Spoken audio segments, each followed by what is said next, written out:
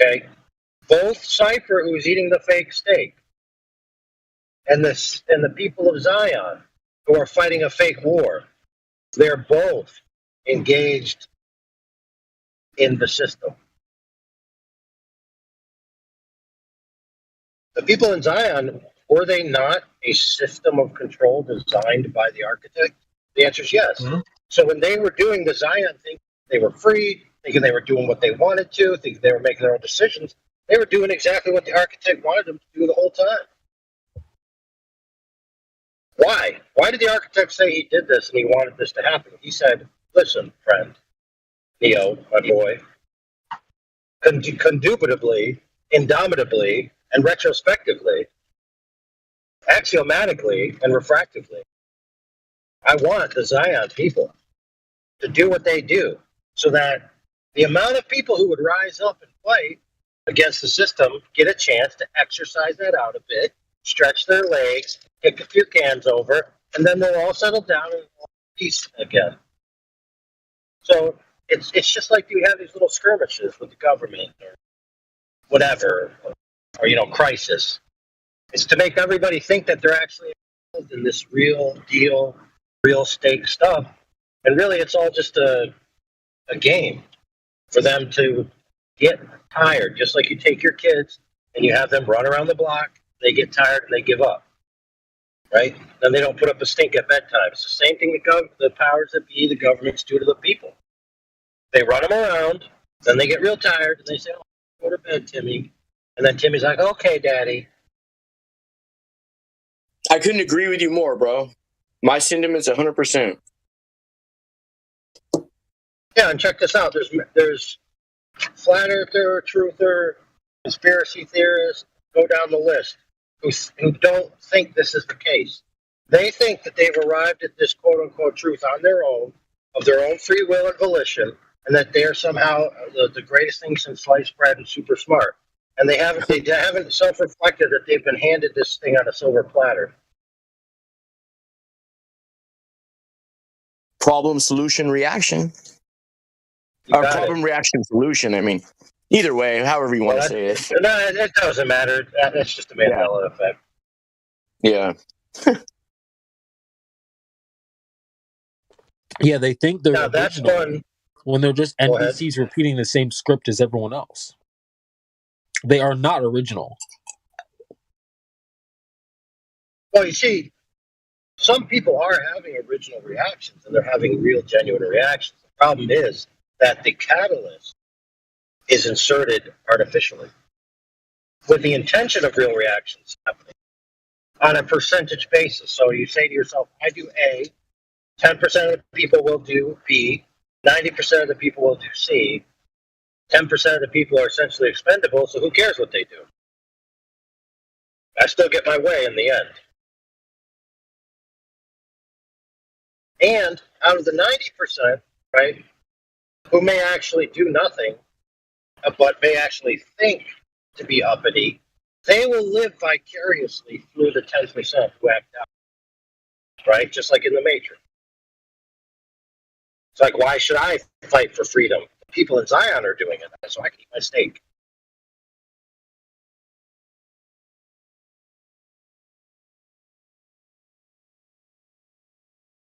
We had a lot of that happen recently, did we not? Where a lot of people are like, oh, we should do something, but guess what? Nobody did anything. Because they were given little breadcrumbs of, hey, don't worry about it, guys. We're taking care of it over here. Hey, don't worry about it, guys. We're taking care of it over there. You don't need to worry about it. People more competent than you, more powerful than you are handling it. Right? Like champions, right, for the underling. Champions for the conspiracy theorists. Champions for the flat earthers. Champions for the disenfranchised. Like, they're handling it for you. But guess what? Did they not all fumble it? Did they not all F it up on your behalf? You sat home and gave them the ball and said, you run with it since I trust you more than myself. And guess what? They effed it up, did they not?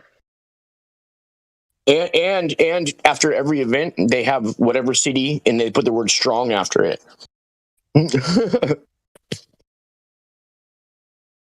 You know what I mean?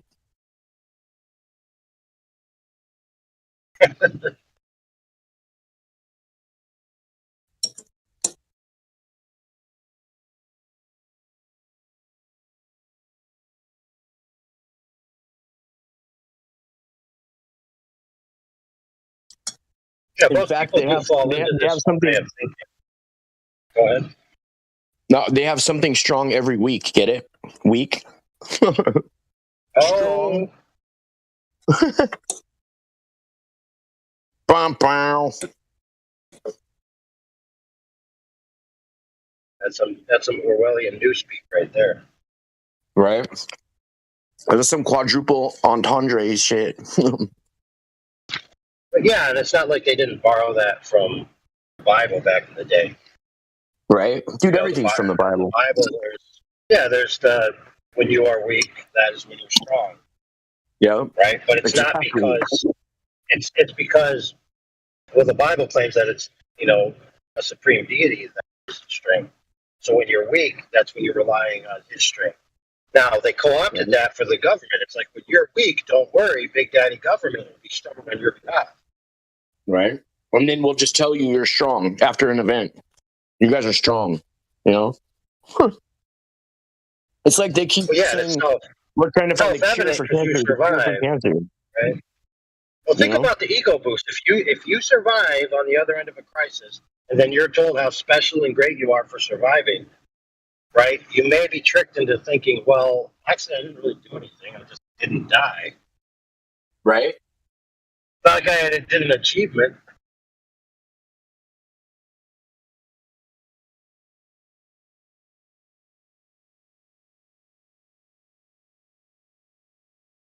Reminds me of Saturday Night Live skit where he's pretending to be Jeopardy, right? Will Ferrell's the Jeopardy guy, and he's like, write down anything at all. That's the answer. Just write literally anything. And then he goes to like Sean Connery's answer. It's just a like a F you, Alex Trebek.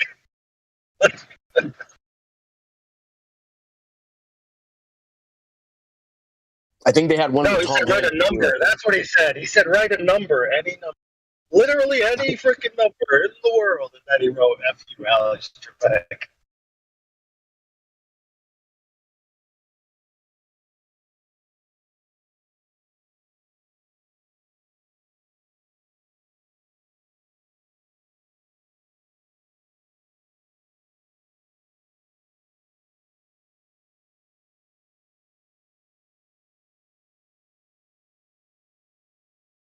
I'm just busy watching this live police chase, but I'm listening in. Wasn't that funny, dude? Wasn't that funny? I didn't watch that. I'm busy watching this live one, but I'll try to watch that one back. But one of my favorite channels. It's one of my favorite channels called Smoke and Scan. This guy goes live for live police chases, usually in California. It's almost always in California, dude. And he has a soundboard. His soundboard is really good too. So it's funny as hell. You can go in LA County and 50 miles all the way around LA County, and I promise you, it's probably going to be like 70% of the police chases in the country. There's a carjacking tonight. Is a GTA. And the other place that you're going to see it a lot is Dallas and Fort Worth. Wow. You see that a lot. Oh, it doesn't happen very often, but it does happen quite a bit from the Dallas area. But yeah, I don't know if this guy inspired me to do my soundboard because I was watching this before I started doing that. But I don't take them any. I only have a couple clips from his, but his soundboard is really, really good too. You should check this guy out, Smoke and Scan, on YouTube. It's brilliant. He's live right now if you guys want to watch. He only goes live for okay. It just crashed.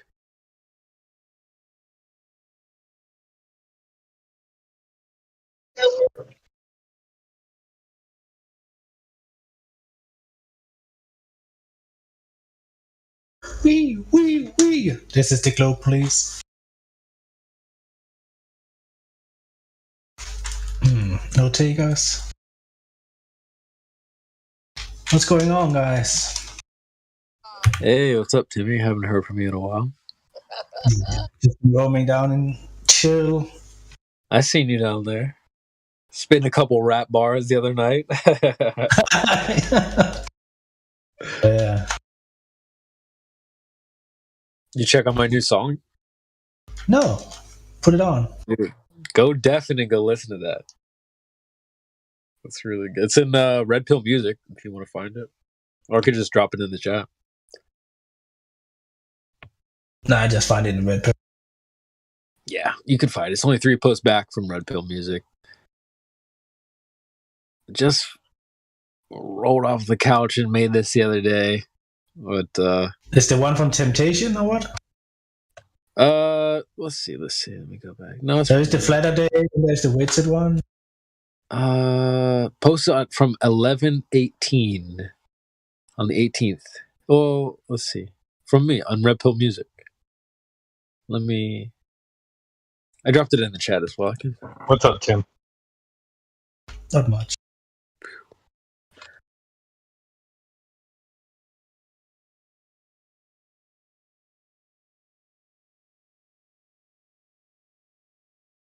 I see Flatter Days in there. His Flatney Dangerfield. Very creative. Karen B hates that song. Really? Why? How do you know that? Because, dude, she roasted me a couple weeks ago on a live stream. She was like, I can't believe this guy. She's like, tried to say that I was stalking her and all kinds of stuff because I threw her name in a song. I was like, dude, really? Your name? You know how much shit rhymes with Karen B? Like, god damn. God damn, man. Like, Karen B. Tell her to stop being a Karen. Yeah, dude. Well, no, that's why in my new song I they put a whole caravan of them Karens to find me, drop her off at the horn, blaring beside me. Yeah, man. I just don't use B anymore. I just say Karen now. Yeah, that's funny. But if she's listening, she knows. I don't got no problems with no flat earthers, dude. I joke around and I might throw a flat earther's name in the song if it rhymes and shit, but like, damn, don't nobody take offense to that shit. It's just lyrics. I know, right, dude? I've said I've only said names in good regard. I've shouted I kind of dissed Brenda one time, but I did shout out Glatflobe, I shouted out Miggy, I shouted out Nathan, Arwen. You know, I got a couple shout outs in there. Yeah, dude. I've shouted out Helio, Flatty, Helio. Flat Yeah. I dissed Helio. I was like, yo, Helio. No, I heard that. Drunk. I'm just playing. It's 6 You're like, o'clock. I'm just playing. What are you doing? Yeah. You're like, it's hard enough. Yeah. Oh, dude, that actually is so funny. And then later on, I was Me and my chick have that song memorized. It's a good she's song, always like, dude. no, because she's always like, it's gonna stop. No, it keeps going. The song keeps going. But yeah, it's cool how you make it seem like it's gonna stop and then it doesn't. I love that about that too. Actually, after you pointed that out, I was like, oh, I kind of see what you mean. But yeah. There's some of the best things in a song you don't even realize. You just do it just out of habit, and then people like remark on it later, and you're like, oh, I didn't even mean to do that, but since it's done, you know what I mean. I'll own that shit. Yeah, that's a good point. Miguel Souza. I love that. That's a good gif. Thanks. I'm watching that live stream GTA. Oh yeah. I need to switch back. Did they get him? I switched off of that. I noticed when he crashed and he started running. I love this channel. It's a great channel, dude. It's so funny. He goes live whenever there's a live chase. It's rare, so it's fun to watch. He started running. The song. Is it you all the way through? Yeah, that's me. Is it with like some voice changer? I toned it down a little bit. It's a very deep voice compared to what I hear you talk. Yeah. Yeah. For sure, yeah. I toned it down one I forget what it's called, but it's like one whatever tone, essentially. The flow of the last verse, I really dig that. The last verse, yeah. You should well, you don't have to do this now, but it's actually a parody of a song called "Floating" by Schoolboy Q and 21 Savage. So 21 Savage has that second verse. So I'm just coming really I'm when I do these parodies, I'm trying to do as close to the original song as possible. I want to pay homage to the song because it's a great song, you know? And like Yeah, a song. I mean, it did sound similar to something I have heard before. Oh, you have? Not Okay, cool. not the lyrics for sure, but the rhythm, like the flows. You know, I guess Okay. there is only a limited amount of flows you can actually do, but Sure. yeah, it was pretty nice. I like the song. Yeah. In the start, I was like scared that it was all flat, smack, smack all the way through. The intro was a bit long. No. Yeah, no, it was fun to write. Kind of. Yeah. So the original song actually is very close. You'll if you ever listen to it, it's very similar. But so yeah, that one was fun. Oh, it was fun. I'm glad you like it. Pretty cool. Latter-day Saints have also made some bangers. I listen to them from time to time. See, yeah, that's like that kind of stuff gets me inspired. Like Chocolate Sand has all these songs. I'm like, dude, all right, well, I can do that. Like, let me try to catch up. Flatter Day, I see you. You know, everyone's got their little area of expertise. Yeah. But if you are creative minded, like, I mean, yeah, go for it. Great job, CV creation. Oh, you listen? You listen to Yeah. it? Yeah. All right. Nice. Yeah, I like it. I've gone back and listened to it a couple times. Like, all right, cool. I'm happy with that. You know, it was fun to make, and it's easy. That chorus is so fun too. Flat, flat, smack, smack. You could say that however you want. You could say smack, flat, flat, smack. You could do it any way you want. It's just really fun to kind of bop around and like, you know. So I really like that. I really like it. It came together really nicely.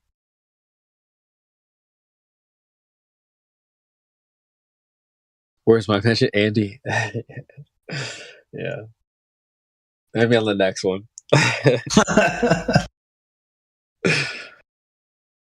It's funny when you're driving around the city down the beach promenade or something like that, and you're putting on some controversial music where it's easy to hear the message, and people are turning their heads or giving you the finger or something like that.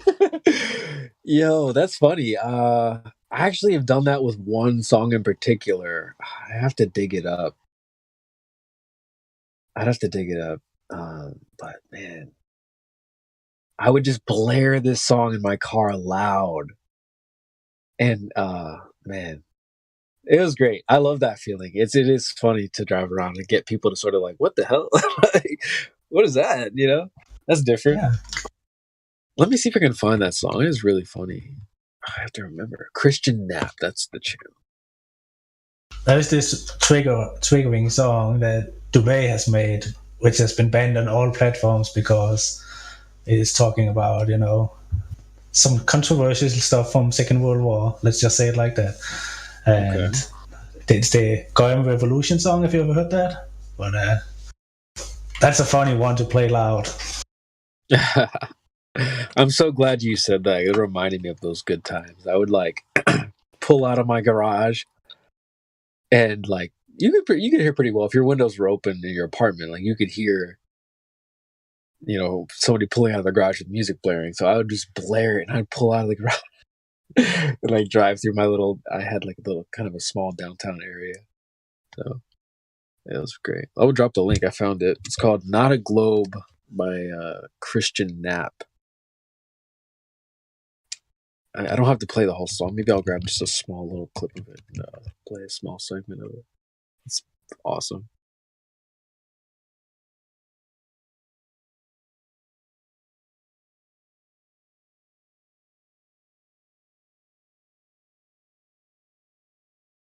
We have George in the room. George, how are you? Are you there, George? Hey guys, hey Miguel, you okay? Okay. You are a Portuguese, but now you are living at UK. That is correct. Yeah, I'm from the Okay. Azores. Azores. I wish I could talk. Azores, I wish I could talk like you, but yeah, maybe someday I will work out from Portugal. I recognize that voice. You hang out with the Nathan Oakley crew. I've been over there quite a bit, so I recognize the profile picture. How are you? Yeah. Hey Creation, you okay? Good, man. Good, man. Yeah. Is it Jorge or George? Because I always said George, but then I think Nathan's been saying Jorge, right? Yeah, Nathan says my name in Spanish, Jorge. I'm Portuguese. It's Jorge. George. The J is spelled J. George. George. All right, cool. But then again, that's my avatar name. True. Okay. Good point. Awesome. Well, good to have you around, man. It's good to see you. Yeah, I should come more often. There's not enough hours in the day. That is true. I was saying that earlier. Yeah. Time flies when you're having fun.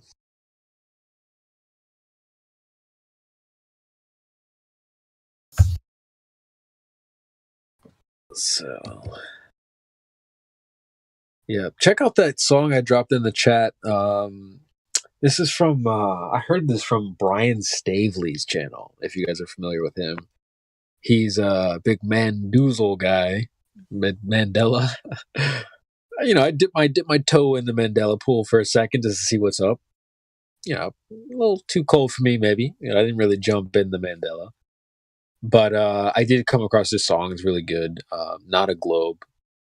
It's not a globe. It's not a globe. Like, yeah. So Tim, when you talked about like driving around with a song blaring, I've definitely rolled around my my area bumping this song before. So good memories there. Yeah, it's a good song, especially when it sounds like something people have heard before, and they are just jamming along with it without actually listening to the lyrics. But when they listen to the lyrics, they're like, "What?" Yeah, yeah. Like the hello one. Sorry, what? Sorry. Like the hello one with Adele, I think it is, that has been made up into, what is it? It's so long since I've heard it, but there is that one. Someone did a remix of that, like a Flat Earth remix. Yeah, it's pretty well known, I would think. Let me see if I can find it. Okay, all right. I'm not familiar off the top of my head of that one, but yeah, someone did message me in the lobby. They were like, "You're always playing your Flat Earth songs in my friend's house," and they were bumping, and then they realized it was Flat Earth, and they were like, "Yo, like, what is this like Flat Earth weird stuff?" Oh, it's the Amber Plaster one. You must have heard it. Amber Pie. Let me listen to this real quick.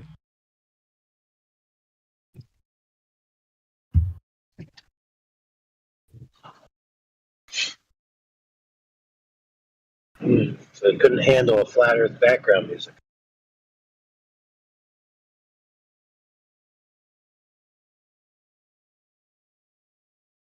Meanwhile, if you go to any family store,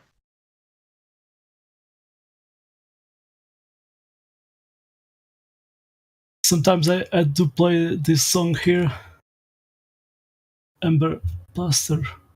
Hello. I've never heard this before, but this is really. It was like, it's like old. It has a lot of views. It's almost 160,000 views. So it's a lot more than my song. So yeah. Yeah, I mean, it's at least 5 years old. Yeah, it says yep, 5 years. Yeah.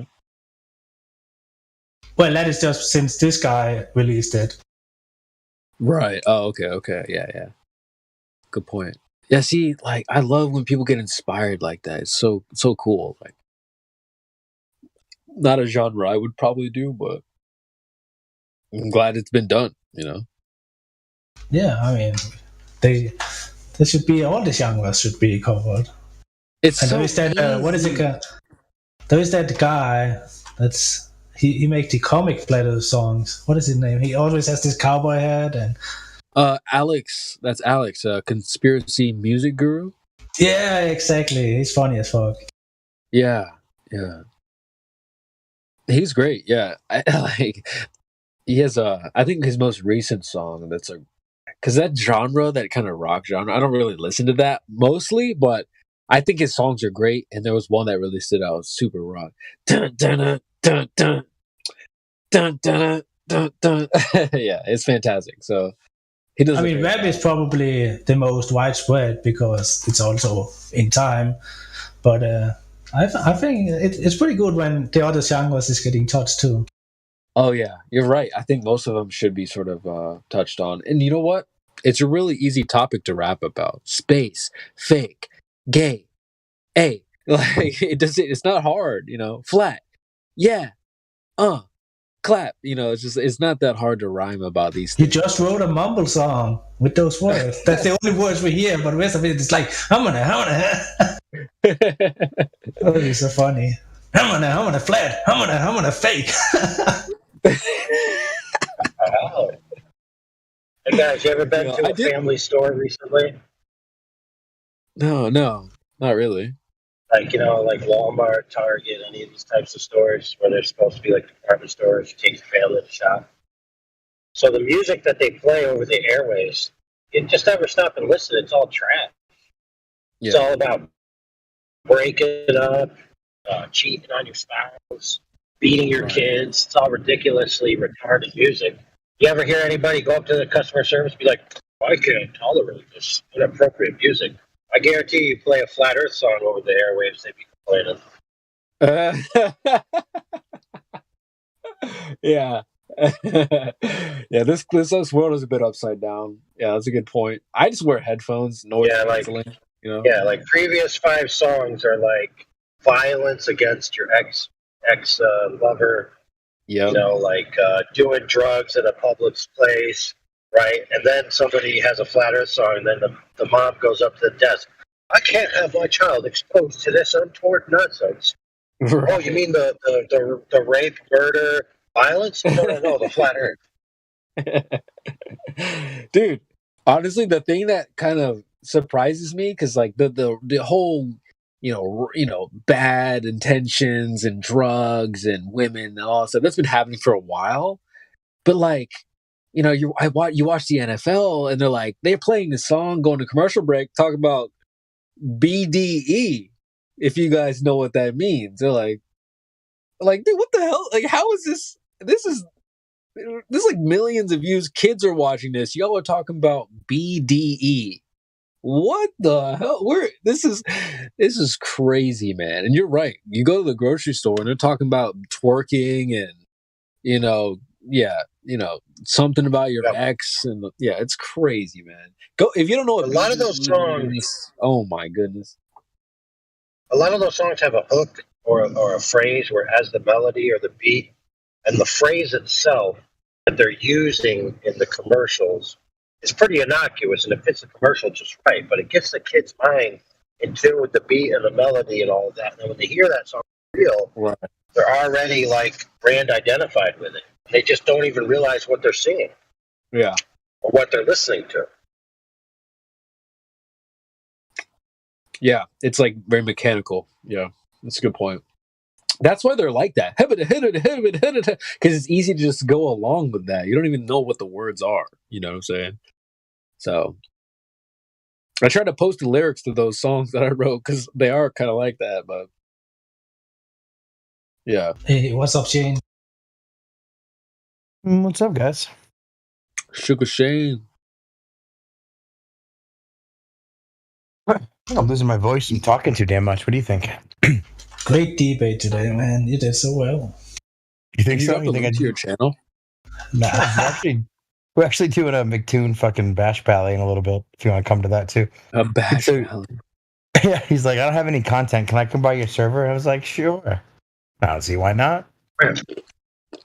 Yo, drop a link. Did you say you're doing a McToon Bash Fest?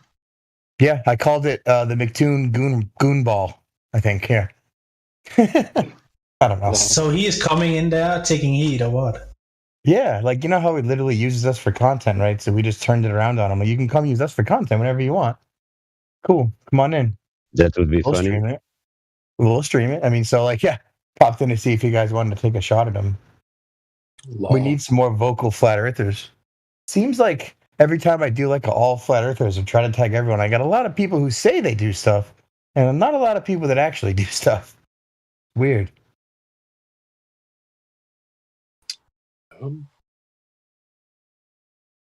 I could. Yep. I have McToon. McToon is like 5 years ago, bro. I mean, I get it. Like, I dude, just he was the rarely. first. Go ahead. Because he's the first person I ever debated, like blind, before I met any of y'all, right? So I know he's a goon. I definitely know. Wow. What, But I'm Shane? also That's the sick of first him. person you talked to was him? Yeah, man. Oh wow! So Shane, you have a scheduled talk with him in an hour. Is that? No, in like 3 minutes, I think. Oh, okay. I Top thought the it hour? was at 9 o'clock Central Time. So you're It's- about to. 9 It Eastern. should be. Yeah, so like the cool thing about Discord events is they display in people's local time zones. It should say in 2 minutes in there for you, right? Because that's what it is. Yeah, but I thought I saw the one. It doesn't matter. Whatever. Big What's up, goon. Elio, by the way? The goon I ball. don't care. I don't care. I mean, yeah, but I'm going to listen to it. That's all I was gonna ask you to come yell at him for me because And I'm not I gonna. I'm not gonna be on there.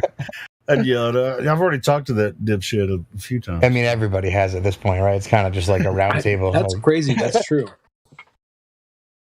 I want to see what you guys have to say about it. It's gonna be a comedy show. How do you mind it? Well, we can talk about whatever we're talking about here, but if it's kind of dead here when everybody goes over there, do you mind if we mirror it on my channel? Of course not, dude. You remember when I first came to Discord and asked you the same thing and what you said to me? What- Probably the same thing. It's like, well, Yeah, fucking exactly. do it. Yes, please. This is what A we're lot of here. familiar This is faces why over we're there. here. Yeah, we I attracted just- quite a lot of people, man. So much so that Gio asked me to personally stop advertising for events that we have in his channel because one day it was down to just him, and I did feel bad. Wow. It's all good, man. But yeah, I mean, I won't play the audio here unless other people aren't talking. But if we mirror the audio, we'll just leave the panel open so that we can give live commentary while we're listening Yeah. to it. That could be fun too. Here's the YouTube link that it'll be streaming to in like 2 minutes. You guys want to do that here? Are you doing like a broadcast where McToon's going to come? Yeah, I mean, Yeah. he's gonna broadcast live on his channel, and then we can listen to it and give live commentary while they're Cool. doing that. And if anyone wants Good. to yell it, Maybe McToon will apologize to Mr. John, castigating him as a Good fucking fraud. luck with that shit. Yeah, and Yeah, I somebody who lied about their credentials. Maybe he'll do that. I kind of want to see you take a crack at him, to be honest, AI. What do you think? Well, listen, friend. This is what went down. So, Mr. John from FED, I think his name's Refracting Curvature on there, said he would debate McToon and concede to everything, which he did. And then, it wasn't debate McToon; it was debate Ruhiv, with McToon as just the host. But then McToon started getting involved. And so they kind of baited him into asking him like a yes or no question. Can you get an angle between these two lines? Now, the two lines were curved, squiggly lines. Now, the correct answer, when parsed out, is no. You can't simply get an angle between two curved lines. You must create a vertex point and 2 points on the lines to which you then draw lines, and you get angle between those lines. That's the correct answer.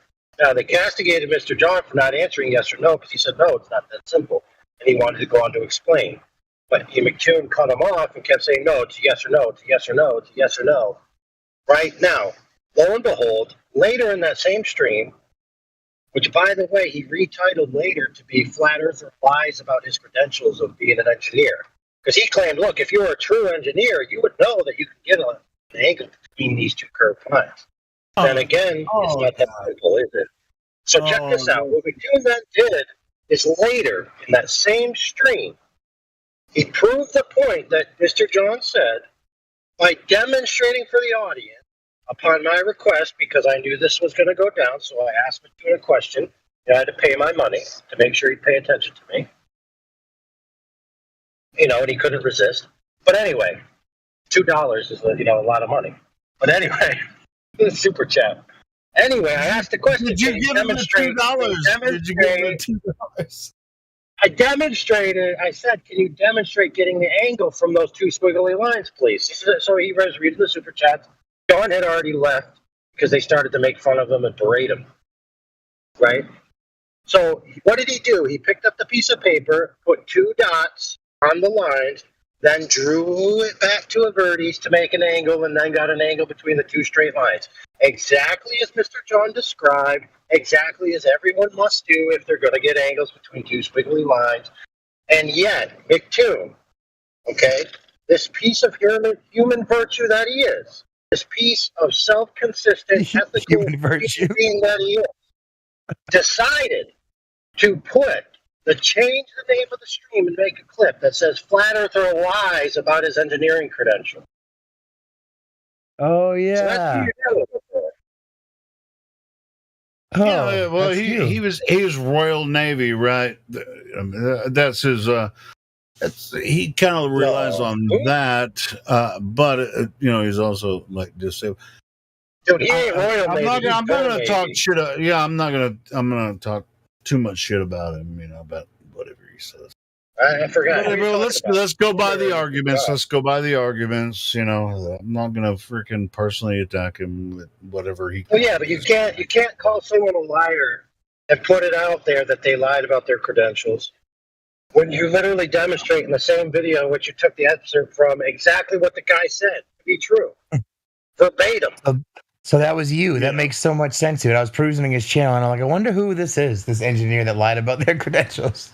Yeah, bro. I mean, if you've known this guy long enough, then you can figure out he's just a total dipshit. But dude, I called the event the McToon Goonball. I think I got a good read on it. All right, cool. So when the event starts, do you mind if we just mirror it here and just talk shit about him?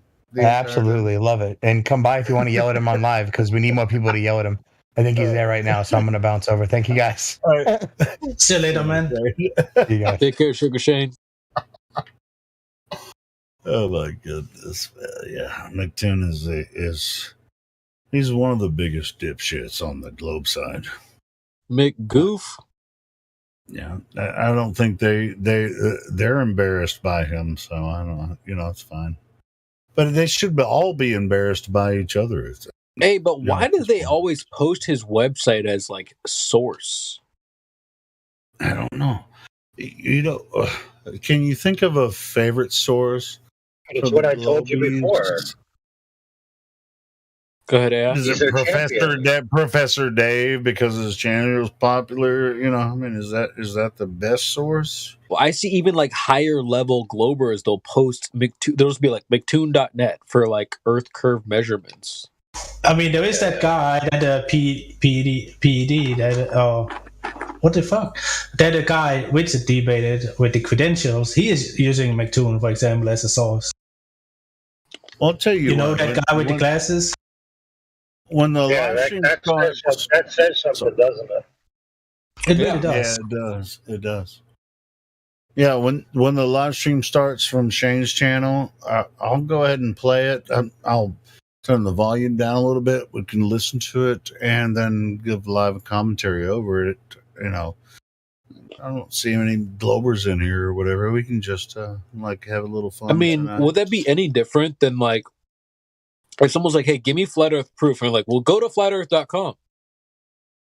They would be like, "Flatearth.com? What the fuck is Flat?" They would laugh. Look, if you're presenting like just a premise, and the most quick premise that you can get across simply is from any various site, then that's fine. But if you're trying to present it as like some actual credible source Right. that's already been through some type of scrutiny Well, you know, like on McToon any is kind of professional level. he's a defender of the ideology or the religion of the globe, and so you know he's going to. Oh, too soon? We'll see what happens. I've heard him talk before, and all of us have, and we've had interactions with him. Let's see what happens. I don't know. I don't know who he's going to talk to. I'm not going to talk to him. I don't want to. I think the goofiest thing I've ever heard him say was that only the first foot of a tape measure can measure anything accurately. Something along those lines, because it was that retarded. But yeah, he's saying anything beyond the first foot is not accurate or something like that. I'll tell you one thing about him. He is a huge fan of Flat Earth. Huge fan. He even goes to the Flat Earth conventions and like sits in the background as if nobody's gonna notice him. And just hanging Dude. out. Say, Helio, someone has to maintain their top position at the number one rank leaderboards of time most spent in Flat Earth. It's not you, Maybe Helio. that's what it is. Helio, it's not you. It's not AI. It's not me. It's not Glatflobe. It's not anybody. It's those guys. It's the guys in the chat every day that are And every anti-Flat day Earth, they make but they're here they every present single themselves as week. fools and ignorant of anything we talk about. It's so it's sad. It's sad. But to me, it's sad. I mean, they might think we're sad for actually defending our point on a constant basis, but they're really sad for if they was so dumb, you wouldn't even fucking be here. Right, exactly, Helio. I don't spend any time at Globe Earth server or whatever. You know what I'm saying? I think it's ridiculous. I would never do that. That's why would I ever go there? I know it's on a globe. Why would I do that? It's stupid. The chat warriors is kind of fun. Yeah, sure. I mean, it's like, do flat earthers just spend hours and hours on Globe Earth servers, just arguing with them all day? I can see why some do. would, Some do. Some do. Some do, but I know don't. It's not. It's just not for me. But I understand why some people go and do that because it's easily we have the evidence. But anyway, yeah, but they're never going to consent. Yeah, they have no accountability Never. or anything like that. Yeah, exactly. Yeah, it's not for accountability. It's just I'm with you. But as far as these type of live streams, I mean, it's just like even if you look at the people who spend time in Flat Earth, Globe Earth servers that are Flat Earthers, they are not the top of the leaderboards for time most spent there. Hell no, there's no possible way. And so, but if you look at time most spent in Flat Earth, it's not Tim. It's not anybody here. It's them. It's the 5. They're obsessed with us. I mean, it's like, why are you obsessed with us? I mean, we can. Why aren't you thinking about something else besides? Right. I mean, we talk about Flat Earth all day. Why are you hanging out with us if you disagree with us? Somebody pointed out the other day. It's so funny. They were saying how shit to talk so about. funny how someone was saying that Bob has a whole ass family, and he's like spending all this time here in our server, like talking to debating and all this stuff. It's like, wow. You said somebody said that this is like Bob's creation or something. No. They were saying that Bob, he has a family, you have kids, Bob does have a family. He has a wife and kids. Yeah, it's like, dude, what, dude, aren't you supposed to be dad? What are you doing here, bro? He's not the father of us. We do our own thing here, you know. Yeah, and Bob sometimes participates here, but this ain't Bob's server or anybody else's server. We do this as a team, and all you freaking supposedly modern ass bitches want to freaking hang out here. Hey, I'm really glad that there are huge flat earther fans, but they have no real arguments against it. Just hang out all you want to and make fools of yourselves. It's okay. We're good with that. I ain't fucked up about that. Anyway, Bob's in the pool for 8,000 feet. The pool being where all the Globers, they throw in the number of how you have to be on the Earth before you can see the curve in your field of view. Right, so he's got it for 8,000, if anybody cares. Picking up a little bit AI. I don't know if it's you're on Bluetooth. I think probably, but I actually didn't understand anything you said. Did anybody else understand that? Something about a pool and how far you should be from Earth to see the curve or something like that, right? Yeah. The pool is each Glober puts in a number how high they think you have to be, and since none of them agree, altitude. Yeah, and none of them really agree on how high you have to be. So you have this pool, and they're all basically, betting on their thing. And Bob bet is 8,000 feet. And then when you get deep into the argument, that's not even their real argument. It's more philosophical than altitude, right? And then they always get destroyed on that, because philosophy, everything that we talk about when it comes to philosophy, always destroys their physical arguments against flat Earth every single time.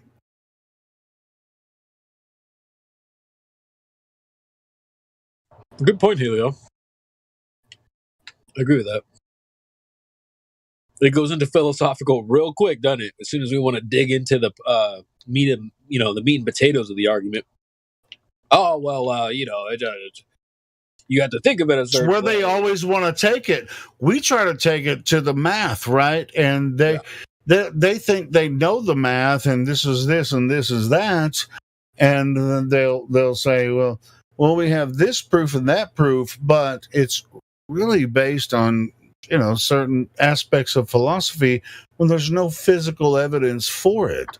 So that it ultimately leads to philosophy instead of what Earth is. Yeah, it's funny. It's funny. They claim they have a mountain of proof and then sprint away from that claim as fast as possible. Man, I mean, have at it. Keep making yourself look like a fool on the hill. A fool on the hill sees the sun going down. You know what I mean? So you know where I'm going with that. That is in true. the eyes in their hands sees the world spinning round. I think I fucked the lyrics up there a little bit, but yeah, spinning but round. The wise man understands that he's falling backwards. Falling backwards. Yeah. What, during a sunset or what? Yes.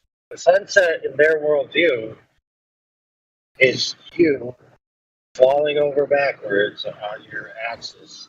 I mean, sunrise, sunrise, same way. You see the sun moving towards you because you're moving toward the sun.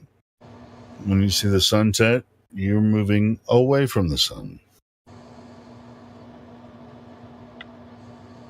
And that's the globe idea. Silliness. Nobody can prove it. You have to just believe it. You just have to believe.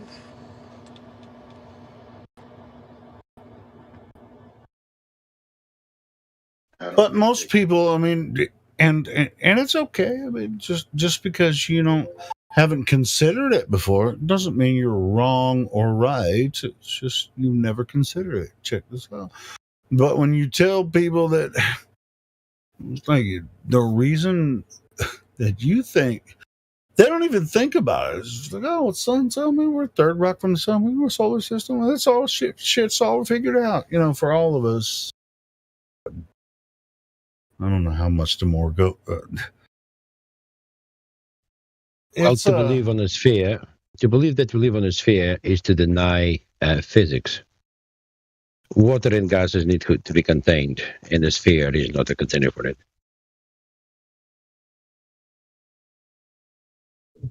But the container itself, just from the natural observations, we can know. You can make a choice. All right, I see the sun rise and I see the sun set. Is it because I'm moving or is the sun moving? Now, from your general perspective, you see the sun appear on the horizon as the sun rises, and then you see it set. Depending on where you are, I mean, but you always see, the sun rise and sunset. During the day, you see the sun high in the sky, and if there's clouds in the way, there's a bunch of different. But as far as the principle of it, your core idea of why you observe that phenomenon, this is what the core of what we're talking about is the sun moving, and that's why you see the sun rise and the sunset, or is it because the earth is moving and the sun is stationary? Well, there's two claims in there, isn't it? There's two claims in there. One of them is rotation, and the other one is sunrises and sunsets. That is proven by any traveler, any navigator, anyone that can use a map and navigate and use the coordinate system, or there's an elevation angle from the sun or the moon, will tell you that you require a flat plane for that. Sure. Well, as to what he was saying about, is it the sun moving or are you moving? I would say that we should be able to tell, if we're in motion or motionless. So that would side with the stars moving. And you would have to prove and if you want to use this, you are the one moving. Right. Even if you want to use the sun for navigation or the moon for navigation, sun, moon, and stars, you still have the same. The decision itself doesn't affect how you move across Earth. It's philosophical because it works the same way.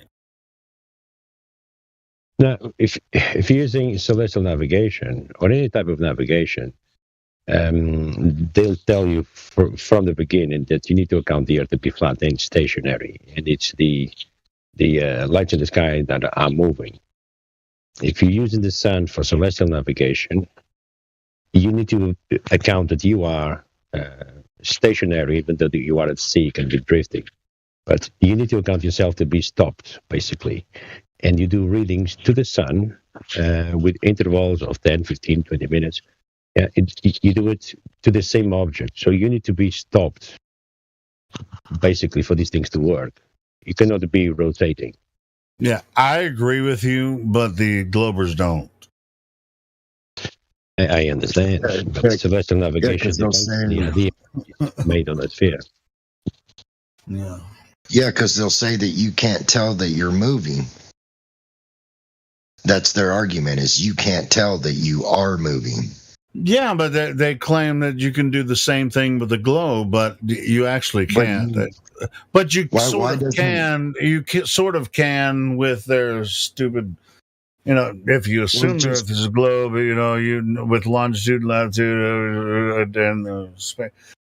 It's just say that you was on a moving sidewalk that moved at the alleged speed of the Earth, and you wasn't walking with it or against it, but then you did. You walked with it, and then you turned around and walked against it.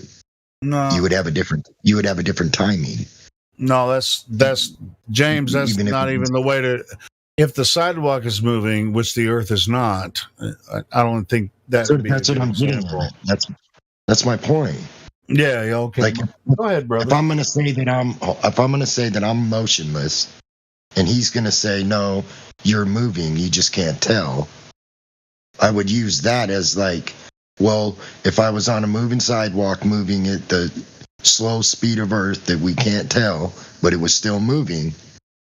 Right. Right. And the reason gonna you have see a- the lights you're gonna have above a your head different- moving is because you're on the moving sidewalk. Is that Yeah, what but you're getting gonna at? have a different But if the timing causes- walking one direction and turning around and walking the other, Yeah, correct. because the ground under would- you is moving. Yeah, east to west or west to east would make a big difference if it was rotating in Yes. any of the two directions. Because in Thank one you. side you're going against it, running like in the gym. You're running in the same place, and you turn around and run the other way. You'll see the difference. Yeah, it's Yeah, but nonsense. that goes outside the claim as well. No, No, because they say that the ground under us is walking or is moving. So it's not outside the claim. It's the same thing. yeah, but it can't be. Because there's saying no it is, curvature, is all right? I'm saying. I'm just playing. I'm just saying that's what they're saying. I know what they're saying. We all know that. And yeah, it's really kind of silly.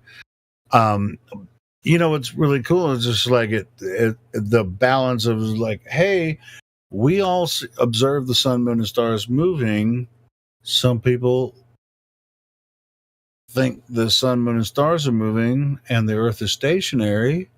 Some people think the earth is a globe. We're the third rock from the sun in the solar system, and that's why we observe this same phenomena. Now, as far as the evidence, how we're going to prove that, as far as the what we were just talking about, traveling across the oceans and stuff like that, using triangulation or any whatever method you want to use. It's like, well, if someone says it wouldn't work on a flat plane, you're just wrong. If you assume that the sun, moon, and stars are moving the same pattern that that it works on the globe Earth, you're still going to, if you use a sextant, you're going to still be traveling in the same direction. I mean, how are we wrong? We're right because we can't find this globe that you keep talking about. That's why we're right. It really has nothing to do with navigation. That's correct. You cannot have a globe without curvature. Exactly, George. God bless George. Where's this curvature? And it's the same idea. We use triangulation, and not to get into that you can't use triangulation over a curve because triangles have 3 straight lines, but Right angle triangles, to be precise. Yeah. Elevation angles. Yep, exactly. 100%. 100. I mean, there is no more debate. You're just entertaining them at this point. It's not a debate. I mean, triangles have 3 I agree straight with that, Joe. lines. There is no freaking bottom line curve on a triangle. A triangle is a triangle, 3 straight lines. Yeah, you'll need your right angle triangle for your Yeah, that's how you for your distance, and Sure, you need your but co-altitude angle as well. Yeah, but even at that point, if you're using a sextant, you don't know the distance to that star that you're triangulating off of. That's the hypotenuse, because if you're just pointing at the horizon, you don't know where it is because it's an apparent location. You're just measuring the angle. Absolutely. So, yeah. But before you do all that, you need to have a grid system, which is what we have: lines of longitude and latitude over a flat plane. Sure, So but that's known through different processes with maps. Yeah, sure. I mean, you couldn't know where you are if you didn't have a map. I mean, come on, man. exactly. I'm not And denying maps. I'm just saying, the yeah, nautical sure. the nautical almanac has the position of sun stars, sun, moon, and a few stars. It I'm has talking about the map of the Earth, not coordinate sun or system. Yeah, stars. correct. Yeah. No, I'm Well, they saying got is longitude and they latitude. They have got that. they have the position, longitude and latitude for the sun and the moon throughout the day.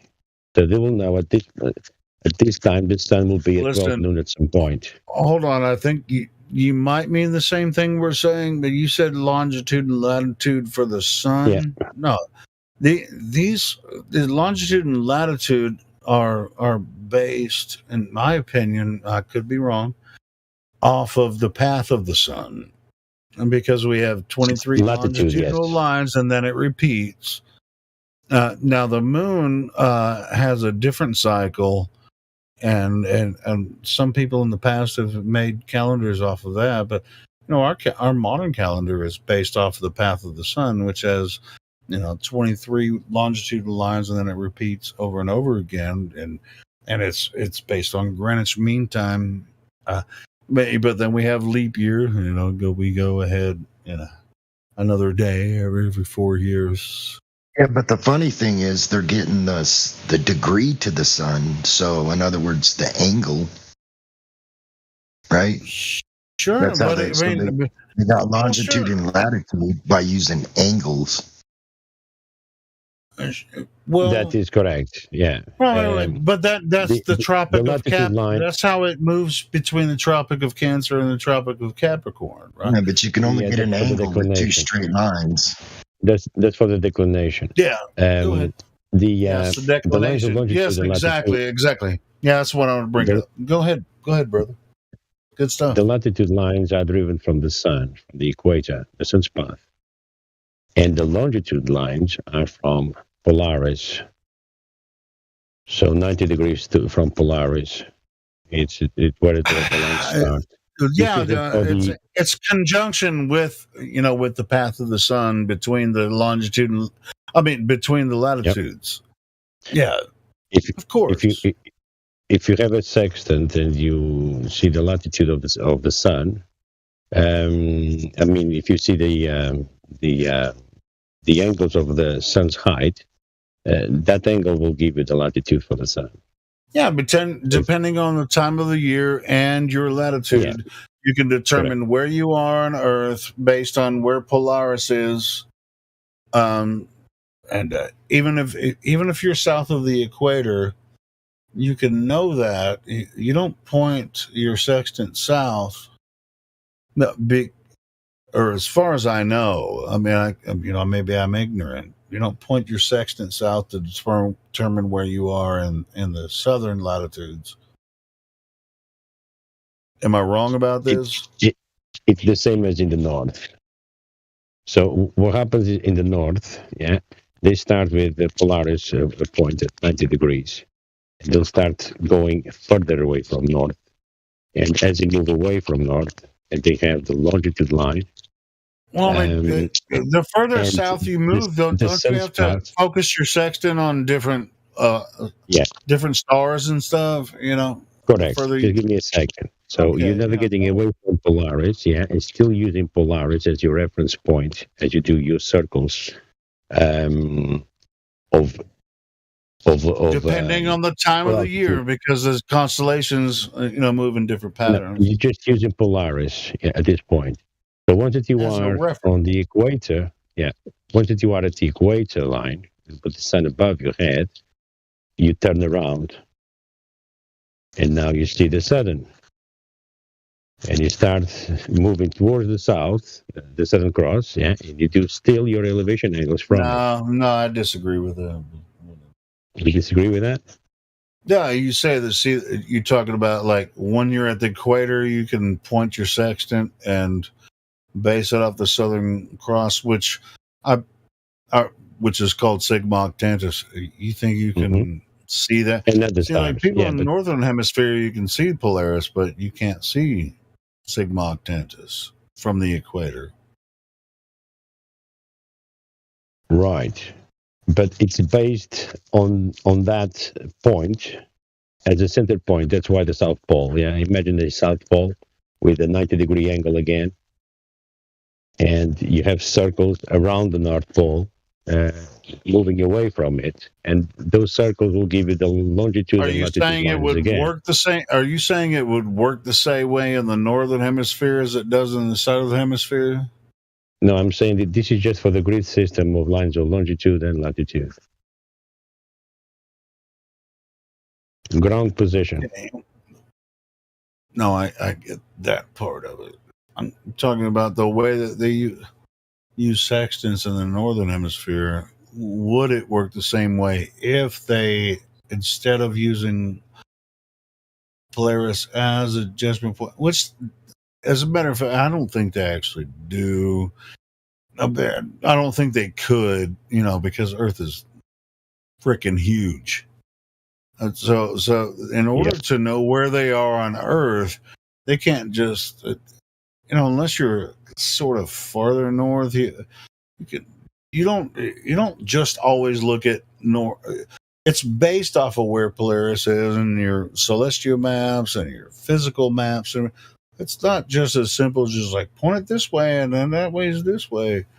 I mean, compasses work really good. I mean, north is that way. But, if you go really deep south, you're not going to be able to use a compass at all, in my opinion. Yeah, but Never the done thing it, with but compasses, I mean, it should be obvious for everyone, I'm not going to say nothing extraordinary, but north, south, east, and west, they are on the horizontal.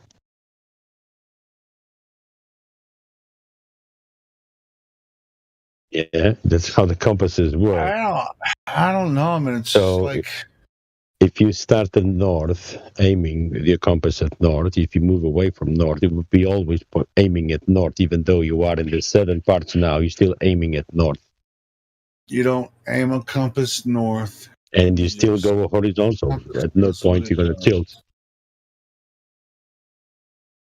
On a sphere, north is not horizontal, it's up. Instead of north and you go south, yes. That's what you're trying to say, anyways. Yeah, compass only points north. Every other direction is south. The opposite direction is south. Compasses aren't designed. There's no compass that points south. Yeah, there is. When the compass points north, It's going south. Yeah, I mean, the opposite direction is south. Okay, yeah, I know. Yeah, it just painted the other hand, and that's it. There's a reason they say, a compass was designed to show you where north is. Which will show you where south and east and west. Yeah, the opposite direction of north. Right. And the lateral directions, east and west, yes. Yeah, and they're lateral. They're lateral. They're not circles around north. Yeah. Well, I bought a compass that shows me magnetic west. There you go. That crypto. Hey man, how's it going? Not bad. I don't know. When you was RC Maesty, wasn't it? Yeah. So when you keep going north, where does the compass flip? No, it only takes you to magnetic west. It doesn't take you anywhere. Blown out. Mine's blown out. You try to go magnetic west, then you might find the black holes and shit. Who knows? Well, even on a flat Earth, if you pass north, if you went north and you go past north, the compass would flip, right? Well, if you're going magnetic west, you need to make sure your nose in the airplane's nose down every minute. You know what? If that were possible, somebody might have shown us that by now. And us as flat earthers, so like they give us all kinds of crazy videos that we don't trust Well, anyway. shouldn't it? But even the Shouldn't it? concept it doesn't even match up with what we experience in reality. It's like, oh, you're just going over the North Pole. It's like nobody does because it's extremely dangerous. You don't want to go there. And as a matter of fact, we have some rules that say you can't independently travel there, but don't worry about that. We already got this figured out. And the Earth is a globe. Don't worry about the rest of it. But that's what I'm saying. If the Earth was That's a Santa Claus globe, territory. Can't go there. the compass would flip at some point. Globe Yeah, or but flat. how do you know? Because you Well, would be going around the ball. right, and in the Earth It's not model, flip. it's like you can go over the North Pole and then go back around the South Pole and be flipping around all kinds of weird ways, wouldn't it? But nobody's ever done it because we can't. And you'll be dizzy. You'll be spinning like mad. Right. Spinning like But mad. if the Earth was flat, right at the top of the North Pole. Yeah, be spinning like mad. The Earth was flat and the North was the center of the circle. So you travel from, north from one edge, I guess. Once you hit the center of the circle, the compass would flip. Hold on, check this out That's though. fast. Wouldn't it with like the map or sorry. whatever? If you were to like have an airplane, you were given the opportunity to fly over the North Pole, and you had a compass in your hand. Like, all right, it's north now. I'm over the North Pole. I'm over the North Pole, and now it's spinning. And then once I move to the other side of the North Pole, then the compass would gradually but that's the start problem, isn't it? pointing toward it again. If it's over 1,000 miles on the equator, how much would it be on the poles? Oh, I guess I 1,000 lost miles. you. What? You talking about the height above Earth? The Earth is meant to be spinning over 1,000 miles on the equator. Yeah, On the 1,040. poles, it would be way, way, way more.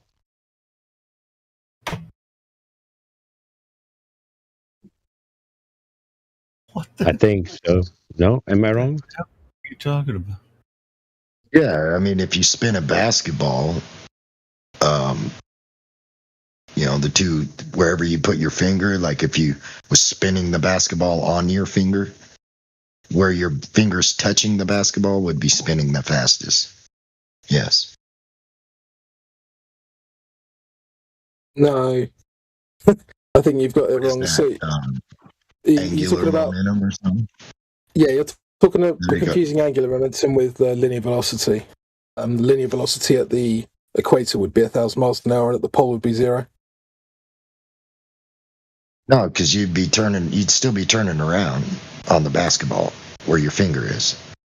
Yeah, but you'd be turning Like around if you in was place. attached, if you was to attach to the basketball instead of the basketball spinning on your finger, right there, you know what I mean? You'd be spinning around faster than the entire basketball. The equator part, yeah. Yeah, That's what I think. yeah. You would absolutely be spinning if he was attached right there. You'd be dizzy as hell. Yeah, but you wouldn't have gone anywhere. No, and what's crazy about it is every time you turn around, so did the entire basketball. That's the point, isn't it? Like, if you imagine like a box, like a 3D box, and the ball is spinning inside the box, if you're on top of that ball, you've gone nowhere, even if you spun around. Whereas if you're on the equator, you've actually moved to a different point each second. Yeah. So that's the point, isn't it? Like, yeah, exactly. Yeah. Okay.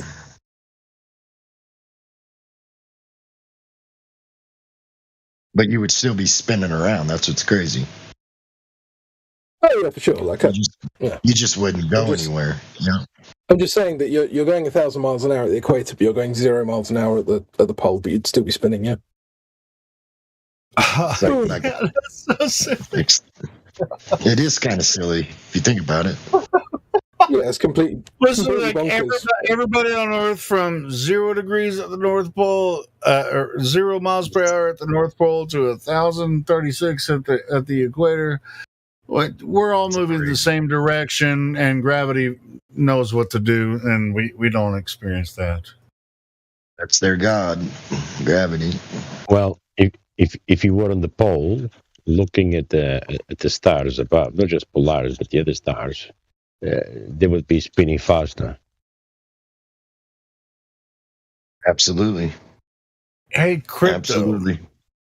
Appear to, anyways.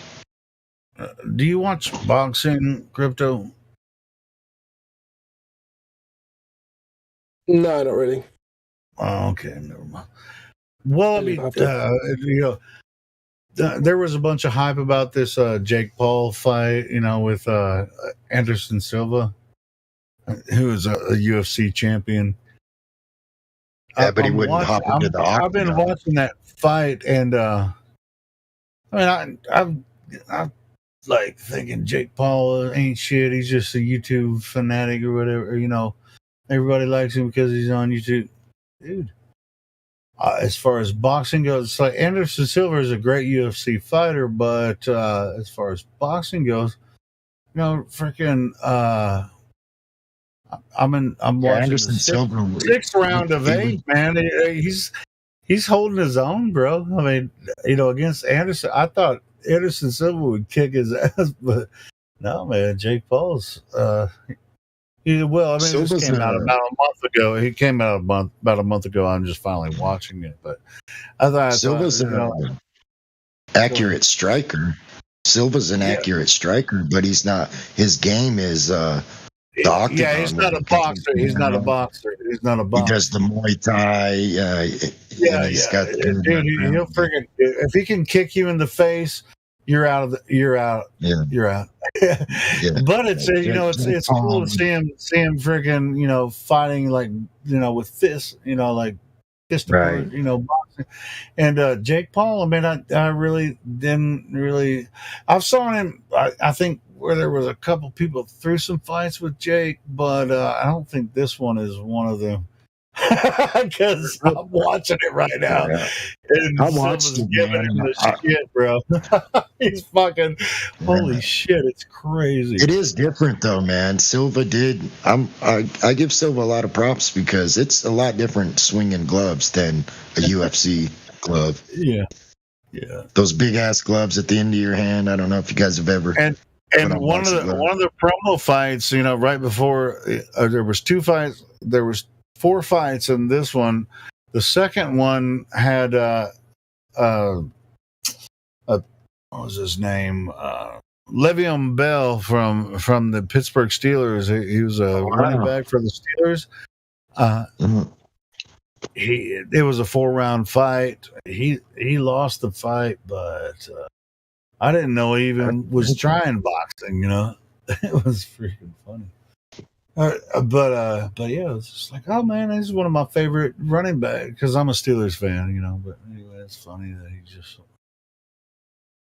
Yeah, Jake guys, it was a Paul. pleasure talking to you. Have a good night, everyone. I'm watching the 7th round with Logan Paul and hey, I'm sorry to distract the whole conversation, but I mean we're just talking about the same shit anyway. It doesn't matter. I thought it was cool, man. That Jake Paul is not. I thought it was going to be complete bullshit, but this is a good fight, man. He will not step into the octagon with Silva, though. I'll tell you that. Who? That Jake Paul. Well, Jake Paul and Silva. I'm watching it right now. The Jake Paul and Silva fight was so. He did it last month. I'm watching it right now. He stepped into the octagon with Silva? Yes. What Not in the happened octagon, not UFC, but boxing. Yeah, that's what I'm saying. He will not step into the octagon with Silva. No. Listen. He shouldn't Listen. because he'd take him out in the first round. But anyway, First of all, the Jake Paul and Silver fight is so staged. Look at the knockout punch. He does not even hit him. well, The last punch from Silver before he they showed it. I He does didn't not finish even hit him. watching the fight. Are you about to give a spoiler? I don't give a fuck anyway. But because every other Jake Paul thing I've seen was always staged, I could tell that they just freaking, whatever. There is They made YouTube videos on that. Yeah, I mean it's obviously staged. Whatever, Jake Paul's supposed to win. It's just like, hey, pay me fuck $5 million to lose a fight. I'll fucking do it. Fuck it. As long as it ain't Tyson hitting me, shit. Yeah, no, I don't want fucking Mike Tyson to punch me in the mouth. No way. You might not live. I don't think I would live. Might not get that $1 million. Even if this motherfucker's 60 years old, motherfucker, I don't want him to hit me. Yeah, he'll still knock you out. That guy's a beast. I fucking love Mike Tyson. I'm one of Mike Tyson's hugest fans. Yeah, all done already.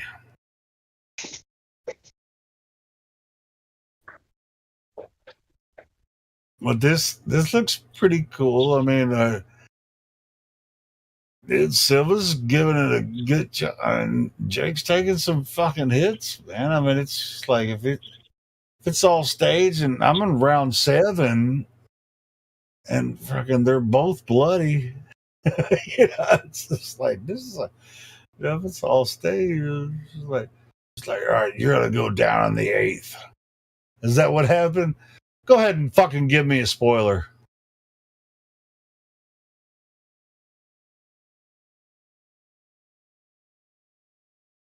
7th round's just done. The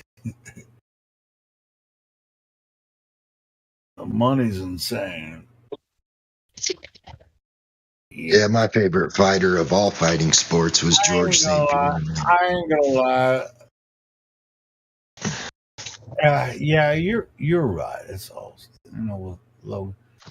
I mean, he's paid to make it look good.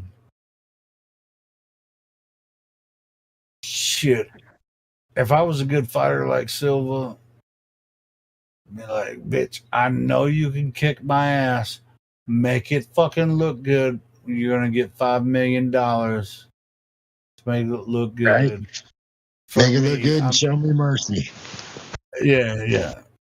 Well, dude, Silva could have took his ass down in the first round. Everybody knows that. He's a very accurate striker. That's why it stunned me, dude. I was like, it's either the boxing gloves or they're just playing around.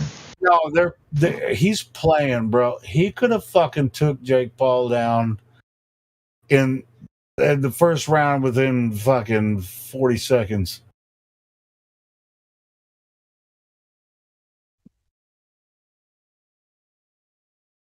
Even if he didn't have to kick him, That would take a lot, man, if you was a UFC Dude, fighter. If you gave me however many fucking $1 million he made to make Jake Paul look good, I'd probably do it too. And he's like, you know what, fuck it. Yeah. I got other shit. You're damn right, dude. Just about any man would, man. $6 million. Yeah, but we know we've seen Anderson Silva fight in the fucking UFC ring. I would never even try to fight that motherfucker. Jake Paul is supposed to have some type of chance against this motherfucker.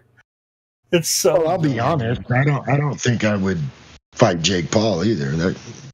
No, me either. No, I'm not a fighter. But I'm just saying, I don't think I would.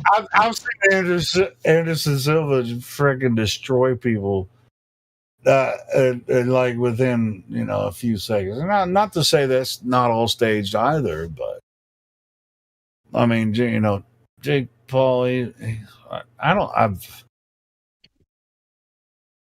To me, he's just a YouTuber. I mean, he's fit. He's fit. I'm not saying he's a bad boxer or not. I wouldn't go against him either. But somebody that's like Silva. I mean, he's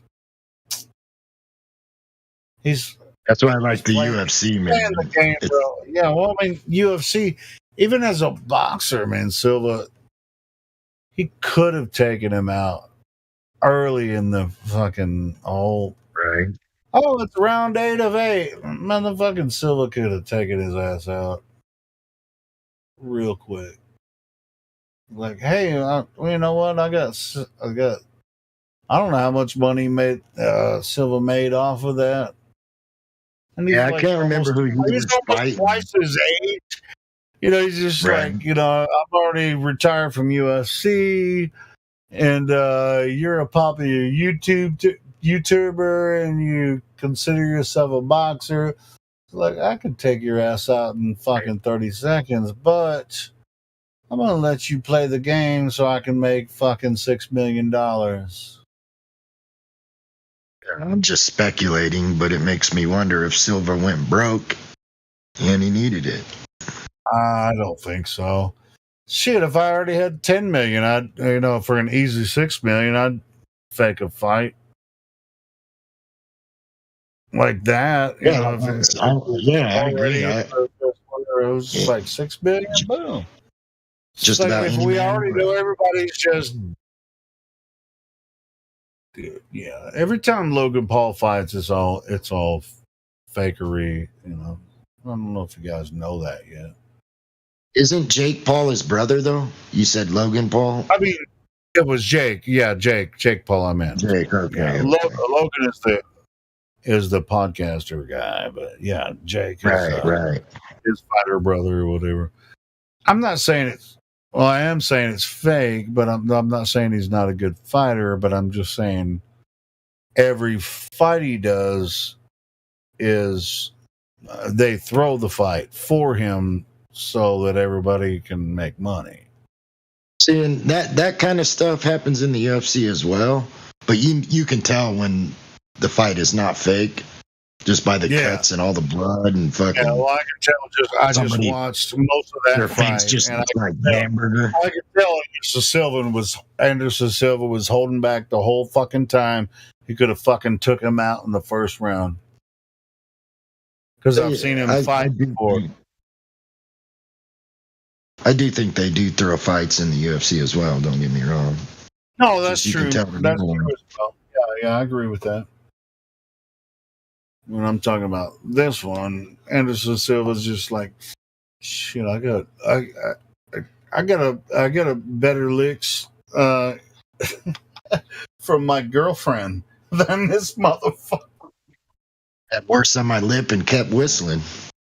Yeah, you ever watch Anderson Silva fight in the fucking UFC ring? This is like, bitch, can you hit me harder?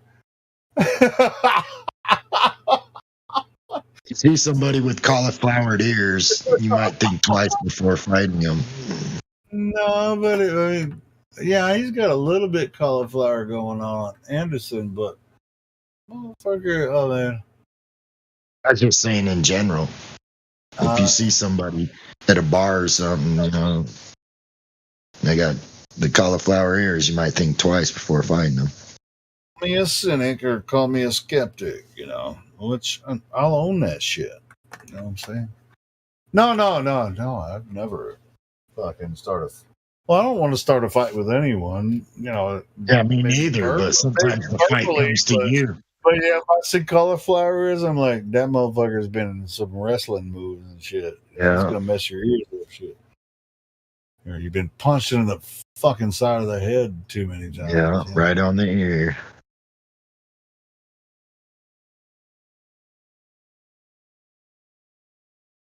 All right, who won this fight? Gonna be Logan Paul, right? It's supposed to be Logan. He's the famous YouTuber's brother.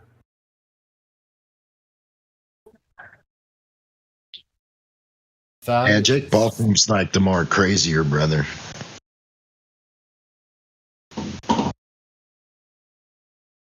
Logan Paul ever fight? Logan, no, not that I've seen. Yeah, Jake's the crazier one.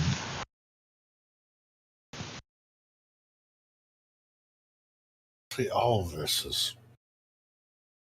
I'm watching the whole thing. It came out about a month ago. And it's just like Anderson Silva. I mean, he's. I'm not even listening to the audio, but I can tell you, just like, you know, I got my. All I hear, even though I see him talking, I got my $10 million. But Jake did. I mean, I really appreciate the opportunity here, and I mean, that's all we. And I think he's from Brazil. But anyway, I don't know what he's. Dude, he could have fucking whooped Jake Paul's ass in 5 seconds. Oh yeah, especially if he. It was just an exhibition. It was an exhibition, and this motherfucker probably made $10 million at least just from that exhibition.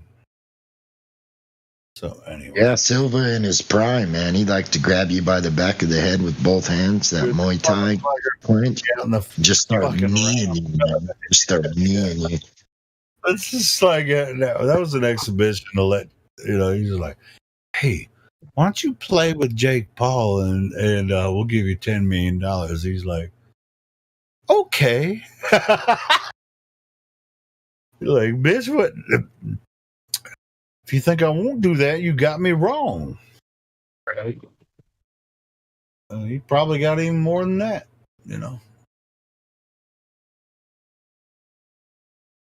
That's all right, though. I don't even know why I started watching I started watching it because it just popped up on entertainment. But it's just like, oh, Jake Paul and Silva, I was like, man, I've been following Silva on UFC for a long time. It's like, oh, it's just a boxing match. I don't care if it's a fucking boxing match or whatever. Silva wasn't supposed to take him out fast, He could have, but he wasn't supposed to. I really don't think he's used to punching with those fucking big ass gloves on, man. I know. Totally different. What I'm saying, he's a fucking beast. He's a former freaking UFC champion. So, you think Jake Paul had a chance against him? No, I really don't. But I don't think so either. But people can believe whatever the fuck they want to believe. Right? Yeah, I kind of side with. I had a question about boxing. Yeah, what's up? How does boxing work on a spinning globe? 1-1-2-1. Fists and cuffs. Fisticuffs.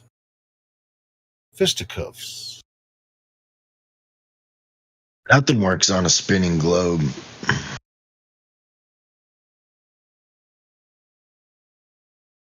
Dave, are you giving me shit? I'm just playing. No, you're right. Let's get it back. I'm spending 5 seconds on the topic here. There might be somebody listening.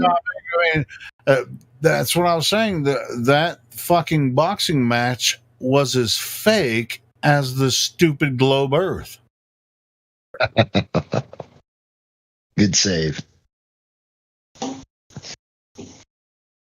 But yeah, nothing works on a spinning ball Earth because we're not on one. So yeah, nothing works. I guess we don't have any new people here. Y'all wouldn't be talking about boxing, right? Yeah, sort of. Hey, by the way, though, I told Shane that if he's going to interview McToon, we could mirror that here and give commentary over top of it. Let me. Why would you? Well, I was getting ready to sponsor it for you. Do you have the link? I'm on NASA.gov right now. And why the fuck are you on NASA.gov? I'm about to tell you. All right. Somehow these guys have violated the second law of thermodynamics, and they've got all these articles about how they're flying around the moon right now. I thought you might be able to comment on that. That's the most Or boring shit. You'd rather hear Dude. McToon bullshit? Your choice. Well, hey. All right.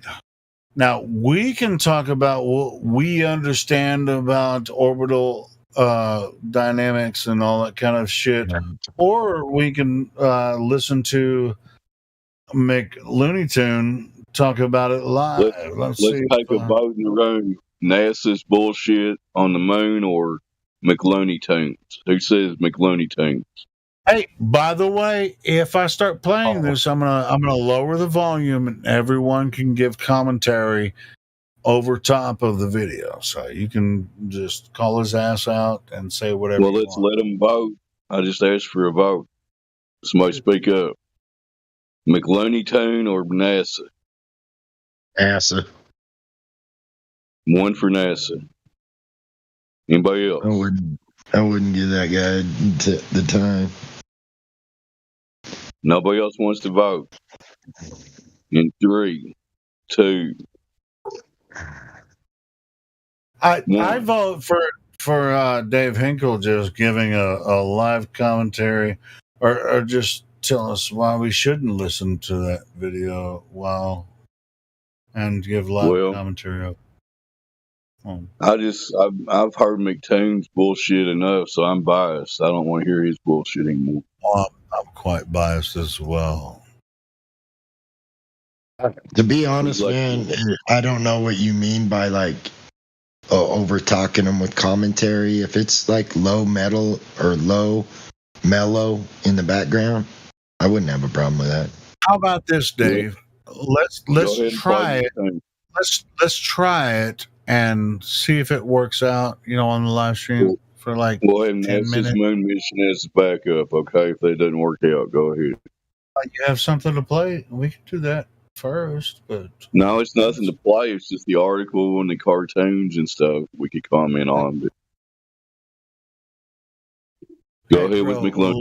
Live commentary, live commentary here on this channel with trusted members is preferred over anything else that anyone else. And now here in the Globe corner, we have McLooney Tunes. Go ahead.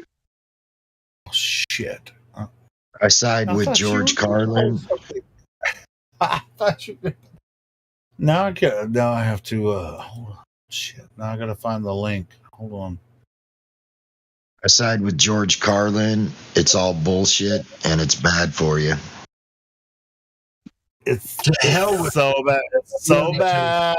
It's so bad, and it's uncomfortable for me. I want you to just stop talking about that. It's so. I don't really feel comfortable with that. You're offending me. You're offending me because I just feel uncomfortable. BLM. Yeah. Bullshit lives matter. I mean, I don't give a fuck about that. I mean, bullshitters' lives matter. I mean, is that what you're saying? No, it's just once every 4 years. Every 4 years. Shit, how about every 2 years? These government. Well, they didn't come after elections and the fucking Congress. I don't pay attention to that shit, but I think I might actually vote for Trump this election just to fucking fuck with everybody. But anyway, I don't think it matters who you vote for. They've already proved it. I know, we know that. I just want to do it so I can say, I'll be honest. I voted for Trump just to fuck with everybody. I thought about voting 0 times since 2000. So yeah, I haven't voted since 9/11. Like 20 years. I haven't even voted. Yeah. So it's just like But I'm thinking, I could register to vote and go vote for Trump just to fuck with everybody. They're only going to give you 2 selections. What I didn't vote for anything else, but I voted for Trump this year. And they'll be like, "You did?" And I'm like, "Fuck yeah, I did." So are you having to write code to find that link, or are you not going to play it? Because I can post this and add it shit. You had to remind him. No, I know what I was going to play. Hold on. Do you already have the link, Dave? I'm playing. I'm joking. Just playing. I've got an NASA link. You have the McLoney Tune link. Go ahead. Yeah, play the fucking. What is it? Derivation and definition of a linear aircraft. Play that one. It's the Tartaria Discord. I gotta fucking find the link. I've been talking so much shit that I didn't spend enough time looking for the link.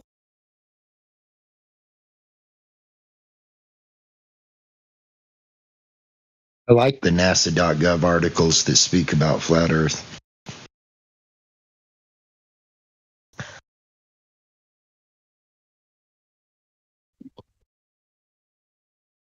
That derivation and definition of a linear aircraft flying over a flat, motionless Earth. Oh yeah, they got that one right. That's NASA.gov. Gives you all the math for it too. That's the only way you can practically and safely operate an aircraft over our terrestrial plane, sir. You shouldn't try to fly over a globe if you use an airplane. That would be very dangerous. Especially if it's spinning.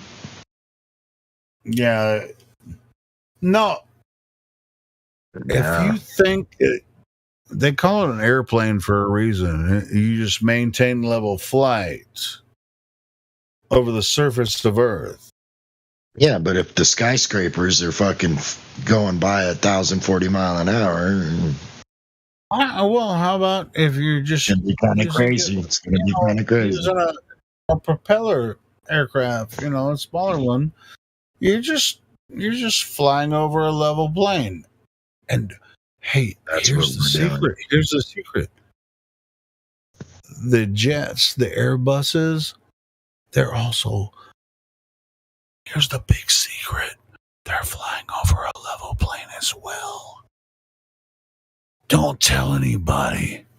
Don't tell the space believers that all of these Airbuses or the fucking G-87s or any other, all of the military aircraft that go at 80,000 feet, they're all traveling over a level stationary plane as well. They don't use maps. They go from port to port, and they do very dangerous maneuvers the higher at altitude that they travel. But as far as for commercial traffic, they just travel in flat. They just travel across the level stationary Earth from one airport to another, which happens thousands of times a day. Don't tell anybody though.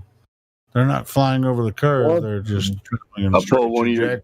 One of your classics on you, Helio. Would you ever get in an airplane if you didn't know it was going to land somewhere? Yeah, right, brother. Yeah. It's some shit that I think about. It's like, would you ever get in an airplane?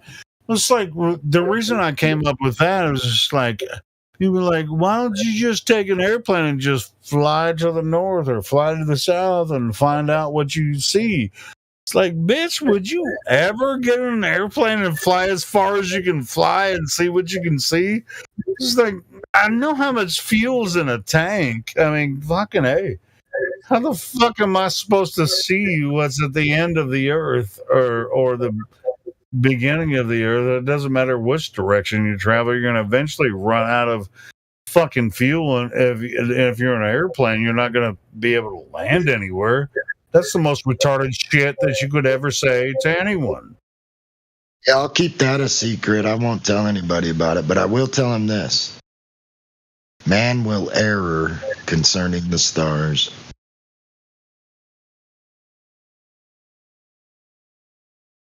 Sorry. Well, hold on. Men have information about the stars, but a lot of men are confused about it as well. So a All it says is man will error concerning the stars. Are you talking about physical properties? Is that what you mean? He means men will make up stories about what the sky is, and everybody will believe it. Basically. Thank you.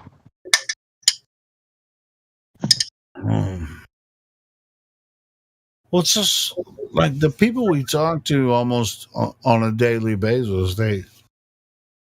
They want the globe to be a thing when it's actually not,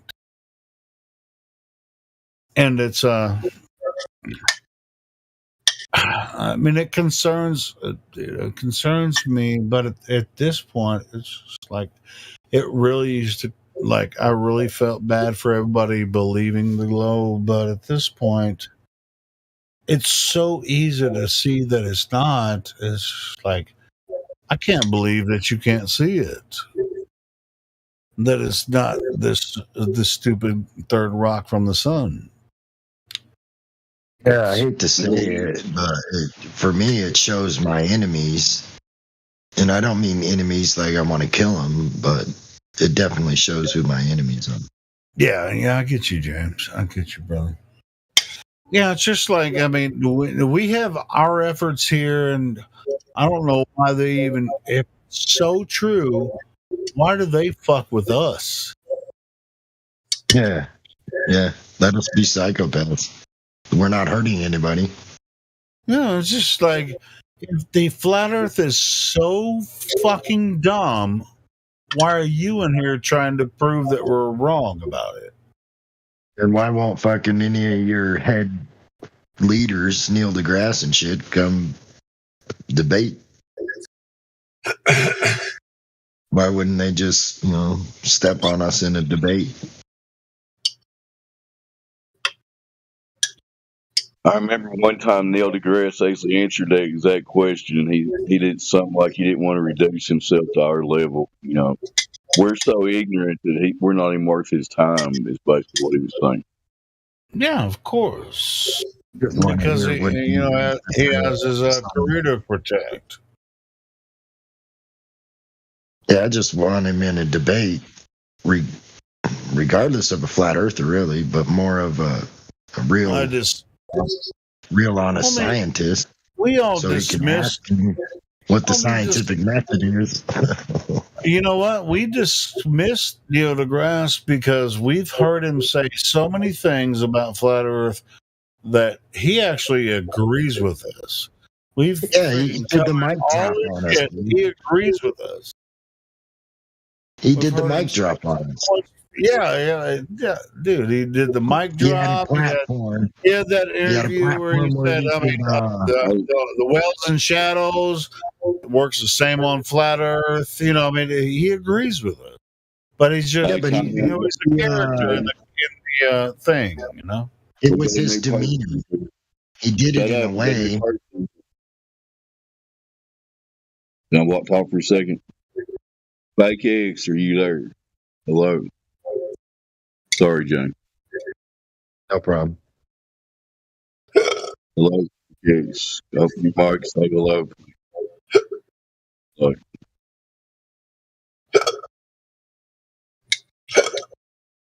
Somebody has got the hiccups, which I hate the hiccups. If you got the hiccups, man, we're going to pray for you. Mute your mic, whoever's hiccuping. I ain't having the hiccups, man. All you gotta do is just like breathe in as deep as you can. If you want to get rid of your hiccups, I can get rid of hiccups. A glass of water and you bend over at the waist, drink it upside down. We all have our cures, right? This is hillbilly cures, right, Dave? Yeah. This is coming out your nose. Dude, no. I mean, I have a couple of cures for hiccups, and it works. It works. Just like Dave said, bend over, you release. You can't. Yeah, what hiccups are, in case you don't know, let's let the new guy have some space here in case they wanted to talk, please. Hello, new guy. I'm sorry, Dave. Are you there? Hello. Guess it's not gonna respond. Go ahead.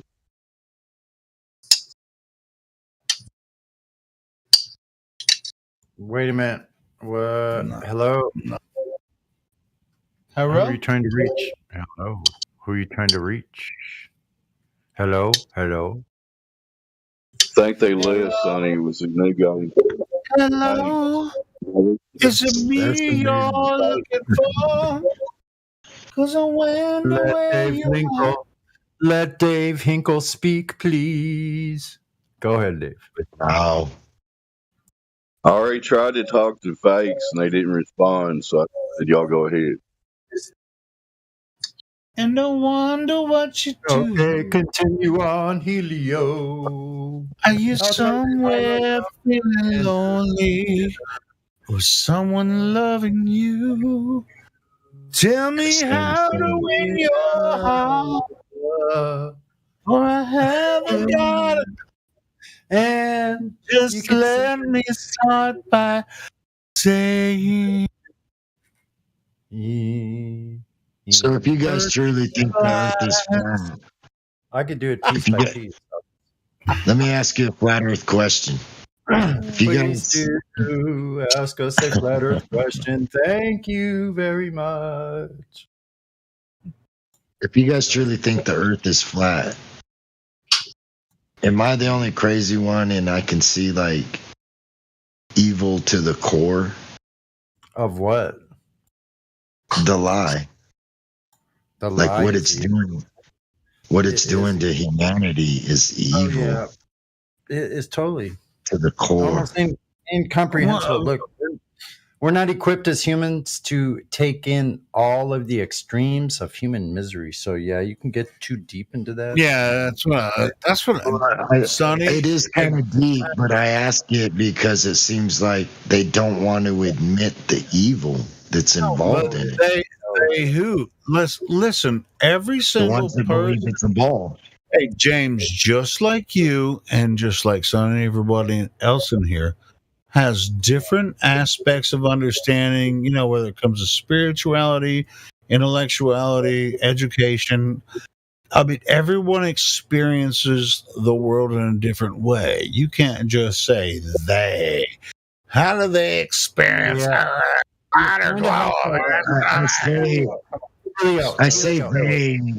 I say they in this context of flat Earth, right? Because they always say the same thing. But check this out. They say the They same mean- thing. No, it's not. So you can see the result it's having on them. Sonny, hold They on. all say the same Maybe thing. I interrupted Sonny. Wait a minute, Helio. You're right, Helio, but you did interrupt. But anyway, Helio's right. It depends on who the they is. The they needs to be identified actually before you. Like you could say they all day long, and it doesn't indicate who you're talking about. So you need to be more precise in who the they you're talking about. Now, in this situation, you would Well, have let me to give you an example. the ones that pushed it initially and the ones that are carrying it on that know it was pushed initially on purpose, that is the evil part. Yes, I agree. But I think he was talking about others, how they receive it, when we talk about it. That could be perceived different ways, and so it's not like this is why humans are humans and why God had made us this way. Well, like I'll give you an example if you let me. Like everybody I've ever talked to Better about make it it. quick because if you Okay, I'll make it quick. Shut up, Helio. Go, James. Every person I've talked to about it, they all say that would mean everybody's involved in it, right? All the space agencies, all the governments, they all say that. So, in my opinion, it's showing you the result of that belief. They don't want to admit the evil that they're all involved. Yeah, well, look, the involvement is once again the identifying the they part is the involvement part is the same way. Some are unwittingly going along. They believe those things and haven't looked any further into it. They don't want to admit the evil. Now, a minute. Is that evil as well? It is, maybe by ignorance. That's possible. There's different levels of that all across the board, from high to low. So you have to take account, like the people that are just doing their job are just trying to make a living like everybody else to bring groceries into their household. But it's all a result of the world they believe they're in. In other words, without this lie, we would not have today. No, Without today is a result of the lie. That's how flipping deep and evil it is. So, and you can see the results by the way they respond whenever they do come in to almost any flat Earth platform I've been on. Nathan Oakley, Quantum Eraser, this Discord, they all respond the same way. So you see the result it has on them. It's crazy to me.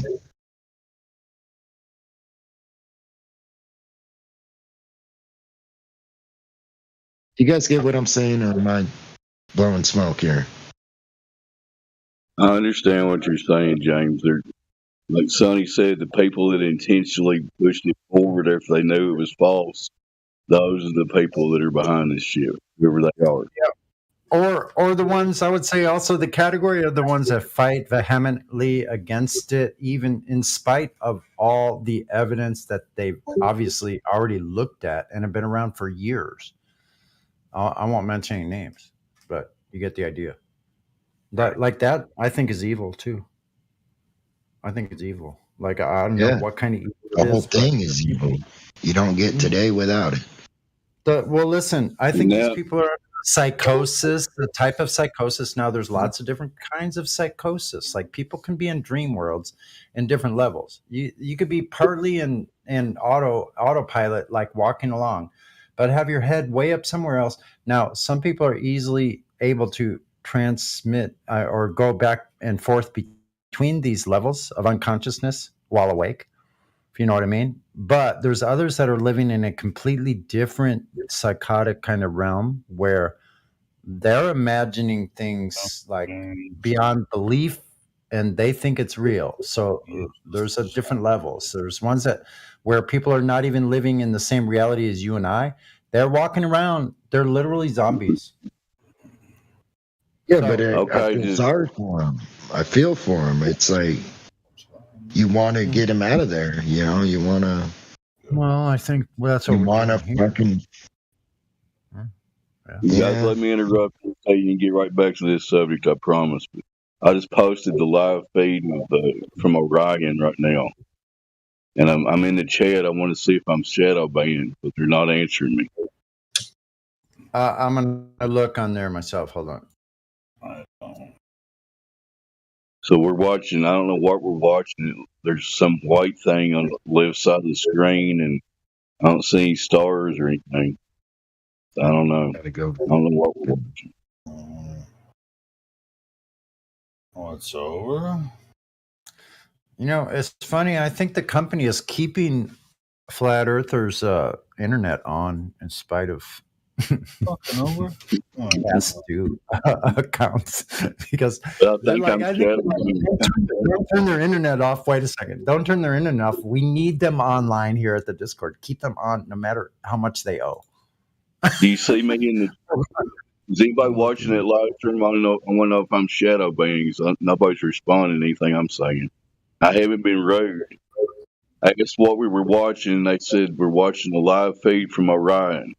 And I said, cool. I think it might be my symbol. I've got my little no globe symbol. No, you are on there, and I see what you've put. Okay. Yep. So that was the answer to what we were watching. You all see that there's something. I don't know what we're watching. I'm trying to watch. What do we got? Blank screen here. Something on the left. Holy crap! I'm gonna type in there Flat Earth 2017 consciousness. Here I go. Well, you'll watch me in the chat. Ask him if it's cartoon night. What's the blank screen about? question mark space is this globe cartoon night? Here's a guy with Korean says, yes, NASA delivered its promise to try and get more footage out to the world. Look, is it gonna let my statement go in? Hold on.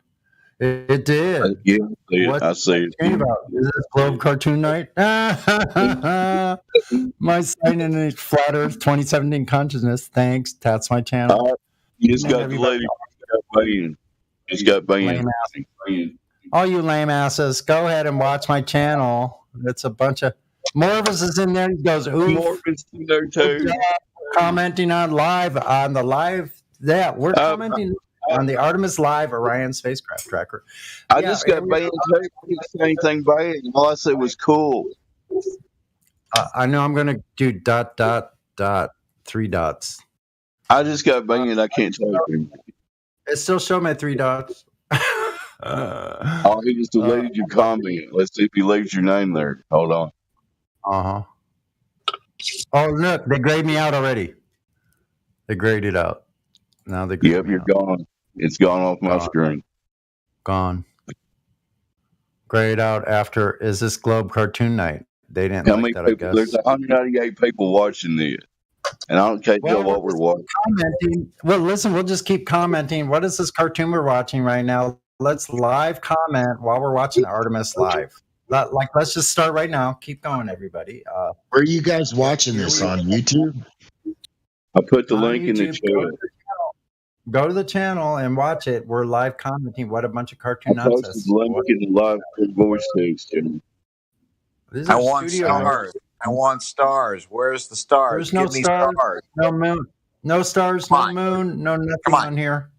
Sonny, I want wait a minute. stars. I paid for stars, Sonny. Well, it was supposed to be the moon. Where the hell is it? I want stars. What is it? The wing is moving at. Are they still moving at 17,500 miles an hour? Where is the moon? Is the moon in that picture? Oh, look! Apparently, they slowed down to 2,980 miles per hour. I see the moon. The moon's in the top right corner. I see it now. It's cool. It's all legit. Top right corner. What? I want stars. I don't see it. I want stars. NASA provided the graphics in the left pip. The video on the main screen just started recently. Yeah, the Twad Wazzle is in there. Unsalted is in there. Or Bubbles from the scuba gear. Twad Wazzle said, do we get to see the egg-shaped moon? That's all of us in there. Heck yeah, bro. Keep on going. Let's take direct turns. Why is Are the bubbles from the scuba gear by Unsalted 667? Yeah, that's one of us, apparently. Victoria Twin says, I recognize that blue planet there. Oh, look, here it comes. Holy crap. Why is over half the screen a spacecraft instead of the Earth? Here's the fake blue paste-in planet.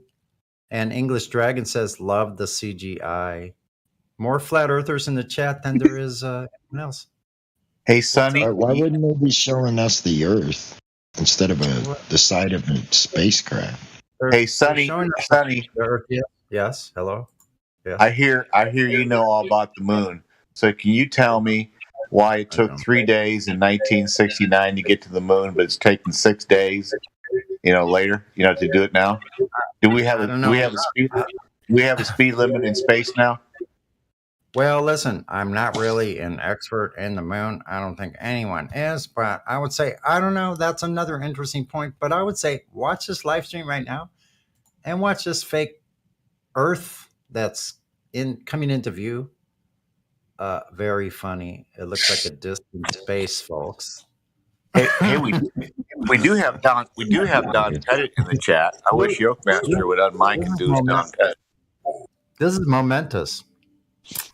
This is an amazing moment right here. Look at this fake moon coming down. Look at my last comment in there. I'm sorry, the fake Earth. It's not. I guess I was just timed out. I just commented, you flat Earth guys are ruining the space dreams. Damn it! You have, yeah, wait, right before that, light blinded fool says, wait, does this mean Earth isn't round after all? It's egg shaped. LOL. Another one of us. Oh, we have some haikus and high fives. Squad Wazzle's in there. Squad's in there. Wrench. Bunch of kids. Wait, we have a Chat wrench in bookworm. Hiya, Victoria Twin. Nice to see you. Live video. Yay. Victoria Twin says, yay, indeed. Morvis comes in and says, the clouds don't look that right now on Earth. Another one says, Earth. A wrench. JLR says, Earth. Be a wrench on this show. Like, you guys are cartoonish. That looks like a coin in space. Earth is a coin in space, people. Look how the clouds are arcing over like it's a lens shaped disc, like it's concavant, convection. Hey, Sonny, read my last comment. Read my last comment there. Go ahead. Last comment. Dave Ingalls said, this is real, I swear. Why would they lie? They're ignoring you. More high fives between Victoria Twin and Bookworm, the wrench. And JLR can't seem to get anything out except Earth. And Morvis thanked me for reassuring him. You're welcome, Morvis. okay, for the reassurance. Okay, thanks for the reassurance, David. Yep. I'm not even going to say it. Kool-Aid is fake. This is fake as Pufek. Pufuk. They deleted his right away. It was PHUUK. We got some space guy sitting on his ridge fan table, man. What? Oh, listen, I have a fan. Wait, I have a fan. Robert McNeil says, Sunny on 24/7 Discord is funny. You know it. I have fans out there. Yeah. Helio sings well. From Robert McNeil. Hear that, Helio? Are you still there, Helio? Go away, butthurt, did you? Okay, come back, Helio. I just sent a super chat to him. On the live stream, they're talking about you in the Artemis live stream. Dave, let's see. Isn't it weird how it's a refraction freak? The whole chat box is full of flat earthers and other globers are responding. It is totally all flat earthers. They could delete as many as they want. We have flat earthers to go around. We could just keep replacing them. So anyway, the coin disc, like lens-shaped coin Earth. Oh, James Richards gave a freaking super chat. It's all in your imagination as to the image. Don't worship the image. $5 super chat from one of us, James. Good job. Robert McNeil says, Sonny needs to move to L.A. I almost died when I lived in L.A., so I don't think so. I moved away from L.A. a long time ago, and I don't plan on going back. Only for short visits. Yeah, I could make some money probably, though. Maybe I should try it. I'll just bring bodyguards with me. Some flat earth bodyguards. That sounds fucking great. Maybe a central banker and no. How about Helio? No, Helio's too busy. How about Creation Bear and who else can I get for bodyguards? You're not showing NASA the proper respect now. Evaluate this image we're seeing, and this is all real, right? Okay. Please stick to the topic. Is that Earth in the picture? Cool. And JLR, please stick to the topic. I thought that was the topic. What is that Earth what is that CGI Earth you're showing? It looks like something from the Cartoon Network. That's his response to my question. Sure it is. That's a live view of Earth from the cam on the solar wing. Sure, folks. And they're only going 2,978 miles per hour.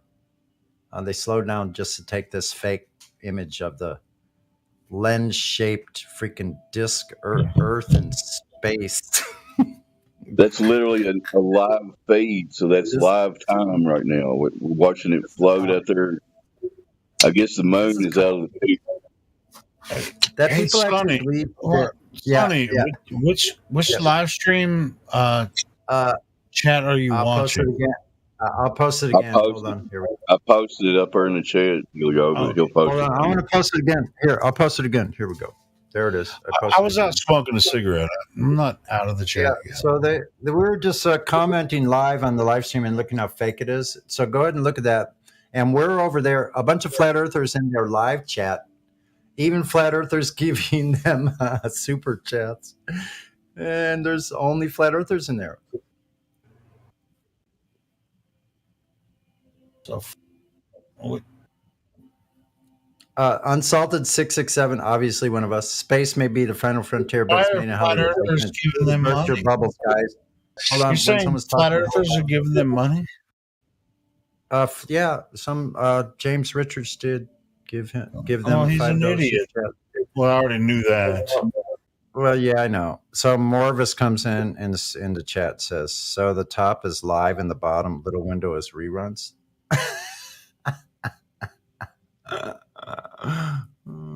They're never saying It's correct, yeah. correct. So the bottom is reruns. That's hilarious. They are funny as hell. This is comedy that's being generated here live. We're on the 24/7 Flat Earth Discord live.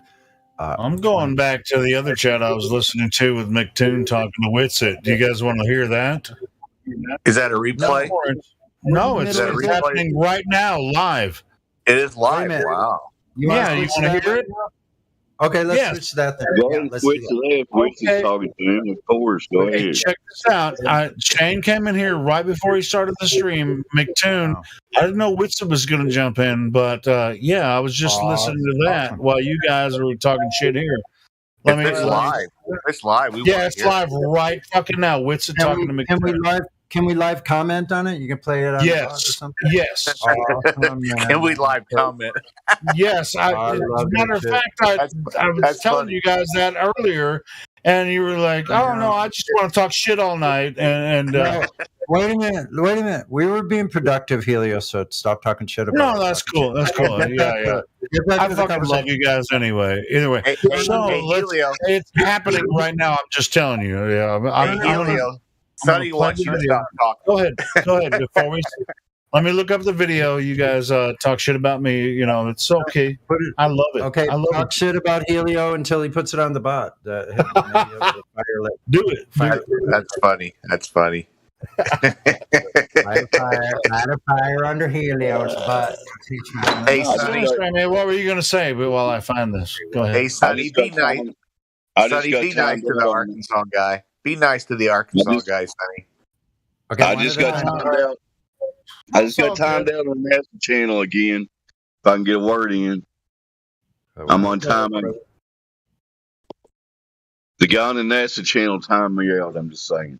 Oh, good. So, Oh yeah, see, yeah, own that shit, David. Own that shit. that was a wonderful little timeout on the Artemis 1 live fake tracker. Yeah.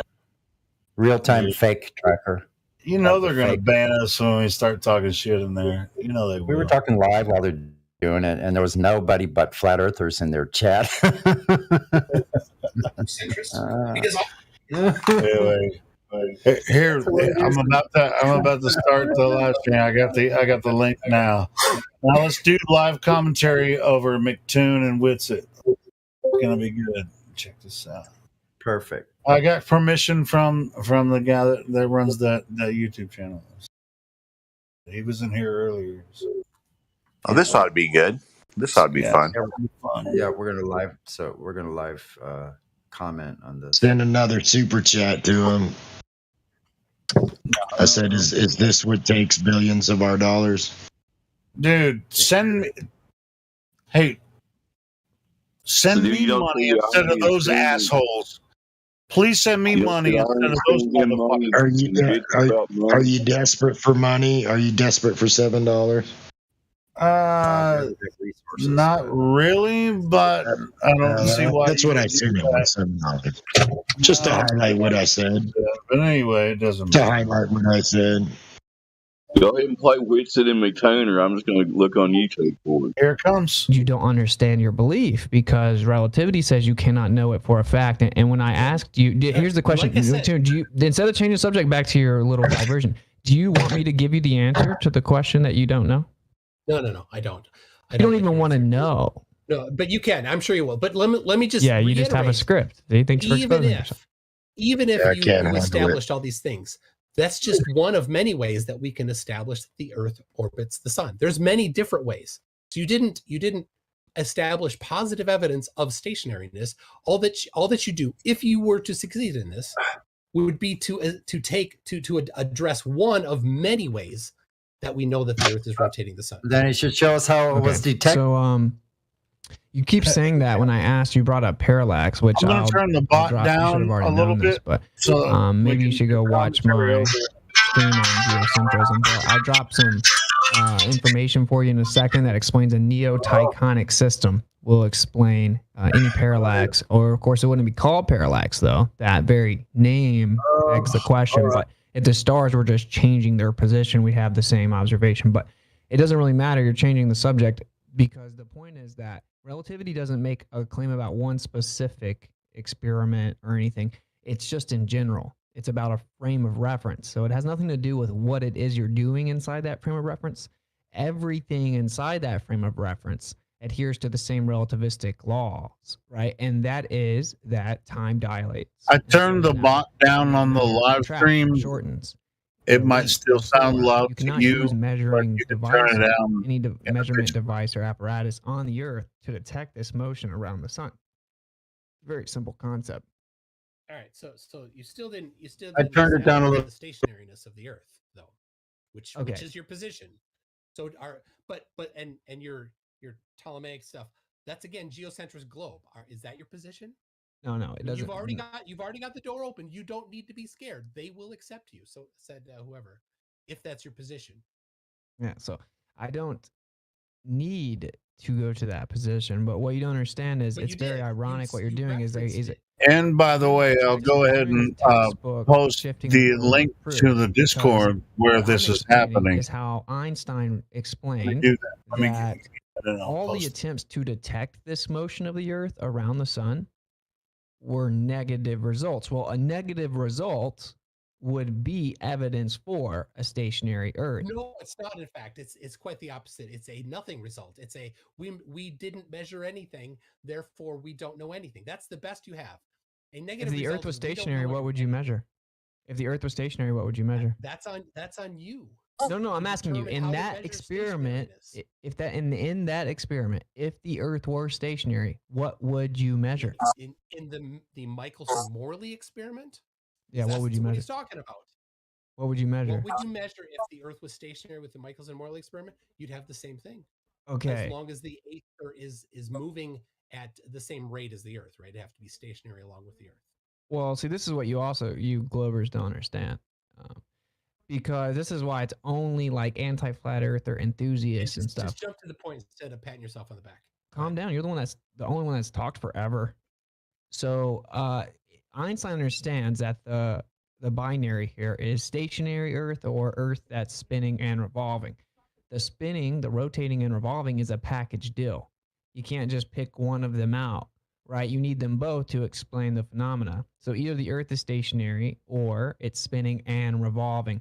So we all know we have sidereal rotation, right? Obviously, Einstein was competent enough to understand that. The question is it the sky that's moving around the Earth, or is it the Earth moving, making the sky look like that? So then we go to the orbit question.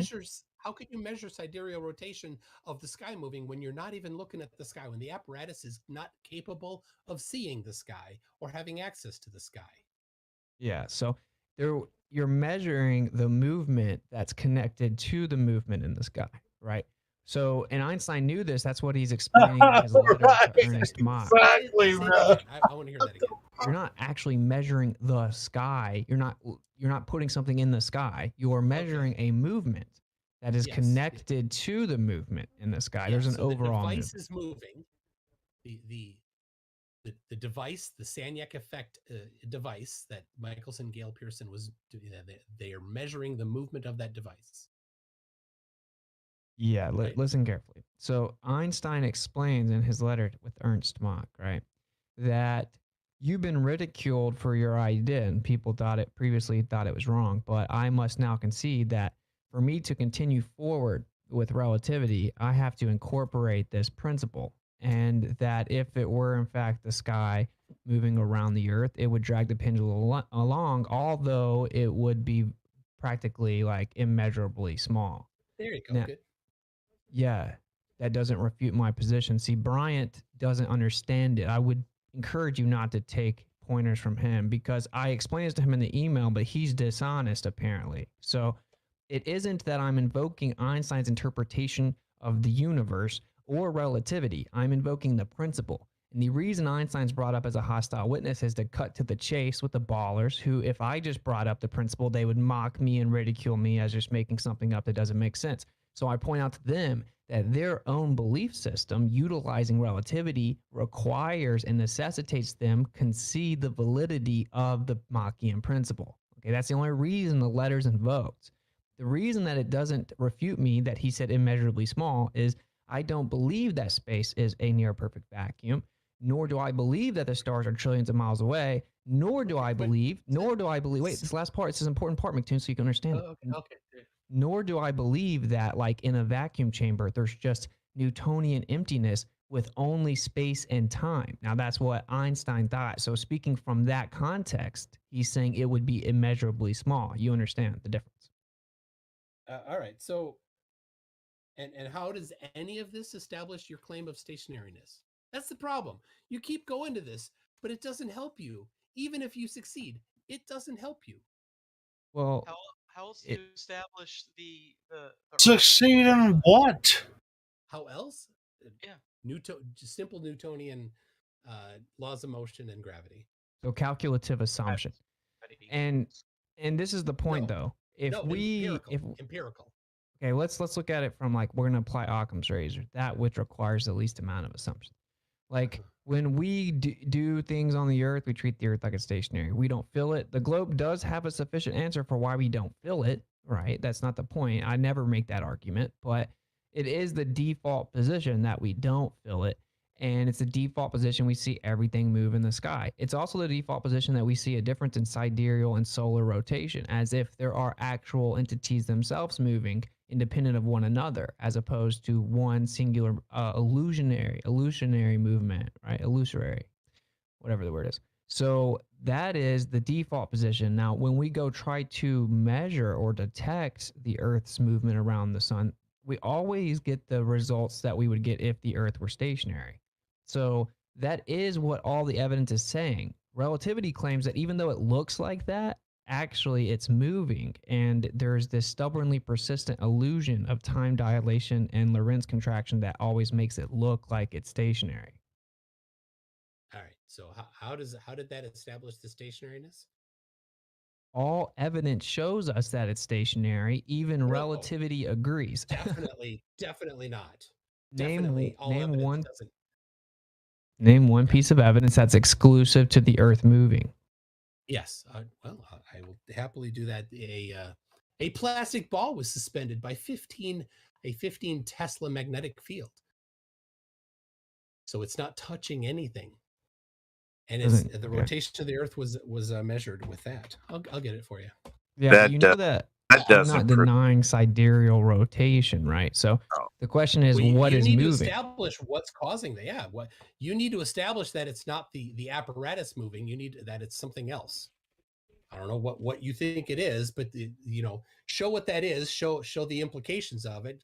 Quantify it. Put pencil to paper to show how that prediction might happen, and then we can see. Hey, by the way, anyone can give live commentary over this. We're just Well, I do actually plan on working out some math, but what's funny is you say that so arrogantly because what would be on the table to do that is coming up with something myself intricately that it took hundreds of years and millions of people and billions of dollars to come up with for your side. So it's funny that you say it like no one can see through that. Like, yeah, I'll try to come up with some numbers for you, but what you need to concede is that the principle is valid, right? That if there was motion around a stationary Earth, it would translate motion to the Earth. And once No, you can see not that, at we can all. so you disagree with need to establish a mechanism for that transfer. What's the Mach- mechanism for that transfer? Loon the Machian principle McToon. dictates that would happen. Looney So McTooney. that's not a mechanism. What's the mechanism of the transfer? If something is moving around the Earth, then what is the mechanism that transfers that movement to a magnetically levitating plastic ball? Something is not moving around the earth. Oh, what That's the transfers the answer. movement? Well, for one, we have a medium on the Earth. Two, seemingly we have a medium in space. You mean Third, we have McToon has background energy. 546 Like people we have listening something on his called YouTube free channel. space So impedance. he has to look So good it's for well him. known that even in a vacuum chamber, there's out something. there.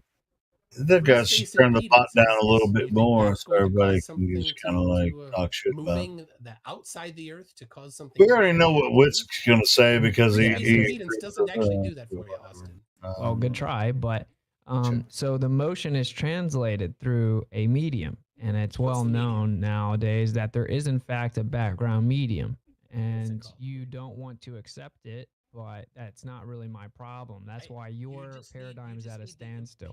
The empirical evidence supporting your Yeah. claims. Okay, So so where's the empirical inside evidence? inside of a vacuum chamber, we can measure that it has impedance, 377 ohms, and it has a electric constant and a magnetic constant, even inside of a vacuum chamber, right? We also have many different observations that show that there is energy coming from the background or becoming All manifest. right, hold on, one at a time. Austin, impedance. Impedance doesn't impart movement. It's just a measure of resistivity to electricity moving through it. That doesn't impart movement. Right. So that means that how is there's that gonna impart energy in the background. Okay, and how is that energy then? So skip over the impedance because that's nothing then, right? How is the energy going to be doing that? The impedance is the proof of the energy, my guy. But yeah, No, so there's energy. But the impedance is the resistance. Is not proof You're that scared. there is energy. But go ahead, scared. explain Ah, the energy and the Jesus. empirical evidence that the energy you're talking about can induce something to move. Yeah, so all we need is some type of medium to translate the motion. And Einstein points out that he could not even put relativity forward because they were about to try the Eddington experiment, and that in order to invoke the results of the Eddington experiment, he had to concede the Machian principle. That's so if you could be honest, you would concede, well, okay, so then the Machian principle is accurate according to my own position as well. And then we would go forward to say, okay, well, then what would be the mechanism? So you're asking about the mechanism. So I'm guessing you are conceding it's a valid principle. Nope. I'm just asking about the mechanism. So you just tell disagree me with the mechanism. Well, that's dishonest debate ahead. because Just you're trying to just jump skip right to over the the mechanism. concession part. Just jump right over to the mechanism. Go ahead. No, that's what you want to do because it's a dishonest tactic to skip over You don't the have a concession. Never, Well, I'm right? avoiding the mechanism because you don't have it. No. I want to Well, make then what sure is it? everyone Then understands that tell us the you're mechanism, not honest. So if you can Tell us the concede, mechanism. Just we tell get us the that. mechanism. if you'll just concede the validity and the principle, we'll go on to the next step. No. Just tell us the mechanism, Austin. Are you like a robot? All right. Thought he just told him that, didn't Okay, he? so he can't answer. Just so the room clearly he sees he can't answer. I'll go ahead and let you know that he doesn't have a choice here. Einstein specifically said that asking you for you to have provide the to mechanism, and agree he with what I'm saying. specifically refuses to answer. No, Einstein said you have to I'm agree just with what telling I'm the saying. room that he refuses to provide the mechanism that he says causes the inducement of the motion. He refuses to. He knows he has no empirical evidence to support his claims. No, it's not that Just tell the actually room. all the Just tell the empirical room. all the empirical evidence shows that a vacuum chamber is not emptiness. So do you agree with that? It has nothing to do with the mechanism that causes or induces rotation on an object. Okay, go so ahead. for Explain one, the mechanism for that. you're way out of your league. But so what you're actually meaning to ask, what you're going to have to answer first, is what is the source of the motion? You know, period. Like, what's the actual source of motion? Period. Have that burden. Yeah, That's right. That would be the first question. wasn't And that's ever not a very tested easy in a question to zero answer. That would volume require you to be vacuum intellectually chamber, honest, which but there's we- no we such know thing that's not gonna as. happen. Not me. So It's you all that the has the mo- burden, it would not it seemingly the source of energy would be in the center of the rotation, right? So close to Polaris in the visual sky. There would have to be some source of energy at that point, seemingly causing motion. It could also, the source of energy could extend all the way down. I would speculate that it is in fact the manifestation of a torus. But secondly, then you really are asking, well, what would translate the motion? Because we don't have to answer that question before we can Taurus are acknowledge the people born in phenomena. April, right? What? Taurus, that's people born in April. I'm not into zoology very much. Is that not- Zodiac. What the I don't know what a Taurus is. I was kidding. I know it's not zoology. I'm not much for zodiac stuff. Okay. Yeah. All right, go ahead. So anyway, now we actually don't have to know what precisely what the source of energy is to acknowledge the phenomena. It's kind of like your religion, how you don't really know the source of the Big Bang, and you don't know actually the source of all the dark energy that you see. You don't When have actually. I talked about Big Bang or dark energy. Well, you see what I'm saying? Not my thing. It's very similar. It's very similar, right? You're asking me to answer a question about a source of energy way out in the sky, right? I certainly cannot validate that. I could speculate, but the point is that the principle holds true. This is invoked simply to refute the claim of exclusivity of sidereal rotation on your side. You guys claim that since you can detect sidereal rotation, that can only be because the Earth is spinning. And this is patently false. The reason why is because there's many different ways to measure that, and they all agree even though they have different ways of measuring that rotation, they all agree that the I wonder what McToon's favorite way that he measures is. different mechanisms. That sure tells us a lot, doesn't it? That doesn't change anything. We don't deny the sidereal rotation exists. So you agree that the Earth is rotating then? Awesome. See what he just did? I mean, is this live You streamed? agree with sidereal rotation. I think this is You recorded. just said you agree Yes, sir. with sidereal rotation. Yeah, which is All day long. Yeah. Specifically said you agree with sidereal rotation. That's the Earth rotating. No, You just not we're not. specifically That's what you interpret it to be. But You sidereal heard that- rotation you heard is the that stars crypto, right? moving That in the was sky. Yeah, but That's- like we said, That's the if dumbest something shit I hits ever the heard. Stars. How does the stars impact that thing?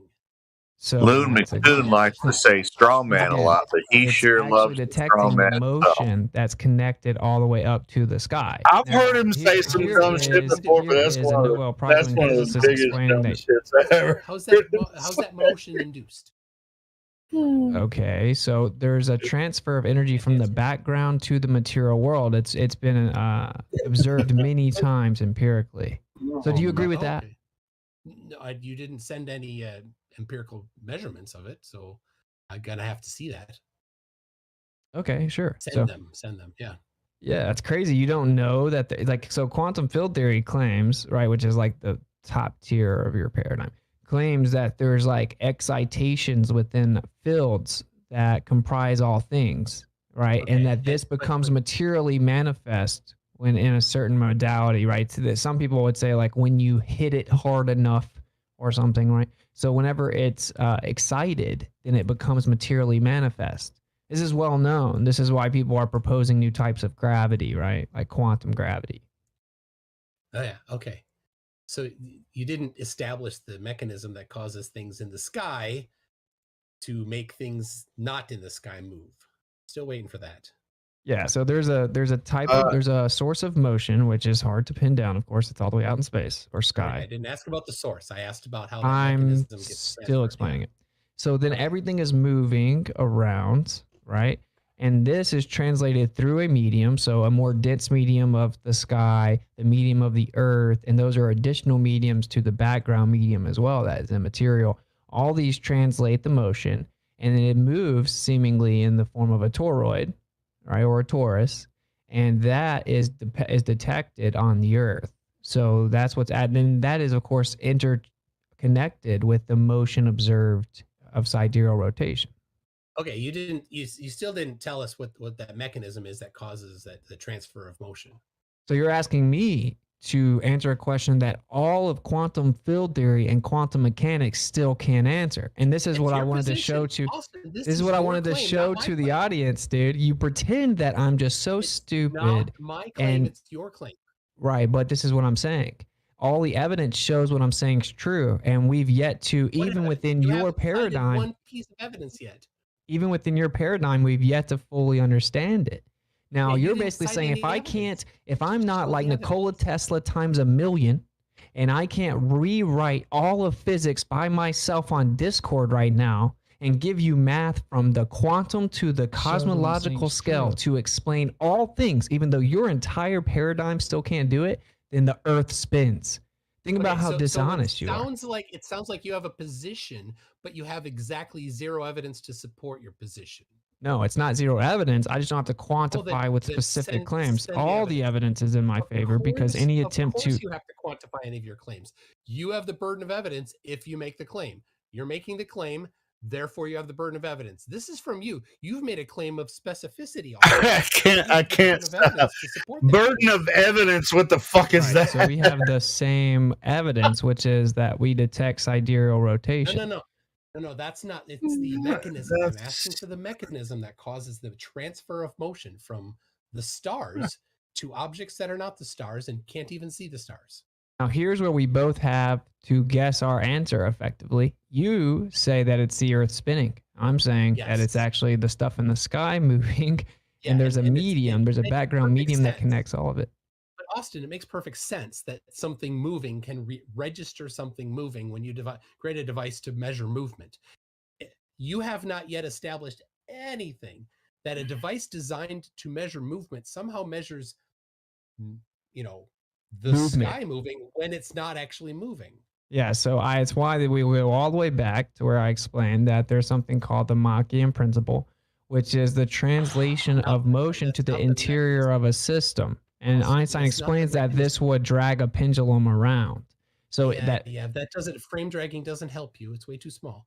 So now that's where you revert back to your script, but the whole audience has heard I've already destroyed the way too small part. But you can't actually debate me, right? That's why you need to stick to your straw man Austin for 2 hours on live streams. Pat yourself on the back. I'm still waiting for the mechanism because frame dragging isn't the mechanism that answers your question. You say that. Mechanism that causes it. Well, So if it is frame dragging, then go ahead and show the application. You don't agree with relativity, so I don't know why you bring up relativity to support your position. Because I know that you're so dishonest, you wouldn't concede the Machian principle unless I forced you to. So I used a hostile wit. You interrupt so much. Why do Globers do that? Just show your evidence, Austin. Why do anti-flat earthers have to impulsive? Go ahead. You have impulse control issues. So watch. I'll ask again and watch. You won't answer again. Do you concede and agree with Einstein that the Machian principle is valid? Yes or no? I'm not. No, I don't know. Austin, I can't answer, dude. Think about how stupid this is. What's the mechanism, Austin? You have this blind faith in that mechanism that you can't even explain what it is. You have nothing to support it. This is the same as 2 years ago when we first talked. You said instead of gravity, you wanted to use what Tesla wrote about in the paragraph or the sidebar of a book that you had no idea what he wrote about, but that was the one that you chose. You definitely wanted to go with the one that had no mechanism explained and nobody knew anything about. That was your choice over the well-confirmed, empirically verified mass attracting mass. Okay, see, mass attracting mass is actually long outdated, of course, and gravity is no longer considered an intrinsic property of matter. And where mass attracting mass came from was Newton. Was Newton who said that it was God that did it. So I don't know why you bring that up. That's so funny. But 2 years ago, you chose Tesla's writing, just saying, I have some other idea. That's the one that you said you chose to go with. I said I currently think it would be more of an electromagnetic phenomena. Yeah, but this is let me point this out. I'm going to set you up again. It's the same deal. I'm gonna say You it go again. with the So thing that has no evidence over the thing that has evidence. everyone pay attention that he invoked mass attracting mass, and that Yes, mass attraction is confirmed. you have to Absolutely interrupt me. empirically You have to confirmed. interrupt. You're nervous. So Newton no, I'm said, excited. This is fun. "You're getting destroyed, though." You don't sound like it. Everyone's hearing it. So Newton said mass attracting mass was an act of God. Now you said that Tesla didn't. You said Tesla didn't propose a mechanism, but he did. You're just going to dismiss it as woo-woo. But he said that there was an luminiferous ether, and that there was a life-giving force he referred to as the prana within that. And when this ether was thrown into infinitesimal prodigious worlds of velocity, it manifested as matter. And that this motion within the ether acted as basically an all-encompassing medium that presses down on existence. So he did offer a mechanism. You will just hand-wave dismiss it, but you will then invoke the mass-attracting mass act of God, though. It is definitely woo. But I don't, Newton's particular explanation for how it happened doesn't really matter because you can empirically verify that mass attracts mass. It's easy to do. It's not that hard. And then you can purchase your own if you don't want to can't build believe you your can own. get through that without coughing or something, dude. You don't actually believe that, do you? No, he does. I know. I've decided he does believe his stuff. 100% mass attracts mass has been confirmed, empirically confirmed. And Austin, your video by Good Times for All actually supports it. Wow. I love that. And you didn't kind of like that one. What are you talking about? That you're just gonna name a YouTube channel like the Good Times for All Incoherent video. Magnetism? Yes, incoherent magnetism. Yeah. In the end, I loved it. You're laughing because you're nervous because you know you're walking into me knowing something way more than you again. Because Austin, incoherent magnetism says that all matter attracts all matter. Guess what, Austin? That's still the same as mass attracting. Yeah, but here's what you don't get. Here's what you don't get. So that's actually intrinsically electrostatic, and just because there's an attractive force, right? It's inversely proportionate to mass. Now you claim that it's proportionate to mass, so they're directly opposite of one another. But what we verify empirically in by putting something on a spring scale is that it's directly proportional to mass. No, you don't. You can laugh, but it's not. So yeah. mass and force are not directly related. Well, it's not that they're not related, right? But it's that your claim of an attractive force is not proportionate to mass. And of course, what you just invoked. What's it proportionate to? This is why I decided not to debate you anymore, because you why does the force go up when the mass goes up, Austin? If it's because you impulsively interrupt, and then when I ask you like 5 questions, you refuse to answer them. But then you expect me to answer whatever question you can come up with off the top of your head to divert to, because you're just dishonest. You're not a good debater. Austin, you just said clearly, you made this claim that it's inversely proportional to mass, but yet it's really not that difficult for anybody to see that force goes up when mass goes up. And so I'm just waiting for you to support your claim there. Right. So now we need to get into what is weight. And before we get into what is weight, this is why you're doing this, because you're drowning out the other parts, which is you claim that detection of sidereal rotation is exclusive to axial rotation, but it is not. Even Einstein himself says via relativistic application, you would have to concede if the Earth is stationary, you'd have a translation of motion that would drag the pendulum around. So then you would just concede the principle and we move on, but you're afraid to. I asked you, you're changing all the way back to gravity now, right? Because I asked you, how do you prove that the Earth, can you agree that relativity says you can't actually detect the Earth moving around the sun from the Earth? And then I gave you the quote of what he said, and that he said that before relativity was put forth, it was difficult to become reconciled with this result. I asked you, how did relativity reconcile the results? You said you didn't know. You said that matter didn't physically contract, and then you got corrected on that and skated past that. And now you've wanted to scattergun random diversions over here to gravity. I specifically said for contraction that within our reference frame, it doesn't. And that was always my position. Does it physically contract overall? Within our reference frame, I will say that it does not. But in reality, it does. It's just our whole reference frame also contracts, right? See, you don't understand it. Oh, I certainly do. No, you don't. You literally don't. All right, come on. Okay, let me explain it to you. So relativity says that the whole reference frame contracts. and that's why you can't detect it. So it's not that it doesn't contract in your reference frame as much as it doesn't contract relative to entirety of your the reference frame. It doesn't The contract relative to entirety? your reference frame because the whole reference frame contracts. You understand that, right? That, Wait, the entire reference frame contracts? yeah, all of From space, an external reference frame, the entire reference frame contracts. all of space, all observers, or all is it measuring just- devices or is it just- contract. Or is it directly proportional to the part that's near mass? This is so funny. You The just part don't. that's moving at high velocity. Yeah. So like whenever you're in the reference frame that is being affected by Lorentz contraction, then all the space in that reference frame contracts as well. Like you could think of you being on a train and it moving, and then you have a ruler. Relativity says that ruler is contracting. If you held it up to the window to measure the window, as the ruler contracts, the window also contracts, as does from all somebody the space outside- in the train. So it would look like nothing contracted in your reference frame. Do you understand? Yeah, just outside the reference frame, though, as I said before. If you were outside of it, then you would be able to measure the contraction. Yeah, just outside the reference frame is where it contracts. So where do we have to get to be outside the reference frame as it pertains to Earth? Well, on the to go to the train model, the person standing on the platform. No.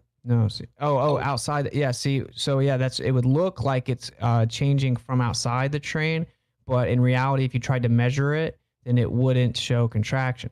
And this is it seems like it's convoluted, it's somewhat convoluted because that's your model's, religion, but it is simple. And it is that you can't detect or measure the Earth's motion around the Earth. The Earth around the sun from the Earth because of time dilation and length contraction.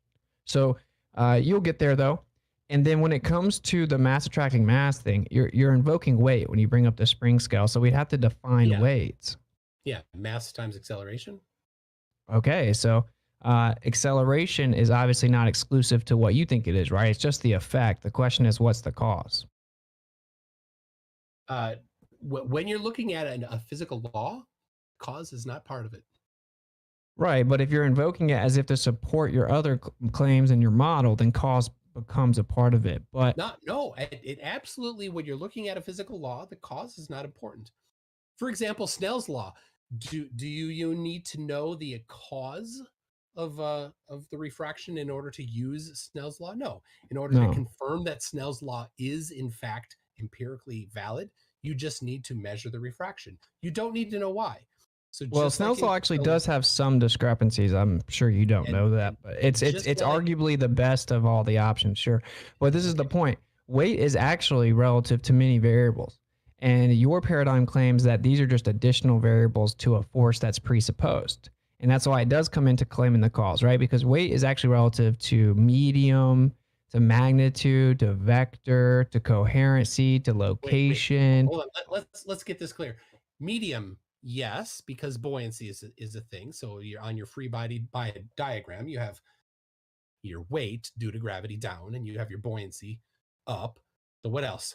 Okay, then what's buoyancy? Now we got to figure that out. Yeah, we go over that in physics class. Okay, and so what is it? It's the displacement of the medium, right? So you take the volume displaced. The mass of the volume displaced is important then. So what causes the displacement? That there's something in there. Yeah, right? So yeah. when you put your object on the scale and it displaces. McToon is spiraling down, the thing down, being in the way, that's down. the cause. And the displacement is relative to density, right? The density of the displaced material, yes. Relative to the density of the medium. So then now we need to figure out what density is. Oh my gosh, yeah. Yeah, you see how your script is very disingenuous because recursion. You can do it all the way to first principles. We can do all those things. Austin eats Loon McToon's script for breakfast. Work at a higher level than that because all these things are not actually questioned. Wow, now you're just basically asserting. You just go right ahead. All right, before that's why I said we were going to get into all the weeds, right? Because I saw that's where it's coming. You can seem that you can pretend it's me being pedantic or something. It's not me being pedantic. Yes, you are being pedantic. No, I know that it comes off like I'm being pedantic, but it's important distinguishment. absolutely comes off being pedantic. I know, Fine, yeah, and you know you question can't all the actually physics debate down me to about first it. principles. Go ahead. Are you starting to notice that like you can't debate me about it? But I would like to say though, McToon, can you please do patting me a yourself on the favor? back, Because man. like just to yourself feel continue in good faith, I would really prefer if you would just be honest and you would concede the first part, which is that you concede the validity in the Machian principle and that you must, according to. Can you just concede that part? I'm sorry, no. So you disagree with Einstein? Whatever. Don't Oh my God. Nice. That's fair. I'll take I don't know whatever. So what That can is you a do? completely dishonest tactic. Okay, now here I'm asked the other question that you skipped past again. Einstein said that all terrestrial experiments attempting to detect the motion of the Earth have resulted in a negative result, and prior to relativity being put forward, it was difficult to become reconciled to this result. So what did relativity do to reconcile those negative results? I don't know. Another new word, pedantic, is an insulting word used to describe someone who attempts to annoy others by correcting small errors. That's a good word, pedantic. There's I like other ways to do these things, and you don't move your position forward at all. You don't provide supporting evidence for your position, Austin. Well, this is the Why thing don't you that actually try to go for evidence supporting your? Oh, I know why. Well, this is the thing, right? So you're kind of being disingenuous because the whole position that you hold is that the evidence does support a stationary Earth. No, it doesn't. But literally your position is that the evidence supports that the sun moves around the Earth, that the Earth is stationary, but that since relativity is true. No, that's not my No, position. this is objective. This is objectively you strawmanning me. That's not my position. Relativity says that although the result and the evidence appears to show us that the Earth is stationary, it's actually just an illusion. Whatever. It doesn't help you. What do you mean, whatever? It doesn't move you forward. So you agree with that, though, right? Hey, Helio, whatever. No, it does not appear to be stationary. It is a negative result at best. It is we don't have a result. It is nothing useful. That's what that means, Austin. If the Earth was doesn't mean stationary, that it is stationary. It doesn't mean that it's evidence for stationary. It is evidence for nothingness at best. that is so disingenuous. If the Earth was stationary, would we get a negative result? Yes or no? If the Earth was stationary or rotating, we would get a negative result. Now you're just begging the question of the ad hoc explanation that tried to explain why the results were negative. Neither. It's Properly take nothing his belief at best. in public. He has to So- take his belief in public, and that's why he talks like this. He may What- not be being disingenuous. He wants people to believe he actually believes this shit. So But do you see like what he's doing, right? He set up this narrative where even though all the evidence shows that the Earth is stationary, he's claiming it doesn't. He's claiming that we Doesn't show can't that. use No, that it evidence. Definitely doesn't show that. It does. It literally does. Like he that's can what do is say relativity It really is. doesn't. All you It literally is a negative result, as Einstein said.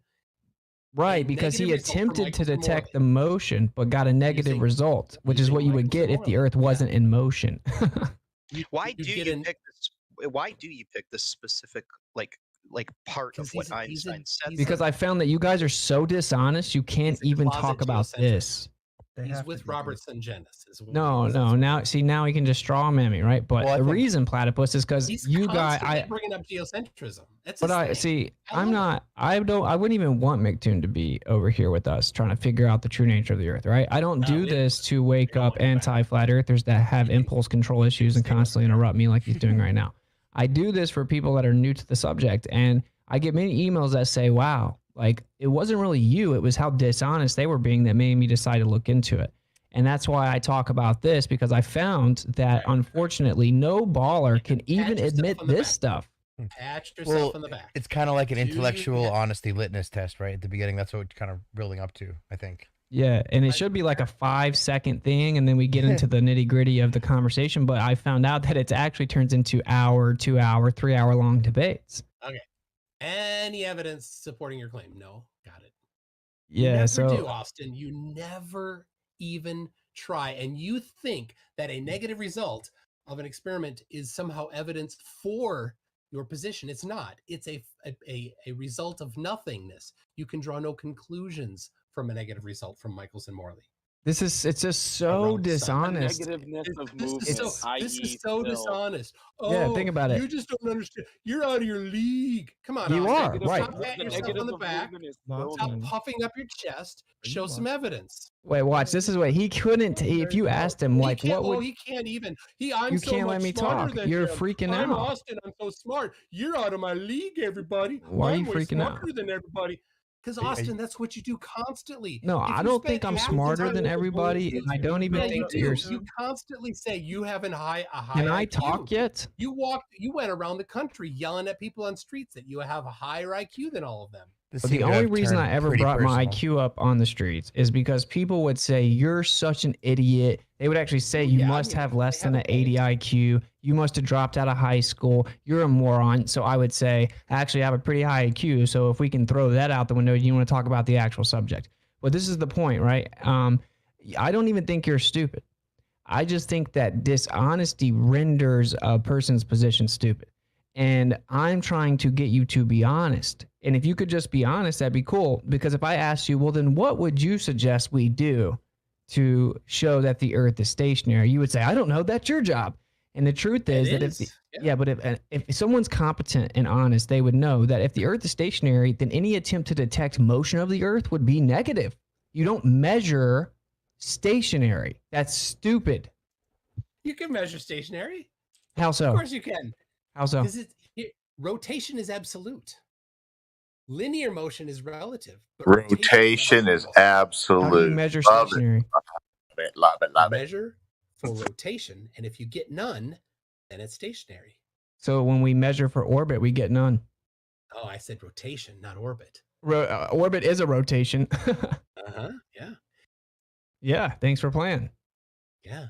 So the reason why the reason why Michelson-Morley can't measure it is because it's not designed to do that. It's not capable of doing it. But Michelson-Gale can measure orbit as long as you use an external reference frame, because again, linear position is relative. So you need an external reference frame in order to measure the rotation using the Sagnac effect. Michelson-Gale-Pearson can, as long as you use an external reference frame, like how long it takes for the sun to return to the same point in the sky. Oh, so beg the question. So Michelson-Gale-Pearson doesn't detect orbit. That's not what it's designed to do, No, right? it's So not. that It measures rotation, yeah, but you can. That's right. Using an optical gyroscope, you can measure the orbit of the Earth by referencing a fixed position like the sun. So this is 38 years after Michelson-Morley, and it's entirely irrelevant to what Michelson-Morley was trying to do. And yeah, it matches the sidereal rotation prediction within 98% accuracy. And that's because, of course, the 15 degrees per hour isn't exact. It's a convention we use for time, and it actually fluctuates in between that 98 and 100 percentile. But yeah, it matches it. And so the question actually is, and I think you and Bryant have finally tried to come up with an answer for this. So I'll applaud you for that. Most Globers have run away, and I guess it is 2022. But let's see if you can explain to the room and see if they buy it. So if we use interferometry and we could detect the sidereal rotation within 98% accuracy of the prediction, then why can't we use interferometry to detect the orbit? I just explained it. I just specifically said that. Did you miss that? I want you to explain it specifically to the room where everyone can understand it. I want you to say it. He just did. Yeah, so you can use, because the Earth is not tidally locked to the sun. You could if it was tidally locked, but since it's not, we have to use an external reference. So you can say midday to midday, and you can measure the rotation with that as your reference point if you have a fiber optic gyroscope or potentially any other measurement of rotation device, provided it's sufficiently accurate. You could detect orbit that way? Yeah.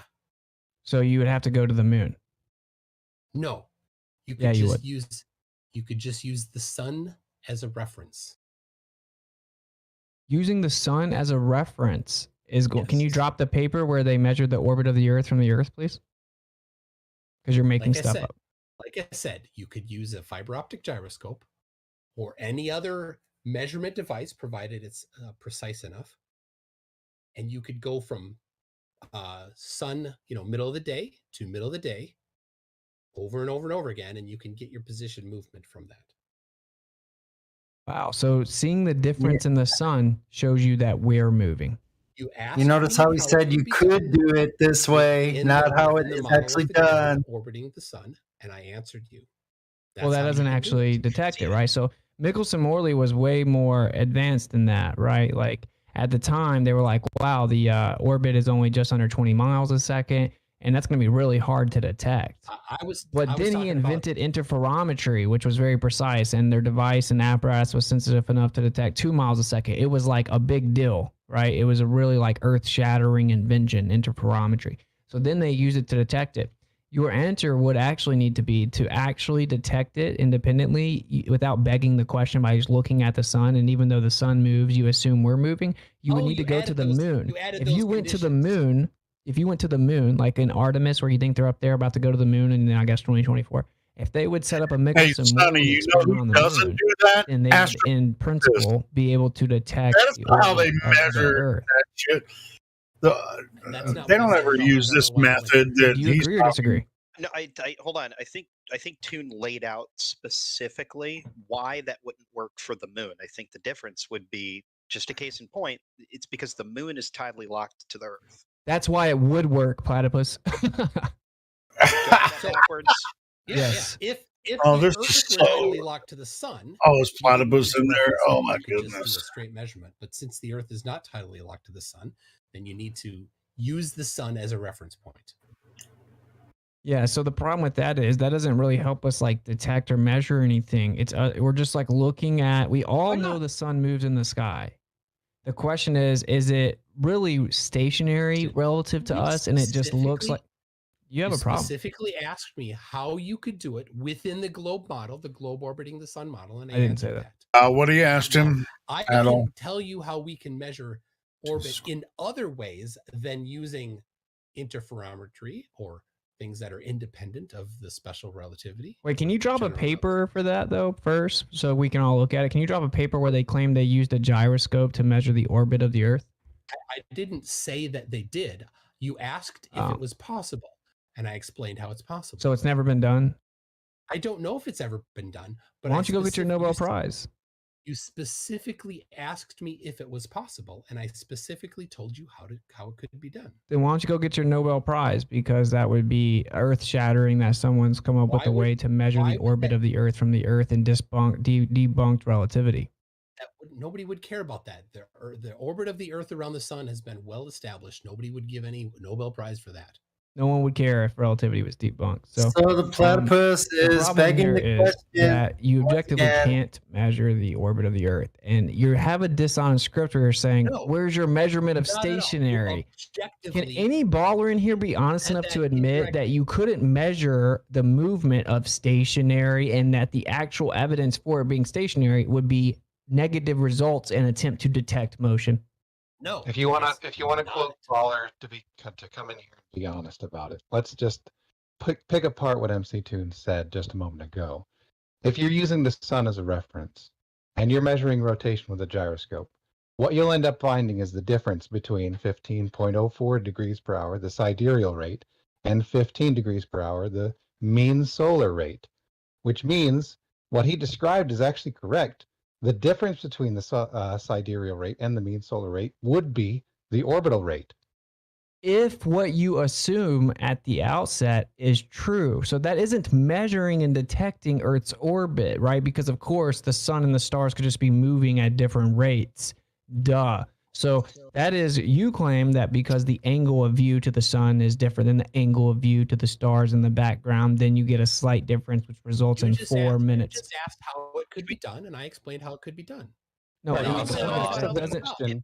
Dude, you people Real are quick, I just wanted to point you out. asked MC Toon. Doofus just pointed out that the movement of the sun is a mean calculation.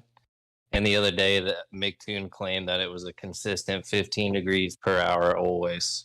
But it's not. Pretty interesting, right, McToon?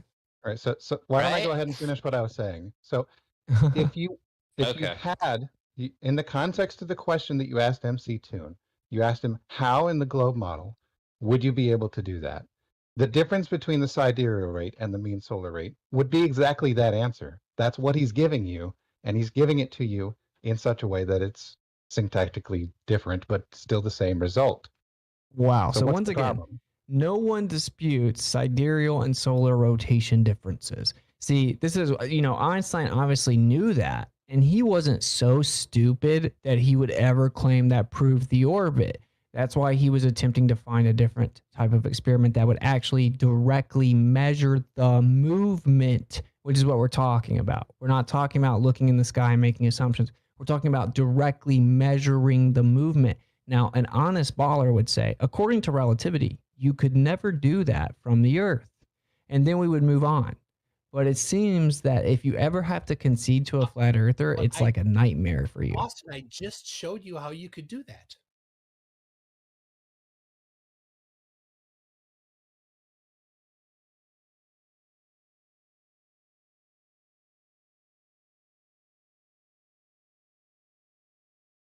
Once again, that's why we stopped talking to Platypus and a lot of other people, because they're so monotonous. Like that, they're always telling you how something could be done, but never how it's actually done, ever. Never. They're always telling you, if you believe in a fantasy, this is how it could be done on the fantasy ball. Now, you must all admit to that, right, flat earthers? That if it wasn't a ball, so you agreed with us. That's what the Globers do. Completely dishonest. Like how that flat earther handled himself and everything. He kept his cool and was very polite and everything. Yeah. But I just think it's much simpler than that whole thing. It is simple. It's way simple. It is. The evidence is simple. Because I got you're so with other complex formulas and bullshit. It's all a bunch of crap.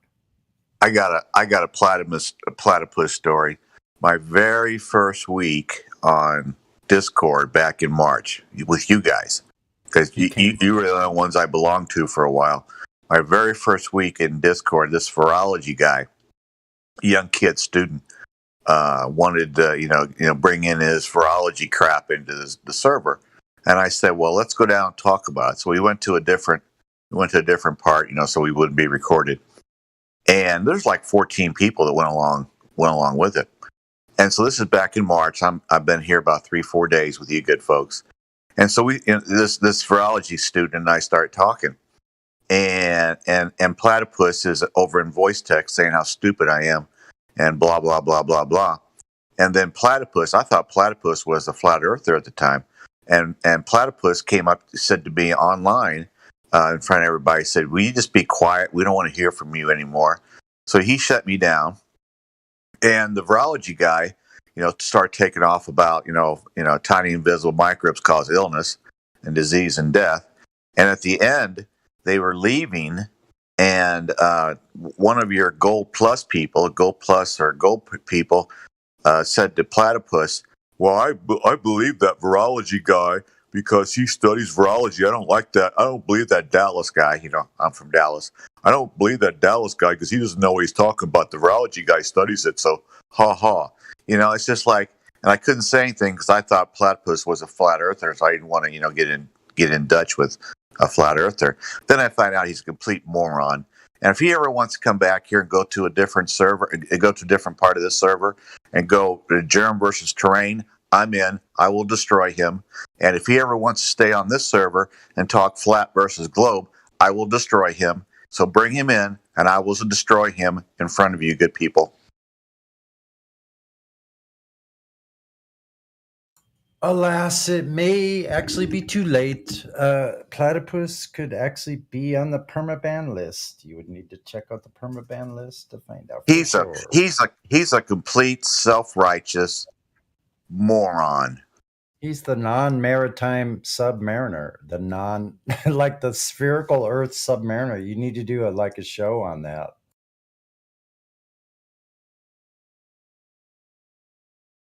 Hello. Ego. The ego is the result of the belief.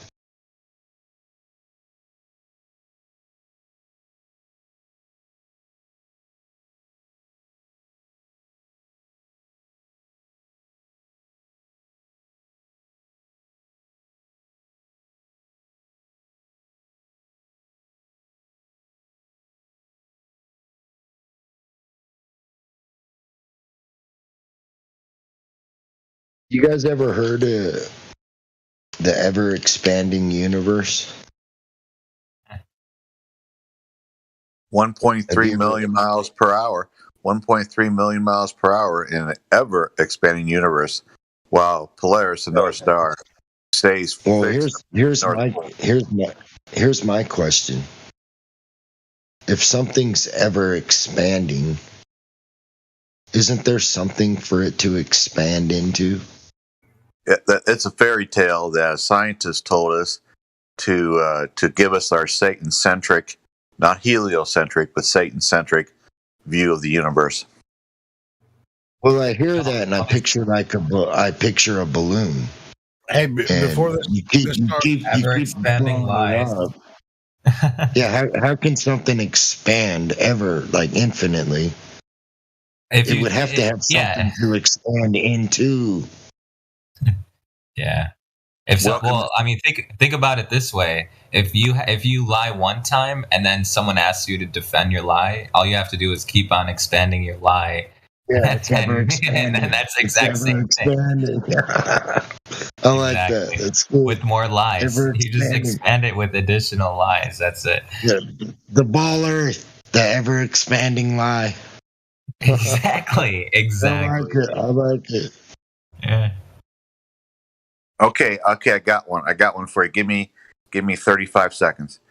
We are told that we live on a tilted, wobbly, spinning, watery ball brought to us by Jesuit priests, and water is held down by this magical force nothing can see, and that something came from nothing in the vacuum of outer space while traveling at it throughout an ever-expanding universe at 1.3 million miles per hour, while Polaris, the North Star, has always remained fixed above the North Pole, and the stars revolve counterclockwise as long as anybody can remember. Next. Yeah, sounds good to me. That's what they believe. That's what they believe. Somebody timestamp what he just said. That's I was being sarcastic, by the way. I was being sarcastic. That's what I'm saying. Believe, and we're not. Use it as an intro. It's this picture, third rock from the sun. It's this one. One I just posted. It's that. Third rock from the sun. And all the other planets in the solar system have similar constructs. Not only that, but if you think of every individual that thinks space is real, it's crazy how every individual's imagination of space is a little different. You know, the most easiest way to feel, or to like that, you know how that gut feeling when someone tells you a lie? When someone first told me that there's people that are standing upside down underneath you, that's just immediately it sounds like a crazy. You don't even have to explain gravity at all. It still sounds crazy. Here's what it looks like without the water. Because no one's ever seen a person stand upside down underneath them unless they were like suspended by or something. You know what I mean? It's like ridiculous.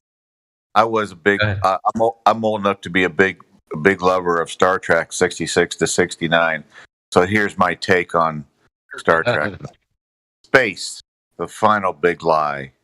These are the voyages of the fake ship Enterprise. Its 5-year mission to explore strange new CGIs, to seek out new hoaxes and new fabrications, to boldly go where no imagination has ever gone before. Woo, woo, woo, woo, woo, woo, woo. Excellent. I like it. Check this out. Take time on that one. Yeah, I like it.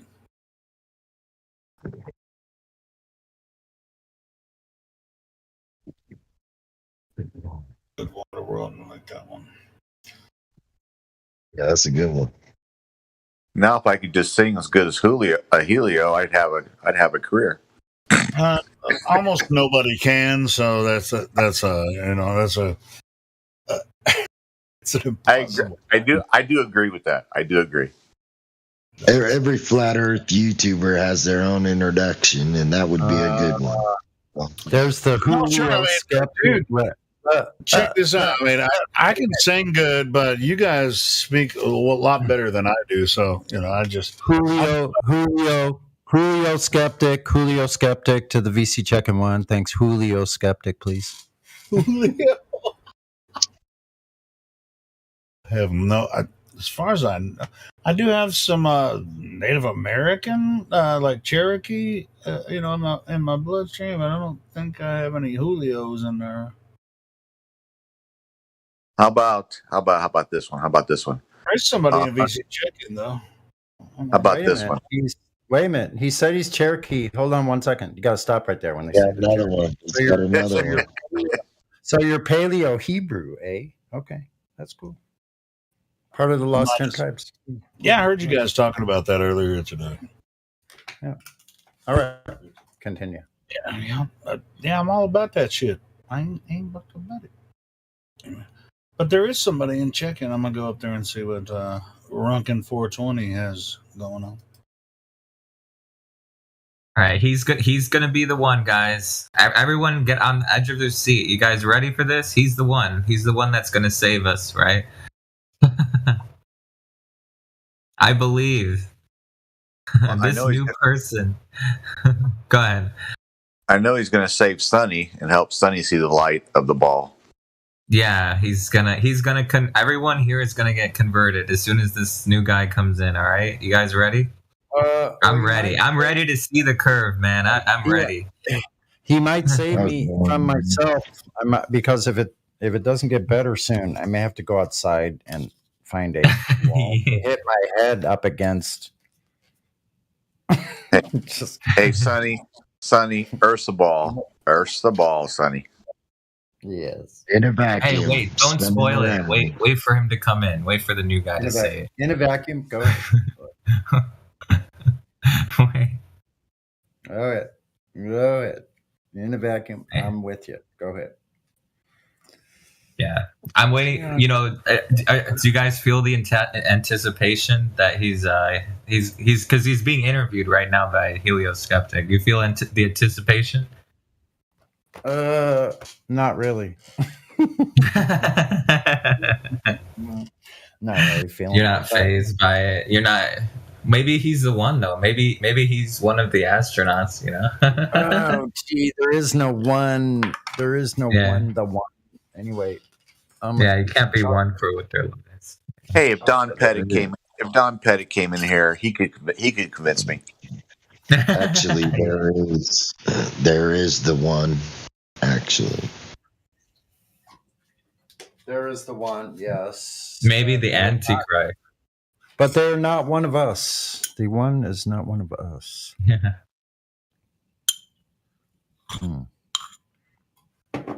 But, maybe he'll bring something new, you never know, right? We can only hope. Yeah. Hey, I have faith, right? Well, I used to have faith, not anymore, but, maybe he can restore my faith. Yep. Runkin 420 just got VC verified by Helio. All right. Everyone ready? Everyone ready to become back to the globe? Yep, that's the play-by-play. We're waiting patiently. Yeah. Tonight's the night, guys. Tonight's the night. I can feel it in the air. Can you feel it in the air tonight? Today's the day. Once and for all, someone's gonna finally prove the Earth is just freaking spinning. And it sounds so stupid when you say it out loud. I bet you the guy has 420 in his name. I bet he's a flat earther. True. There's someone called Fake Z. Who's Fake Z? Fake Z, got any questions? Fakes. VC verified. Fakes in the When you study the history of man when it comes to military, wouldn't knowing the skies be a military beneficial to nobody else knowing what you know about them? What, controlling the airway? You mean like controlling flight? Yeah, like you see what I'm saying. Yeah, Like, the more control you have.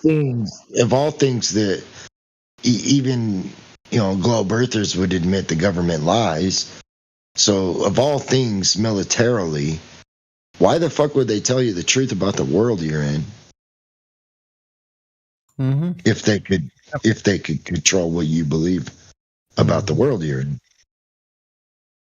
What do you think? Like, imagine a civilian. Imagine like a regular person who learns how to pilot a plane, and they don't know anything about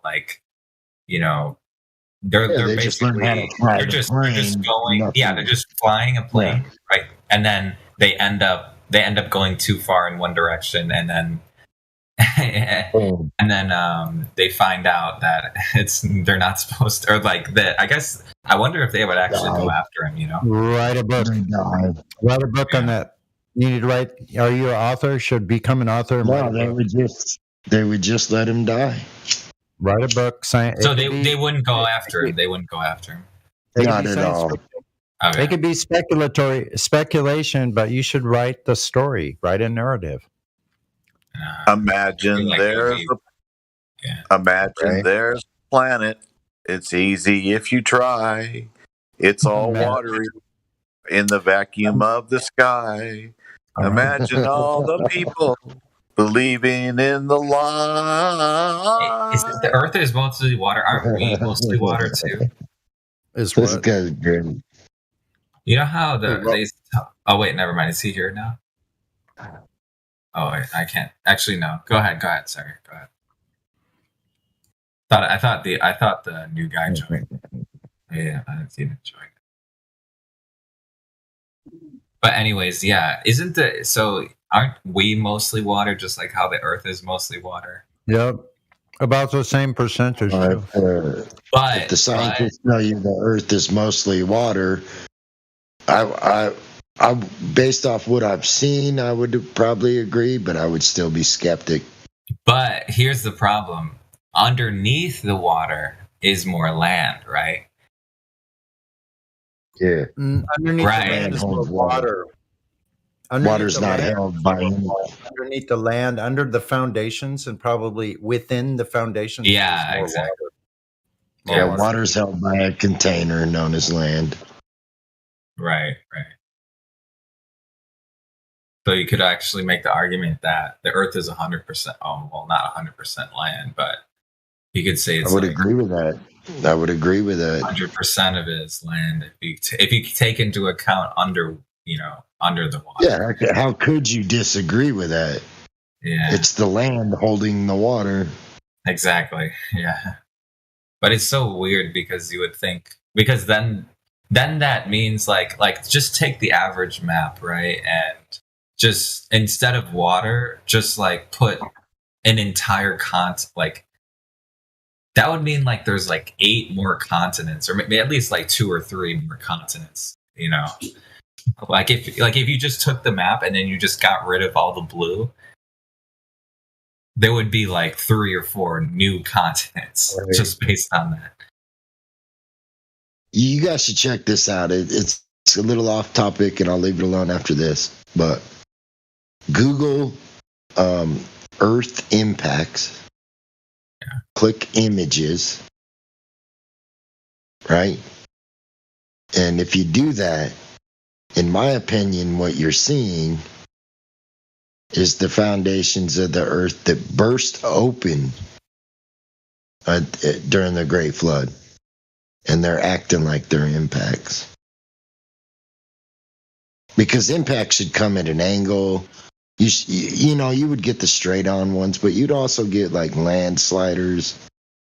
But they're all like, it looks like water bursted up, and then when it receded, it brought the hill back in. Yeah, from level. Instead of outside, it's from underneath, right? Yeah. because because like the trick is it depends on how you look at it. If it's like not from above rather than it's from below. So From below, yeah. Like a Yeah. volcano. exactly. It's like a crater. Burst open. And then it receded. Well, maybe this guy's maybe this guy in BC check-in, maybe he's the one that's gonna convert everyone. Oh, never mind. I believe in it. Topic, but I don't know, bro. You seem a little obsessed with that guy. No, he's I don't know him, but I think maybe you never know, right? You never know. No. Of course you are. What do you? Okay, fine. Yeah. Okay, fine. I'll indulge. We can go. Yeah, we can play along. I don't. To be fair, though, I truly don't. I don't think. You can ask him. And the water holds the earth, not the earth holding the water, because there's waters above and waters below. And it says in the Bible that the pillars go down into the face of the great deep, and the face of the great deep is frozen. So the pillars go down into a frozen, solid block of ice, and it's all water below and above. Waters hold the earth does not hold the water. yeah, and what's crazy about the bottomless pit is that's the sky. That's where darkness is. That's the Bible also sky. says that The Bible bottomless also says pit. the earth is hanging upon nothing. That's where the locusts will come from.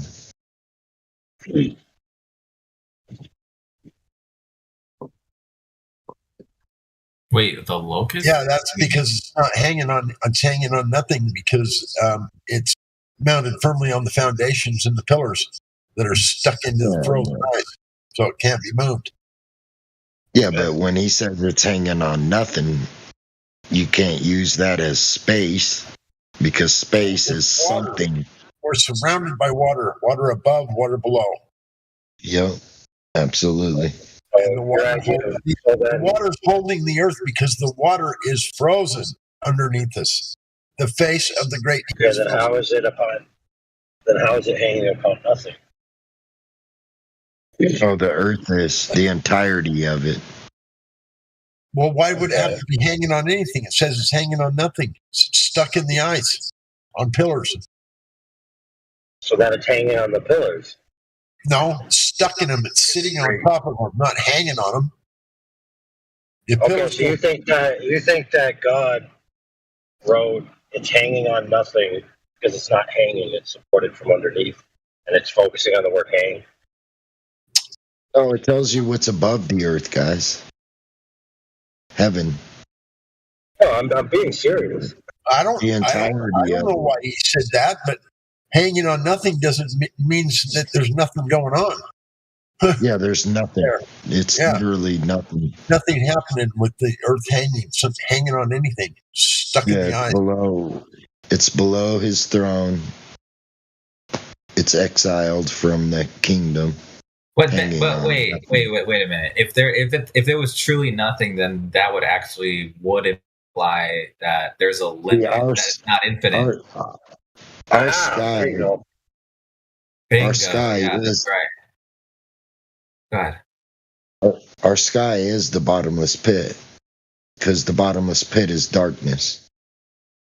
Nothing but darkness. I thought he said it was on nothing. Not like when you say And that's bottomless, where- that implies infinity. That's where he imprisoned the angels, which we call stars, and named them all. He's named Are you them talking all. about the sky or below? Like above? Are you talking about? Well, the sky above us is below God. Oh, okay. That makes sense. Yeah, it's the bottomless Okay, but pit. yeah, back to what we were. So back to what That'll we were be talking opened about up. earlier. Yeah. I just want it real quick. So the fact that it's nothing, that actually implies, well, actually, it requires that it's not infinite, right? It's because we're not expanding. Yeah, it's not infinite. It's nothing. Yeah, we're not expanding. Nothing. So there's So another. therefore, it's a finite. There's a finite distance. There's a Yeah. distance that's There's finite. another verse that goes along with that. Yeah. Exiled So from the the kingdom. other factotum that goes along with that is he sets the bounds in darkness.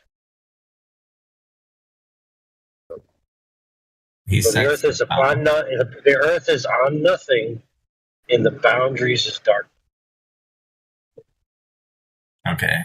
No, Which just I mean, like you said, if that both plays no, out he the way in has which you he has described, encompassed the Right, earth with bounds. yeah, which is darkness. So if that's the Yeah. case, and there's But it's nothing also in nothing. darkness, right? Then that means that whatever it is that the earth is, and after that point in time, Well, the earth is beyond our darkness. imagination. Oh, you know what I just realized? In order to have nothing, you can't have space. So it actually makes sense Yeah. because And nothing it's is like nothing is He has impossible. set the earth. Oh my goodness, guys, one at a time, please. Yeah, He hangs the earth upon nothing, and yet he has encompassed the earth with bounds.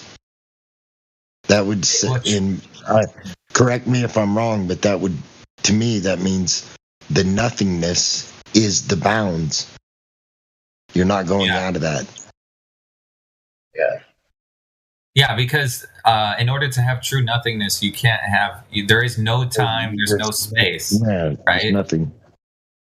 So it's like imagine you're in an elevator and there's too many people and you can't. There's no room, right? So in order to have true nothingness, there's no room. Therefore, the Earth wouldn't you wouldn't have to have something solid, right? If there's no room, Right. if that makes sense.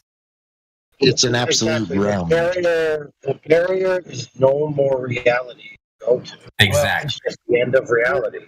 We're all just speculating anyway. It's just It speculation. makes sense. It makes sense.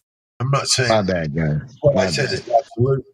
I'm just quoting Bible. That's actually not speculating. That's called using and infringing. I'm just using the definition. I'm just going by what the definitions are. I haven't been there. You know, we haven't been there yet. I need a big shovel. That's all I need. But yeah, I agree. So no time, no space, no material, and that implies a finite. That implies a finite, actually, finite depth to the. Well, not even. Yeah, actually, it does, right? Right. Yeah, And that's fine. Look, it's fine to think of the Earth as finite in that sense, because in a specific theistic sense, the Earth can be finite. The only thing that needs to be infinite is the God. That's it. Anything physical doesn't need to be infinite. yeah, that's true. Although it would be really interesting. I guess it would. I don't know. It would be really interesting Guess what? to Go be ahead. there. Go ahead. You got it. Man, I said go ahead first. I was just saying it would be. Go ahead. Okay, fine. You got it. No, damn.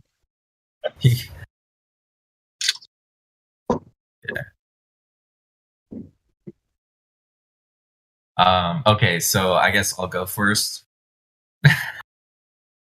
All right, so yeah, so like I said, it would be really interesting to experience what the end of reality actually would be. I feel like it would be kind of anticlimactic though. You know, because it's just like you're not looking at. There's nothing going on technically because you're looking at nothing. But like, But how could you? At the how same could you time, it's really experience? It would Think about it almost this be way. like How you're could you? facing death. Go ahead. It'd almost be like you're facing death. Right, but think You know about it what I this mean? way: if you're a contingent being, or you require reality to exist, how could you experience non-reality? It'd be impossible to experience. right? Yeah. Yeah, like you would see the darkness and the. I don't know, man. Maybe The whole topic, flat Earth the whole flat Earth thing is made me look back into the scriptures, and I totally read it in a different way than I used to. And I just see the evil that is so bad. Like it's so bad. If I was to say the far left without hurting this channel, would you guys know what I'm talking about? If I just said the far left? Yeah, like you're talking about the people who run. That is a result of the world they believe they're in. Yeah. See what I mean? So it's a result of it. That's how evil this lie is.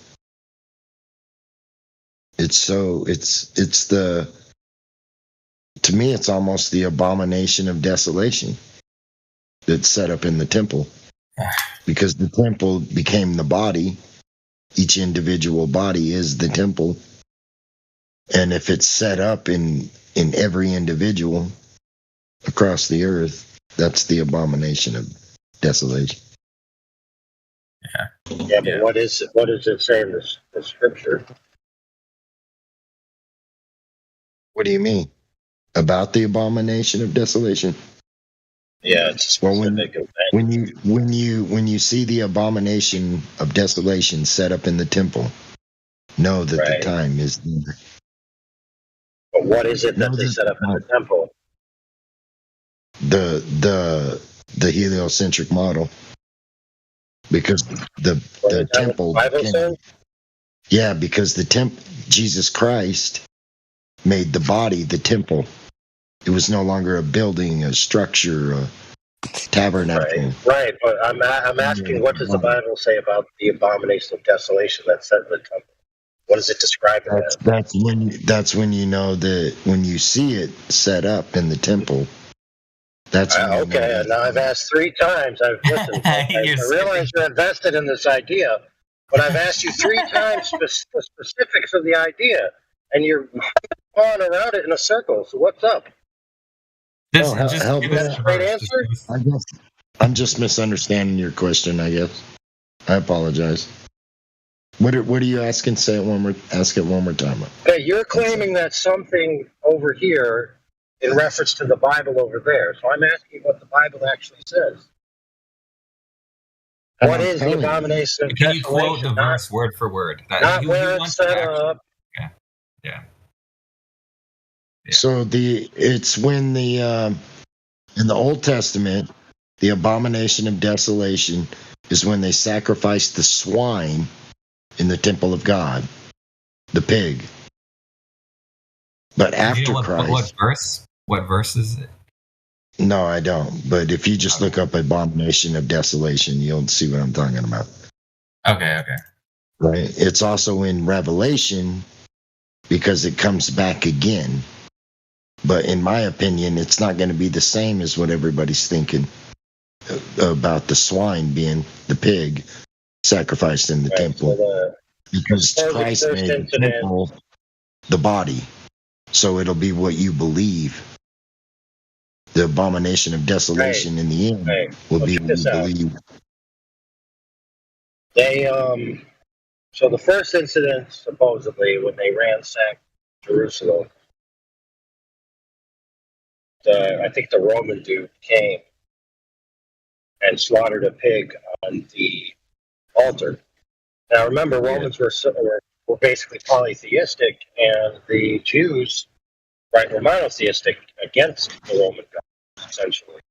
So he was basically disgracing their religion by sacrificing an unclean animal, which is an unclean sacrifice.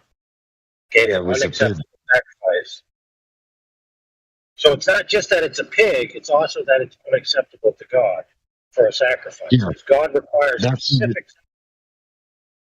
That's even better than what I was saying. Yes, I agree with what you're saying. Yeah, like for example, in the New Testament, God requires the sacrifice of Jesus. Okay, so your works aren't going to cut it. So if you think you're going to get to heaven by not eating bacon, AI. Hold on. Jesus Christ turned the temple, the building, into the body. Right. Sure. right? So So then the after second Christ, abomination of the temple desolation. is now each individual body. That is the temple. Right. So the second Your abomination of body desolation is okay, the globe heard earth it 3 because times. it's Can you say set it one up. more time? Yeah. just let AI talk for a sec. Go ahead. I'm sorry, man. I So the apologize. second incident is the guy goes in and sets up a statue of himself and declares himself to be God and demands people worship it. Yes. Just like the globe. Okay. Wait. Yeah. Okay. Continue. Oh, was that what you wanted to say?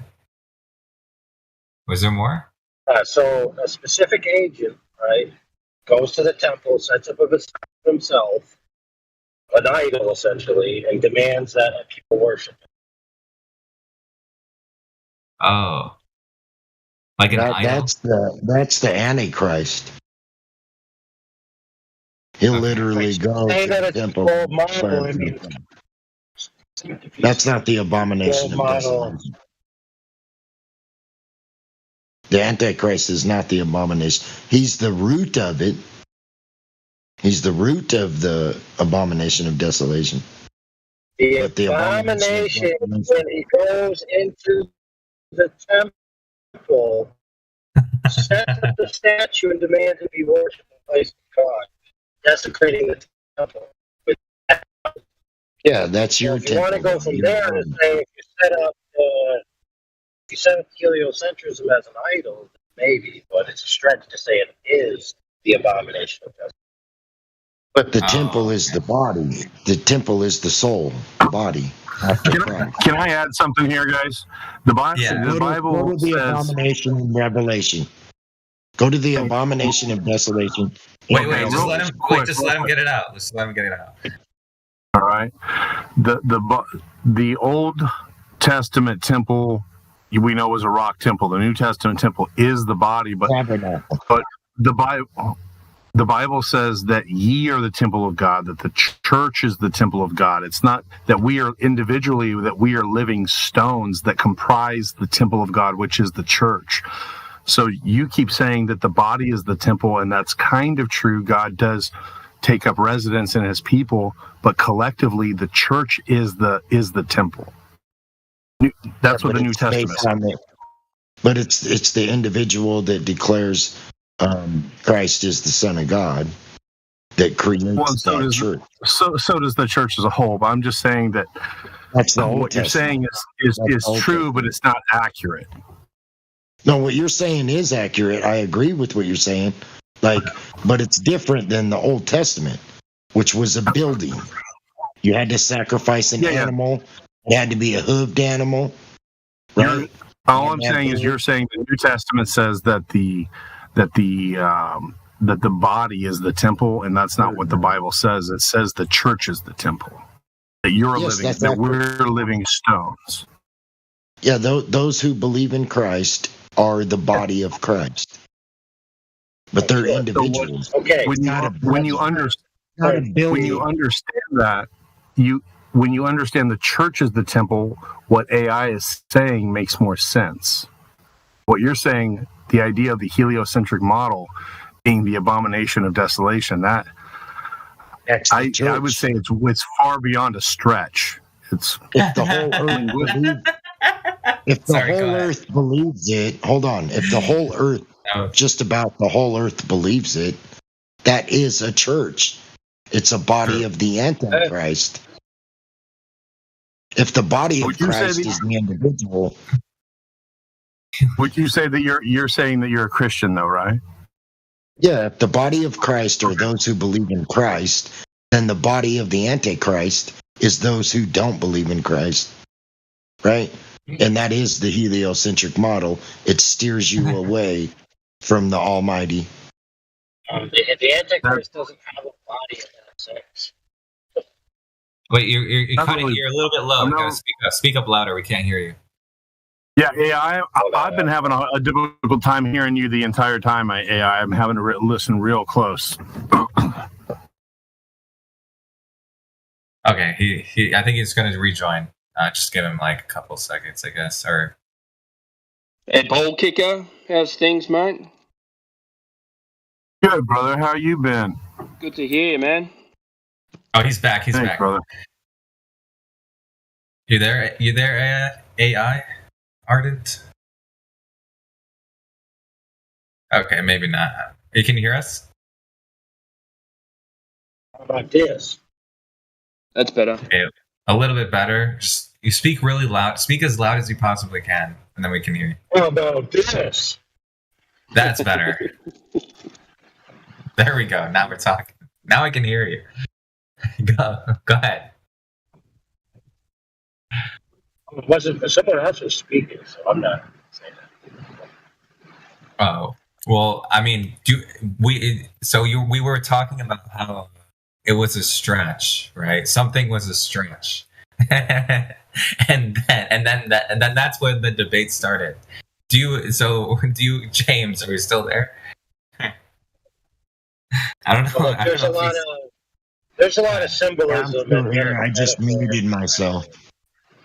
Sorry, go ahead. So, like, for example, it may be the case, right, by direct statement or implication, that the actual abomination of desolation named in the scripture is a specific event caused by a specific agent, a singular entity doing a singular act in a singular location. But it could also mean, by proxy or by, attachment, that you do that to yourself when you put up an idol, right? Like you say, okay, I'm going to put this idol in front of God in God's temple, which, to be fair, some people do for heliocentrism. Like, they won't just read the Bible and say, or the Quran and say, or whatever scripture they believe in and say, okay, this is what my scripture says, I believe it. They'll say, okay, hold on, let me check with the true arbiter of truth, the scientific community first. So in that regard, who are they really elevating to the status of who they worship and who they trust and who they believe? Is it their scriptures or their religion, or is it the main heliocentric scientism community? I think I see what are you claiming that I'm kind of the same way as they are in my beliefs? I don't know what. Like when I say that about the flat earth and how evil it is and biblical at the same time. Wait, how is it evil? Well, flat earth isn't evil, but the lie about the globe is. Yeah. Like, it creates today's world. AI, if you're talking right now, we can't hear you, by the way, if you're talking right now. I just have my sensitivity. Oh, okay. Yeah, so the lie, the globe earth lie, literally created today's world, right? So that is a total.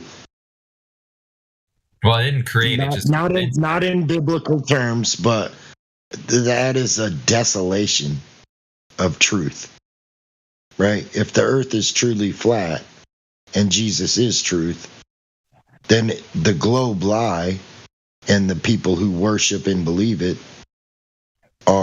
that's how evil it is. It's, they're going to hell, I'm sorry to say. What? How do you know? Just because if you've been convinced of a lie, it doesn't mean you're going. Yeah, but the father of lies, right? So when you tell a lie, you have to cover it up with more lies. So, you're talking about the people who know that truth. So hold on a second. Eventually, people start investigating the lies that come from the root. But if you can get the root lie, all the other lies come down with it. Right? You don't have to worry about all the other lies. They come down with the root lie. I get you, man. I hear you. I know exactly what you're saying. So that's how deep it is. You're it's saying the that root lie of today's world. Yeah, you're that's saying how deep that it is. that one lie has created what the world's turned into today. So without that lie, it would be a better place. That's what you mean, yeah? Yes. Yeah. Yeah. Because I agree 100%. if the earth is truly flat and that is truth, then everybody's believing the abomination of desolation. They're worshiping the image of the So beast. you're saying the ball is the idol, the globe is the idol. Yes, it's the image of the beast, and everybody worships it. Wait, I got And a that's what question though. the Oh, sorry. Go ahead. AI. Sorry. Go ahead. I mean, I know that these things sound good by illusion, but the Bible's specific about what these things are. Well, it's not full like the smoke and barrel evidence, but it's a compilation of billions of circumstantial evidence. Stretching harder than Oprah's swim pants. Yeah, that's your opinion. Well, this is also not supposed to be the room, as I understand it, to talk about this stuff. But I like talking about it. If somebody wants to bounce down to biblical and continue it, I would be willing to go. But I'm sure other people kind of want to change the subject. So, yeah, my bad. Well, I'm trying to seek biblical truth. Come on, Truth Seeker. You're just in there to be a troll, mate. bro. Just stop it, man. I mean, Found any- it's up to you guys. What do you want? Do you want to talk about flat Earth? If you want. That was inappropriate. That was inappropriate of me to say. I'm sorry. No, that's all right. Have you found any proof of the globe yet? Wait, Truth Seeker, you're globally? Oh, you believe? Oh, you're a globe. Oh, sorry, Truth Seeker. I thought you were a flat earther. My bad. No, he's a pretender. He claims he used to be a flat earther, but went back to the globe because he's found all this evidence that took him back to the globe, but he still can't explain his evidence. So I'm still waiting to hear what his evidence is that took him back to the globe, because it was a black swan that took him to flat Earth, and now he's gone back to the globe. So where is it? It's on Come on. NASA.gov. NASA.gov. Okay. There it is, boys. That's Sasha 2.0. Yeah. The only truth the government will tell you. Listen, bro Holmes, you were told not to be advertising yourself as a former flat earther that switched to the globe in this server unless you got the proof seeds that you used to be a flat earther. So you got two options: drop the LARP or get dropped. No, clear someone enough? asked me why I believe the globe, and I said NASA.gov. That's all I said, sir. No, that's not it. What I'm saying is, if you're going around claiming to be an ex-flat earther, right? If you're the specific one I'm thinking of, right? You've got no proof to that event, so you can't go advertising that. Wait, what? If I you're never not that said I'm person, an then don't anti-flat worry about earther. No, an axe. Yes, you did, said mate. axe. Yes, you did. Yep, I'm you not said an ex-flat anti-flat earther. earther. No, not anti. He's talking about that you were in the past. No. When you came back, when you changed your name for the 5th time, you came back, and when there was people in the room that didn't know you, you said, "I'm an ex-flat earther," and then Spakeface jumped in, and then we looked at all your old names and called you out as Sasha 2.0. So You couldn't just let AI do it. Well, it sounded like AI. Yeah, truth. We're not saying anti. We're talking about X. In other words, you were previously in other words, you had already believed or found that the Earth was flat before that. So we're asking you to prove that. Can you prove that you were a flat earther in the past? I mean, sir, I found evidence that the Earth is concave. I truly don't know what the Earth is. So you are never a flat earther. There's evidence for all 3 points. There's evidence for flat, Now there's it's evidence concave. for globe, and there's evidence for concave. That's why it's so confusing. All right, let's go through this. Let's go through this concave then. What's your evidence of concave Earth, please? The evidence for the concave Earth is you can't have gas pressure without a container. So the concave What the Earth fuck? is the And container. now we live. So now we live in the ball. Okay. Yes, sir. So you've swapped your heliocentric model to be inside the heliocentric model. Is space still real in the concave? Is space still real? Hang on a sec. Well, Mate, space is we not still, like we they still say need. it because Go space ahead. is enclosed, but it's still still real. need- So couldn't you walk to the edge of the ball and see the curve of the ball? Yeah, and start From the walking up the inside? hill. Well, in concave, there's no edge; it loops. What? Oh, so you it's have to start- It's just like hemispherical. on the globe Earth, how it loops. Can anyone hear me or not? Yeah. Go ahead. I can hear you, Timbo. So you're on the inside of a ball. So all the countries on the outside of on the outer rim would be going up the side of the wall. So we'd be looking down at the rest of the Earth. I'm in Australia, so I'd be up on the side of a wall. Is that what Well, you you're believe? thinking about it wrong, though, right? Because gravity please pulls you explain. to the edge because it's spinning. The Oh yeah, you still centrifugal believe in force. gravity then? You need gravity, So, right? you know that experiment where you spin a bucket full of water around and the water stays in the bucket? It's kind of like that with the Earth. You stayed on Can you the do that edge. with gas? So where's the? What are you talking about? What are you talking about? You got to put the water on the outside of the bucket. Nope, I don't. Oh yeah. Have you ever tried? Yeah, water? you What happens said if you on put the water inside of Have you ever done a circle with a bucket of water and it doesn't fall out? Do it on the outside of the bucket. Yeah, that's No, true. You do need to do it on the outside of the bucket. On That's the very outside of the bucket, that does not make sense. We're jumping. water We're Well, that's what jumping. the globe Yeah, Earth is. if you're The a water's globe, on yeah, the if you're outside the of the yeah, globe but not Earth. Guys, we're jumping subjects. He's a concave earther now, so it's on the inside now. I never said I was a concave earther. Like I said there's evidence for the concave earth. Okay, so there? undecided. Are you undecided? So now there's evidence for the globe, there's evidence for flat Earth, and now there's evidence for concave Earth. Can you please tell me the evidence for all three of those models?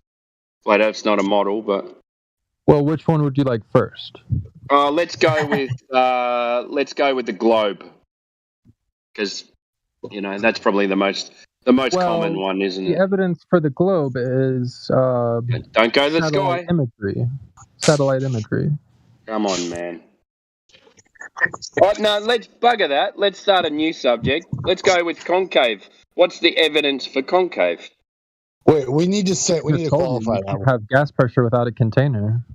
So It's what's got to that be got? Wait, I think we should challenge him on the satellite photos first. Yeah, we'll go back to that. But you still need. verifiable evidence. Hang on. You still need curvature, Truth Seeker. So where's the evidence of the curvature going up?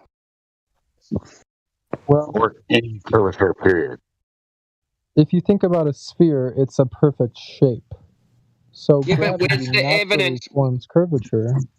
Where's your measurement for the Earth curving up? Where's your measurement for it curving up? You guys, Well, the I don't reason I have a said measurement of that, sir. I don't have a measurement. So how can you say you've got evidence? But your only evidence of a concave Earth is gas.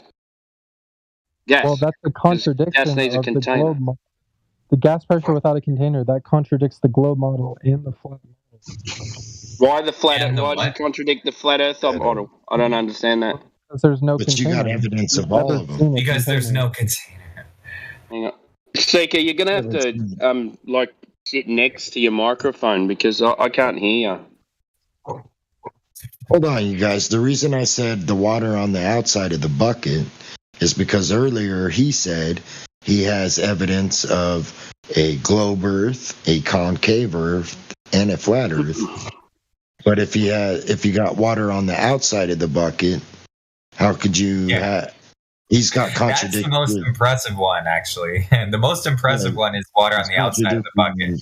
I never said water on the outside of a bucket. I don't know what you're talking about. I never said. No, on you the said outside. you said if you spin water on the inside of a bucket, but when the Earth is Yeah, have spinning, you the never water's done on that the before? outside. Yes, but when the Earth is spinning, the Well, it's water's on the if you assume outside. that it's a ball. That's Yeah, but assuming you it's said a you had ball. evidence of the globe and a concave. Yeah, So there's how could the water contradicting be on evidence. the Yeah, reality inside is and what the you said. outside? You got contradicting evidence, is what I'm saying. Yeah, I agree with you. Like I said, I Yeah. never disagreed with Okay. that. Wait. The one thing that we were talking about earlier, didn't you say something about? Oh yeah, what was the contradiction with the flat Earth? You were talking about gas. Okay, I remember it. Okay, you said something about gas pressure. Something about it contradicts the flat Earth. How does it do that again? Can you repeat what you said? Because there's no container in the flat Earth model. Okay. Okay, so there's no container in the flat. Okay. So you're saying there needs to. Do you think space is real in the flat Earth? Do you think there's a vacuum? Well, I don't know actually. Like, do you picture a flat Earth up there with all the other ones spinning balls? Like, do you think outer space is real? Let me put it this way: do you think outer space is real? Yes, sir. In all three of those, in all three scenarios, right? Yeah. You believe outer space? Hold on. Wait. Let me ask him the question. In all three scenarios, you believe outer space is real, right? Yes. Okay. And no one has ever challenged. Have you ever any challenge? Nobody's ever challenged that.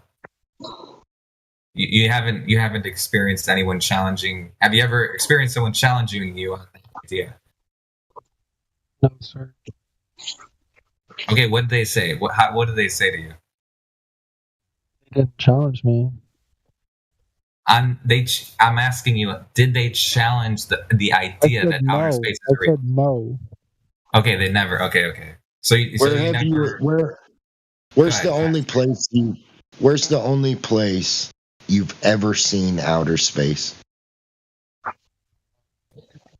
telescope? Are you seen outer space with the telescope? Yes, sir. No, you're not.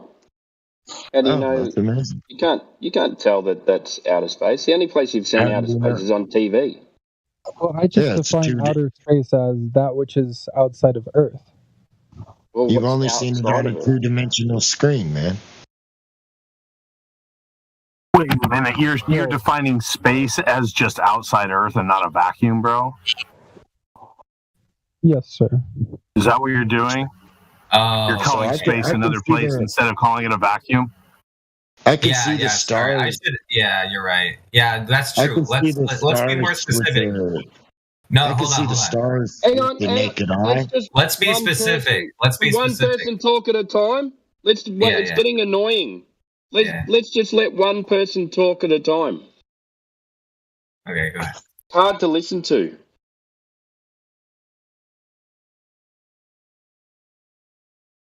Sorry, but I just had to say it. So whoever was talking with Truther or whatever it's Truther, Sasha 2.0, go ahead, man. But let's just one person talk to him. Okay, yeah. So someone pointed out that we should be defining space very specifically so that he's not just thinking of it as another area. So when I'm talking about space, I'm talking about the vacuum, right? The vacuum. So like an open vacuum, no walls. Okay. So do you think that you live in all three of those scenarios, concave, flat, and globe, that there is an open vacuum surrounding the Earth? Well, in concave, it couldn't be a vacuum because space is contained. Okay, so there's no open vacuum in the concave Earth, right? Yes, sir. Okay, and how about flat? Well, flat, I don't know. It could be a vacuum or it could not be. Okay, that's fine. Okay, we can move on. That's fine. I just was curious. Go ahead. I'll just point out something that you contradicted yourself on. You said concave Earth doesn't. There wouldn't be a vacuum in that one. So why would you need gas pressure to be contained then? Because you're saying concave Earth is around because gas needs a container. But if you don't have a vacuum, then why would gas need a container? I don't understand that. Well, the Earth is the container. Outside of Earth would be the vacuum. But you said there is no vacuum with concave Earth. Well, I don't know what's outside of Earth. Oh, okay. So are you not making a claim then? So you don't actually claim outer space as far as what's outside of the Earth. Kimbo is misunderstanding the concave model. In concave, space is on the inside, and then what is under Earth would be the vacuum. But we don't know what's under it. I understand the theory, but it's a bit silly. Because I don't experience any upward curvature. So, well, the only way you can have a vacuum is with a container. Well, I mean, clearly, if it is concave, the Earth would be massive, right? So it would be pretty hard to see curvature. That's the same argument that they closed. That's hilarious, man. I love it. Keep going. Yeah, Cryptosthenes, I can't hear you, mate. Are you trying to get in? Yep. Yeah, maybe you need to tell me up a little bit if you can. So just so that I feel like both sides aren't understanding that there's a slight misunderstanding going on. In the globe Earth model, they also say that the Earth is the container. So this is for the concave guy, which is obviously silly, but they say that the Earth is the container because they need to avoid a bunch of different issues with regards to the second law of thermodynamics and relativity and all the rest. But obviously you're talking about the Earth actually being a physical container that's containing everything on the inside, right? One thing I would mention as well, though, is that there isn't just one concave model. There are actually quite a few different ones. And there are actually there are hollow flat Earth models as well, which have similar ideas to the concave. So it's worth kind of being very explicit with exactly what you're saying when you're in this sort of environment. Sure, I agree. Okay, wait. Okay. Yeah. Oh, did you want to go ahead? Sorry, I didn't mean to interrupt. Someone else. No, I'm done. Hey, I'm done. Josh, Truth Seeker, have you got anything? You don't have posting permission, do you? Sure. Okay. Have you got anything you can send to one of us about your kind of model of the? I'm kind of interested in where it came from. I know I've heard it being spoke about before, but I'm interested in where you came up with your ideas or how you started believing that there's another proof for that as well. Well, it started off when I was on the Flat Earth server. Before, when I was a glober, I was wondering how can there not be gas pressure without a container? Yeah. That's when I realized maybe it's concave. And was there a certain person whose videos you were watching, or Lord Stephen? Oh, was it Lord Stephen Christ? I would always study Quantum Eraser because he introduced me to the Flat Earth model. Do you There is no Flat Earth Go model. ahead. Sorry. Go ahead. Yeah. Yeah, there's no flat Earth model. Well, I mean, saying the Earth is flat, even that is a simple statement, but it's still a model. No, it's just a description of level, and so it's not isn't that a it's not model? claiming a Isn't it shape or anything like that. We don't know. Just a model of the Earth. Yeah, well, we don't know where the ends are, if there are any ends. So to have a shape, you need a start and a finish. Well, it's an incomplete model, but it's still a model. You don't need a model What, just for saying reality. something is flat? It's just To reality. Lord Stephen Christ, guys, come on. Yeah. So what shape's a lake? Look, man, if you think that just saying something as simple as the Earth flat comprises a model, then you go for it. Like, it doesn't really matter. We don't think that that's what a model is, but if that's what you think a model is, we don't have to let that be a sticking point. Yeah, it's kind of okay.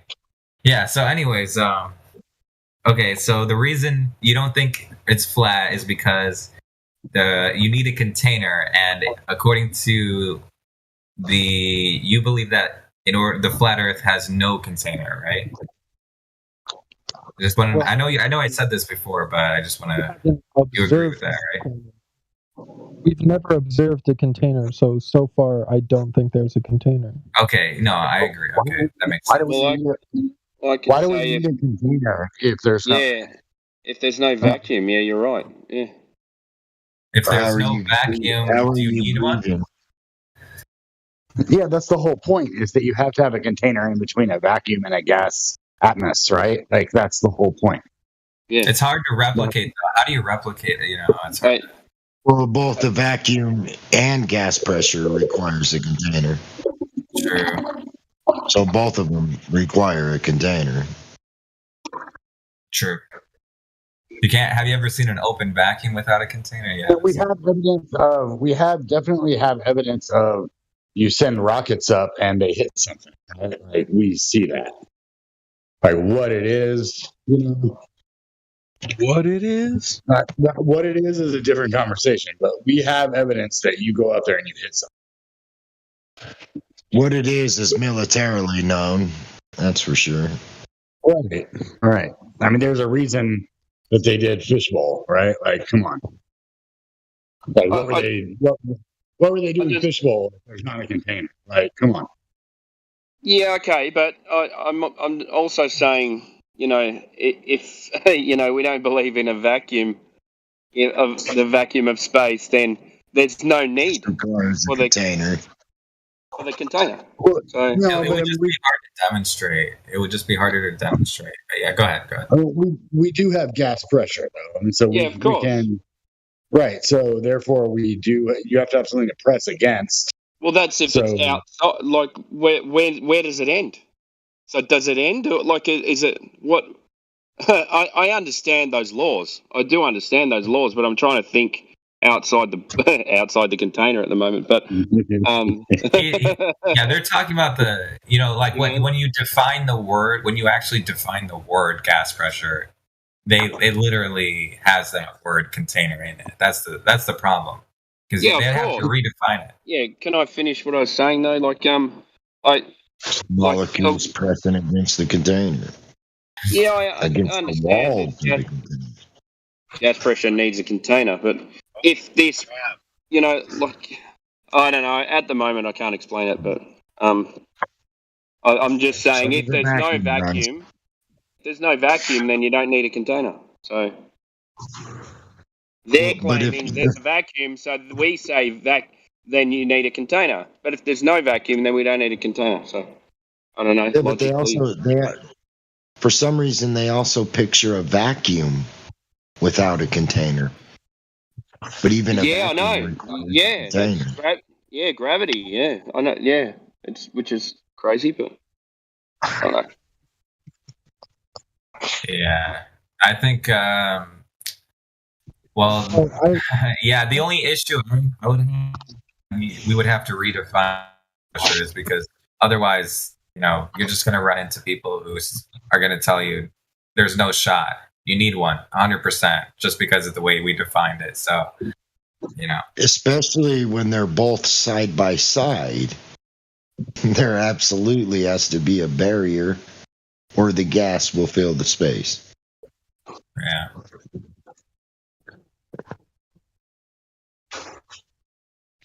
It's crazy too, because even on Earth, you know, without man maintenance, skyscrapers, without maintaining them, any structure is going to dissolve. Let me ask this question. It's going to dissolve. Any structure will rust and dissolve without maintenance. Truth, let me ask you the Truth Seeker. Are you still there? Can you still hear me? Yes, sir. Okay, I got a question for you. So, if say hypothetically, if there was a container on a flat Earth, would there be any other issue with it, or is that the only problem that you had with it? I'm also curious how the sun sets on a flat Earth. Okay, so lights in Come the on. sky. So Come you're on, talking about man. lights in the sky, right? You've Sure, been it's here not long Can I enough. explain this? Can I explain this to him, guys? I'll do it really well. Of life. Yeah. Go Who for it. knows? Go for it. You Let know me the explain sun is this the one. source of all energy on Earth. The sun heals the plants, and then the plants are eaten, and then we eat those that eat the plants. Without the sun, life would cease. All right, so the topic is sunsets. Yeah, but your question was how would the sun set on a flat Earth, and I'll explain that to you. If you've ever been near a clothesline, like people used to hang their clothes to dry, if you just hang a light bulb on a clothesline, right, and you have somebody or some way of making that light bulb go down the clothesline, it'll appear as if it's going down. Yeah. Truth Seeker, are you familiar with angular? Or sorry, go ahead. Respond to what he said. Truth Seeker, did you hear what he said? And once it hits the angle that your what is it, the aperture of your eyeball, once it hits an angle that it can no longer, from the horizon to the light, that it can no longer detect. Once it gets lower than that aperture, It's not the angle of my it'll appear as if it went over something, Sir, even though it it's not stayed my the same eyeball. distance. The sun sets and rises the same time. It happens daily at the same time. Yeah, like a clothesline. Like a clothesline, dude. Are you hearing me? Like a sky clock, right? It just kept saying- going and going. Well, that's the thing. Are you saying this can't happen on a flat Earth? What are you saying? Like, I don't understand. Explanation doesn't make circles. sense. Well, why do you Yeah, need to circles. explain everything? We don't have the answer for everything. You Eyeball guys are angle the. makes sense. You No, the guys. sun does You guys circle. claim you've The got the sun answer for circles. everything. Fucking hell. Hold on. Let's start with a more fundamental issue. Truth Seeker, Truth Seeker, can you still hear me? Yes, sir. Okay, Truth Seeker, I want you to answer this question. What is the sun? I believe the sun is a ball of fire. Okay, I'm not talking about beliefs, right? Can you prove it? I want you to answer only if you know 100% fact what the sun is. Otherwise, you have to say you don't know. Well, the sun is a light in the sky, and it's in a Okay, circular so shape. okay, It's okay, in a let's Can stop we there. can we Yeah. debunk the ball of fire real quick? Because a ball of fire. So it's a light in the sky. What medium is it? What medium is it in? What medium is the sun in? I don't know. Okay, so here's the problem with your question: is that as soon as you make any observation of the sun, and you don't know everything there is, you don't know what's affecting your observation, such as the medium. How about the distance? Do you know the distance? Yes, sir. Okay, how'd you measure the distance of the sun? Go ahead. I calculated the speed of light, and then I measured the speed of light to the Earth, how long it takes for light to reach the Earth. Okay, so can you show me the physical measurement? The physical measurement. Can you just show, like, how did you physically measure the sun's light? And by the way, you would also have to make sure that it's the sun and not from any other light source, right? So how did you, first of all, how did you isolate that? And then how did you physically measure it, not just calculate, right? I'm not talking about punching numbers on a keyboard, right? How did you physically measure the distance to the sun?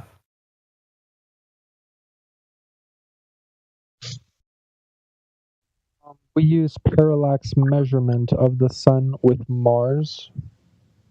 Okay, okay, go ahead. Was there any? I mean, tell me How do you know? the first thing How do you you did. know how First far thing you did. Mars is? How do you know how far Mars is? Because that's Well, what you you're have to using. observe Mars from two different places on Earth, and then use that calculation to calculate the distance. Like, so you're triangulating something that's a circle from a circle. How are you doing that? What medium is Mars in? Hang on, just because I know how This I know how they got these measurements. So you're not even telling the right story, mate. It's over. Telling the right story, sir. And you're not. It's got nothing to do How'd with you- Mars. That's how How they did you- calculated the distance of the sun. They used Mars. Wait, hold Didn't on. they used problem. Venus? They used the transition of Venus to get the size of the sun. Oh, Well, to get yeah, the it's size the same of thing as Earth. Venus. You can do both. But for that, you need the radius of the Earth, and they assumed that Venus was exactly the same size as Earth. So how are they doing that? So they did not assume that. So how did they All get based it off then? of- How did they measure yeah, it? it's all- Well, I'm Wait, sure they have hold on. satellites somewhere. Truth Seeker, what medium is mate. Mars in? What medium is He's got Mars him. in? Hold on, he's got The him. He's got medium is irrelevant. We're talking about the sun here. Yeah, but you mentioned Mars as a way to measure it with parallax, right? What are you guys talking? Yes. So okay, so basically what I'm getting at is there is literally no conclusion that you can draw from the sun, because whenever I'm asking you and I'm challenging you on how'd you get all the distance, you even admitted you don't know what medium it's in. So how do you the results that you're getting are just, they're dead. You're not gonna get any answers from looking at a light in the sky unless you know exactly where it is and what it is, and you have to know more. You don't have. Go ahead. Well, sir, you're rejecting the notion that we have satellite technologies. Satellite technology. You mean like? He's not asking you what we have. He's asking you what you know. Well, I know many things. Doesn't sound like you know. So hold on. I feel Before like we get to the satellites, before we get to the satellites, we were supposed to be talking about how the sun sets. exactly. That's what I'm. This is the problem, though. When I'm asking you what is the sun, or what medium it's in, what's the distance, and if I keep challenging you on these things, you'll realize that you haven't. In order to truly know, you would have to measure it. But in order to do that, you would have to also verify what you just said about parallax with Mars, and then now you make it even more impossible, because now you have to figure out what the properties of Mars are, and then so it's literally impossible. So that's why I'm telling you, there is no way that you can say this is what would happen on a flat Earth if the sun was setting, because first of all, you don't know what medium the sun is in. You don't know what the sun is. You don't know how far it is. So you need to know. You don't know where it is. We have an apparent location, right? So that's a start. We know it's a light in the sky. We know that the sun is a ball of fusion. It's a hydrogen ball of fusion gas. How did you test? Okay, so you found hydrogen. Hydrogen, helium, carbon, and iron is within the sun. How'd you test? Where did you find this hydrogen? How'd you test it? How'd you test that? What's the name of the model?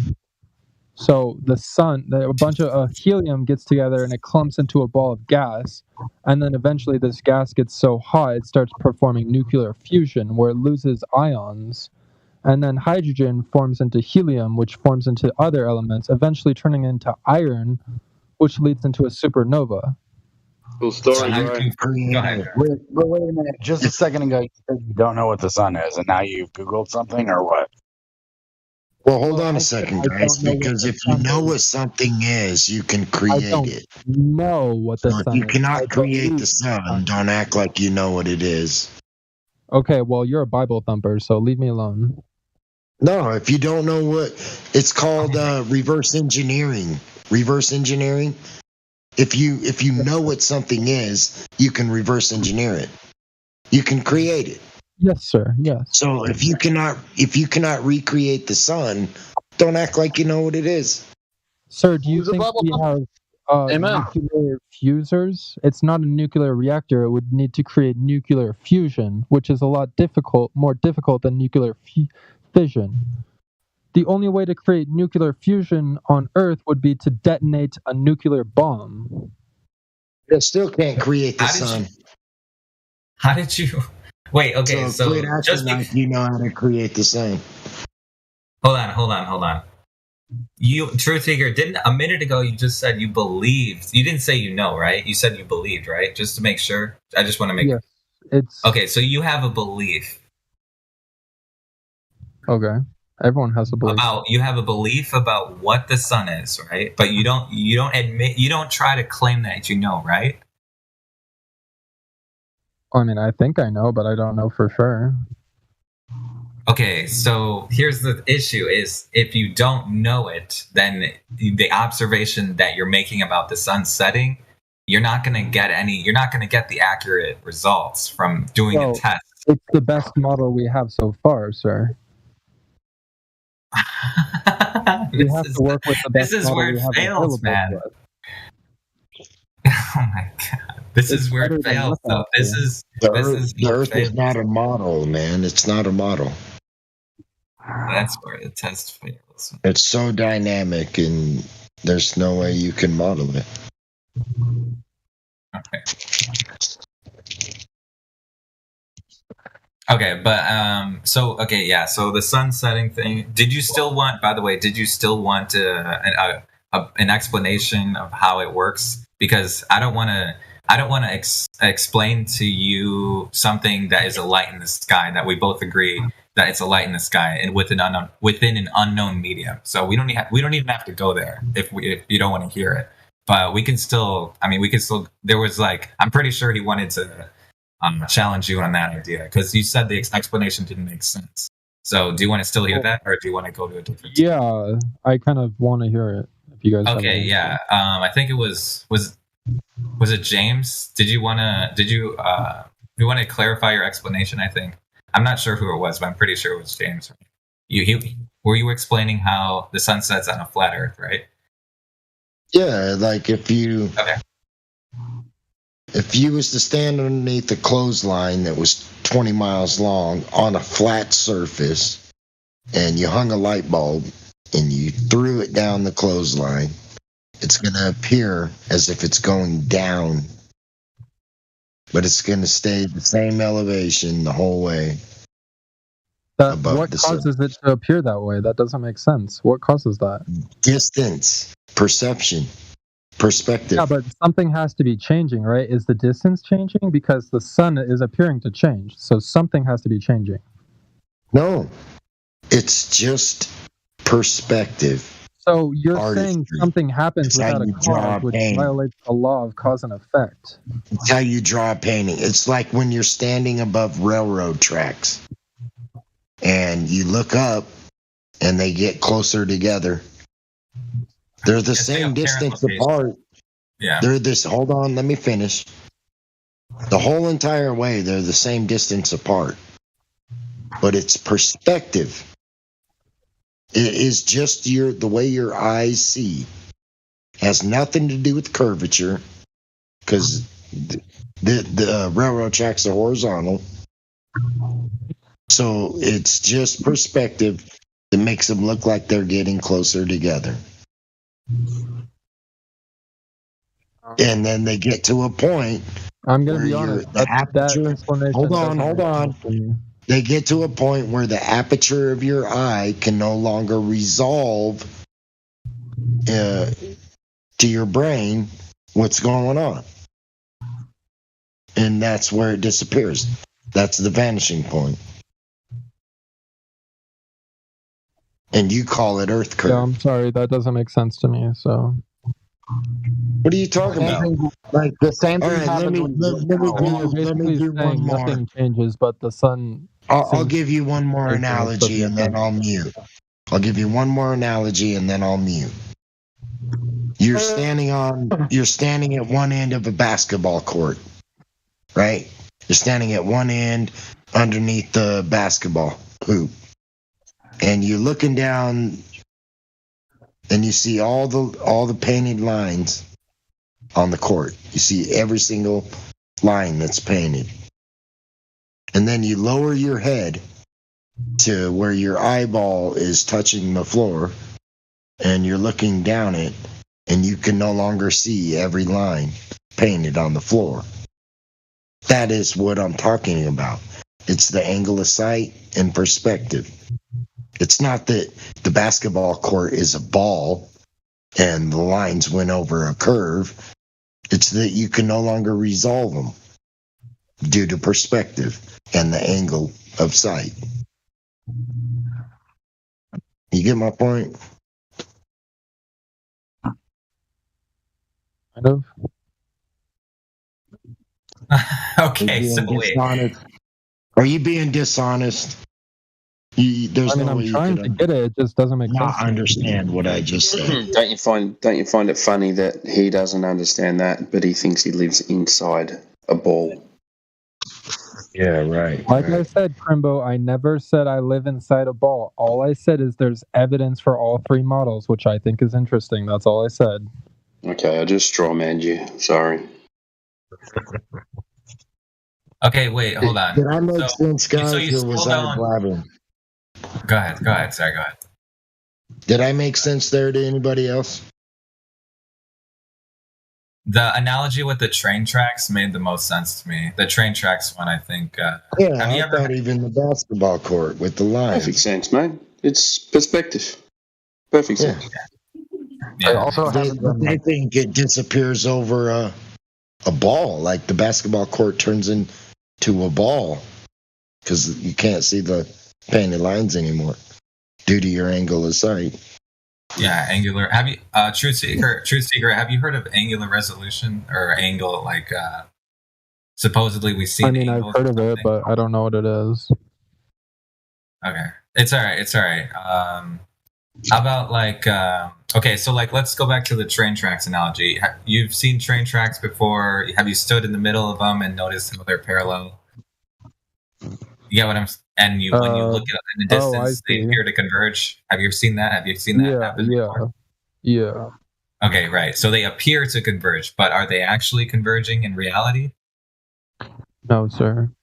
No, that's right. Exactly. So, so that is apparent location, right? Or angular? Not even. I don't even think it's angular. It might be. Yeah, but that's because of the law of perspective, right? As things go farther away, they shift. Right. Okay. And okay, so do you think that the sun is moving, correct? I don't think so. Does it have an apparent location change? Does it change apparent location?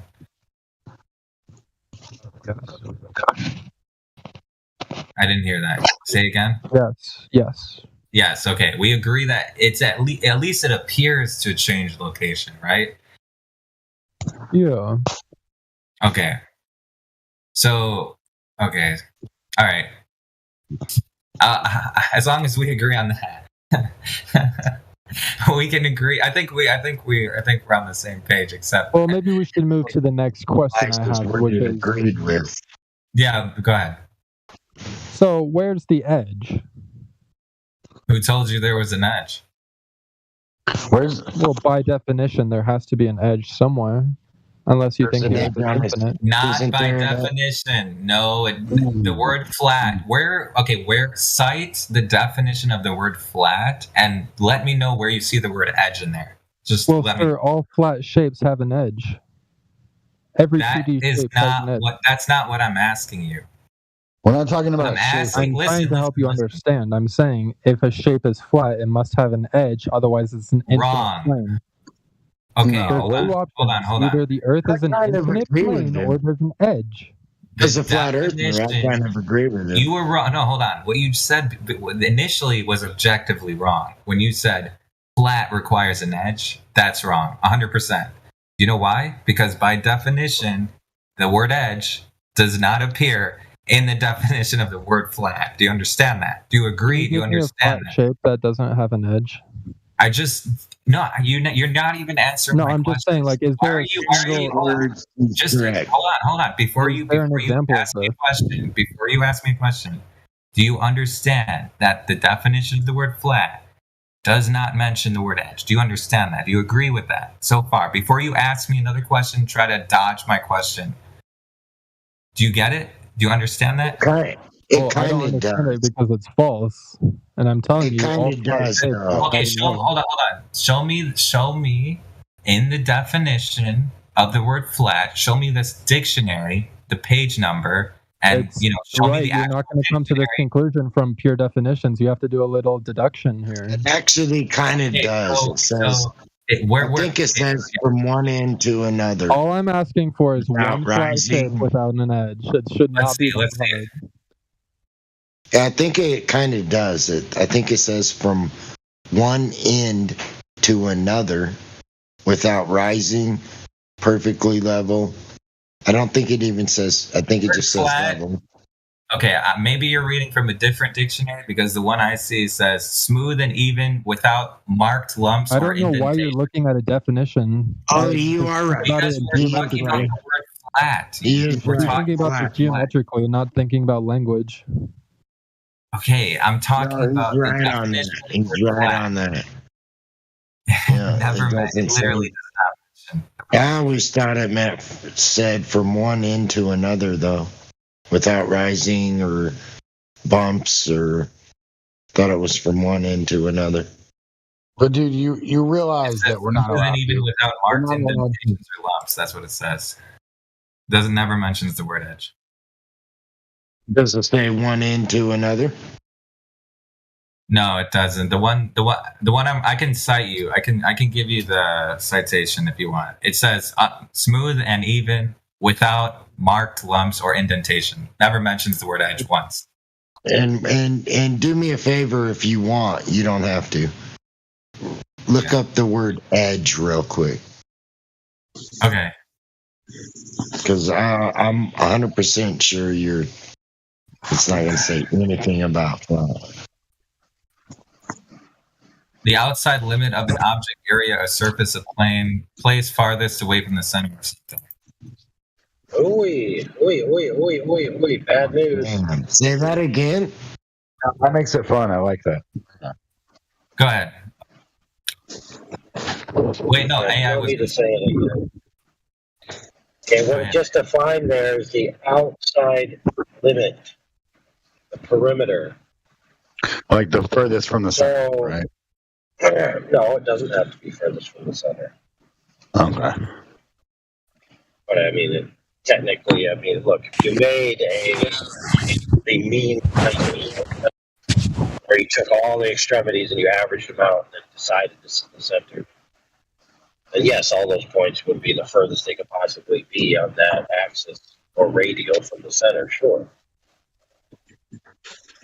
But the point is that definition of edge applies to the entire surface area of the perimeter of the object. So where's the edge of the flat Earth? You're standing on it. Yeah, there you go. Right, There you go. that's the top, that's the face, that's the face of the surface, that's not the edge. Yeah. Okay, read the definition one more time. Hold on. Read the definition one more time for the slow kid. Yeah, a true seeker, you're objectively wrong again. You said it literally says the outside limit of an object. What do you think the surface of the Earth is, bro? It's the outside limit of the Earth. Are you serious? What I'm saying is, what is on the outside of the Earth, I guess, is another way to put it. The outside limit. I'll answer this question. Go ahead. Definitive. Once you tell me what's on the outside edge of space. We didn't hear it. Go ahead. What we did say again? It was too low. Okay. You gotta say it. I will answer what is outside the edge of flat Earth after you answer to me, since this is a longer established quote unquote truth. What is on the outside edge of space? Well, no one knows. Oh, gee, well, I have a winner. Okay, now it's your turn to answer the question. So, do you notice how it became exquisitely Sir, you irrelevant? said you would answer my question if I answered yours. Yeah, but it was And that's the answer in both instances. Nobody knows. Nobody knows. So how can I answer? The answer is nobody knows. Do you think I know? Okay, so there is an edge, but it's just the location is unknown. Dude, nobody knows the nature. No, because that means you're making or a claim. the beyond the edge of anything. I mean, do you think your government? You think your government overlords are going to tell you the truth about the skies? Like, do you think Of course not. that we're allowed to explore the entire Earth? Well, let's ask the question a third way, so we make it really clear, because this will make it very clear for everyone. Since he's posited three ideas: flat, globe, concave. What's beyond the edge of the concave world? And what's at the end of space too? What's at the edge of space also? Yeah, for holy crap, we already beat that like a dead horse. Okay. It's the reason why every Point is, the president. answer. Look, point is. Well, the question is a non sequitur, really. Answer. Doesn't. Shut it. The I point mean, it's is, a the answer. stupid question. It's a stupid question. Can we just admit All that right. it's a stupid? Okay. You clearly can't take social cues. So do I have to physically force you to be quiet? You got a problem, a complex where someone else speaks that forces you to speak? Birth defect or something?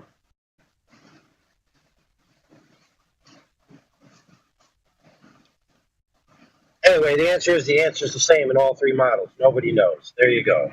So why ask the question? You're going to get the same answer from all three proponents. All right, I yield the floor. Anyways, okay, so by definition, just like, well, we don't have to go over the edge. Do you want to talk about something? We could talk about something else other than the edge, but or I should say alleged edge. But yeah. But he wanted to know. I guess we could keep. I wouldn't mind hearing about the by definition one more time. The edge. Yeah, so I can give you the citation. There's never mention of the word. Sorry, in the word flat. By definition, in the word flat, there is no. You can't just say something, right? I can give you the definition. I read it. I actually read it to you guys. I read it. Just read me the definition of the word flat that mentions the word, specifically the word edge. Go ahead. Truth seeker, if you have that definition, read it out loud and give me a citation where it specifically mentions the word edge. Go ahead.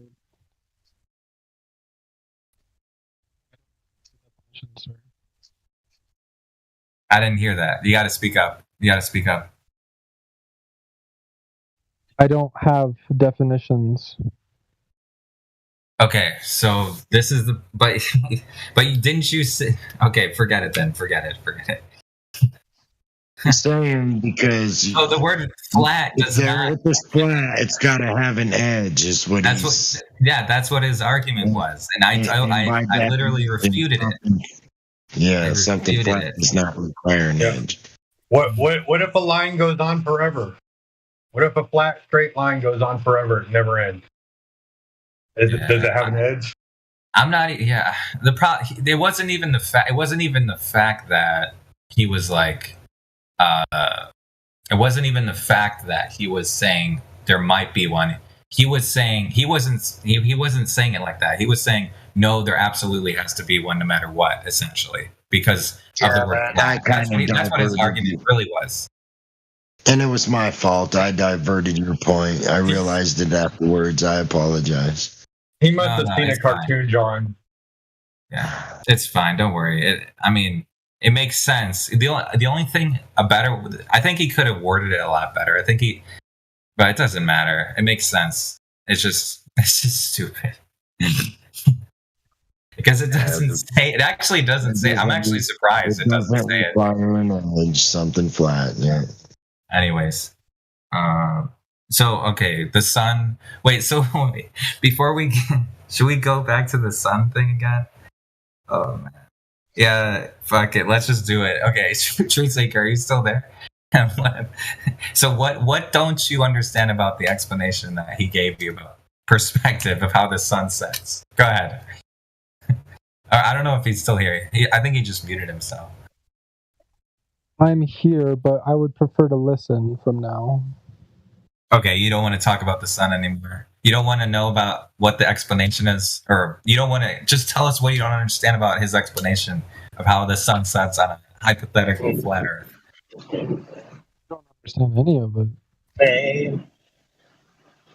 So just point out one thing that he said that you don't understand about how the sun would set. The eyeball didn't make sense. I can barely hear you. You gotta speak up. The part about the eyeball didn't make sense.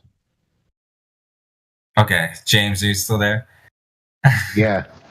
Do you remember? Do you know what he's talking about?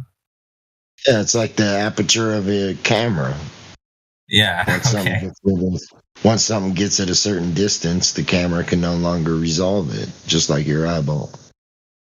Okay. And everything converges to the site, when the sun to the sets, camera, it's not to like the eyeball. it goes behind the horizon. It's not like it goes far away. It goes under the horizon. Well, even in a camera, the railroad tracks converge. Hold on. In order to say it goes under, that requires a altitude difference, right? There has to be a differential in altitude, right? Doesn't matter the altitude, everything's still converging to the line of sight. True. Yeah, well, how about this question? Truth Seeker, you ever seen like a plane or an airplane like go off into the distance on the horizon? What happens to that? How would you explain that? It's going under the curve. Okay, so you think that the plane is not, so you don't think it's going into the horizon, or sorry, it is going under the horizon, right?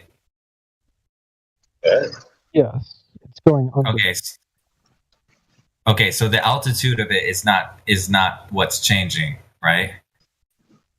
No, it is the altitude. No, because wait. So that means the plane is going downwards? I mean, the altitude relative to the observer is decreasing. Okay, so it's not the real altitude, it's the apparent altitude, right? It's just because it looks like it's going down, right? It looks like it's going down, right? It's not apparent, it's relative. Okay, so if it's hold on a second. It's either real. Let me put it this way: it's either real or imaginary, right?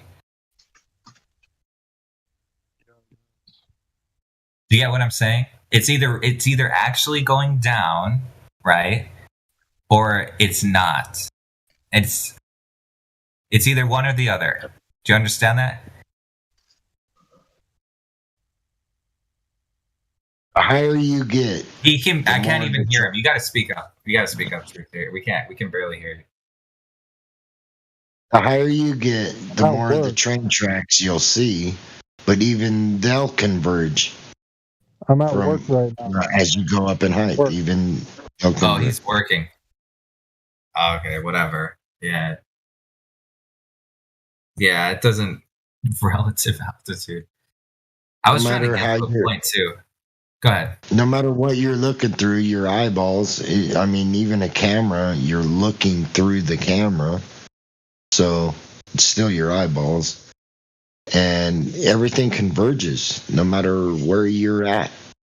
You can reveal more of the land the higher you get, but even the land starts to converge the higher you get.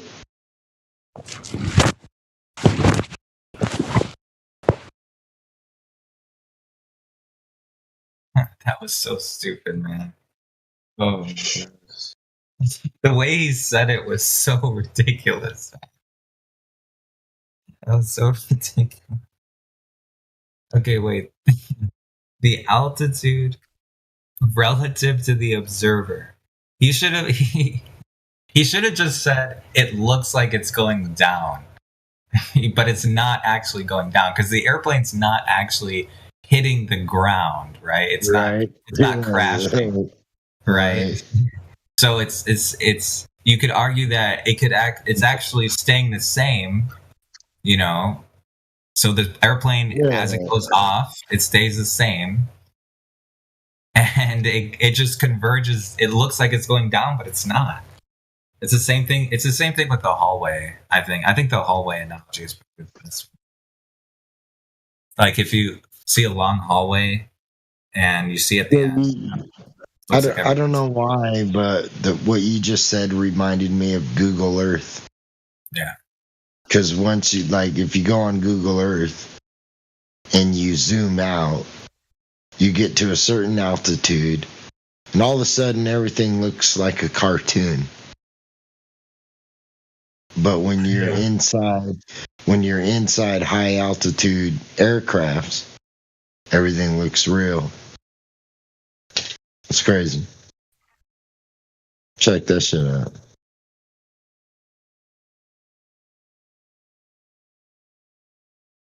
It's like they're giving you the realness from high altitude aircraft, and then they give you cartoon from anything above.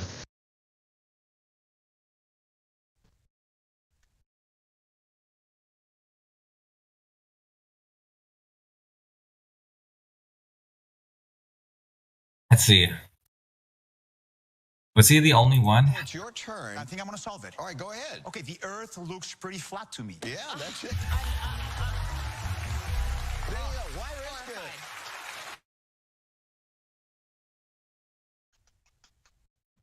Yeah, I guess he was the only Glober. I think.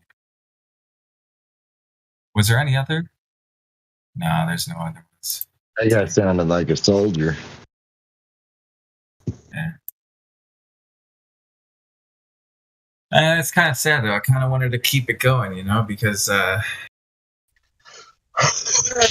wanted to know how he thought about this. So it's like the logic is so ridiculous to me. Well, I like it more when flat Earth. Wait, I thought you were at work. What happened? Wait, Truth Seeker, aren't you at work, bro? Cutting in and out. You told us you were at work. Come on. Are you on a break? We can't hear. You gotta speak up. We can barely hear. You're lighting up, but we can't hear you at all. The manager is probably in the other room, so I can't be that loud. So. Yeah, we can't. Do you guys see his it's lighting up when he's, but we can't hear anything he's saying. You gotta speak. Truth Seeker, if you're talking, you gotta speak up like way louder because we I'm can't. trying not to get caught, sir. Oh, I see. I got it. He's at work trying not to get caught. Yeah. Okay. I do it sometimes too. I work in a hospital, so it's even like worse. You know, supposed to be taking care of people, and instead sometimes I'm like trying to listen in because it's entertaining. Yeah. Okay, so what was he?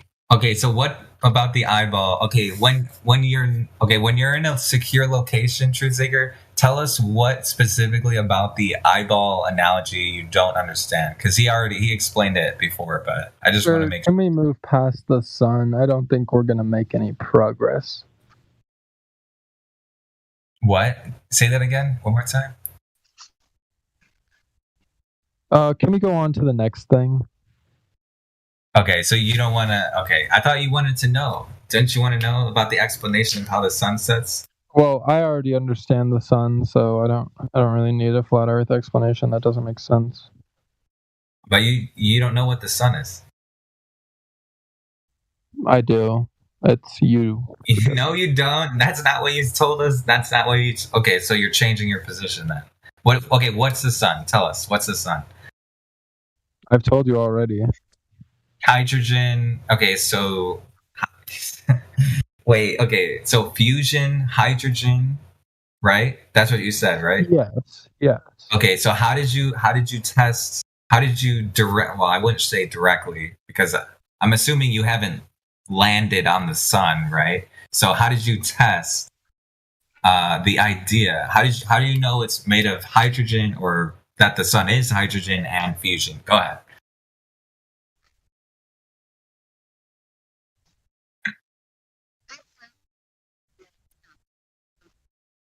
Okay, I think go ahead, Truth. If you're in a secure location, just tell us how you know the sun is made of or is hydrogen and fusion. If once you get in a secure location, and you're,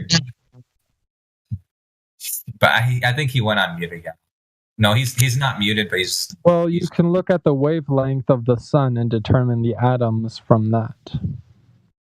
Okay, so the wavelength of the light that is surrounding the sun gives you what it's made of? Yes, sir. Okay, so how did you trace the light all the way to the sun to verify that that's the light source that it was from? You set up a satellite and then you point it at the sun. Okay, and you know that there according to the heliocentric model, there's billions of stars, right? You're aware of that? Yes, sir. So I And could point you a were able to satellite. isolate. Hold on. Let me answer this. So you are aware there's billions of stars, and it's not just the sun. And you're telling me that the only thing you need to do to isolate that the wavelength that you're getting is from the sun is just by pointing it at it when there's billions of stars all over the place in every direction. Well, sir, that's simply background radiation. Those suns are billions of light years away. So you're not okay. So in other words, you didn't do anything to isolate it. You didn't isolate the wavelength at all. Oh my God, are we still on this? Like, this is so boring. You're trying to tell us. You're trying to tell me that you know what the sun is, bro. So I'm gonna challenge you. You don't. Okay. So let's say you have the wavelength, right? What did you do physically to it? How did you physically test the wavelength? Not calculation. What? Go ahead. Observe it. Okay, so you just use your spectroscopy, I'm assuming? You use spectroscopy? Or you just use your eyes? Yes, I'll post an image to try to help you, okay? Yeah. He's eager to get to his next troll. No, I am interested. I actually want to know this. This is good. Yeah, tell us. Yeah.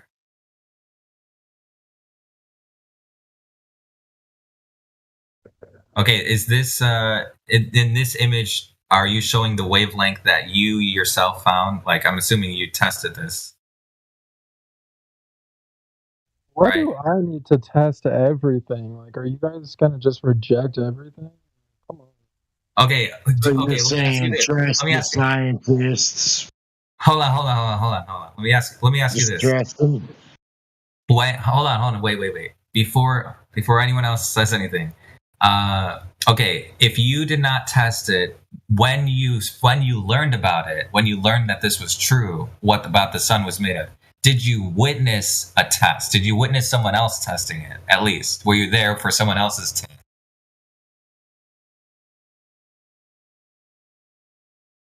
Why can't I just look at a test and say, okay, I agree with it? Okay, so where were you on the Earth? Like, was there a specific country that was like a specific group of people that were performing a test about the wavelength? And like, where were you? What country were you? I mean, not country, but you don't have to dox yourself. But like, where give us in the United States. Okay, and you had what? Yeah, tell us more. Was there any like what did you use? What instruments? I didn't measure it myself. Okay, so okay, wait. Okay, but you were there for the test, right? You saw someone measure it. You saw someone take the in other words, what I'm asking is, you saw someone get the wavelength, right? They received the wavelength somehow. They somehow got it, right? They captured it somehow, right? No, I just you want to trust the science. Then welcome to COVID. Wait, just let him talk. Wait, hold on. Truth Seeker, go ahead, talk. I looked at the research and I agreed with it. So I said, okay, this is probably true. Okay, wait, hold on. So within the research, we're researching this. How did they capture the wavelength? Bro, like what did they use? We just went through all of this. Like what? Spectroscopy? Yeah. With the satellite. Okay, they use the satellite. Google it. Like you can Google these things. I know. I'm just trying to get you to remember what happened, so you can actually defend it 100%. You know what I'm saying? Like you can. I'm just trying to understand what you saw, what you witnessed, what you actually experienced. You know what I'm saying? There's a new Why does species that called matter? Why does my experience matter? called the What, Google it's just the Earther. research that matters. I'm a It matters Google because Earther. that's how you know what's real. I'm a Google I don't Earther. know. I mean, Okay, the Earth could be flat for all I know. I'm not saying Shut it's the not fuck up, flat. you dumb cunt. When I was a flat earther, it makes sense to me. Okay, wait. So they captured the wavelength in a satellite, right? That's what you said earlier, right? But you said that you were in the United States. That means you're on land, right? Hold on, let me correct you. What did he say? Go ahead. He pretty much said they pointed a satellite at the sun and could detect what it is. Okay. That's why I was trying to ask him, can I point a satellite at you and detect what you are? No, I could detect that you're warm-blooded. That's about it.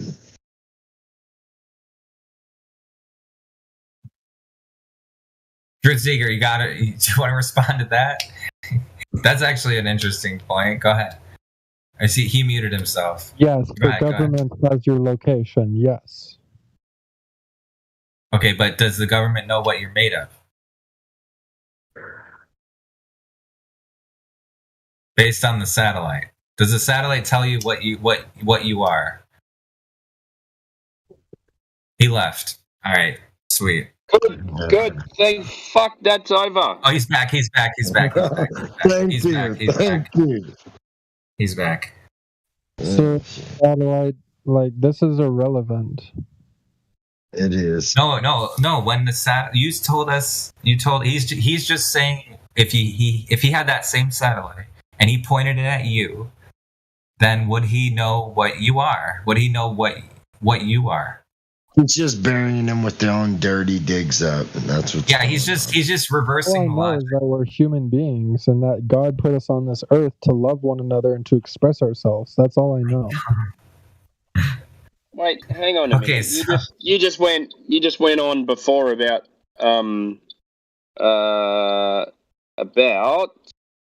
James Richard being a Bible basher, and now you're claiming God put us here on this earth. What?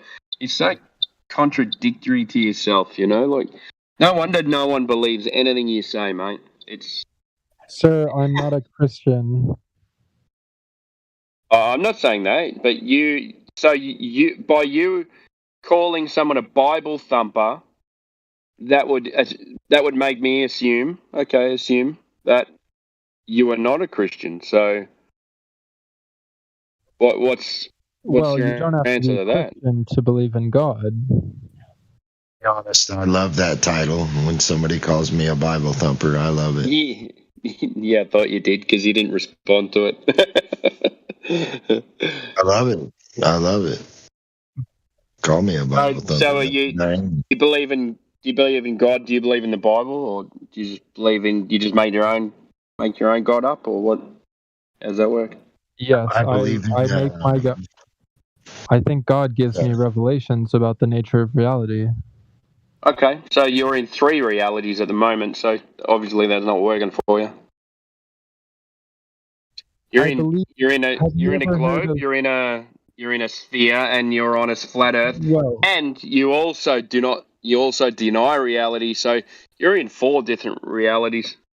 I can't work out where you are. Have you ever heard of Pistis Sophia? That is the God I believe in. reality.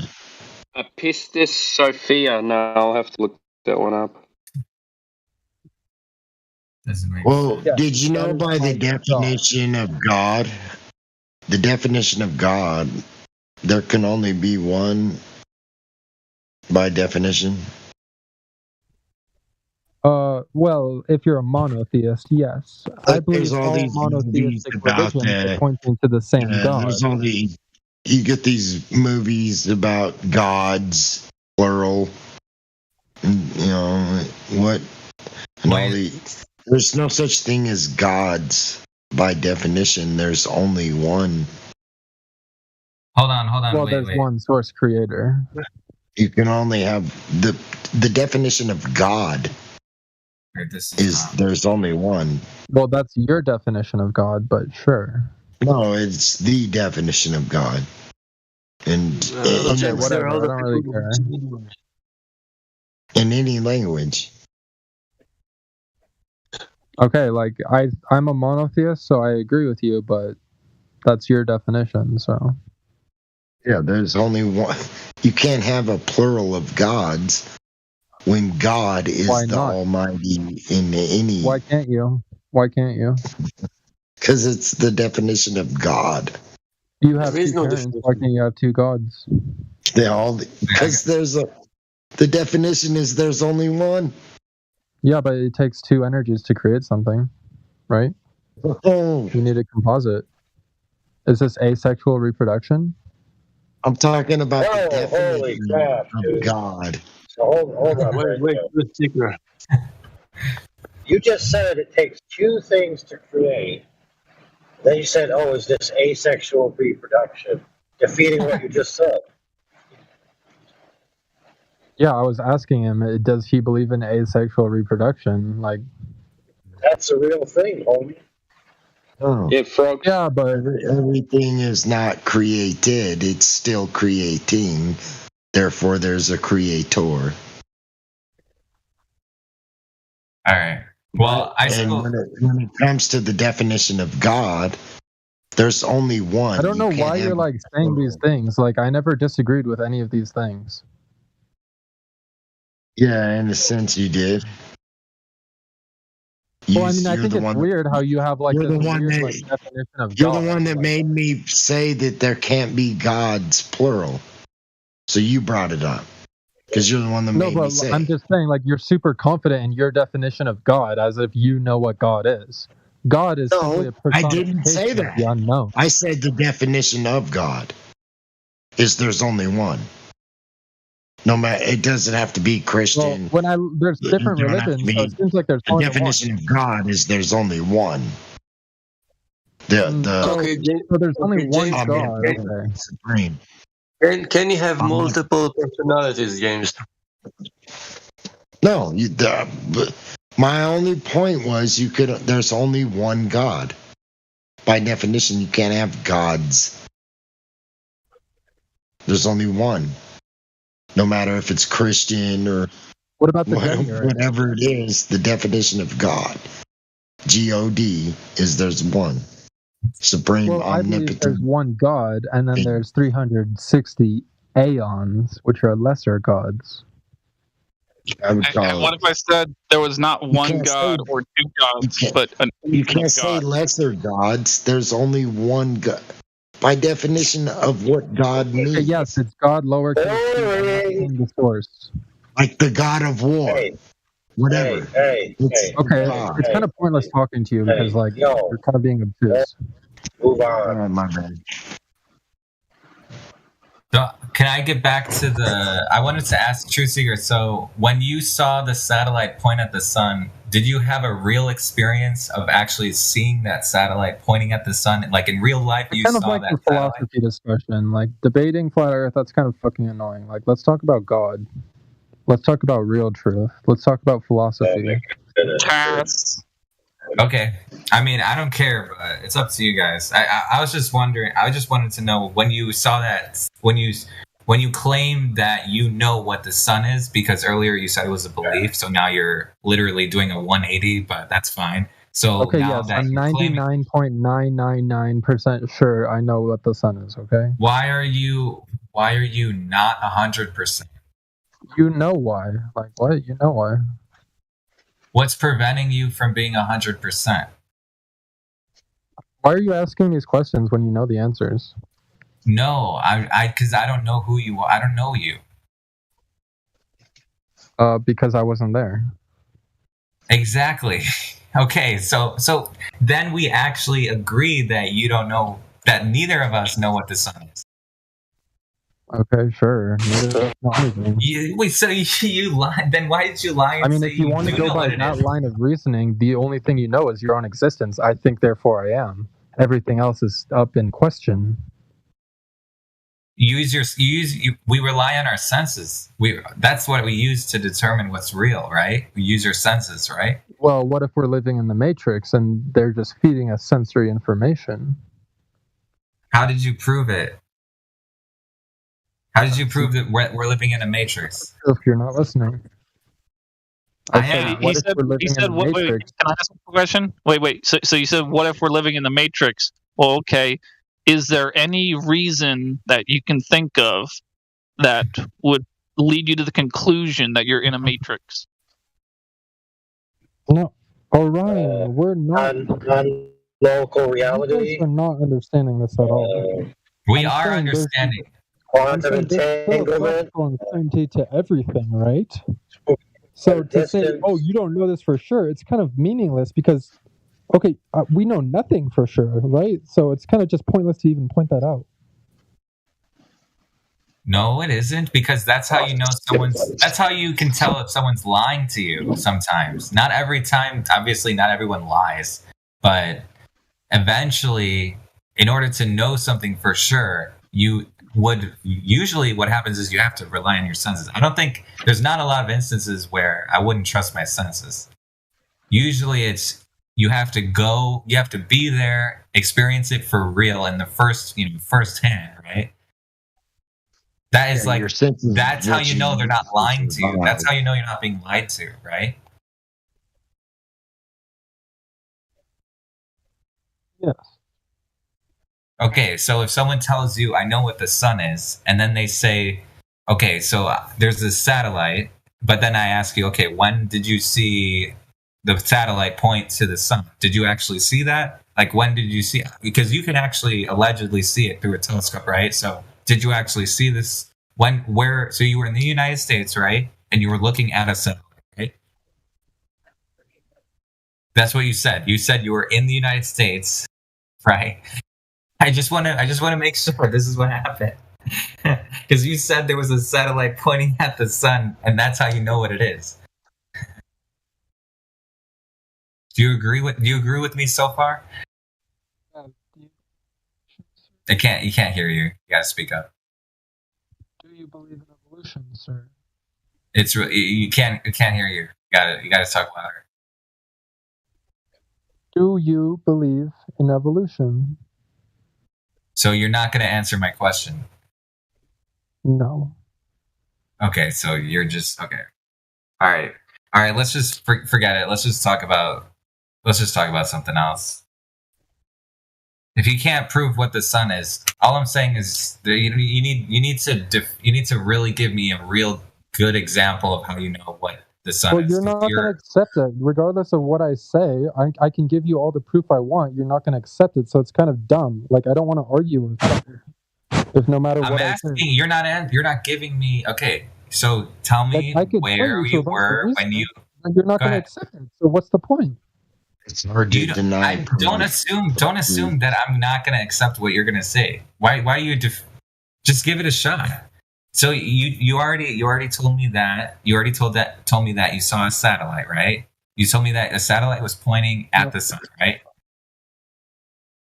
I don't want to argue about these things. Should we switch subject because okay. So you're giving up. Okay, he gives up. All right. So he doesn't have proof of what the sun is then, because you have to really, because I'm gonna challenge. Because I'm going to challenge you. If you say you know what the sun is, I'm going to challenge you on that, right? Yeah, but it's such a pointless challenge. I'm going to challenge you to segue. You don't get how meaningless it is. You don't get it. Yeah. Go ahead, AI. You got to do it, man. I can barely hear you. You got to speak louder. I can't hear you. Steer the ship. All right. We can swap. Yeah, we can go to a different subject.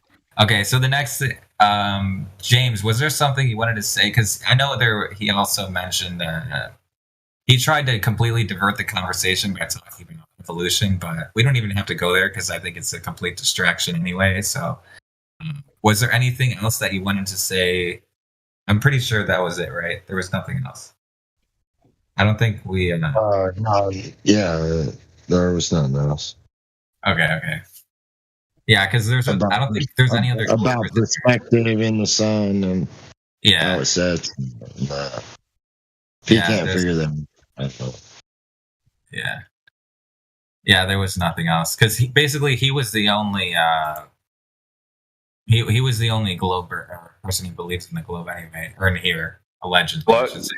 Glober, concave earther, and so-called formerly flat earther. I still want to know. Contradictions. I still want to know at the same where time. where the upwards curvature is detected for the concave Earth. Oh yeah, he defended that. Remember how he defended that earlier? Yeah, I know. He can't do gas pressure because it needs a container, but you can't give us concave Earth just because gas pressure needs a container. We need to see the upwards curvature of concave Earth. Can you please provide us with some evidence of upwards curvature? Well, even if he there's an even bigger problem, which is he would have to verify that the Earth is the container. That's what he would have to verify. No, it's pretty simple. I'm just looking for upwards curvature. There's a contradiction, though, guys. That you're not. He says that there's concave Earth because of gas pressure without a container. I know, but I just want the curvature. He also says there's evidence. He also says there's evidence of a globe, even though that contradicts the globe, the evidence of the concave. See what I'm getting at? Sasha 2.0. You there, mate? Yeah, he's saying he's literally contradicting the globe with the concave because of gas pressure without a container, yet still saying there's evidence of the globe. Hang on. Oh my goodness, man, it's terrible. Can you provide us some evidence? Curvature, upwards curvature. NASA has it on the website, sir. You gotta speak louder. It's Truth Seeker. We can't hear you. NASA has it on the website, sir. NASA has evidence. NASA, can I just talk to him? Go ahead. NASA has evidence of upwards curvature. Is that what you just said? Curvature, not downwards curvature. Oh, so how can you be on a concave Earth if they've got downward curvature?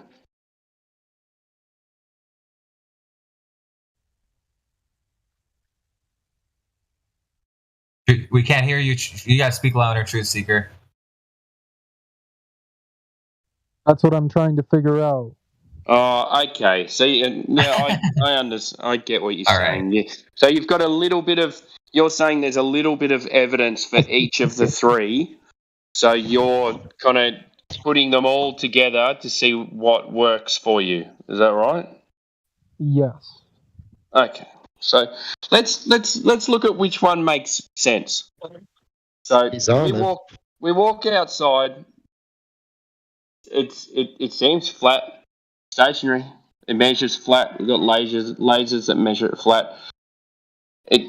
We don't have to tell ourselves that we're doing something else than we actually perceive to be doing. So what makes sense to me when I walk outside is it's flat and stationary. Now, for you to think that you would live on the other two, you have to experience one. For the globe, you have to experience downward curvature and rotation, motion. For the second one, you need to experience upward curvature. I'm not sure what it's doing, whether it's moving or not. I'm not sure. Oh yeah, you said it's spinning because we stick to the inside of the walls of the ball, yeah? So you need to detect motion in that as well. So motion and curvature. The two models that you're saying could be don't have curvature and motion. Now we go, okay, the Earth's flat and motionless. We experience it to be motionless, and observations tell us it's flat. So what my conclusion is that it's flat and stationary. So what kind of makes more sense? What do you reckon makes more sense? Well, we do actually have evidence of motion. For example, What's the evidence of motion? The stars. You're not going to go to Foucault's pendulum, are you? No, he's going to go to the stars. Yeah, you can see the stars rotating above us. So the star, you just said it. The stars are rotating. That Do you means see the they're Earth moving. moving? Truth Seeker, do you see the Earth moving? So isn't it funny that subconsciously you want to tell the truth? Like, every time you want to, every time you say something, we all do it. You always want to say the truth, and you just said it. Stars are moving. Whether it's it's a funny thing, is it? The truth always wants to come out. Well, doesn't it seem a little absurd that the stars would move? Well, the stars are moving, aren't they? You just said it. Oh, it Stars are seems moving. absurd that the Earth would be a ball and it's moving. That's what seems absurd. Yeah, exactly. Do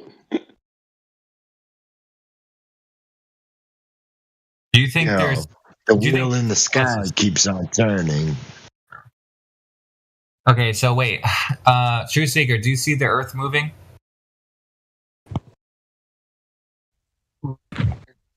Yeah, speak up. Make sure you gotta be loud and clear. Can't hear you. No. You said what? You gotta speak up. We can't hear you. I'm saying no. Okay, you don't see it moving. Okay, so you see that something, you see the lights in the sky, the stars moving, but when you look at the Earth, you see it's not moving, right?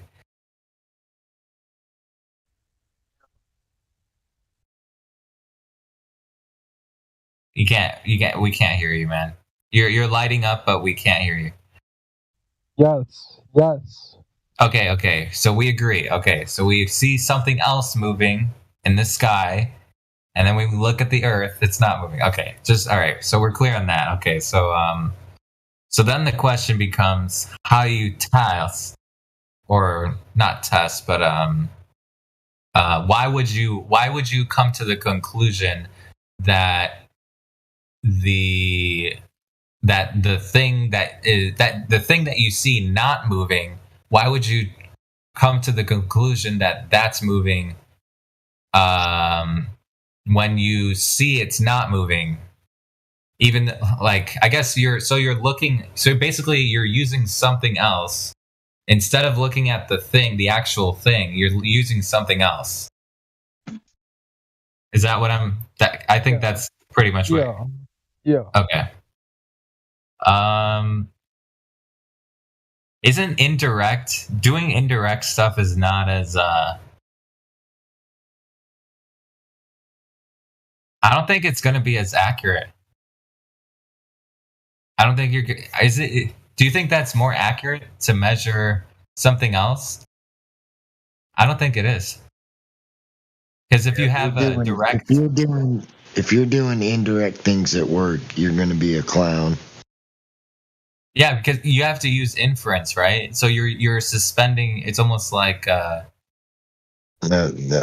I tried to simplify what you were saying, so I apologize. It's almost like you're doing indirect things at work. Yeah, it doesn't. It's not. It doesn't make sense. Yeah. Why would you? Yeah, it doesn't make sense. I don't know. It doesn't make sense to me because, like, why wouldn't you just test the Earth instead of the looking at something else?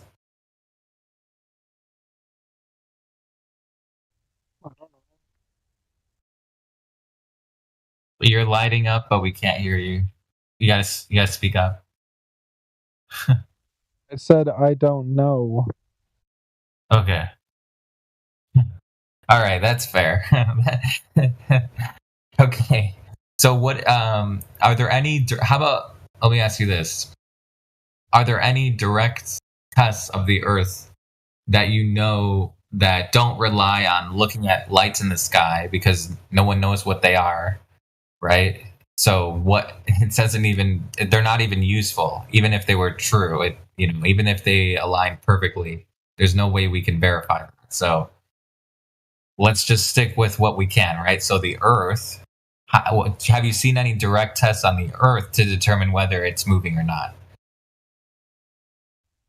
No. All right.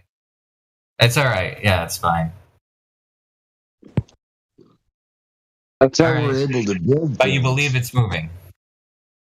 Go ahead. Sorry, go ahead. Okay.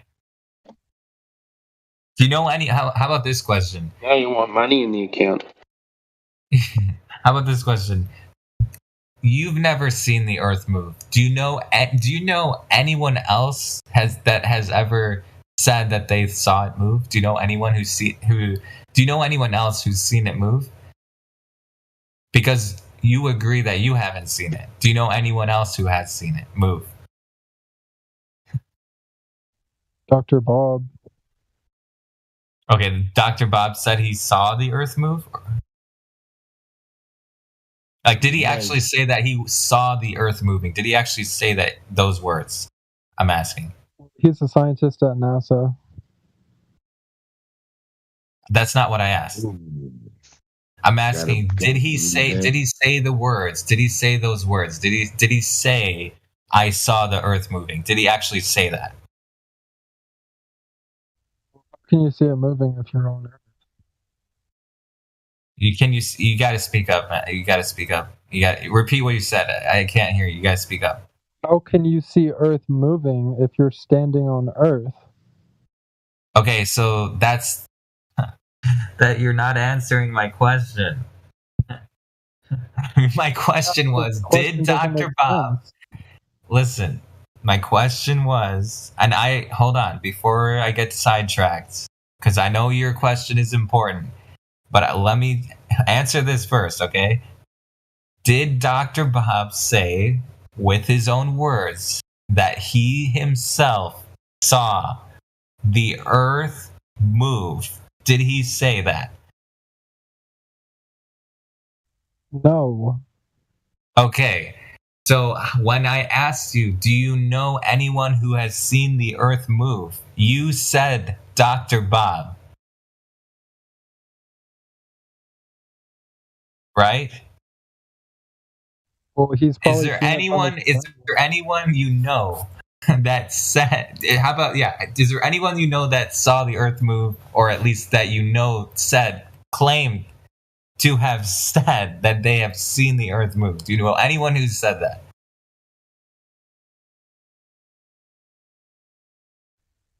Or is there anyone that's caught you in a lie? Wait, just let him answer that first. Go ahead. Okay, he muted himself, but it's fine. Go ahead. Once you're ready, Truth Seeker, just let me know if it's not Dr. Bob, because you said he never said the Earth, or I mean, when I asked you, he never said those words, right? So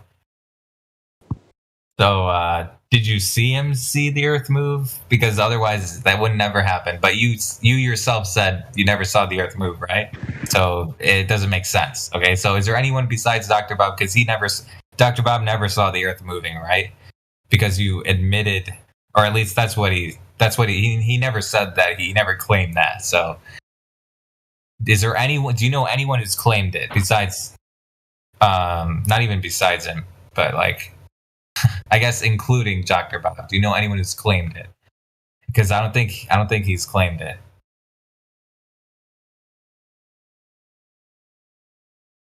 Okay, all right. Forget it. He's on mute. Forget it. It's over, man. It's over. Once he unmutes himself, then we can continue the conversation. Hard to continue when you're caught in a lie. Yeah. Well, I mean, because the interesting thing was when he said Dr. Bob, I thought he was really, he was confident. It sounded like he was confident when he said that. So I was like, why can't I just challenge you again? And then why do you run away, man? Truthseeker, why do you run away from a challenge? He admitted to lying, though. He admitted to it. About Dr. Bob. Why does Truthseeker? Okay, maybe he's at work. Go ahead. Maybe he's just at work. The thing is with him, you'll never get anywhere. It's always the same conversation, always. Have you ever had a conversation where he has a good, he can respond to you for at least a lengthy conversation, not just 15 minutes, and you actually went back and forth and went deep into the ideas, he didn't run away or anything. Have you ever done that? No, not. I've only spoken to him a few times, but others have spoken to him heaps. But so maybe he's just at work. From listening in, he kind of has these short answers and very generic and kind of robotish, So doesn't matter if it's possible that he's just busy, but I don't know. It doesn't matter if he's at work or not. He has the choice to speak or not. Yeah. Anyways, I had a conversation with him last night, and he said that he's not sure. You did? Yeah, he said he has doubt about the globe. We talked about his doubt, how he thinks the black swan is legitimate reason to have doubt of the globe. He seems to change his opinion. Whoever he's in the room with, he seems to change his beliefs. Well, he could be in doubt. Give him the benefit of the doubt. Budget. Yeah. I think he's just emotional. That's it. Just for a little bit of attention. Anyways, is there any other? Yeah, because I think he's the only.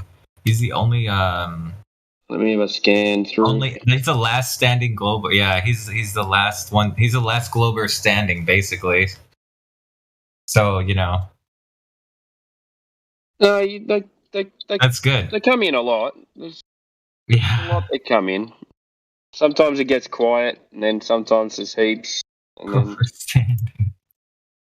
That's good though. No, it's good because otherwise it wouldn't be as interesting. You know what I'm saying? It wouldn't have been as an interesting conversation to have if it was just people that we agree with. Yeah, I don't mind that. There was a concave earther that came in. Was it maybe Monday or something like that? No, maybe it was last week.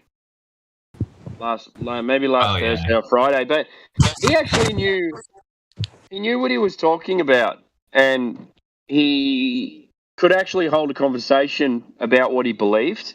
And it was an interesting conversation. That's why I thought I'd go with Sasha and try and find out what he meant a bit further by it, because the other guy was okay at explaining his model, it didn't make any sense to me, but at least he could, explain it and have a reason for it as well. But I don't know. Do they think the actually when we asked about curvature, or did you ask him about curvature, and what did he say to that? No, he just said, you can't measure curvature or something like that. No, he just said the only reason for him to believe the concave Earth is because gas pressure needs a container. So that's kind of funny, actually. Now that I think about it. So being inside the Earth is the container now, but yeah, like AI pointed out before, Earth is still the container, even when you live on the outside of it. So that's interesting too. So he's just swapped one model with another, with no explanation either. He's gone from one belief to another, without having a reason for. Well, where does flat Earth, draw the line as to what Earth is? Like, if Earth is, flat Earth is contained, is the container still part of the Earth as well? Yeah, I don't know. I think that's a really good point, because if you really think about it, the whole argument for gas pressure without a container, that actually is trying to debunk the idea that there is no vacuum of outer space. Essentially, space is fake. Essentially, so. But if you're asking for a replacement, like you know how you can't replace it. A falsification. What did he say? Or I don't know. I forget his name, but he used to say falsification is independent of replacement or whatever. And so when it comes to like, okay, is there a container for sure? I haven't personally seen one, therefore I don't know, right? However, the problem then becomes, okay, so if we define gas pressure as the pressure exerted or the force that gas exerts on the walls of a container, that's a problem. That's a huge problem because now you're literally in the definition of gas pressure, it literally says the word container and it also says the walls of the container, which is even more explicit, right? So it's like a object. Yeah. Even like the heliocentric model. Yeah. The movies. The first thing they do when they go to a planet, they build a container, a house, a base, a dump, something to get them outside the environment of the so-called vacuum. A shield. Oh, they should be able to just pump some air onto the surface. Even in the movies, they build a container. Yeah, but they should just be able to pump a bunch of gas out onto the surface, and it'll just hang around. Yeah, just hang around. Gravity will bring it in. You'll have an atmosphere, and you can breathe. Yeah, but to answer your question, the only real underlying, you could say the basis for a flat, the only thing you need for the flat earth to claim, or I should say proof, is there no curvature. That's it. You don't need anything else except for maybe like you could talk about how the earth is not moving, and you could talk about like all the tests to determine that the earth is not like moving or spinning. But like the main thing is like no curvature. Anything outside of that, like container, no container, that gets into like a whole different, Well, that's right. They say whole different ballgame. Even if it is spinning, does that mean everything's curving? No. Yeah, it doesn't. Exactly. So, but the fact that you can't measure or see curvature doesn't mean that there is any. Please explain. Good point. How about water? Does that work on water? Oh, you mean like a different shape? Like if it was not a ball? I could see maybe. Let's let the Menorah explain what he's saying. Yeah. I explained my model in the past, but I'll repeat it. In my model, there is a globe. Only that we are only on top of that ball, on the top of it. Oh yeah. There it's, and there's a dome that surrounds all this ball, and the moon and the sun are in it. Right. It just has to be really large. Yes. Okay. To be honest with you, I could. What if it was like a cylinder? If it was a cylinder, that would make sense to me too. Actually. Yeah, I'm picturing it kind of like a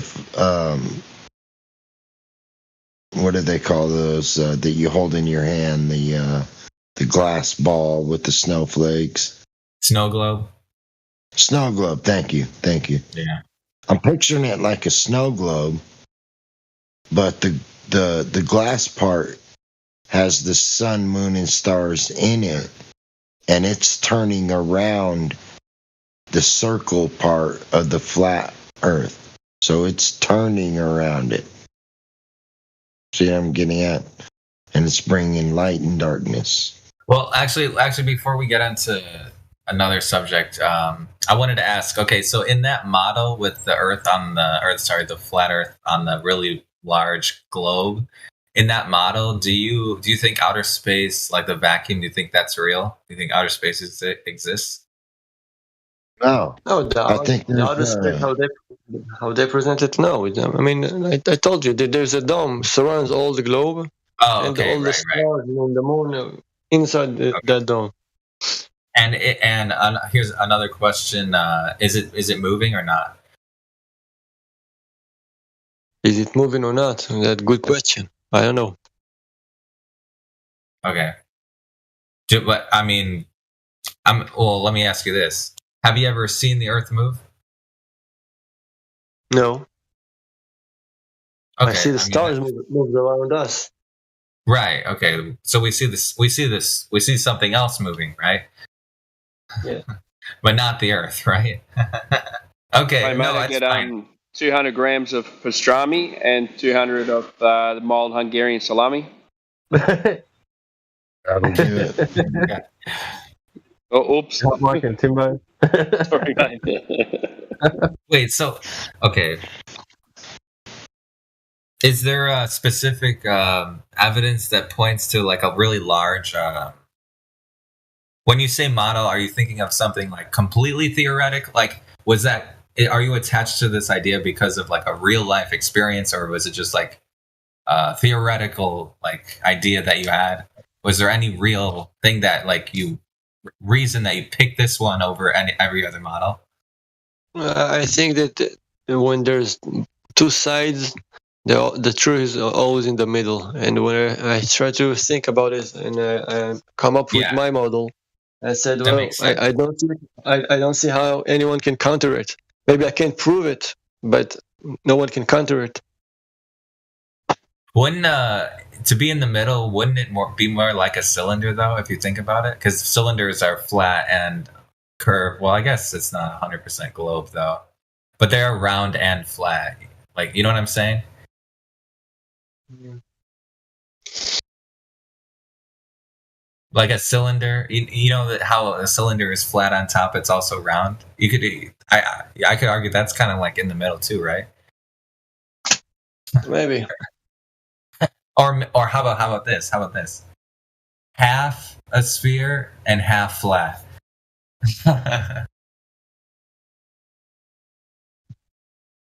Because that is kind of like, anyways. So the truth is in the middle. Okay.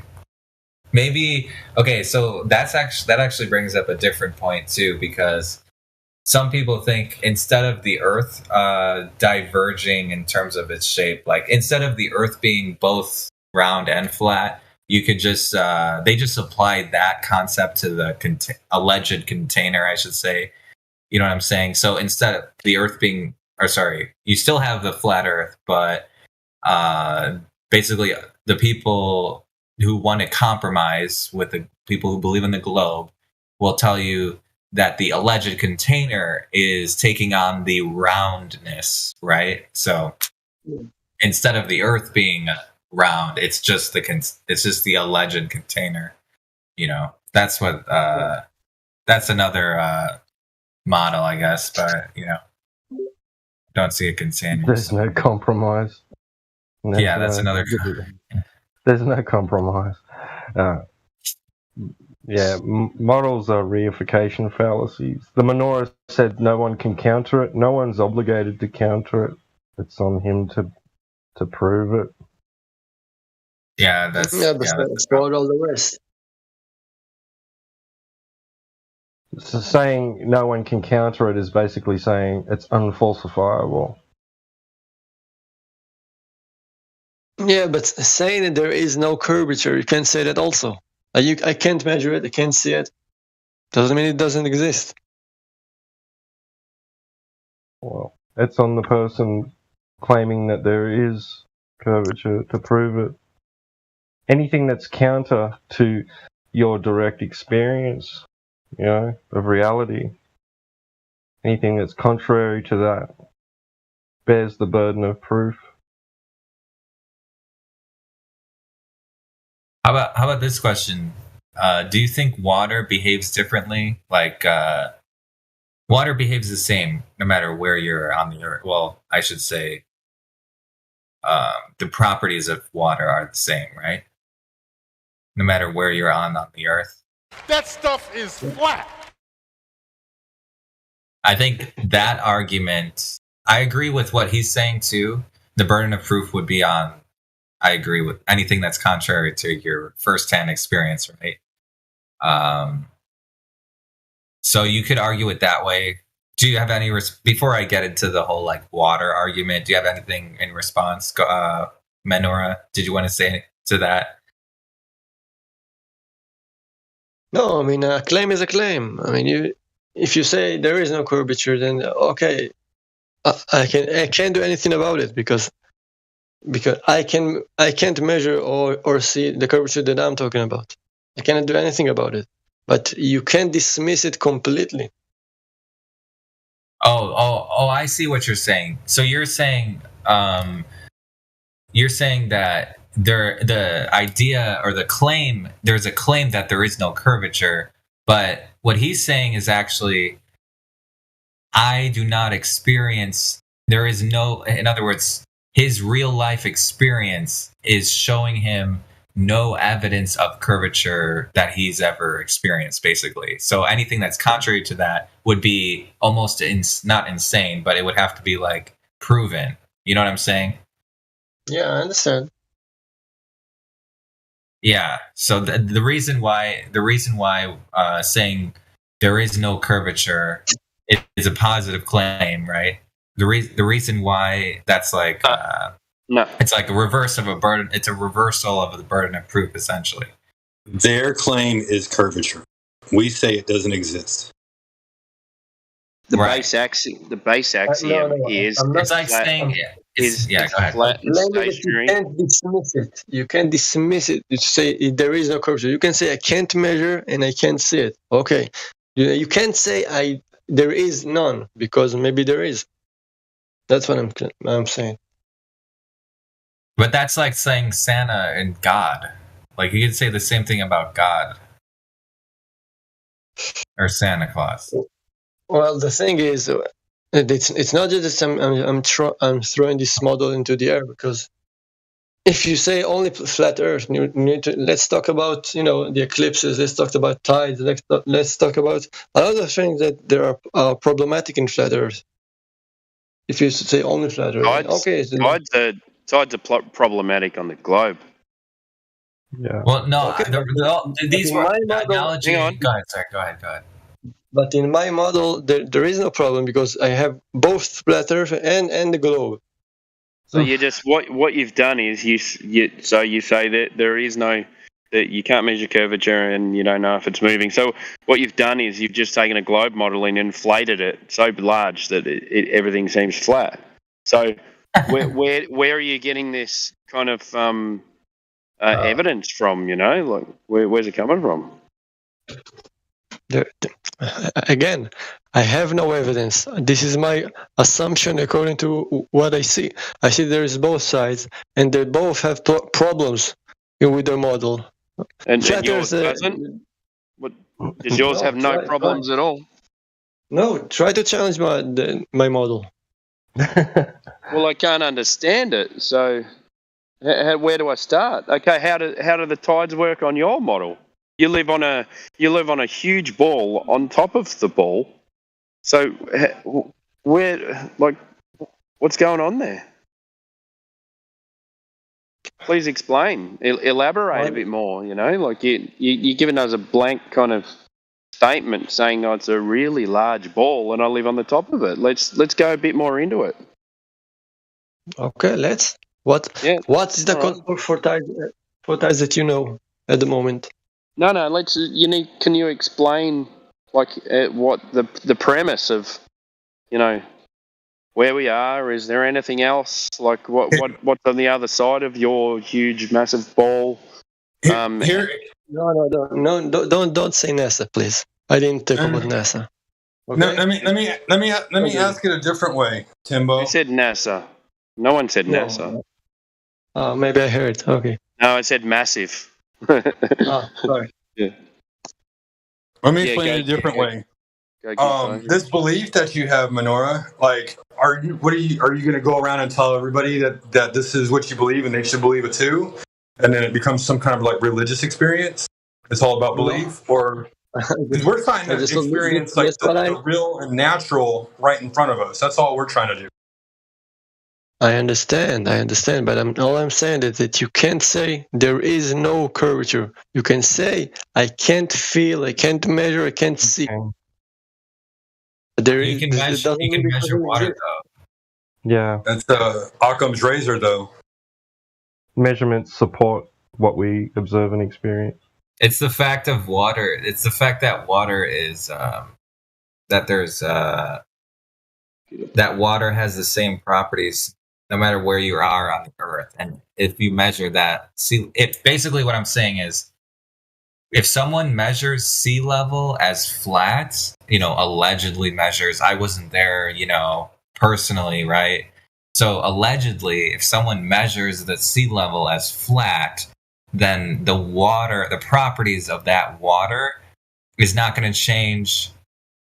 And basically that you could extend 10 miles. Let's say 10 miles is flat. Okay, sea level, 20 miles flat. And then the properties of the water is not going to change, right? So it's like, it's done. It's dead. Because it would have to literally curve so the reason why it would be impossible if 10 miles of sea level is measured as flat on a globe, the reason why that's impossible is because the gravity is pulling it toward the center of mass, which means that 10 miles at point A is a different angle than 10 miles at point B. So it would literally be an arc of gravitational pull. So it would have to curve. But if you measure sea level as flat, it's dead. Do you understand? It's basically gravity kills the globe. Wait, you don't know the size of the ball. How can you say that 10 miles are a lot? Maybe it's very little in comparison for the ball. No, you don't understand. Okay, even if the ball was very small, there is still a center, right? Right. Okay, there's still a center. So therefore, when you take one side of the 10 miles and then you take the other side of the 10 miles and you take the angular distance, right? They have to be at different angles, right? The lines to the center. Let's take it, I'm talking about theoretical lines toward the center of the ball, right? If it's really small, those angles are going to be small, but they are going to be different. There is going to be a difference. Why difference? If it's a ball? Because it's a ball. It's not because it's supposed to be a ball, right? Right? Right, but why is it going to be different? I don't understand why it's different. Because okay, so the reason why is because they believe in this imaginary fake gravity that is pulling everything toward the center, right? So you have these lines that are going toward the center of the ball, right? Let's call it gravitational line, whatever, it doesn't matter, right? And if you measure water sea level as flat, it literally has to curve. It has to, according to the gravitational lines that are pulling it toward the center of the ball. So the lines are not parallel. There's going to be an angle, so it has to curve. In other words, because the properties of water are not going to change. You get what I'm saying? If it doesn't curve, then what does it do? And it be flat. That's it. There's no other option. It's either straight or it's curved. But let's let him respond. Menorah, sure. You get what I'm saying about gravity, right? Look at the live stream voice text for a second. Yeah. You see that ball? You see the inside circle? This is us. Yeah. The flat. The rest is the ball. This is what I'm claiming. Okay, wait. This is okay. Wait. So then the top part is not a sphere. Then, so it's not a sphere. It's not flat. That section, that circle at the top, is not flat. Okay, wait, hold on. Let's just say hypothetically. I agree. I agree with what you're saying. I just want to ask Minoru. I want to ask him a question. So, the in your hypothetical, in your So now model, we live on a yoga ball. It's not a sphere. In your model that has the flat top, that's not a sphere, right? You agree with that, right? Why it's not a sphere? Because because on a sphere there's no it can't be flat. This is my model. What I'm saying is even if just one section, even if it was just one section, it would not be a sphere, right? Okay. You agree with that, right? It's not a sphere, right? Because even if it was just one section of the, yeah. Right? Do you agree with that? Because even if it was just a little part of it, it wouldn't be a sphere, right? Okay, I don't know. Go ahead. Whoever was, who was the person before? If it has a flat part to it, then it's got a side to it, right? It's right. It's not. It's got a side. Yeah. Yeah. Exactly. It's not one-sided anymore. Right. Anyways. But I guess some might say it's spherical in nature, but maybe. I don't know. Well, they already do claim that there's a lot of flat spots on this so-called globe.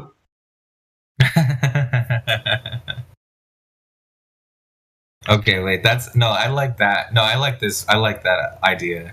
Soccer ball Earth. Yeah, wait. Only the part that you can verify. Wait, that's how many flat parts make up a globe, eh?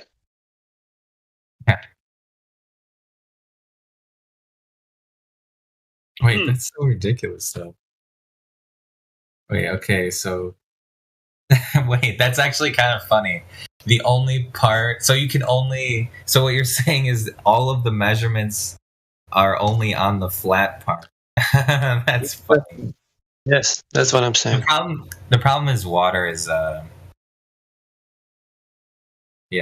problem is water. You would still have that water problem, I think, right? I don't see how you could avoid that water. Right. I'd like to know why anybody is obligated to explain any phenomena.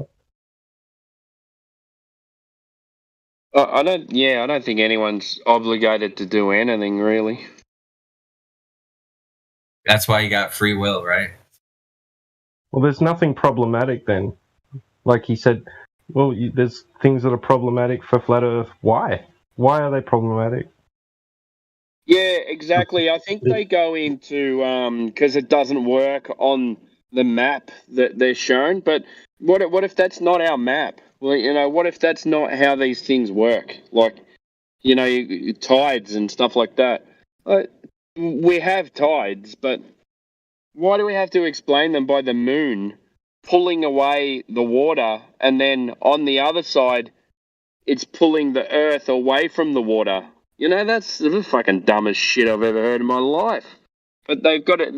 They need an explanation for everything, so they come up with these explanations when sometimes you just can't explain things. Exactly.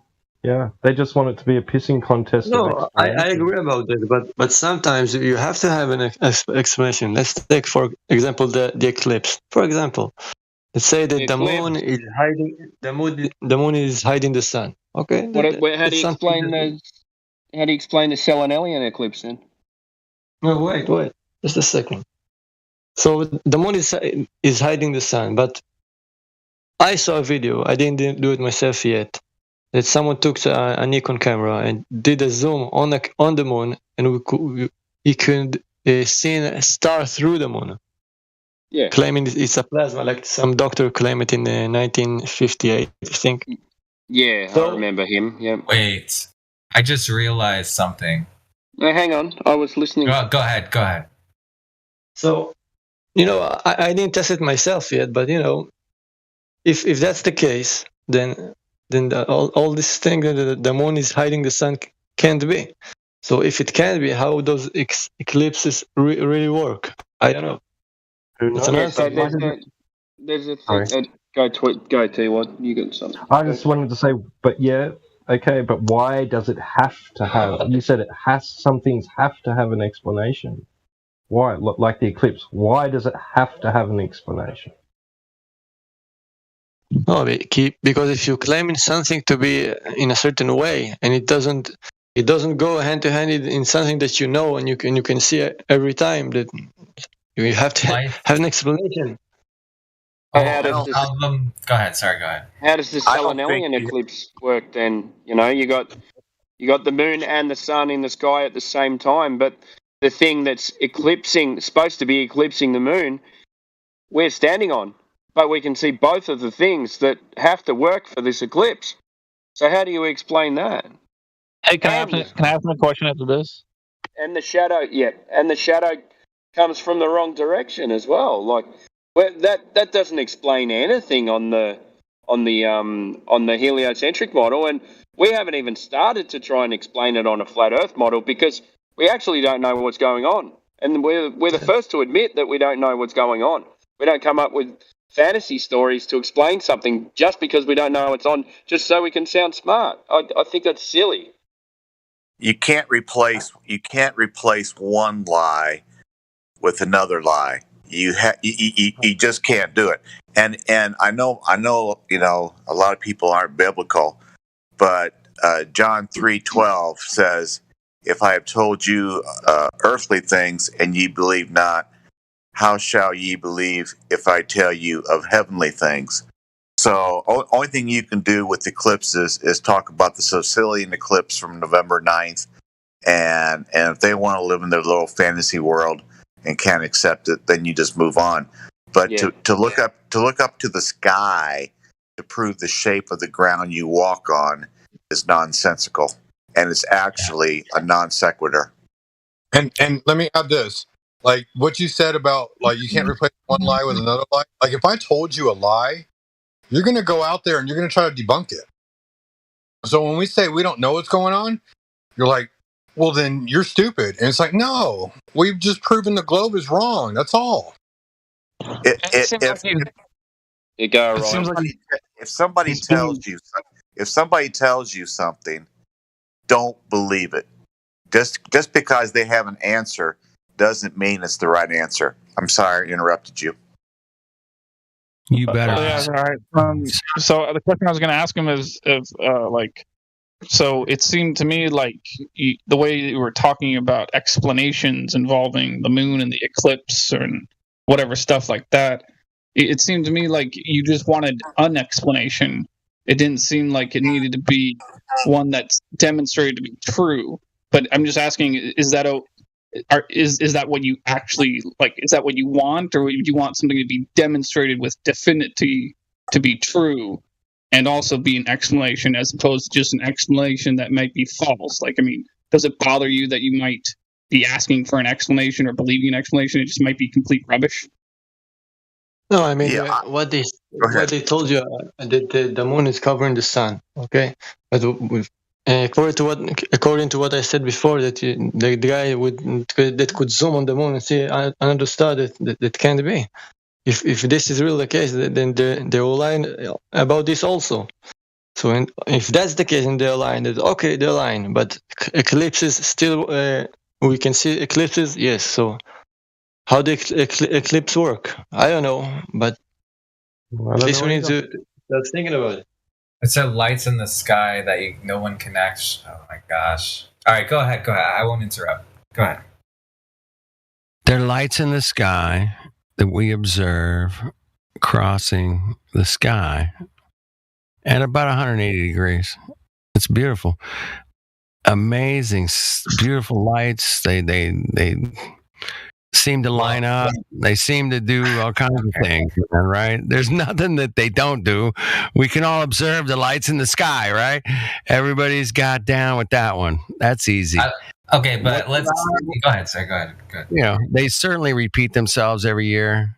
You know, it's like a clock. It just keeps going around. It's how it works, why it works. You know, it's great. It's a mystery. And we love it. That's why we're here. Really quick, before we get sidetracked again, so Timbo, are you still there?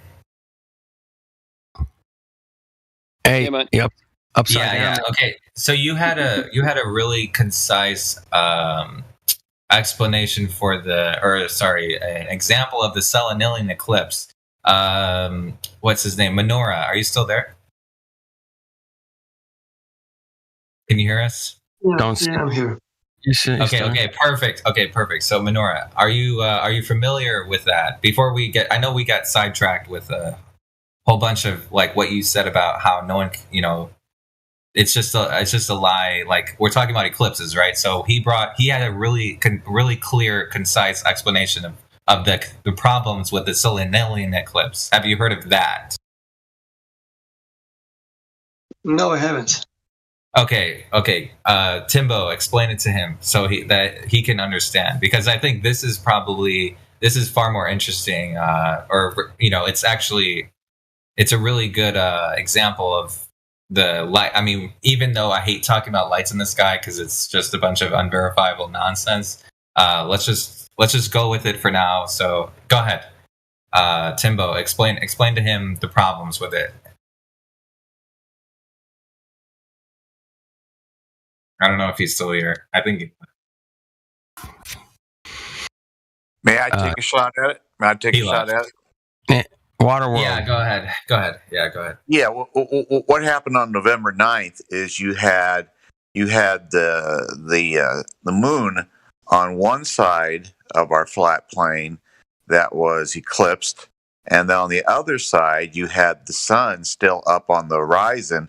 And what I've heard from the heliocentric or Satan-centric model, it would have been like 800,000 miles, you know, out there and, you know, in the distance above the horizon. And so you actually had a line of sight between the sun and the moon with the earth not in the way, but the moon was eclipsed. And so that is called the impossible eclipse, or the, you know, Sicilian eclipse. So that's what happened. You had line of sight between the sun and the moon, but the moon was still eclipsed. Okay, wait. Now, Menorah, are you still there? Menorah, Mr. Menorah. Yeah, I'm here. Okay, do you understand what he said? Yeah, I think so. Okay, try and explain it. Try and explain it to us so we know. I just want to hear. Go ahead. Sorry, go ahead. You're saying there was an eclipse of the sun, and the moon could see directly the sun in the same time? There was eclipse of the moon. The moon turned red. It was total eclipse, and you had the sun above the horizon on one side of our flat plane, and you had the moon on the other side of our flat plane that was also visible. And in that way, there was nothing in between line of sight to get in the way of the sun's light to the moon, but the moon was eclipsed. And we're told that the Earth does the eclipsing, but the Earth couldn't because the Earth wasn't in the way. That's why it's called the impossible eclipse. Oh, now I understand. Right. Try explaining it in your own words, Menorah. I just want to make sure that you're clear on it, because it is kind of a little bit. I just want to hear. No, I understood, but if you want me to explain it in my own words with my English, it won't go very well. Oh, okay. You don't speak. What's your primary language? Hebrew. Oh, wow. Okay, cool. Yeah, that's cool. Shabbat shalom. Here's the situation I get into, and I just saw this in February, and I saw it again in May, and I decided to go ahead and take video of it, and I took a video of it August 8th, and then November 1st, November 3rd of this year, plus a couple other guys helped me out. If you go, I dropped a video at 30 minutes after the hour in voice text, 2 of them. It says Genesis 1:16-17 proven. And then I went down a little bit and I dropped one under Robin McNeil. It's 2.5 minutes. There are 4 examples of the sun not pointing at the moon and illuminating the moon. As we were taught when we were 5 years old, the sun is not illuminating the moon as it should, line of sight.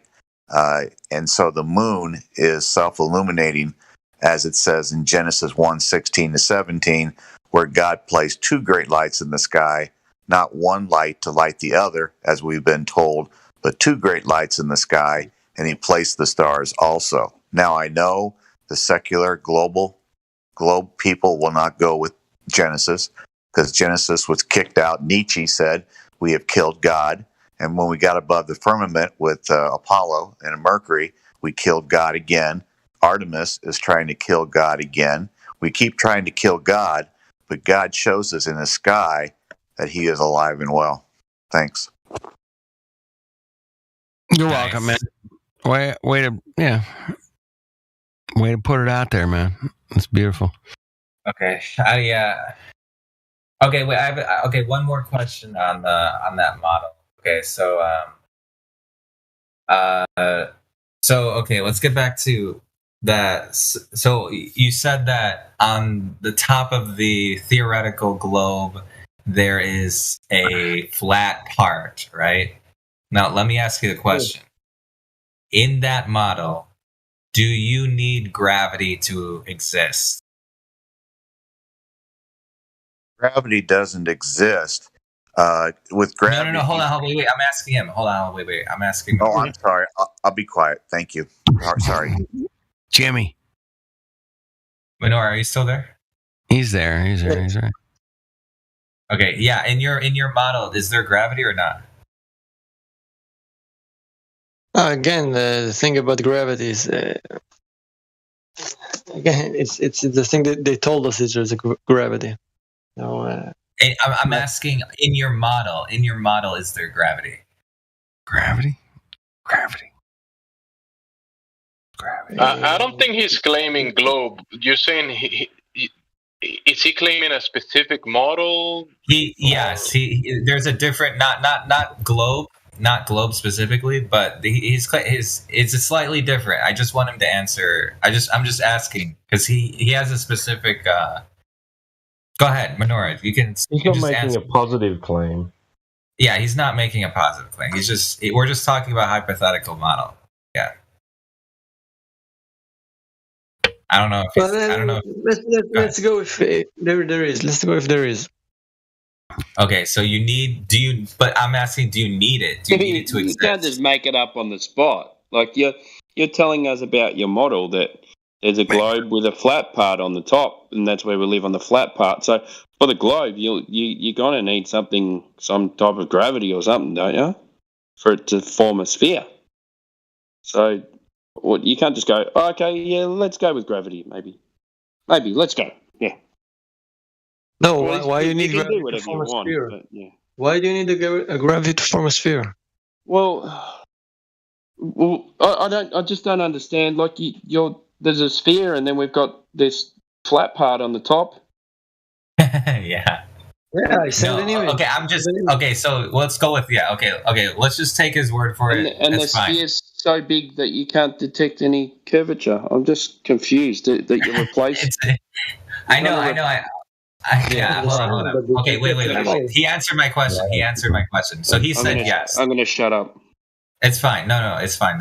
Okay, I just wanted. Okay, so he answered the question. He said, "Let's go with it." So, okay, let's just say now. Here's the problem. All right. So when you say gravity, there's huge holes, like basically what I'm gonna say is you can actually demonstratably not only disprove it, it disproves itself. Okay, this is gonna sound insane. Have you ever had a real debate on gravity, like whether it actually exists the way they say it exists? Like, have you actually have you been challenged on it, like for real?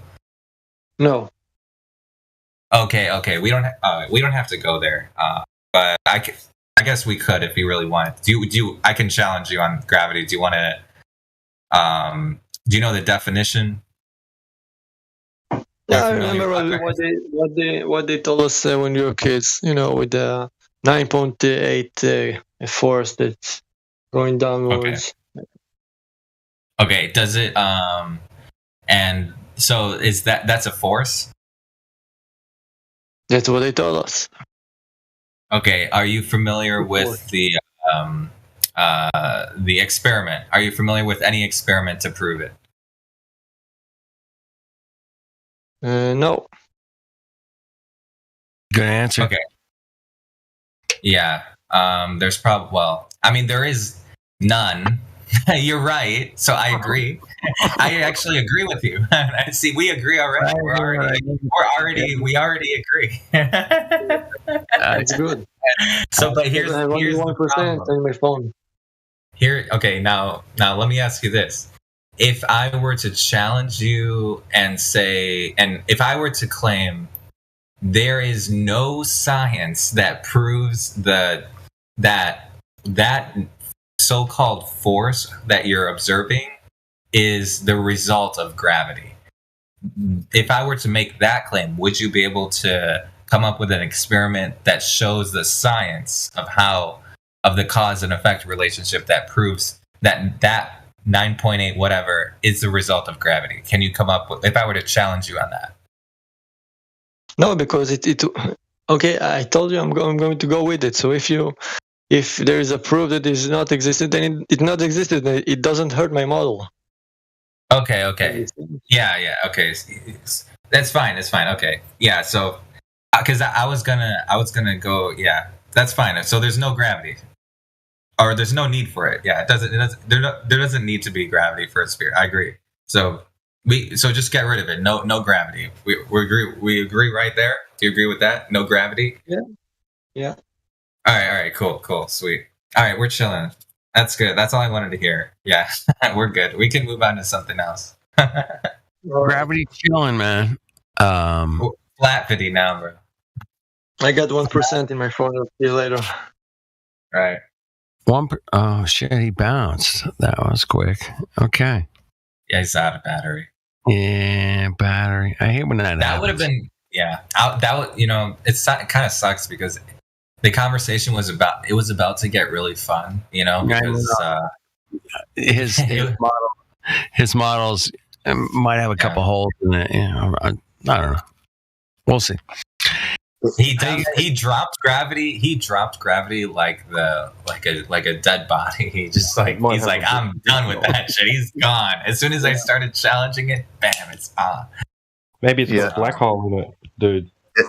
He might have just not studied it though. He probably just never studied. It's got a black hole in his model. It's fun.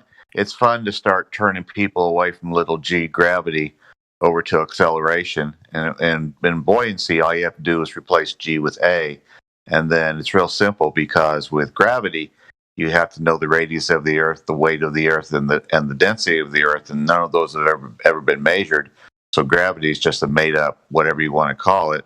But acceleration deals with height, time, and velocity, and anybody here can do that as far as coming up with acceleration. And you come up with acceleration, you come up with 10 meters per second squared, whereas gravity is 0.81 meters per second squared. So you can use acceleration and forget about gravity.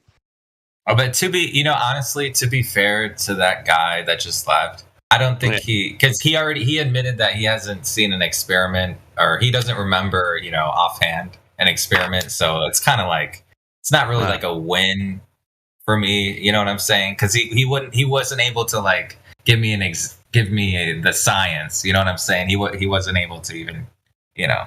So it's not really a win. He just I just don't think he was ever challenged on it. You know. Yeah, it's not a win. Well, he also said that no one can challenge his model, but he can't prove it at the same time. So it's unfalsifiable. Yeah, that's true. I mean, yeah, we already mentioned models are reification fallacies. We already went. But that was funny though, how he instantly dropped it. He said, "All right, no gravity," and then it's gone. Boom, instantly. That's great, man. That was fun. He gone. It's all right. That's a hard one. I think that takes time to learn that. It takes time to learn all the arguments. I hear a lot about the gravity equation. I hear a lot about it. People say, man, whatever 9.2 meters square. Has any of you guys ever used 32 feet per second? Is another term for gravity. I mean, have any of you guys ever heard that term? Anybody? 32 feet, not meters? 32 feet per second. That's just a conversion. That's just conversion from meters to feet. Exactly, is what that is. And growing up and dealing with my scientific buddies, they're like 32 feet per second. 32 That's feet per second squared is basically what it is, right? Yeah. And that's the term for gravity in feet versus the meters squared. That's all I'm saying. Yeah. So basically, okay, it's because the reason where I was going with the argument was I was going to challenge him because, you know, anyone who says, oh, it's just a bigger sphere, the moment they say anything about a sphere, you have to immediately ask the question, okay, is there gravity to this sphere? Because if there is, you're about to get destroyed because, you know, first of all, there's no science to prove it. And then it's got replaced by, I don't even want to get into it right now, but most of us gas debunks. I think gas is like the ultimate destroyer. Go ahead. Jim's tracking. Hey, Cherokee Jim, man. How you doing, brother? Hey, my friend, Dr. Dude. You know what's fascinating is after the eclipse of 1915, Eddington, you know, saw it and wrote about it, and then Macquarie wrote about it, and then Einstein stole it in 1922. They threw Newton to the curb and threw his mass attracts mass downward acceleration to the curb, and they came up with bending and warping of space-time, which nobody knows anything about. And so, you know, so I mean, the bending and warping of space-time sounds like Captain Kirk talking to Mr. Spock in Star Trek. That's what it sounds like. Anyway, hey, it's basically magic. Cherokee people, Cherokee pride. We live on a flat plain, no time to die. That's pretty good. You know, it would be really funny if one of the people in like the mainstream, like NASA, if they came out and said, "Oh, we actually measured space-time. It turns out it's actually flat and not curving and bending and warping."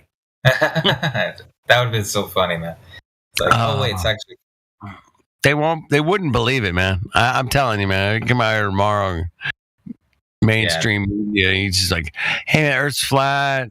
You guys have all been fooled. NASA's a lie." They'd be like, "Nah, I gotta go watch my football game. I'll see you guys later." Yeah, it would take like so many years. It would take years and years and years of them constantly admitting it, you know, for them to change their mind. And they have come out in a lot of ways and shown us the trickery that they use. I mean, I'm in one of those camps that says, "Hey, man, they're kind of doing it on purpose to tease everybody a little bit, even us. You know, we're getting bareback, we're getting shaked around in the can as well, man."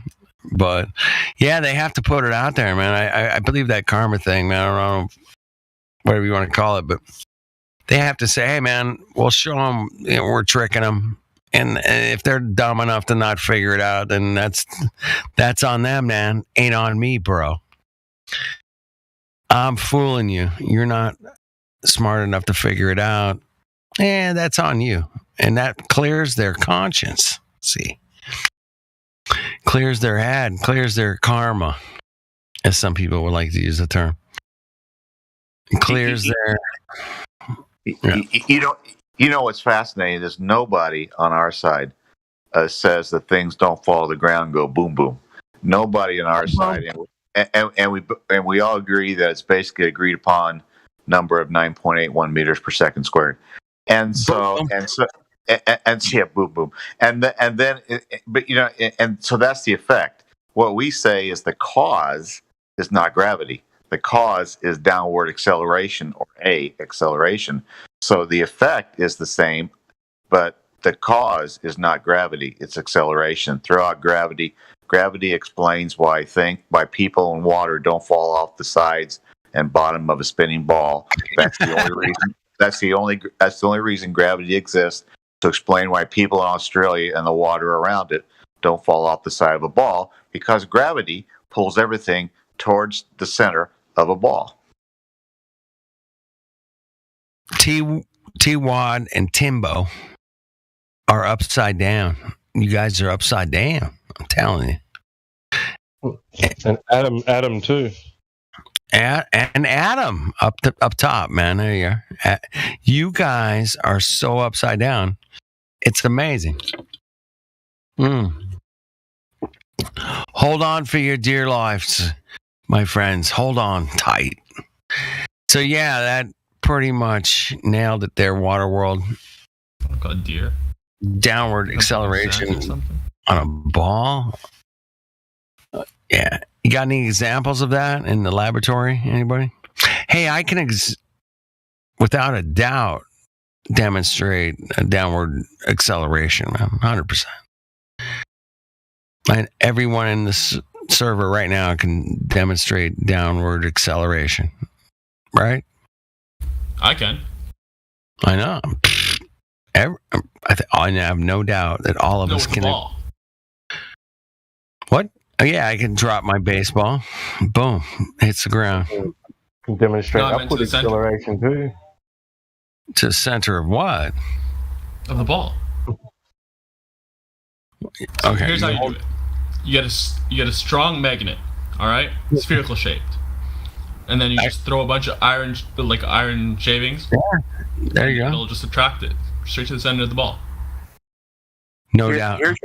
Here's your problem. You got Michael J. Smith, shirtless pitcher over on Earth Awakenings, who posts in live stream over there. I don't know what day it was. He says there is no up or down on a globe, no top, no bottom, and that's with gravity. There is no top, there is no bottom, there's no nothing, because gravity, mass attracts mass, pulls everything towards the center of a ball. That's how these people think, and that's what we're up against. We used to think that, but then we don't. And the eyes are useless when the mind is blind. We have opened our mind and our eyes have followed, and we have a bunch of people on Earth Awakenings and some here that are just their mind is closed. Sorry, can't help you. Okay, what did the whole him being topless have to do with it? No, if you ever go over there, for some reason he likes to lift weights and he likes to tell everybody how strong he is, and his picture is shirtless, showing all his muscles. Total narcissist. Total narcissist. It sounds like his skin got under your skin. Whoa. Man, this is not a gossip server. It is. I don't want to be a gossip server, man. We could open one. I'm down with that, but this is flat Earth. Backbiting's for bitches. Exactly. But, we talk about where we live, how it works, how it doesn't work, whatever. This is where we live on Earth, and we talk about Earth here. I don't know what other servers are doing. I don't care. I care what. I don't either. care what this Yo, service. Earth is a planet. Why do you guys call it Earth? I just call it Earth. That's where we live. I mean, you want to throw in planet? No, that's in big. 2022, almost 2023, Earth is a planet. All right, why are you using their terminology? Well, they just changed the meanings of things like they always do. Exactly. So Earth has always been Earth. It's just Earth. Earth is It the hasn't ground. always been Earth. There was a time where it was like Gaia and some other shit. Were you there? Were you there to check that out? Wait. You were there then? You knew that for sure, 100%. You didn't see me in the hieroglyphs, man? My time machine went all the way back. Can I put 100 in front of your name? 100%. Percent. 100%. Please don't. Were you there? No, you weren't there. So you can't give me 100%. You can give me like a story, maybe. Do you know what the name of the third pharaoh was? Maybe, kind of, could be. Maybe someday that thing did this and that. Were you there, man? Yo, do you know what the name of the third pharaoh was? Do you? Yes, his name was my name. It's a beautiful name, man. I like your name, man. I've always liked your name. Thank you. And Original I hieroglyphs right here. always thought it was like unique. I'm like, fuck that. Yeah, it stands out. Kind of. You're the dude, man. The percentive dude. So man. you guys saying we should steal back like the word Earth? We should commandeer it from it being planet to. Well, I mean, what we observe is Earth. We all can observe it. You can climb a mountain, go to the beach. You can go surfing or flying or whatever Earth is, man. You can experience all of Earth, man. I mean, we don't observe Earth. Earth is a name, right? We observe sky and ground and grass, trees and animals. Well, that's where we live, man. Exactly. Earth is just the name of where we live. It doesn't. That's where Why does it have to be a planet? That's what I'm saying. It now means planet Earth. No, they just put planet in front of it. You're throwing that in, man. It's like a on top kind of like I'm gonna put my sour cream on the top of my nachos, man. You're throwing in. I guarantee you, if you went to any school and you asked, "What is Earth?" and then put "Earth is a blank," they would fill it in with planet. Every single one of them. You are correct about that. I would not disagree with that 100%. Now, if you ask them, "What is Gaia?" they'd be fucked. You know? Yeah, they would be. There's some potential with Gaia. Hey, Doc. I love it. Hey, Dr. Duke, not so much. I want my sour cream on my baked potato. Is that okay? You can have it on the baked potato or the nachos on top, though. Okay. It has to be on top. Sour cream on nachos? What happened to cheese? Well, you get all the cheese, all the peppers, onions, all the good shit's like melted into the bottom, and then you just throw a nice big chunk of sour cream on top. Yeah, and you kind of like take your chip, dip it into that sour cream a little bit, and then that's what she said. Munch on some nachos, baby. Yeah. Anyway, you're throwing a little cherry on top, man. Have you ever heard that term? You guys have. Yeah. That was the point of the whole thing. You bring a little cherry on top. Nothing wrong with that. It's a good thing. It depends on the type of cherry. I'm not a big fan of maraschino.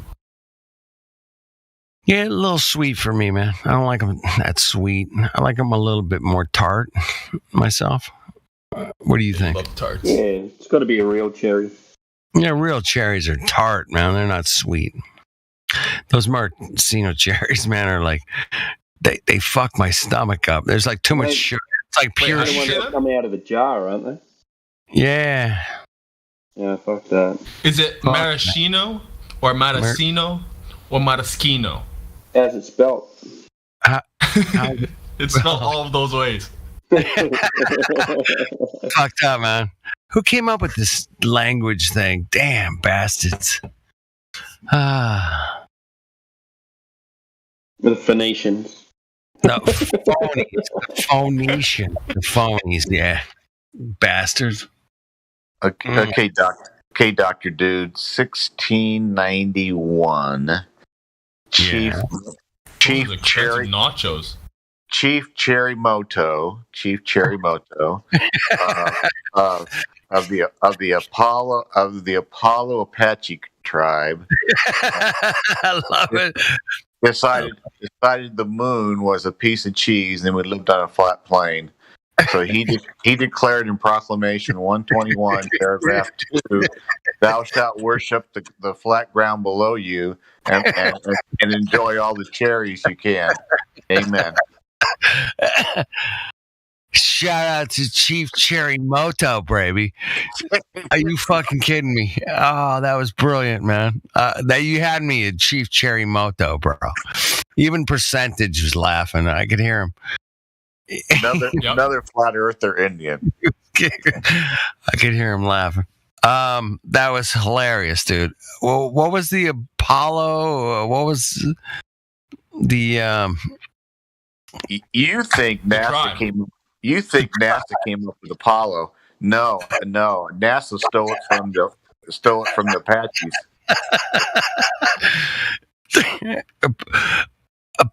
Apollo Apaches or Apache Apollos? Hey, Doctor, first one. Dr. Dude, know your history. Will you please know your history? I got to know my history better. Oh, Apollo Apaches. That's correct. You guys don't know about the Apollo Apaches? You guys are not flat earthers, okay? If you thought AA meant Alcoholics Anonymous, you were wrong. It means Apollo Apaches.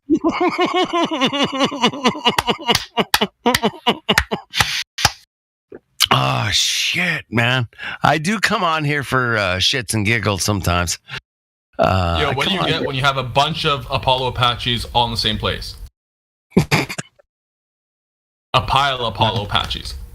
A pile of Apollo Apaches. Apollo Apaches. Say that fast about 10 times. Apollo Apaches. So you can see how easy it is to make up shit sometimes. I didn't make that up. No. That's history, he didn't make Dr. that up. Dude. He used my time machine and went back in time. History. That's history, Dr. Dude.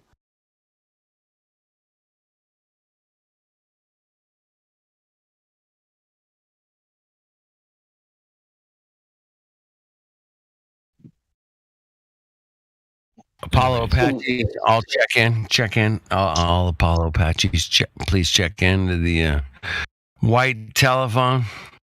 Oh, can you imagine? Can you imagine having Apollo Apaches check into American Airlines? Will the AA please check into the AA, please? Never mind. Oh, shit. Oh, you guys are clever. Hope you guys have a laugh like I do. Because if not, man, it's not enjoyable if you don't laugh. I had a laugh and then I gave it to you. I gave it to the fucking Waterworld. Waterworld gave it back to Jamsey. Jamsey grabbed it and took it for a ride. Hey, this is a serious place we live, and we can check it out. And there's nothing wrong with checking out where we live, man. It's cool. Whether you live in the desert, the beach, the mountains, whatever. You're gonna find a place that's legitimate, that you can recognize as being a cool place. It's a good place to be hanging out this afternoon. And you're gonna find yourself there and go, yeah, man, I like it. And there's so many places where we live that are just like that. I don't care where you live. That are just like, where the hell do we live? Kind of questions. You climb a mountain, ask a question to yourself. Where is it do I live? Where, this. That's a weirdly malformed question. Where is it do I live? Where is it do I live? What's wrong with that?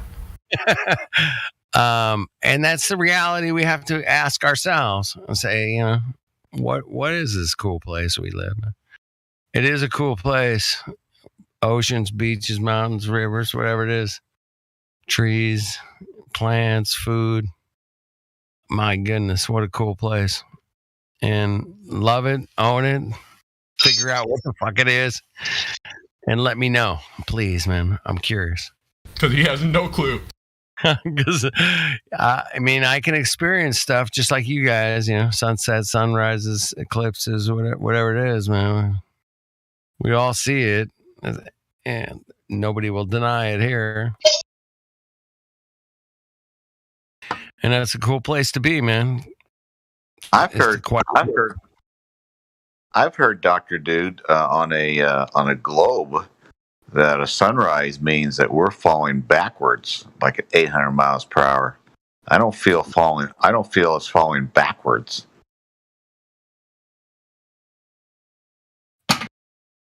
No, I don't. Well, isn't that interesting? That's a great observation you made, because I don't feel like I'm shooting through space at, 1,000,000 miles an hour.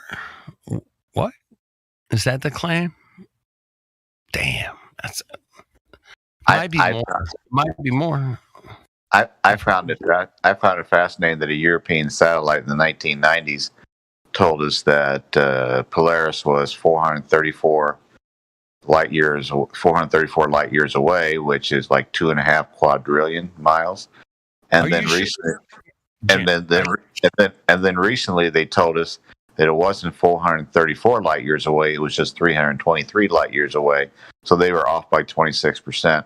Now it's just 1.87 quadrillion miles away. Good for us. Well, I'm glad you brought up Polaris and yeah, I understand there's been a distance change in. That should be Percentage's new name, 26%. What? Don't do that. You guys are so good. Don't do me like that. Polaris is my bitch. She's my bitch, and I love her. She doesn't. Bro, Polaris is a dude. That's funny. That's funny. She's my bitch. Are you sure that Polaris isn't a trans? Come on. Bro, Polaris is definitely masculine. It's totally trans. Are you getting it? Are you doing he's masculine. He's obstinate. He stays in his position.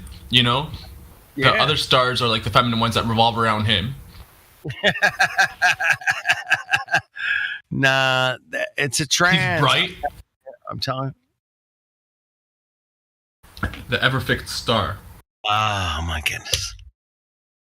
You're right. Polaris is a dude. For real, man.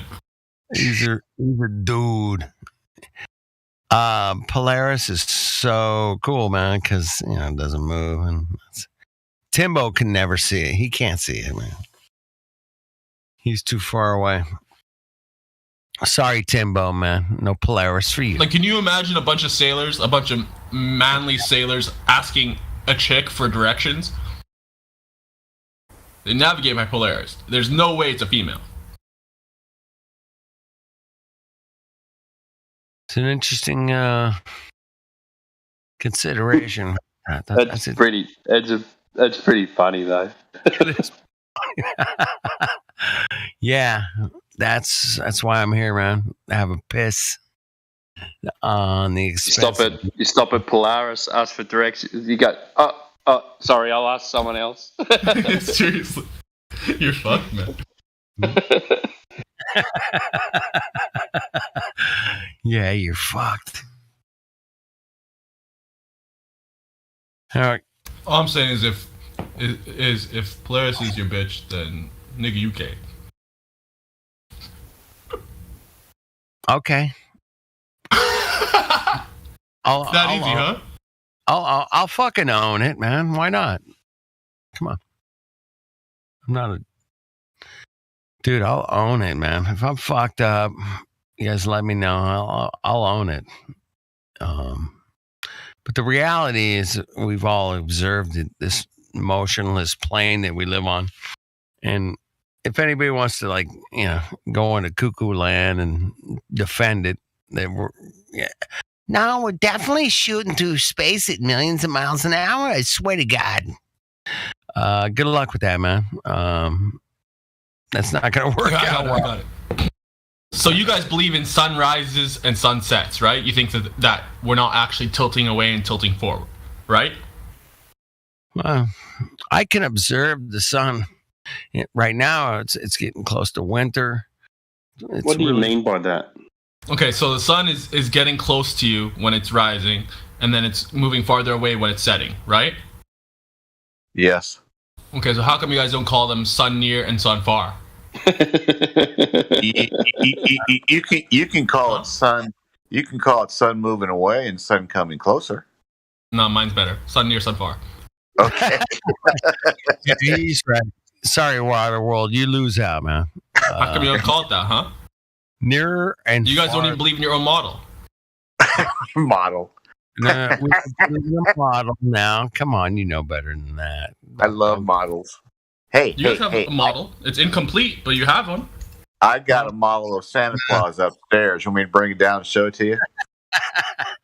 Yeah, we got a Santa Claus model. Come on. Got Easter Bunny, got Fairy Godmother, got Tooth Fairy. I got all kinds of models. You got Humpty Dumpty. You have a Santa Claus model? The fuck kind of plus size Mark's warehouse is that? Hey, don't tell anybody. It's just between you and me. Lord have mercy. I don't know which one's fatter. I lost you, Waterworld. You broke up. I did. You lost me. Start over. What were you saying? Speaking of Santa Claus, what? Oh, I was just saying. I have a model of Santa Claus, Tooth Fairy, Fairy Godmother, and Easter Bunny. Doesn't make them real. Some weird sex dolls, but you got quite the collection. Well, don't go there, percentage. He went there first. I spent lots of money on my models.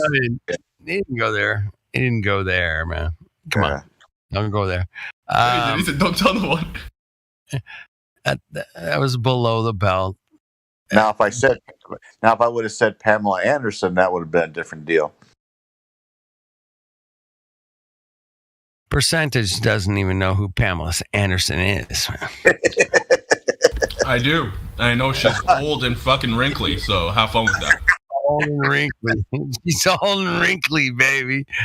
Now, back in the day. Baywatch. You can stretch that model skin and make a new model. Yeah. Does Percentage remember Bo Derek? Definitely not. Bo Derek. It's familiar. I can't vaguely remember. I can't put a pin on it. It's about 15, 20 years difference. Yeah, it's much. Is he a musician? There you go. Is a musician? No, she was not a musician. Oh, it's a girl. What the fuck? In 1980, in the movie 10, she jogged down the beach in her one-piece bikini. No, I don't recall. Well, you can Google it. You can Google it or YouTube it and probably see it. Oh yeah, just type in 10. I'll just leave it to the imagination. Yeah. Well, but back in 1980, she was the bomb.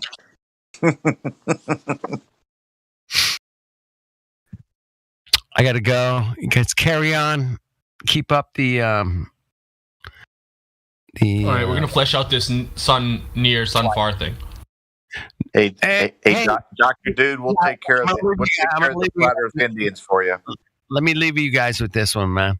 Since I'm a Native American Indian, I'm gonna leave the fact that if you're closer to the fire, it's hotter, and if you're away from the fire, it's colder.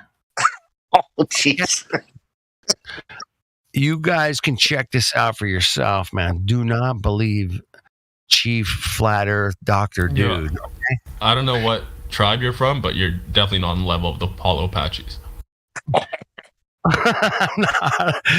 Well, the Apollo Apaches, man, they were so far advanced from all the other tribes, man. They were the ones that produced, computers and iPhones, and the rest of the guys were they're just like skinning deers and buffalo and growing corn and simple people.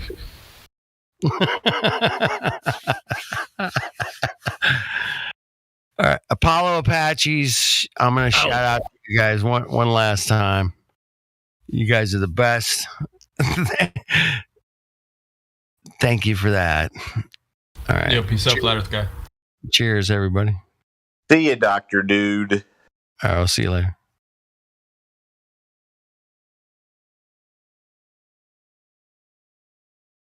What a personality.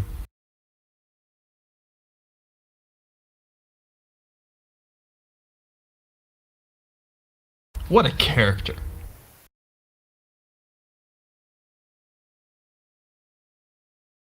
What a dude.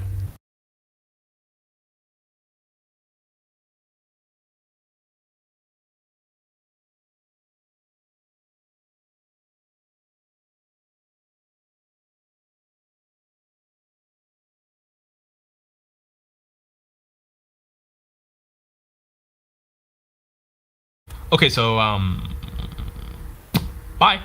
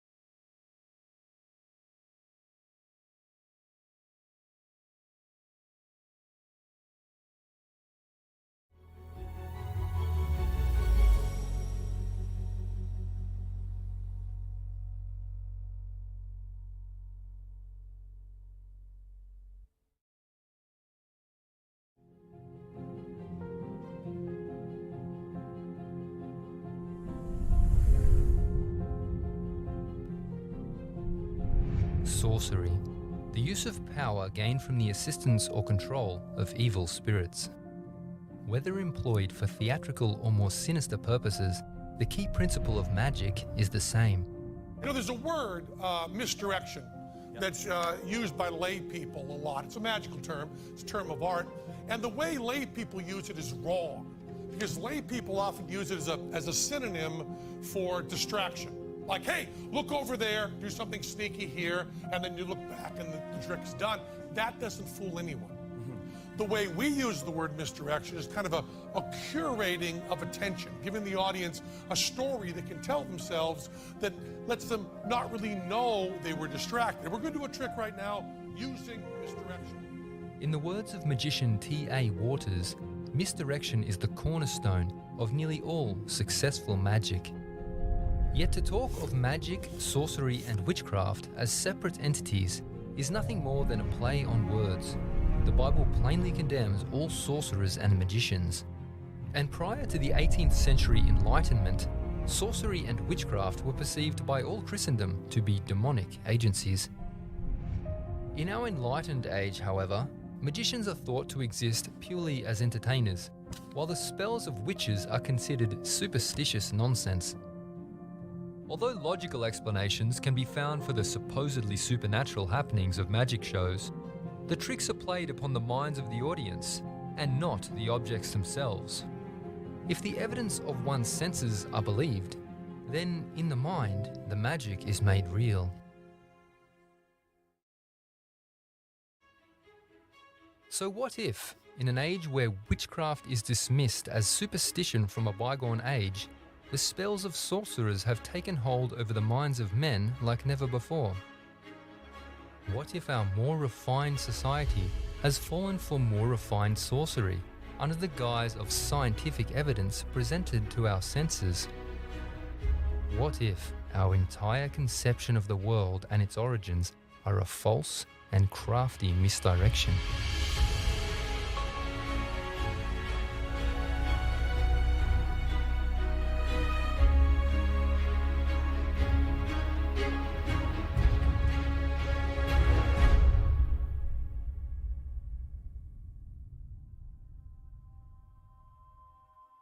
Prior to the mid-16th century, sun-centered cosmology was an abandoned concept, laying dormant between the dusty pages of ancient manuscripts. Whether noble or peasant, none denied the witness of their own senses, which testified to the truth of what Scripture declares, that the earth beneath their feet was at perfect rest, while the heavenly bodies moved overhead.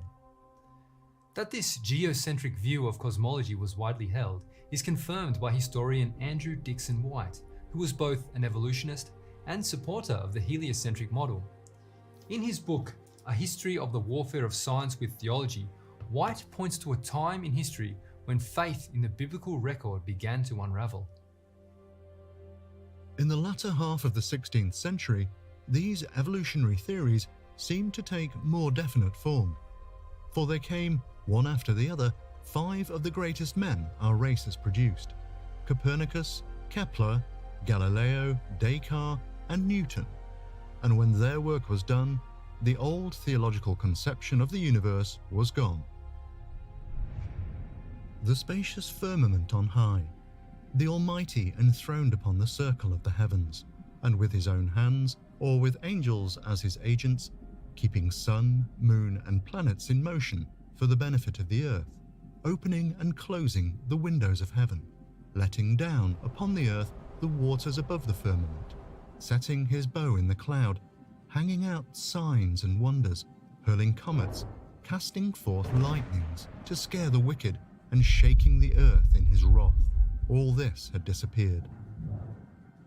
These 5 men had given a new divine revelation to the world, and through the last, Newton, had come a vast new conception, destined to be fatal to the old theory of creation. These men gave a new basis for the theory of evolution as distinguished from the theory of creation.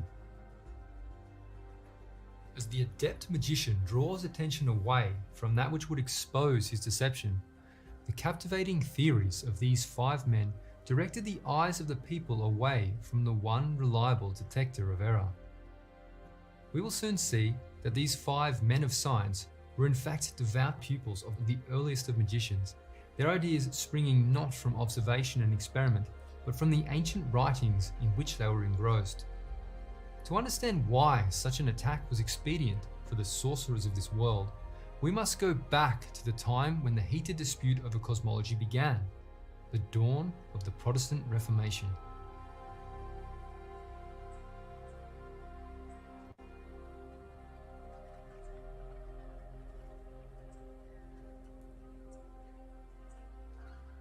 The 16th century brought revolutionary changes to the Christian world. For over 1,000 years, the Roman papacy had withheld the key of knowledge from the nations whose kings had bowed to her presumed authority. During these dark ages, popes and priests blasphemously sat in the place of Christ as mediator between God and man. Locked in a prison house of superstition and fear, the people were taught that outside of Rome's favour, there was no salvation. As for Rome, her usurped dominion over the minds of men stood for as long as the words of life were concealed from the people. Desperate to perpetuate the moral paralysis, the clergy alone were permitted to read the Bible, the common people being forbidden under pain of death.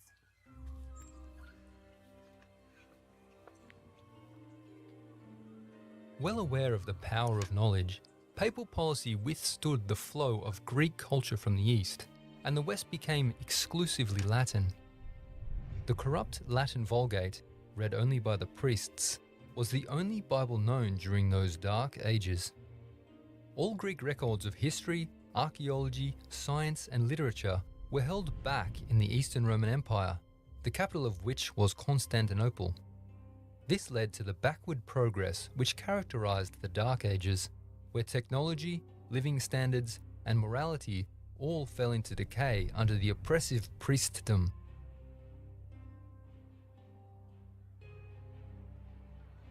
It was the absence of the light of knowledge, particularly that of Scripture, that made those ages dark.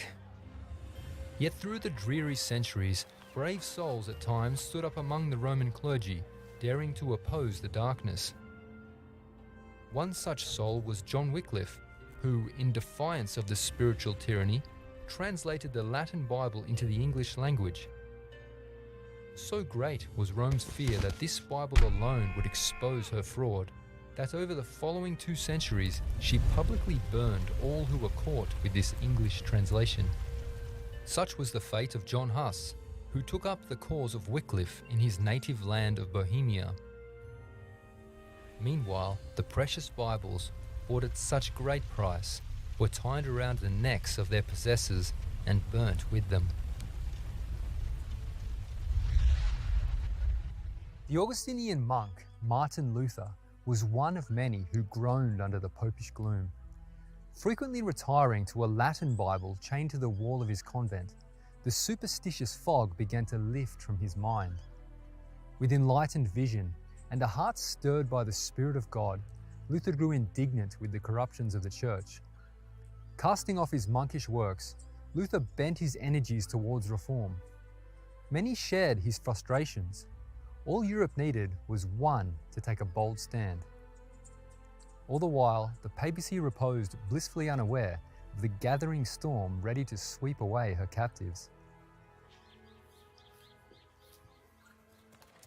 In 1517, Tetzel and his band of extortioners came to Wittenberg selling papal indulgences. Through this artifice, the papacy promised the remission of sins for a bargained price. Seeing through the pernicious scam, Luther vented the unspoken protest of thousands by nailing his 95 theses to the door of his local church.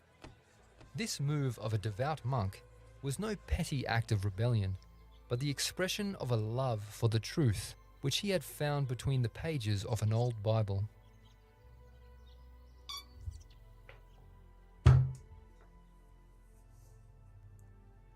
Little did Luther realize the resounding effects this simple act would have. Thanks to the newly invented movable type printing press and the zeal of the youth at Wittenberg's university, Luther's 95 biblical objections to indulgences were soon dispatched throughout Germany, and not long after, they were broadly translated and littered throughout Europe. Luther's revolutionary act in October 1517 marked the beginning of the Protestant Reformation. As the Bible exposed the fraudulent teachings and corrupt practices of Rome, the chains of fear and ignorance that had held the people under her sway fell to the ground. Like rain that refreshes a dry and thirsty land, the Word of God spoke life to nations that for centuries had languished under a pontifical shadow of death. The Reformation battle cry, Sola Scriptura, the Bible and the Bible alone, echoed over many lands. Incredibly, Providence had paved the way for this Reformation throughout the preceding century. In 1453, Constantinople was sacked before Mehmet the Conqueror, and Athens fell shortly thereafter. Among the Greeks who fled before the advancing Turkish hordes were intellectual classes, carrying their learning and literature into the West. In their hands lay the pure Greek manuscripts of the Holy Scriptures. These sacred scrolls would be vital to the generation of revolutionaries who would storm the citadels of Roman dogma. The fruit of these rediscovered treasures ripened 1 year before the Reformation began. Erasmus of Rotterdam deeply desired that all men should have the Scriptures in their native tongues. Discerning that the Vulgate swarmed with errors, he diligently compiled a purified New Testament of apostolic descent from the rediscovered Greek manuscripts. In 1516, Erasmus completed this work, which is known as the Received Text. It was from these pure Greek manuscripts that in 1522, Luther handed down to the German people a New Testament in their own language. Its publication aroused great fear among the clergy, as Daubigny writes, "Ignorant priests shuddered at the thought that every citizen, nay, every peasant, would now be able to dispute with them on the precepts of our Lord." Through the profusion of Luther's writings, other God-fearing Catholic priests, such as William Tyndale, caught the revolutionary spirit. After failing to persuade Bishop Tunstall to authorize a translation of the Scriptures into the native tongue, Tyndale began writing his own Christian literature abroad, which he smuggled into England. As a fugitive, Tyndale undertook his English translation of Erasmus's Greek New Testament, which was to find its way to English shores in 1526. When it appeared in the realm, Tunstall denounced it as a pestilent and pernicious poison which will infect the flock. Feverishly, Tunstall began buying up and burning all the copies he could find, along with the souls caught with them. After eventually being tracked down in Belgium, Tyndale suffered the ultimate price for his countrymen. Yet the seeds sown by his blood would ensure living bread for all of God's children until the end of time. During this great revival of Bible knowledge, many other brave souls from among the clergy yielded to conviction and took their stand with the reformers. Yet the love of luxury and vice stifled the hierarchy in Rome. Anathemas and bulls were hurled across the Alps at Luther and the reformers. But these measures, effective in times past, were now as the shaking of a straw to a people from whose eyes the scales had fallen. The medieval papacy awakened from its superstitious lethargy to see that in a third of a century, the Reformation had carried away 2/3 of Europe. Germany, England, the Scandinavian countries, Holland and Switzerland had become Protestant. France, Poland, Bavaria, Austria and Belgium were swinging that way.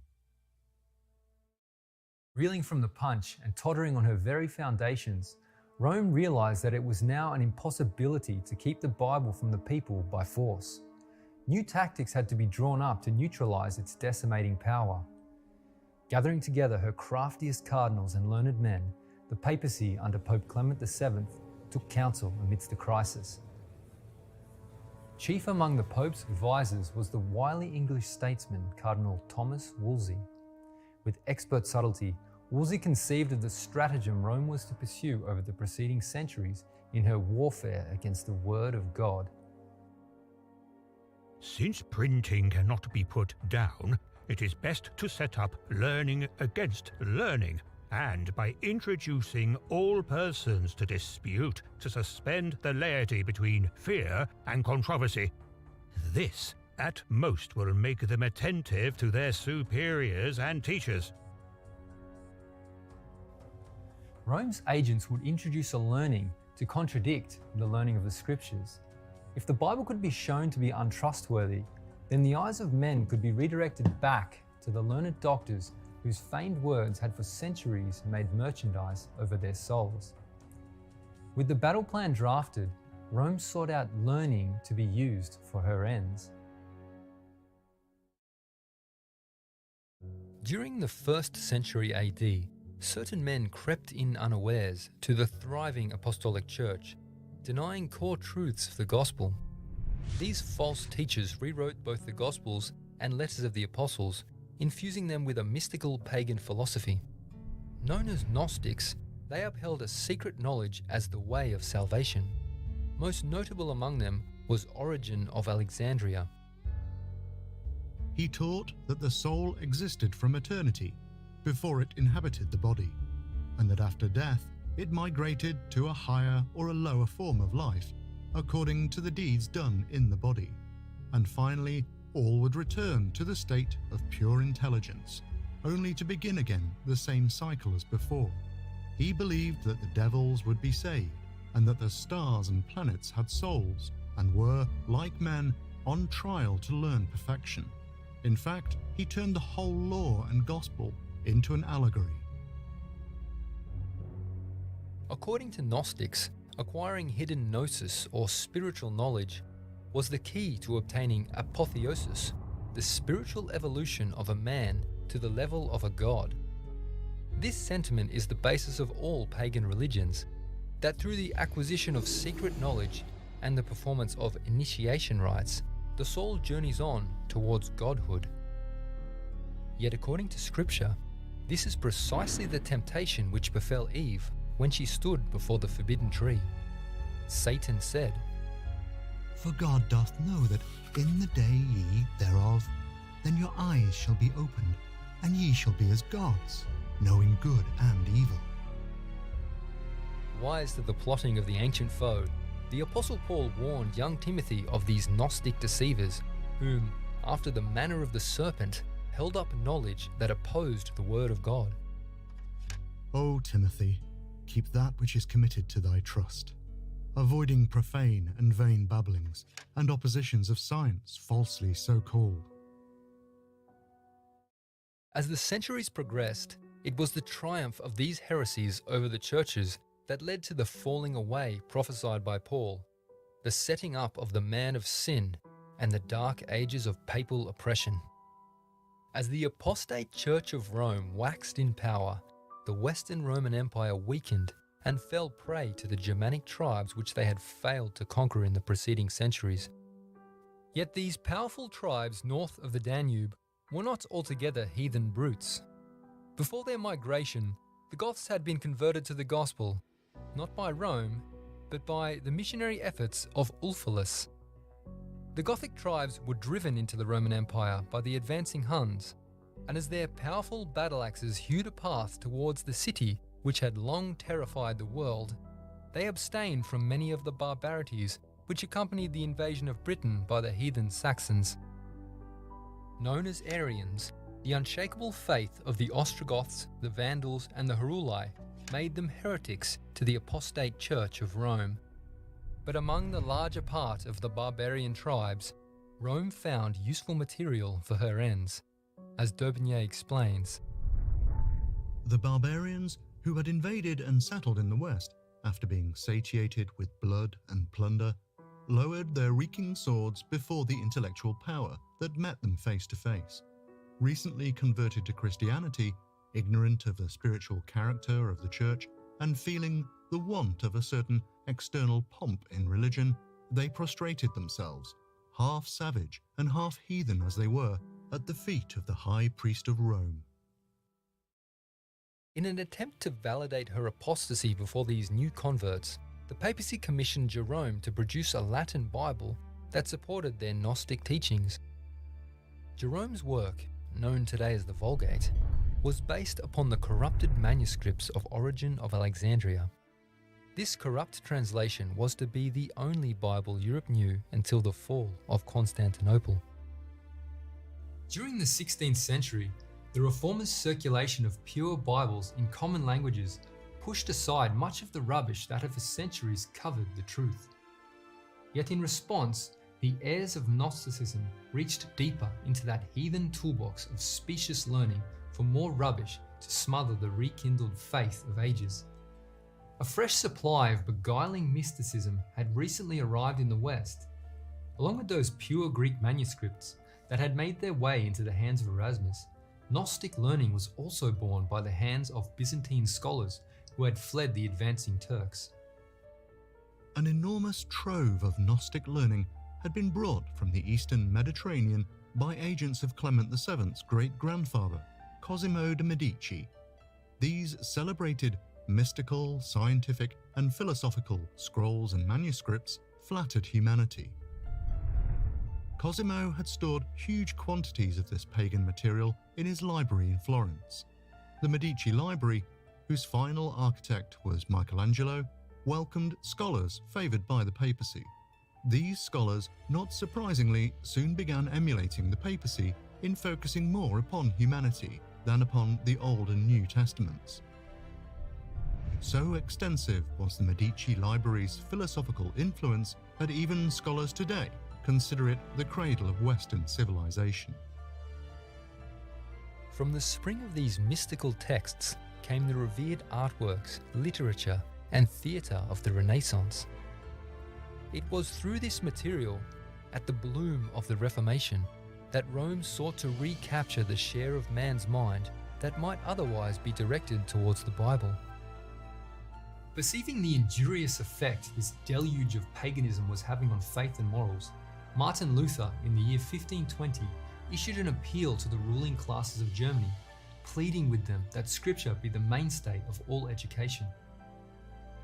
I am much afraid that the universities will prove to be the great gates of hell, unless they diligently labor in explaining the Holy Scriptures and engraving them in the hearts of youth.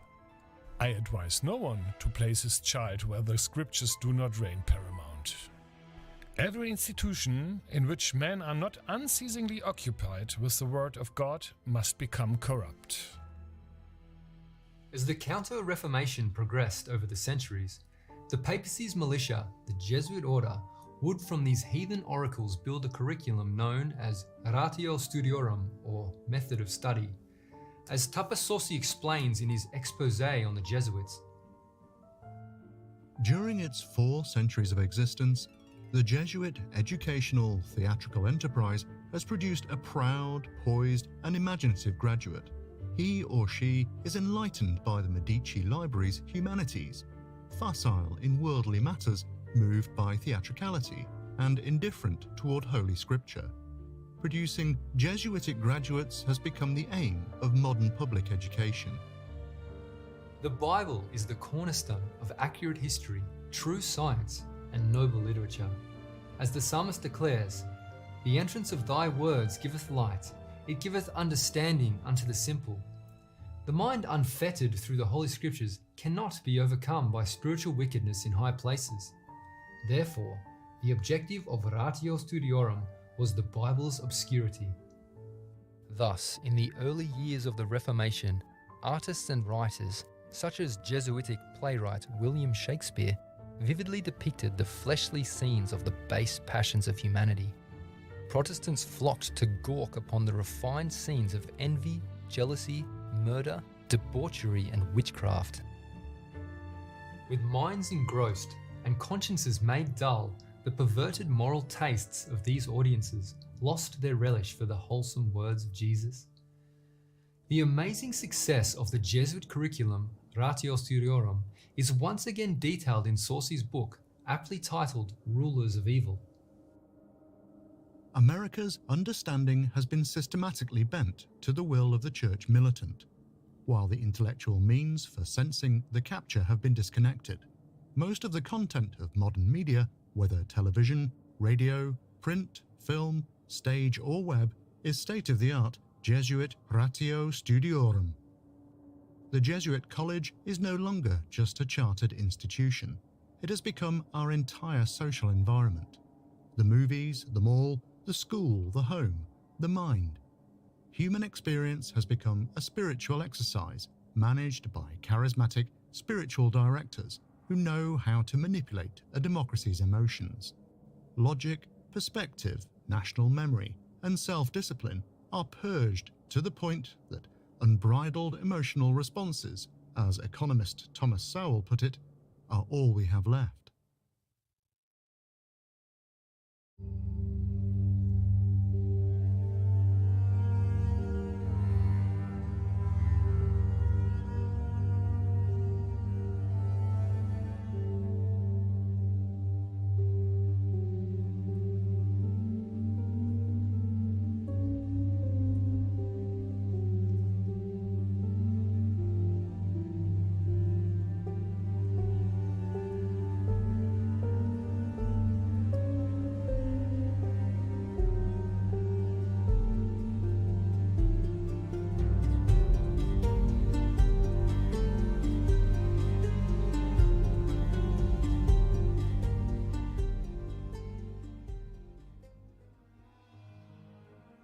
Beyond the more base distractions from the gospel, by far the most formidable weapons drawn from heathenism took the guise of scientific theories. Like other scholars of his era, Nicholas Copernicus was under the spell of Medici learning. The Polish astronomer and Catholic priest, according to Galileo, stumbled across the heliocentric theory as he immersed himself in heathen writings. His new fancy was shared with fellow clerics, and soon it began tickling the ears of those in Rome.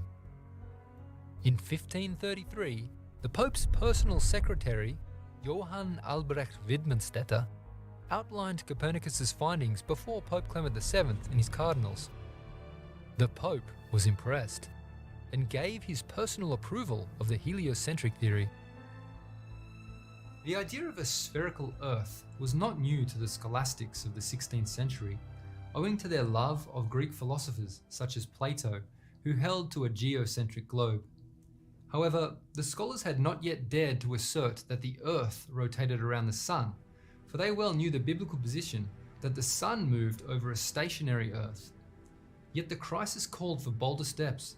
After hearing the heliocentric theory in detail, the scholastics discerned that this sun-centered pagan cosmology stood in direct opposition to the Earth-centered system that Scripture describes. Recognizing the potential damage this new theory could inflict upon faith in the Scriptures, one of the cardinals, of whom we may have little doubt was in the audience of the lecture given years earlier, appealed to the astronomer. Cardinal Nicholas von Schönberg wrote a letter to Copernicus in 1536, urging him, "Communicate this discovery of yours to scholars." Copernicus would later publish this high-profile letter in his book on the revolutions of the heavenly spheres. Notwithstanding this invitation, Copernicus was reluctant to face the storm of controversy that would follow such an open attack on the Scriptures, and he stalled in publishing his work until the year of his death in 1543. However, news of the new theory had evidently gotten around, for in 1539, Martin Luther said in conversation, "There is talk of a new astrologer who wants to prove that the Earth moves and goes around, instead of the sky, the sun, the moon. Just as if somebody were moving in a carriage, or a ship might hold that he was sitting still and at rest while the Earth and the trees walked and moved. But that is how things are nowadays.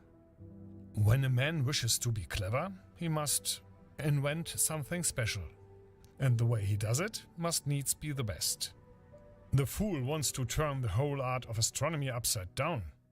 However, as Holy Scripture tells us, so did Joshua bid the sun to stand still and not the earth." As Copernicus expected, the publication of De Revolutionibus in 1543 did not go down well with much of Europe, particularly the Protestants. All branches of the Protestant Church, Lutheran, Calvinist, Anglican, vied with each other in denouncing the Copernican doctrine as contrary to Scripture, and at a later period, the Puritans showed the same tendency. John Calvin, rising up with indignation at this attack on biblical authority, denounced Copernicus outright. We will see some who are so deranged, not only in religion, but who in all things reveal their monstrous nature, that they will say that the sun does not move, and that it is the earth which shifts and turns. When we see such minds, we must indeed confess that the devil possesses them, and that God sets them before us as mirrors in order to keep us in his fear. Just as the Protestants were preparing to denounce this attack on God's word, we find that, from a broader view, this hot dispute was but the playing out of Cardinal Wolsey's diabolical scheme. It is best to set up learning against learning, introducing all persons to dispute. With the battle lines drawn and her poison arrows in flight, Rome's only want was a clandestine agency to streamline the subversion of her defectors. To challenge the holy zeal and boldness of her enemies, the papacy needed an army with matching tenacity that would spare no hardship and shrink not from death itself in the cause of the Church of Rome. Bound at Wartburg Castle by his protectors in 1521, Martin Luther applied his mind to a German translation of Erasmus's New Testament. In the exact same year, the Spanish soldier Ignatius Loyola, bound after being gravely injured by a cannonball, spent his infirmity gazing obsessively at Catholic icons and poring over the writings of mystics. Luther's translations were born in order that the common man might be free to know the will of the Lord directly. Loyola's superstitious meditations gave rise to dreams and visions, urging him on a romantic crusade in pursuit of the escaped captives of the Roman Church. In the words of Tupper-Saucy, these parallel, simultaneous quests for holiness would define modern life's underlying conflict. Which master do I serve? Rome or the Word of God? While studying at a university in Paris, Loyola drew disciples after himself. Rather than purifying their souls through obeying the truth, these men practiced self-flagellation and entrancing spiritual exercises as a means of fitting themselves for service. The nature of Loyola's spiritual exercises are explained by Tupper-Saucy.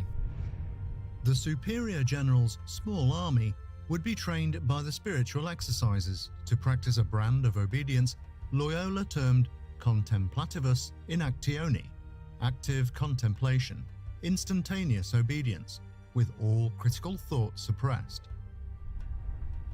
As stated in section 353.1 of the exercises, we must put aside all judgment of our own and keep the mind ever ready and prompt to obey in all things the hierarchical church. But Jesuit obedience would be more than mere obedience of the will. An obedient will suppresses what it would do in order to obey what a superior wants done. Ignatius demanded obedience of the understanding. An obedient understanding alters its perception of reality according to the superior's diktats. Section 365.13 declares, we must hold fast to the following principle. What seems to me white, I will believe black if the hierarchical church so defines. This aspect of ratio studiorum regarding the suppression of all critical thought would become the backbone of our modern education system, having particular bearing upon the science department.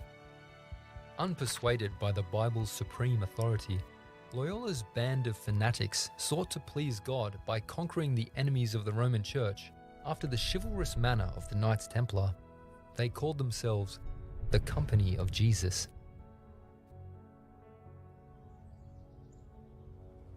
As Protestant Bibles multiplied and the crisis deepened, Ignatius seized his opportunity. Ushering himself into the presence of Pope Paul III in 1539, Ignatius laid out his business plan with words to the following effect. Let the Augustinians continue to shut themselves up in their cloisters for study and meditation. Let the Benedictines continue to pursue lines of literature.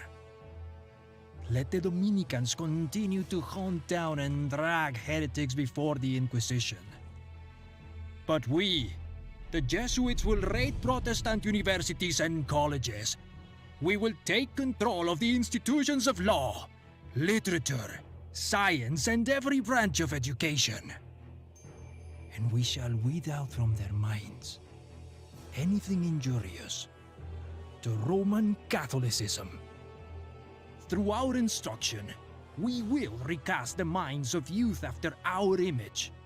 Yea, we will infiltrate enemy territories as doctors, lawyers, poets, authors, scholars, reforming theologians, archaeologists, philosophers, financiers, scientists, or whatever guise the Church may demand or require for her ends.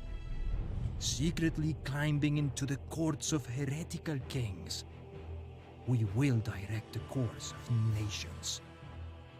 Thus, in time, the New Testament of Erasmus will fade into insignificance, and all shall again give heed to the engines of our Mother Church. When Ignatius had finished his presentation, Pope Paul III reportedly cried out, "This is the finger stroke of God!" and on September 27, 1540, sealed his approval with a papal bull, formally ordaining the Jesuit order. As military general of the Jesuit order, Ignatius of Loyola was to rival and surpass the power of even the Pope himself, becoming known as the Black Pope by reason of his obscurity. 5 years after the Jesuits were ordained, the Council of Trent convened. When this council was over, in 1563, the papacy began marching to the drum of Papa Nero. Meanwhile, in England, the prayer of the dying martyr had found an answer. The king's eyes had been opened to the folly of fighting against the circulation of Tyndale's English Bible translations. The effect being that during the reign of Queen Elizabeth, England superseded Germany as the leading force in the Reformation. Jealous for her former prey, Rome set her sights upon the source of her woes, William Tyndale's Bible. In an effort to quell its growing power, Jesuit scholars quickly got to work on their own translation immediately following the Council of Trent. The Douay-Rheims New Testament was first published in 1582, while a complete Bible was produced in 1610. Based on the Latin Vulgate, this English translation swarmed with corruptions designed to support Catholic dogma. Poised for an intellectual attack, the plan was for the Douay-Rheims to supersede Tyndale's translation and thereby wean Protestant England back to Catholicism. What's fascinating is that among the countless corruptions found in the Douay-Rheims lies a description of the earth as a globe. No English translation of the Bible, before or after the Douay-Rheims, has applied the word globe for the Hebrew word kug in their rendition of Isaiah 40:22. Not even the Vulgate, from which it was translated, contains a spherical reference. And yet, the Douay-Rheims contains other subtle changes supporting the model of cosmology which Rome was urging, such as Proverbs 8:26, which mentions the poles of the world. Proverbs 8:26 reads rather differently in the King James, as well as innumerable other translations. It simply states, "While as yet he had not made the earth, nor the fields, nor the highest part of the dust of the world." This historical document, the Douay-Rheims Bible of 1610, is proof positive that by the early 17th century, the globular earth was authorized Roman Catholic doctrine, and this usurper of a Bible containing the very word globe was being employed by the Jesuits for the downfall of Protestant England. The appearance of this Jesuit Bible on English shores in 1582 was recognized at once to be a danger to the fledgling world power, threatening to drive a wedge between England's Protestants and Catholics. The wise of England called upon the Puritan scholar Thomas Cartwright to meet this Goliath of Roman sophistry. His pen soon felled the literary insurgent in the sight of all the English realm, who were led to despise the article of priestcraft. As Cartwright levelled blow after blow against the intellectual attack of the papacy, an enormous fleet set sail for the British Isles. Supported by Pope Sixtus V, the 30,000 soldiers, sailors, and priests aboard the Spanish Armada were set to make England Catholic by force.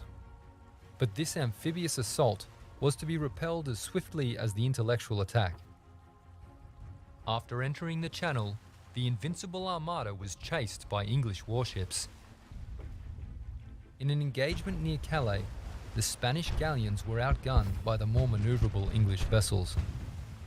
After being severely damaged by English cannon, strong winds arose, blowing the Armada away from their intended landing point and into dangerous waters.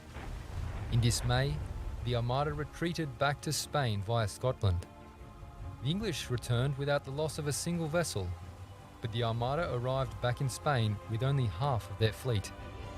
The decisive victory was recognised as God's approval of the Protestant cause.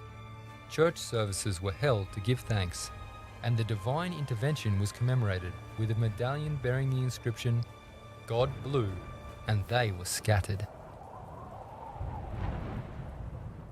Thus, England was preserved to lay at the world's feet their most significant contribution, the 1611 King James Bible, stamped with the genius of her most noble sons and stained with their blood. After 400 years, this inheritance of the Reformation remains the most popular Bible translation and therefore the best-selling book of all time.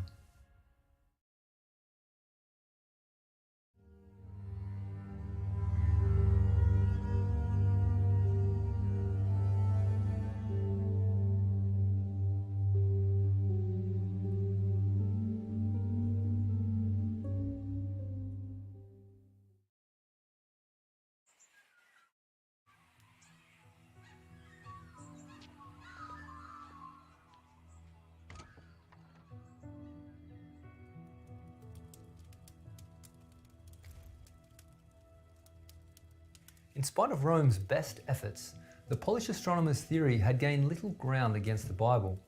Protestants at large spurned Copernicus owing to their leaders' attacks on him and to his close affiliation with the papacy.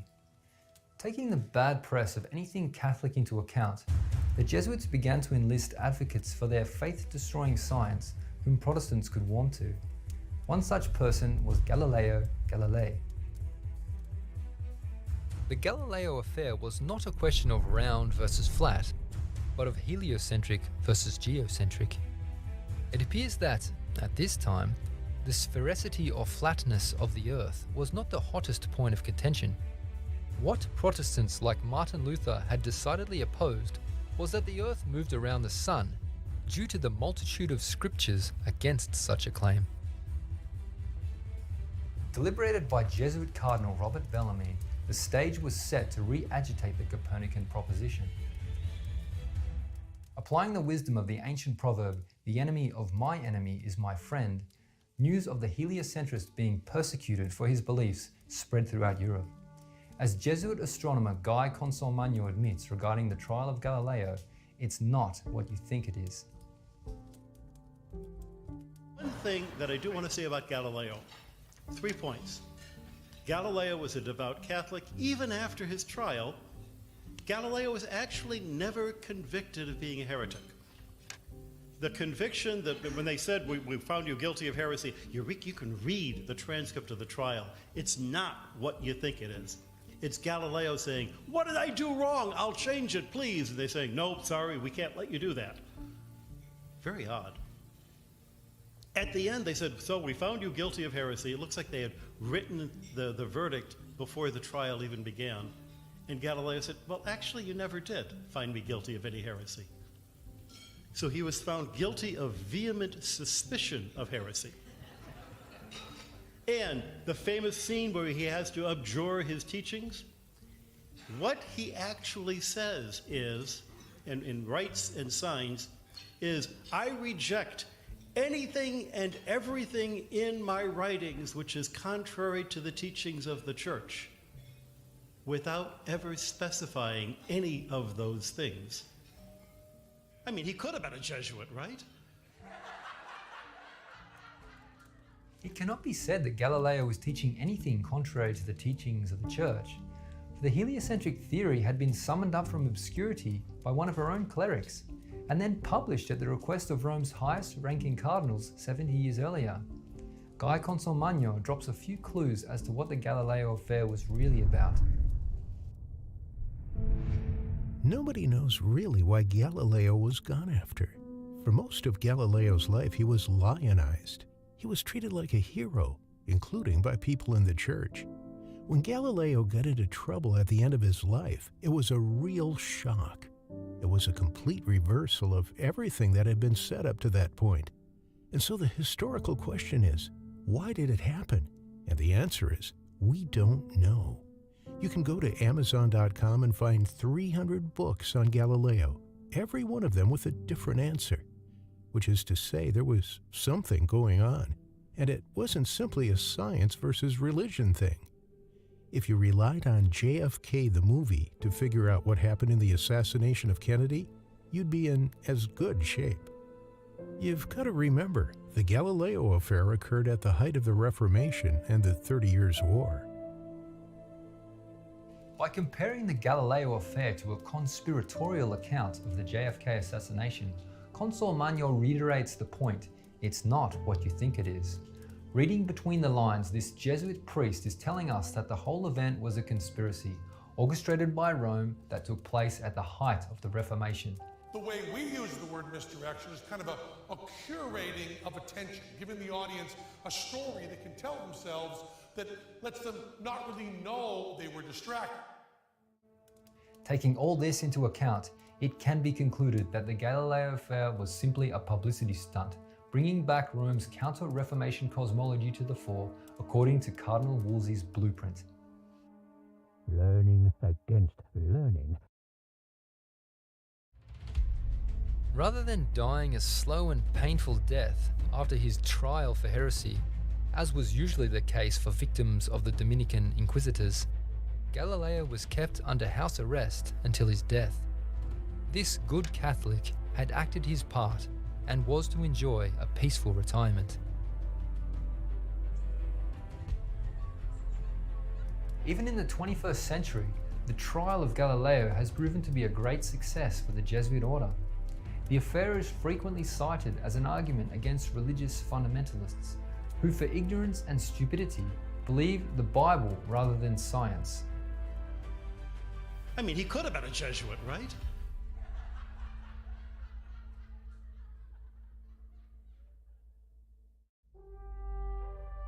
Rome's hope of restoring Catholicism to English shores by force had sunk with the Spanish Armada in 1588.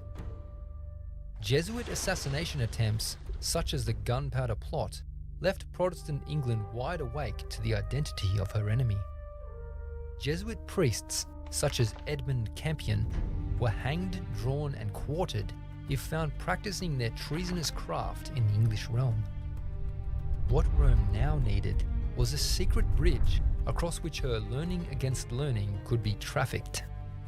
Tapasorsi writes, Convinced they were building a new world, the Templars called each other Frère Macon, Brother Mason. Later, this term would be anglicised into Freemason. Being a secret society built upon the same principles as Jesuitism, the altars of Freemasonry attracted talented intellectuals. The pens of Enlightenment figures such as Voltaire and Rousseau, both Freemasons, were to wage a damaging warfare against Bible belief for centuries to come. Deism, which is in essence a revamped form of ancient paganism, was conjured up at Masonic temples and hailed as the thinking man's alternative to Roman Catholicism. Akin to their Jesuit brethren, these neo-pagans stood unpersuaded by the Bible's supreme authority. Such sought answers by studying the natural world, not through the lens of Holy Writ, but through the beguiling mysticism found in the Medici Library. Once again from the book Rulers of Evil. The encyclopedia was the flame of the Enlightenment, the fulfillment of Cardinal Wolsey's dream of flooding the world with print, containing learning against learning.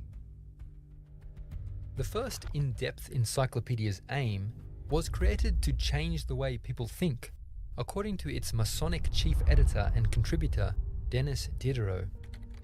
Imagine how thrilled Cardinal Wolsey would be about Google.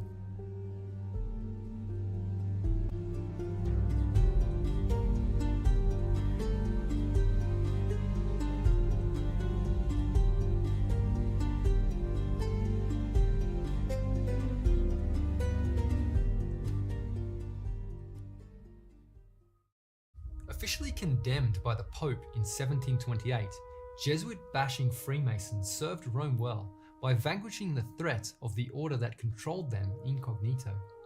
One such Freemason that answered to his unknown superior, the Black Pope, was Isaac Newton. Hailed as one of the most brilliant scientists of all time, Newton's most notable contribution was a great triumph for Rome's heliocentric doctrine. As NASA scientist Holly Rebick explains, in 1687, Isaac Newton put the final nail in the coffin for the Aristotelian geocentric view of the universe. Building on Kepler's laws, Newton explained why the planets moved as they did around the Sun, and he gave the force that kept them in check a name: gravity. The pagan philosophers from whose writings Copernicus and Kepler built upon wrote of the heavenly bodies being embedded in layers of rotating spheres made up of an ethereal transparent fifth element. This earlier heliocentric conception is referred to as the celestial spheres. However, Newton's theory of gravity, along with his mathematical postulations regarding the motions of heavenly bodies, did away with the need for these transparent orbs. It was Newton's unproven speculations concerning gravity that managed to imbue the heliocentric theory with scientific credibility, just as Dixon White declares. Through the last, Newton had come a vast new conception, destined to be fatal to the old theory of creation. But upon deeper examination of the work and practice of Isaac Newton, some details emerge which would cause to blush those who desire to view him as an objective and rational scientist. Newton wrote more than 1 million words about alchemy throughout his life, in the hope of using ancient knowledge to better explain the nature of matter, and possibly strike it rich. But academics have long tiptoed around this connection, since alchemy is usually dismissed as mystical pseudoscience, full of fanciful, discredited processes. Alchemy is nothing more than a form of ancient Egyptian magic, which claims, among other things, to enable its adherents to transform lead into gold. As a mason in the occult craft, Newton was evidently introduced to the same mystical texts which Copernicus had received from the Medici library. Many of these embarrassing details about Newton emerged not long after his death. At the time, fearing the loss of his scientific credibility, the Masonic Royal Society deemed that his writings on alchemy were not fit to be printed.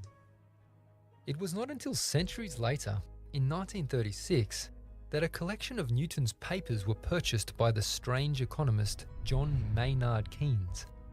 After studying these papers and recognizing the significance of what they divulged, Keynes gave a lecture to the Royal Society. In his lecture, Keynes declared, Newton was not the first of the Age of Reason. He was the last of the magicians, the last of the Babylonians and Sumerians, and the last wonder child to whom the Magi could do sincere and appropriate homage. Keynes testified that Newton's name should not be placed in the realm of objective scientists, but rather of heathen magi. Understandably, throughout his life, Newton sought to keep his alchemy private. On one occasion, he wrote a letter to fellow alchemist Robert Boyle, urging him to keep high silence about his alchemy, and warning him that there would be immense damage to the world if there should be any verity in the Hermetic writers, since there were many things that none but they understand. But who were the Hermetic writers whose secrets Newton so revered, yet feared to publicly disclose? The following explanation of alchemy is derived from the Masonic Encyclopedia and was written by fellow crafter Newton, 33rd degree Freemason Albert Mackay. Hermeti, the art or science of alchemy, so termed from Hermes Trismegistus, who was looked up to by the alchemists as the founder of their art. According to the Free Dictionary, Hermeticism is defined as the ideas or beliefs set forth in the writings of Hermes Trismegistus. Hermeticism, so named after Hermes Trismegistus, is the philosophy that stands behind the practice of alchemy. Legend has it that this Egyptian sage lived in the period of Pharaonic Egypt. As with all pagan religions, the object of worship in Egyptian religion was the sun. Newton was so taken by this sun-worshipping sage that he translated at least one of Trismegistus's works, the Emerald Tablet, into English. It is from this document that the phrase, "as above, so below," originates. This happens to be one of the chief sayings of Satanists such as H.P. Blavatsky and Aleister Crowley, and is depicted visually in the illustration of Baphomet. Furthermore, the Emerald Tablet, which Newton loved so much he translated into English, concerns the operation of the sun. Interestingly, Trismegistus's explanation contains a shadowy notion that sounds remarkably similar to Newton's theory. Its force is above all force, for it vanquishes every subtle thing and penetrates every solid thing. Did not Newton propose that from the sun emanates an invisible force which is above all and responsible for keeping the Earth and the planets in orbit?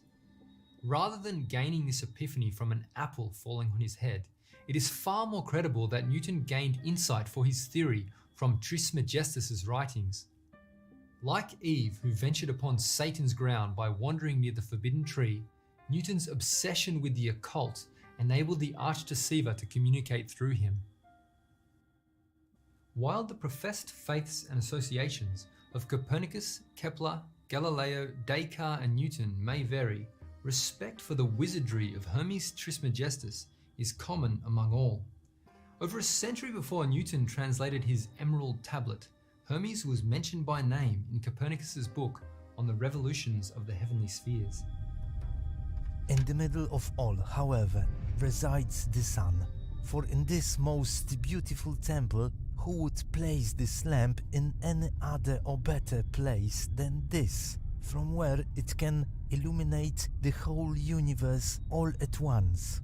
Not unjustly then, some call the sun the lamp of the cosmos, others its mind, and others still its governor.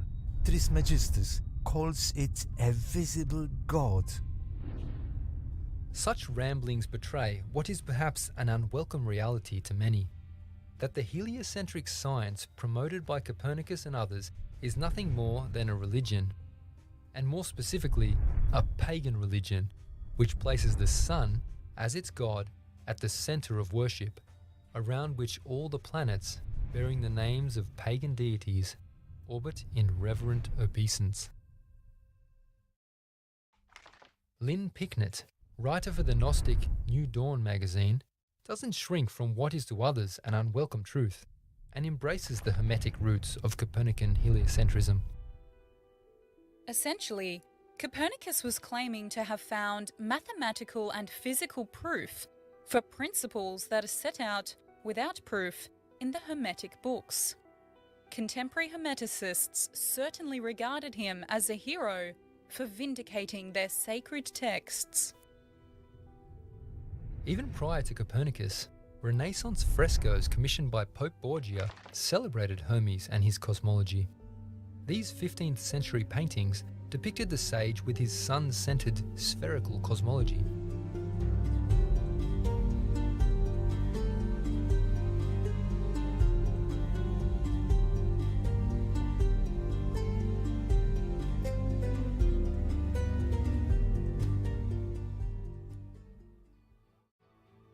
Revered astronomer Johannes Kepler, most famous for postulating that the tides are caused by the moon's gravity, expressed his twisted obsession with Egyptian religion in his book, The Harmony of the World, which seeks to explain planetary motion around the Sun. Kepler eerily stated, "A few days after the pure sun of that most wonderful study began to shine, nothing restrains me. It is my pleasure to yield to the inspired frenzy. It is my pleasure to taunt mortal men with the candid acknowledgement that I am stealing the golden vessels of the Egyptians to build a tabernacle to my god from them, far, far away from the boundaries of Egypt. I cast the die and I write the book." Kepler's golden vessels of Egypt are a subtle but unmistakable allusion to the Hermetic writings which clearly inspired his scientific propositions. Thus, there can be little doubt that Hermes' mystical scrolls were the spring of inspiration behind the celebrated pioneers of heliocentrism. Legend has it that even the classical proponents of a spherical Earth were instructed by this father of lies, as Mackay's Encyclopedia of Freemasonry explains. Hermes Trismegistus, or the Thrice Great, who was a celebrated Egyptian legislator, priest, and philosopher who lived in the reign of Ninus. This mythical Egyptian philosopher was in fact considered as the inventor of everything known to the human intellect. It was fabled that Pythagoras and Plato had derived their knowledge from him, and that he had recorded his inventions on pillars. That Trismegistus was the human father of sun-centered cosmology is supported by the following quotation. Notice how brightly the sun-centered theory shines in the following excerpt from his own work. "For the sun is situated at the center of the cosmos, wearing it like a crown. Around the sun are the 6 spheres that depend from it, the sphere of the fixed stars, the 6 of the planets, and the one that surrounds the earth." With penetrating foresight, the learned Erasmus of Rotterdam perceived the outcome of this obsession with heathen writings that was captivating the scholastics of his day. In the year before the Reformation began, Erasmus declared, "I have a fear, and it is that with the study of ancient literature, ancient paganism will reappear." As previously stated, ancient pagan religions, as a rule, placed the sun at the center of their worship. To make this embarrassing detail more palatable, the fact was usually obfuscated by personifying the sun as some chivalrous leader of heroic escapades. While the modern graduate of Ratio Studiorum may look down his nose at these ancient pagans for believing such fanciful tales, he himself is steeped in the same old myths, repackaged in modern form. While the baser reproductions of pagan myth may be shrugged off as entertainment, so slick has been the sleight of hand that even those who deem themselves irreligious are, by virtue of their scientific beliefs, paying homage to the same deities as the pagans of antiquity.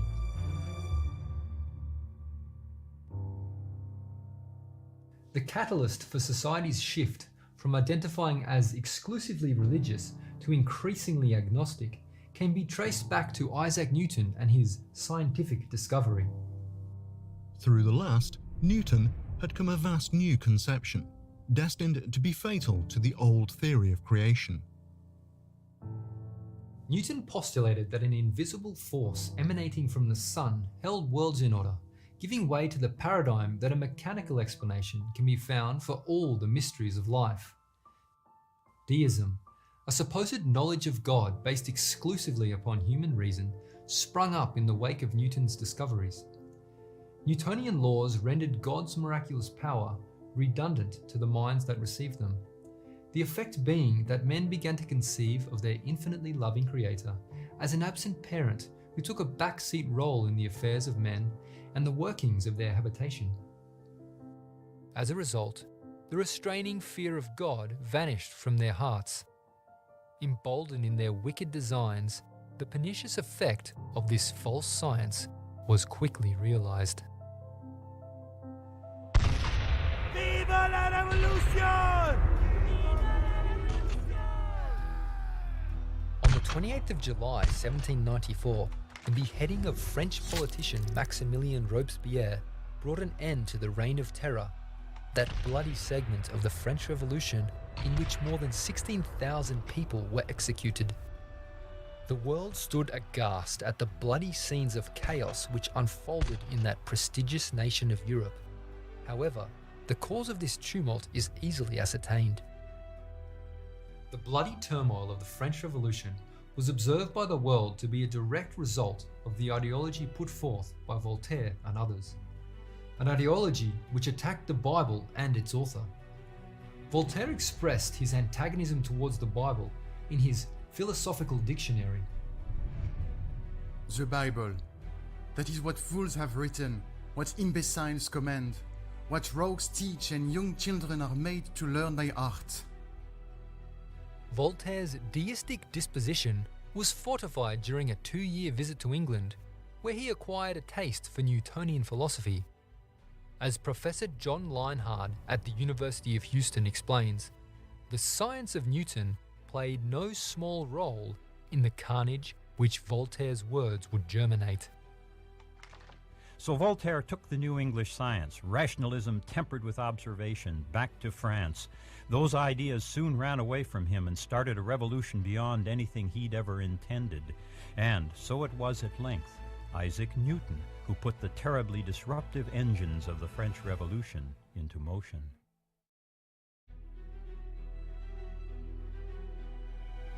Far from being a wellspring of life, Newtonian science became a riverhead of death, whose ever-swelling waters have drowned generations in infidelity. As the French Revolution came to an end, Napoleon's revolutionary army marched upon the Vatican in 1798, deposing the Pope and abolishing the papal government. This seemingly deadly wound served to conceal Jesuit operations like never before. Disguised as philosophers and scientists, Jesuits poured into Protestant lands, proliferating their learning against learning. Masonic Enlightenment ideology took deep root in Protestant populations, incurring further distrust for the Bible and weakening the people's discernment in preparation for the secret enemy's next installment.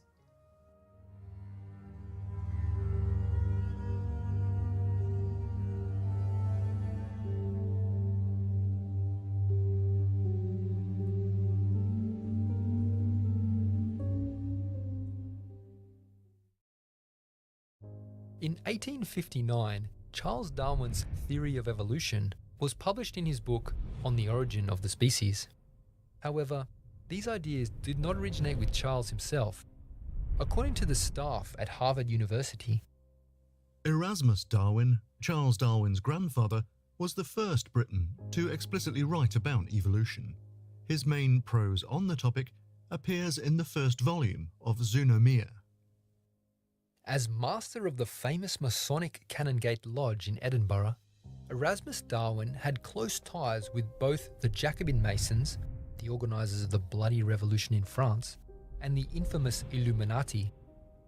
Being a deist, Erasmus's neo-pagan sentiments shined through the title of his famous poem, The Temple of Nature. In light of the deep Masonic connections of the Darwin family, it may be concluded that the science they put forward was merely an expression of their occult doctrine. In The Meaning of Masonry, Freemason Walter Wilmshurst explains that the presiding sentiment of Freemasonry is the spiritual evolution of man into God. This, the evolution of man into Superman, was always the purpose of the ancient mysteries, and the real purpose of modern Masonry is not the social and charitable purposes to which so much attention is paid, but the expediting of the spiritual evolution of those who aspire to perfect their own nature and transform it into a more godlike quality. And this is a definite science, a royal art, which it is possible for each of us to put into practice, whilst to join the craft for any other purpose than to study and pursue this science is to misunderstand its meaning.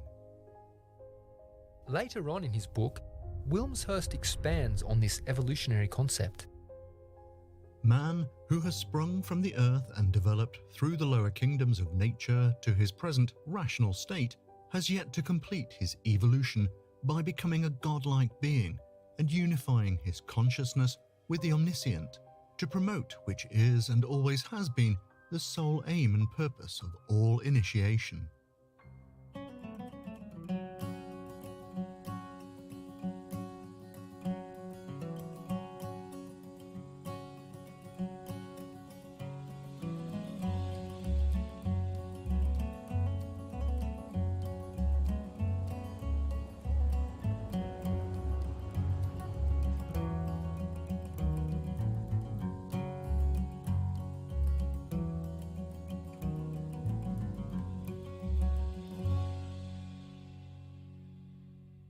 The spiritual ramifications of Darwinism cannot be ignored.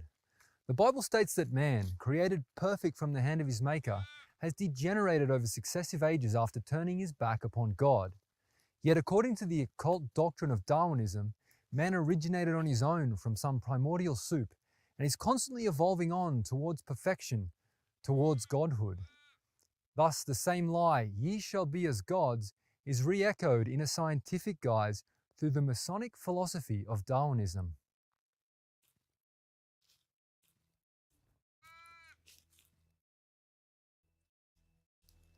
With the world now initiated into the concept of life generated without the need of God, the capstone of the evolutionary model was prepared for fixture. And yes, it is entirely consistent with papal policy to plan a move even centuries in advance, as British Ambassador to the Holy See, Sir Darcy Osborne wrote in March 1947. In any case, I long ago realized that it is almost impossible for a layman and a non-Catholic, and indeed for most Catholics and ecclesiastics outside the Vatican City, to form a valid judgment or express an authoritative opinion on papal policy. The atmosphere of the Vatican's supernatural and universal, but it is also fourth-dimensional and, so to speak, outside of time. For example, they can regard the Savoy dynasty as an interlude and the fascist era as an incident in the history of Rome and Italy.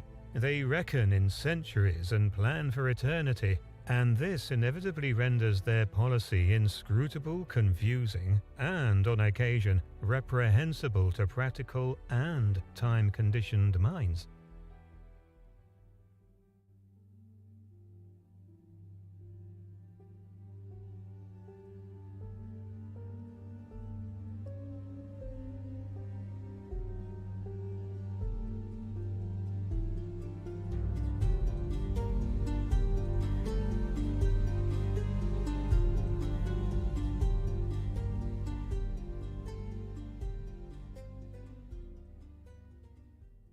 In 1928, 70 years after Darwin's book debut, Catholic priest Georges Lemaître published the capstone of the evolutionary model, the Big Bang Theory.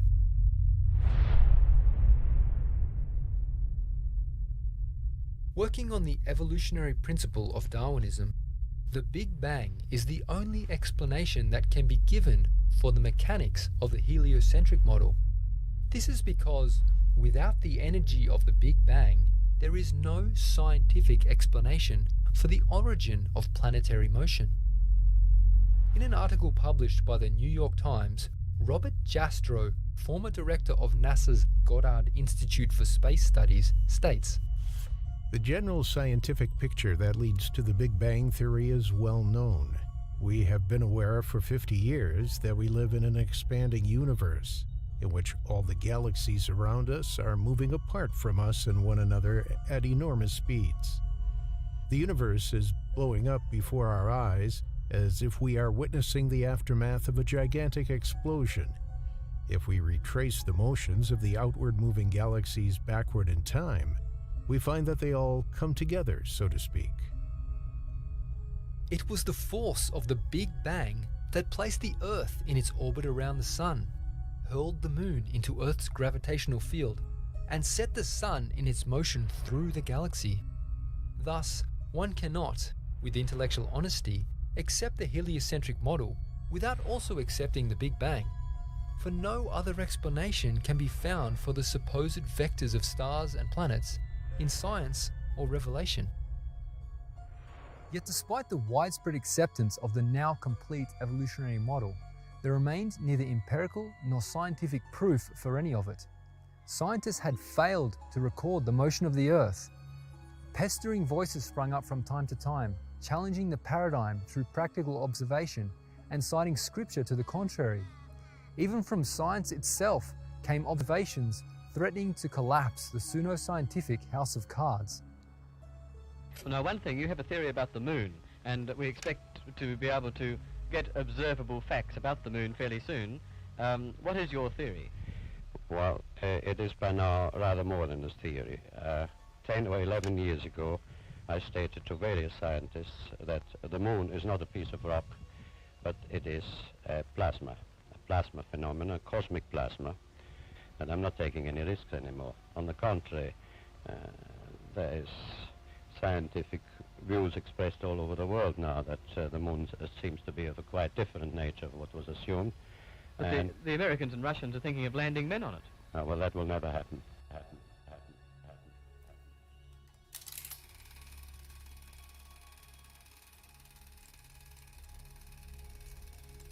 After the Second World War, with a plethora of new tools and foreign scientists at their disposal, the directors of deception gathered in conference. The truth had to be smothered.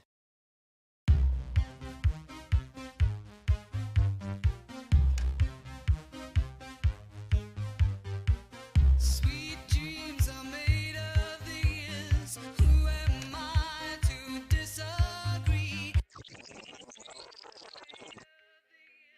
As the most watched television event for decades thereafter, the moon landing of Apollo 11 was the climax of a worldwide religious ritual. The Apollo missions served to further initiate the world into the evolutionary paradigm, the Gnostic sweet dream of a universe devoid of God. Armstrong's famous words resound with the humanistic sentiments of Ratio Studiorum. It's one small step for man, one giant leap for mankind. All nations stood in awe of the achievements of man, uniting them through the power of science. In Texas, over lines of the American Telephone and Telegraph Company. No event in history will receive such tremendous television coverage as man's first landing on the moon. Thousands of technicians around the world have been working for many, many months to ensure that people at home, in front of their own television screens, will receive the highest quality pictures. They will ensure, in fact, that man's first landing on the moon will be the greatest show on Earth.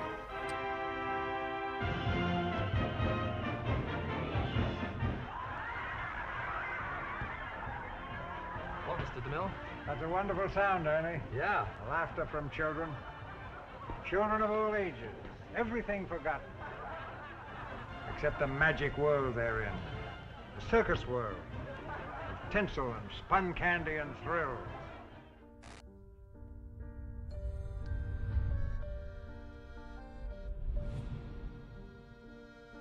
In the 17th century, Jesuit priest Athanasius Kircher contributed powerfully to the sensory experience of Jesuit theatre. With his megaphone, which enabled the voice of one to reach thousands, Kircher invented broadcasting. He also fathered modern camera theory with his perfection of the Lanterna Magica. The magic lantern projected sharp images through a lens upon a screen. Kircher bewildered audiences through these projected images because they were new. Magic lanternists, such as Kircher, enhanced the impact and success of the illusion by causing frightful demons and monsters to leap to the eye. This generated great fear in that age of superstition. The otherworldly nature of these images added to the mystery and perceived power of the magician that harnessed them. To Jesuits like Kircher, theatre is no mere illusionist entertainment, but a place where the subject is imbued with Ratio Studiorum through occult initiation.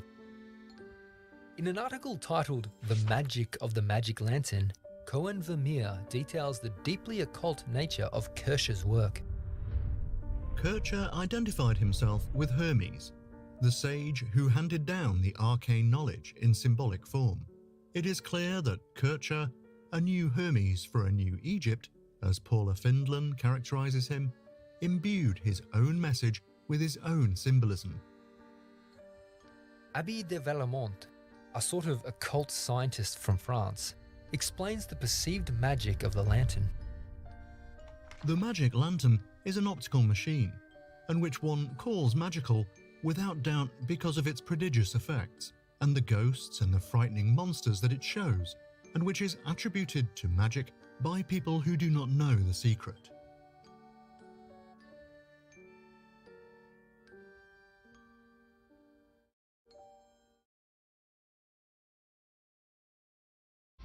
Prime Minister, we weren't allowed to take a sound camera into the tracking station for technical reasons. What did you say to the staff in the tracking station here at Honeysuckle Creek? Well, I asked them what all the little wiggly green lines were and what the various noises coming out of bits and pieces of the equipment were, and got answers which I wouldn't pretend thoroughly to understand. I think perhaps the best way of saying what I felt when I was in there was that I was blinded by science.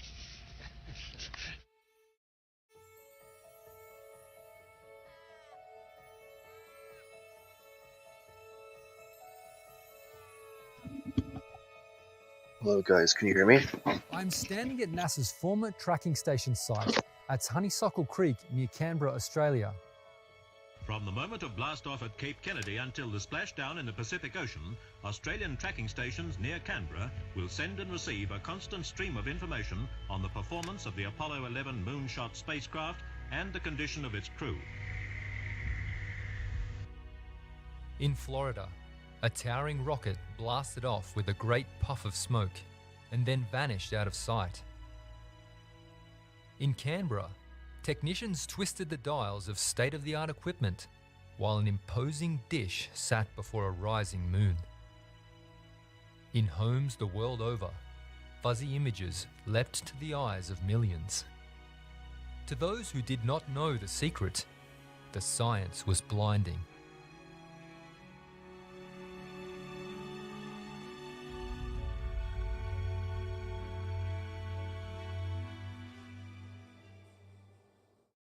Just as Kircher had done 400 years earlier, new and cutting-edge technology was used to project images upon a screen. On a hung-up sheet, Kircher had materialized the monsters of medieval folk tales. While surmised to exist, no human eye had ever before beheld their forms. Prior to the space age, the blue ball in space had similarly dwelt in the theoretical realm. The classroom and cinema had only guessed at what she looked like. But lo and behold, the darling of post-Enlightenment folktales was precisely as Hollywood had depicted. From the moon missions until today, inquiring minds have questioned the authenticity of NASA's images, leaving them no visible proof of Earth's sphericity. But for others, those dubious images and blurry videos have served as a welcome hook to hang their heliocentric hats upon. But the real circus story is more than laughter. It's an exciting story, a human story. A story that was a tremendous problem to film.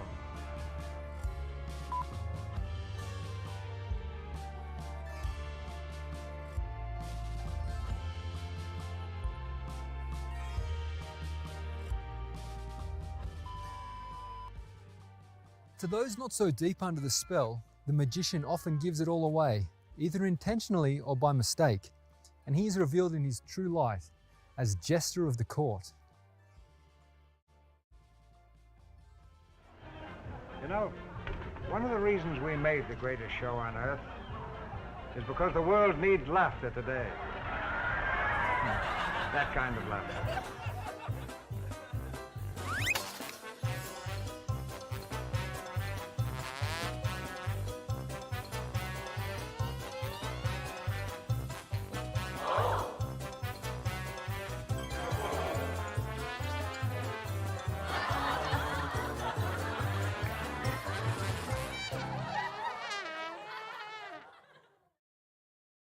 As Kirsch's enthralling arts were a tool of Jesuitic illumination, so NASA's place in the syllabus of Vratio Studiorum serves as more than mere entertainment.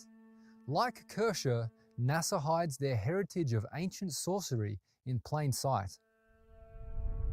Besides employing the names of pagan deities for many of their missions, their main logo contains the forked tongue of a serpent, and the orbiting object with a long tail closely resembles the occult icon of Ouroboros. Ouroboros, ancient symbol of a serpent biting its tail, forming a circle. The name Ouroboros comes from the Greek terms oura, meaning tail, and boros, meaning devourer. The tail devourer represents the eternal cycle of birth, death, and rebirth. The Ouroboros is an important symbol in alchemy and magic. The origins of the Ouroboros can be traced to ancient moon cults. Add to that their choice of acronyms used for equipment in a neighbouring NASA site. Aurora Valley Tracking Station was home to an antenna array named with the acronym SATAN. Along with the large dish at Honeysuckle Creek, Satan worked as a medium, communicating messages from space to the children of men. From Apollo until the present day, the show has gone on. Assuming the role of guardian angel, superhero, and savior, NASA's Planetary Defense Office stands vigilant to warn of and deflect threatening near-Earth asteroids. Then, switching to the role of doomsday prophet, the same tell of a swollen and dying sun, bringing an end to our world, purging away any consolation men might have that their creator and sustainer has his eye over the works of his hands. In the days of the apostles, Simon Magus bewitched the people of Samaria through the use of sorcery. To whom they all gave heed, from the least to the greatest, saying, "This man is the great power of God." As this example shows, the great object of sorcery is to circumvent the knowledge and power of the true God by redirecting man's attention to the sorcerer as the great power of God. During an interview in 2014, Stephen Hawking declared, "Before we understand science, it was natural belief that God created the universe. But now science offers a more convincing explanation.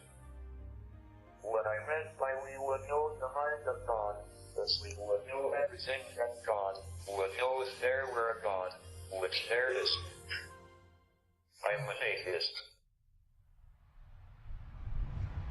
As the people of Samaria turned away from God and set up a man in his place, so Hawking and those after his manner have turned away from their creator. Overwhelmed with awe at the philosophical idols they have fashioned, such hail the great power of science. Upon these gods they wait, ever ready to believe and obey. Nobel Prize-winning scientist George Wald illustrates the stubborn rejection of truth and evidence that this belief system demands. When it comes to the origin of life, we have only two possibilities as to how life arose. One is spontaneous generation arising to evolution. The other is a supernatural creative act of God. There is no third possibility. Spontaneous generation was scientifically disproved 100 years ago by Louis Pasteur, Spallanzani, Reddy, and others. That leads us scientifically to only one possible conclusion: that life arose as a supernatural creative act of God.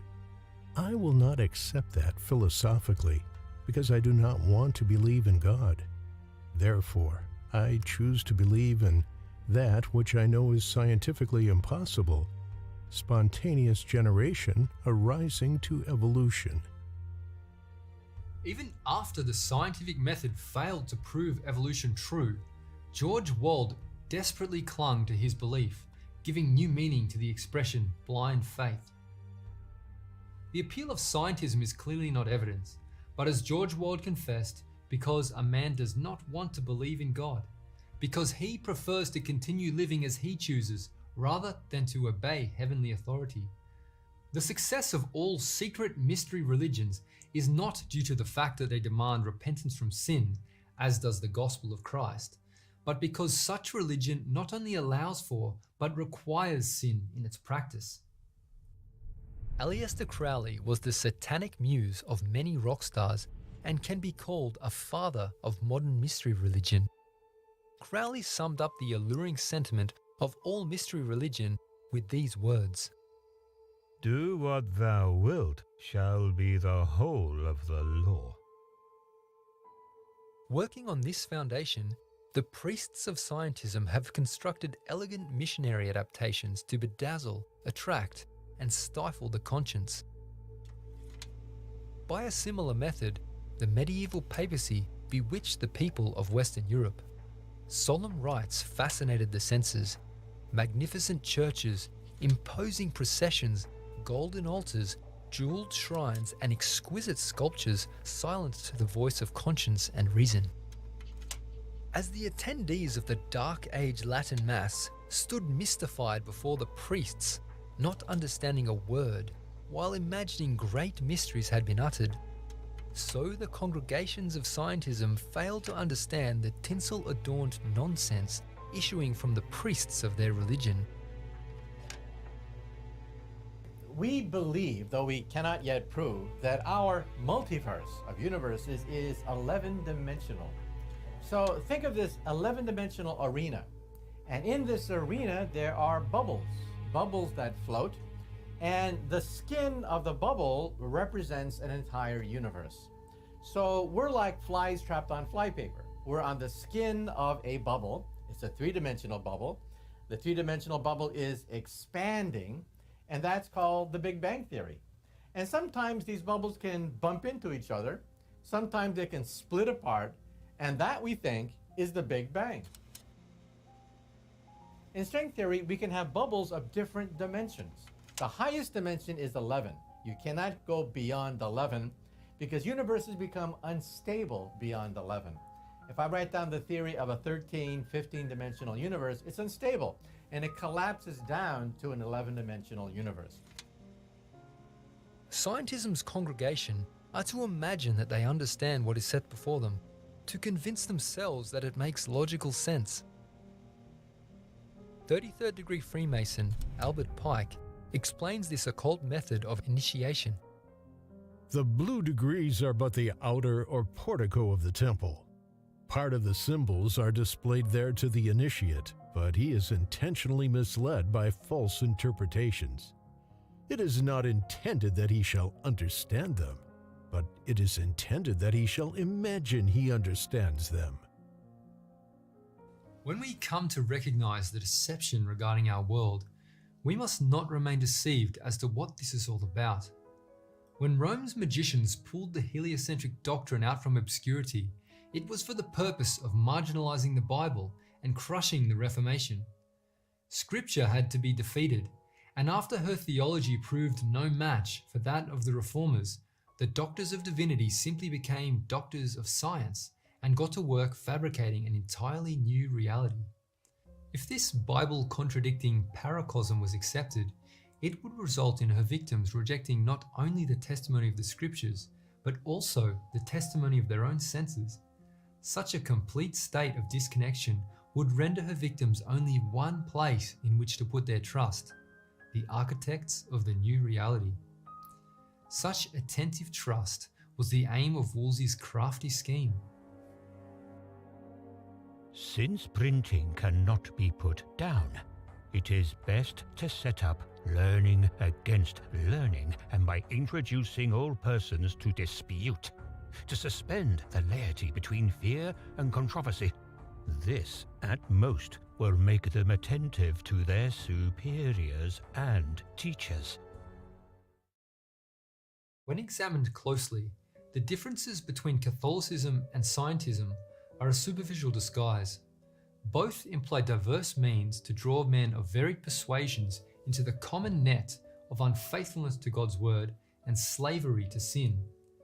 With the work of subversion now secure, the veils are being lifted, as Father Andrew Pinsett of Oxford University proudly boasts.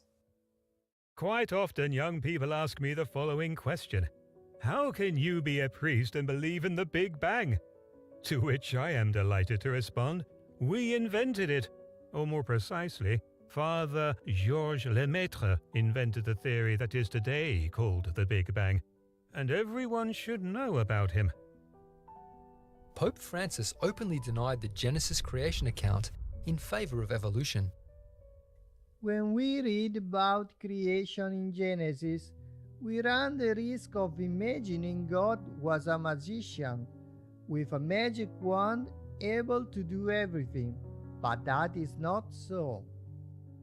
Evolution in nature is not inconsistent with the notion of creation because evolution requires the creation of beings that evolve. While both models, the flat Earth and the spinning spaceball, may be called religious beliefs, the former is correlated not only by the scriptures, but by the individual's own sensory experience and common sense, whereas the latter requires the denial of one's own senses and the yielding of the subject's understanding to spiritual directors. For example, as the believer in heliocentrism watches the sun traverse across the sky, he is obliged to imagine that the perceived motion is attributable to the earth beneath his feet, which, while seemingly still, is in fact spinning at up to 1,000 miles per hour. But the fool on the hill sees the sun going down, and the eyes in his head see the world spinning round.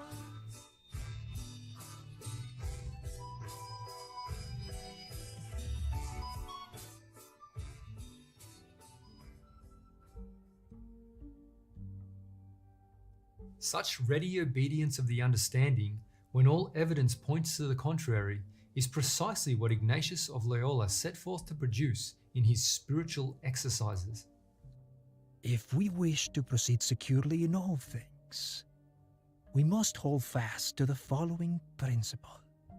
What seems to me white, I will believe black, if the hierarchical church so defines. The one that believes the evidence of his own senses and follows the convictions of his conscience is at liberty, his mind independent, his will his own. But when one feels bound to reject the testimony of his own senses in favor of a version of reality that he has neither seen nor tested for himself, he bows his intellect to the superiors and teachers who have done the thinking for him, waiting attentively upon them to tell him what he is allowed to believe. Surveying the unhappy heritage of Protestantism, a civilization of confused beings on the brink of civil war and collapse, the cause of their woes may justly be laid upon the acceptance of this false paradigm, the evolutionary model, the foundation of which is heliocentrism. No lie has obliterated the knowledge of God more effectively than this. As we approach the end of all things revealed in the last chapter of the Bible, the Jesuits no doubt have a few aces left up their sacerdotal sleeves.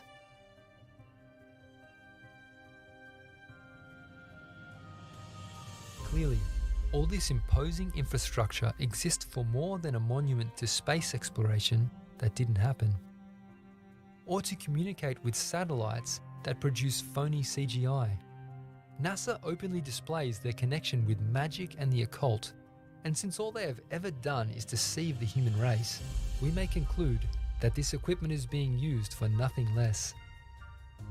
In the context of the lead up to the mark of the beast, John the Revelator speaks of a deception involving the heavens. And he doeth great wonders, so that he maketh fire come down from heaven on the earth in the sight of men. More and more, the mainstream news is reporting on UFO sightings. After decades of programming depicting an alien invasion, the world is prepared to accept a strong delusion based in the celestial narrative fathered by the Catholic Church.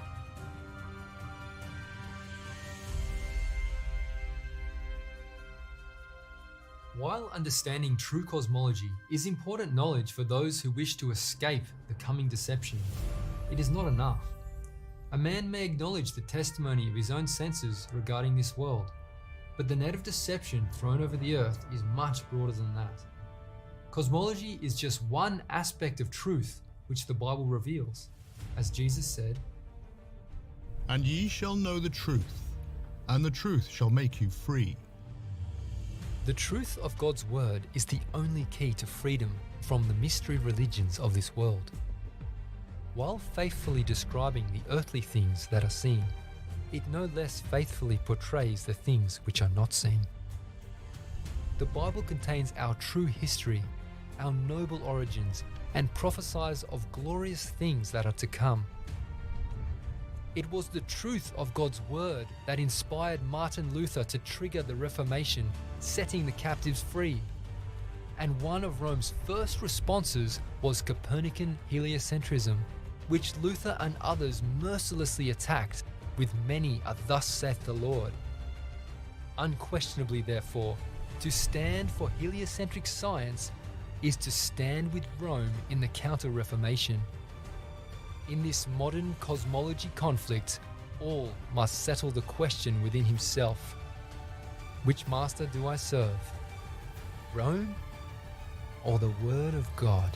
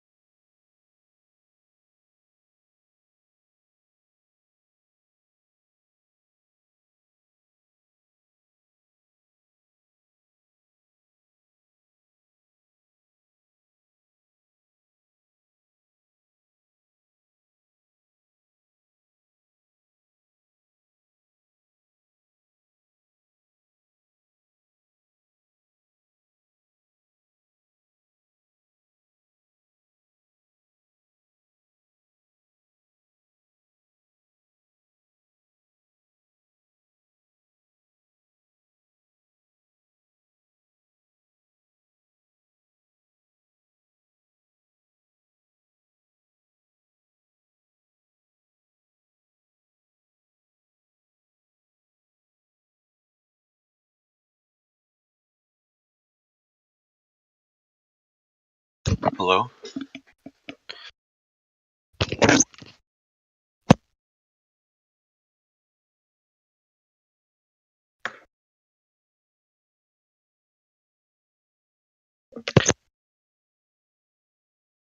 Hello?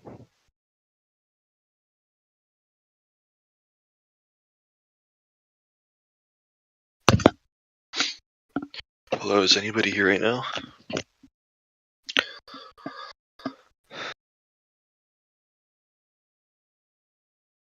Hello?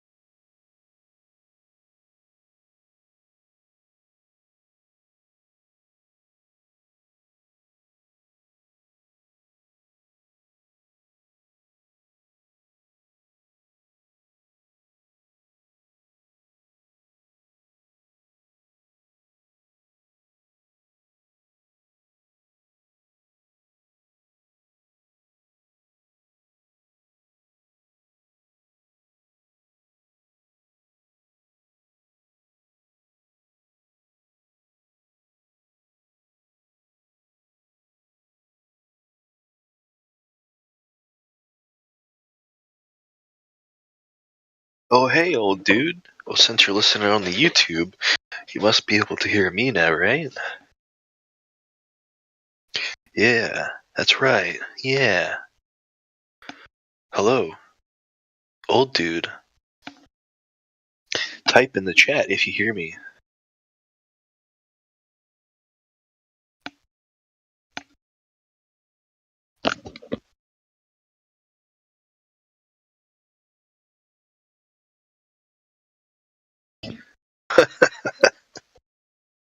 What is 5x5 audio mean?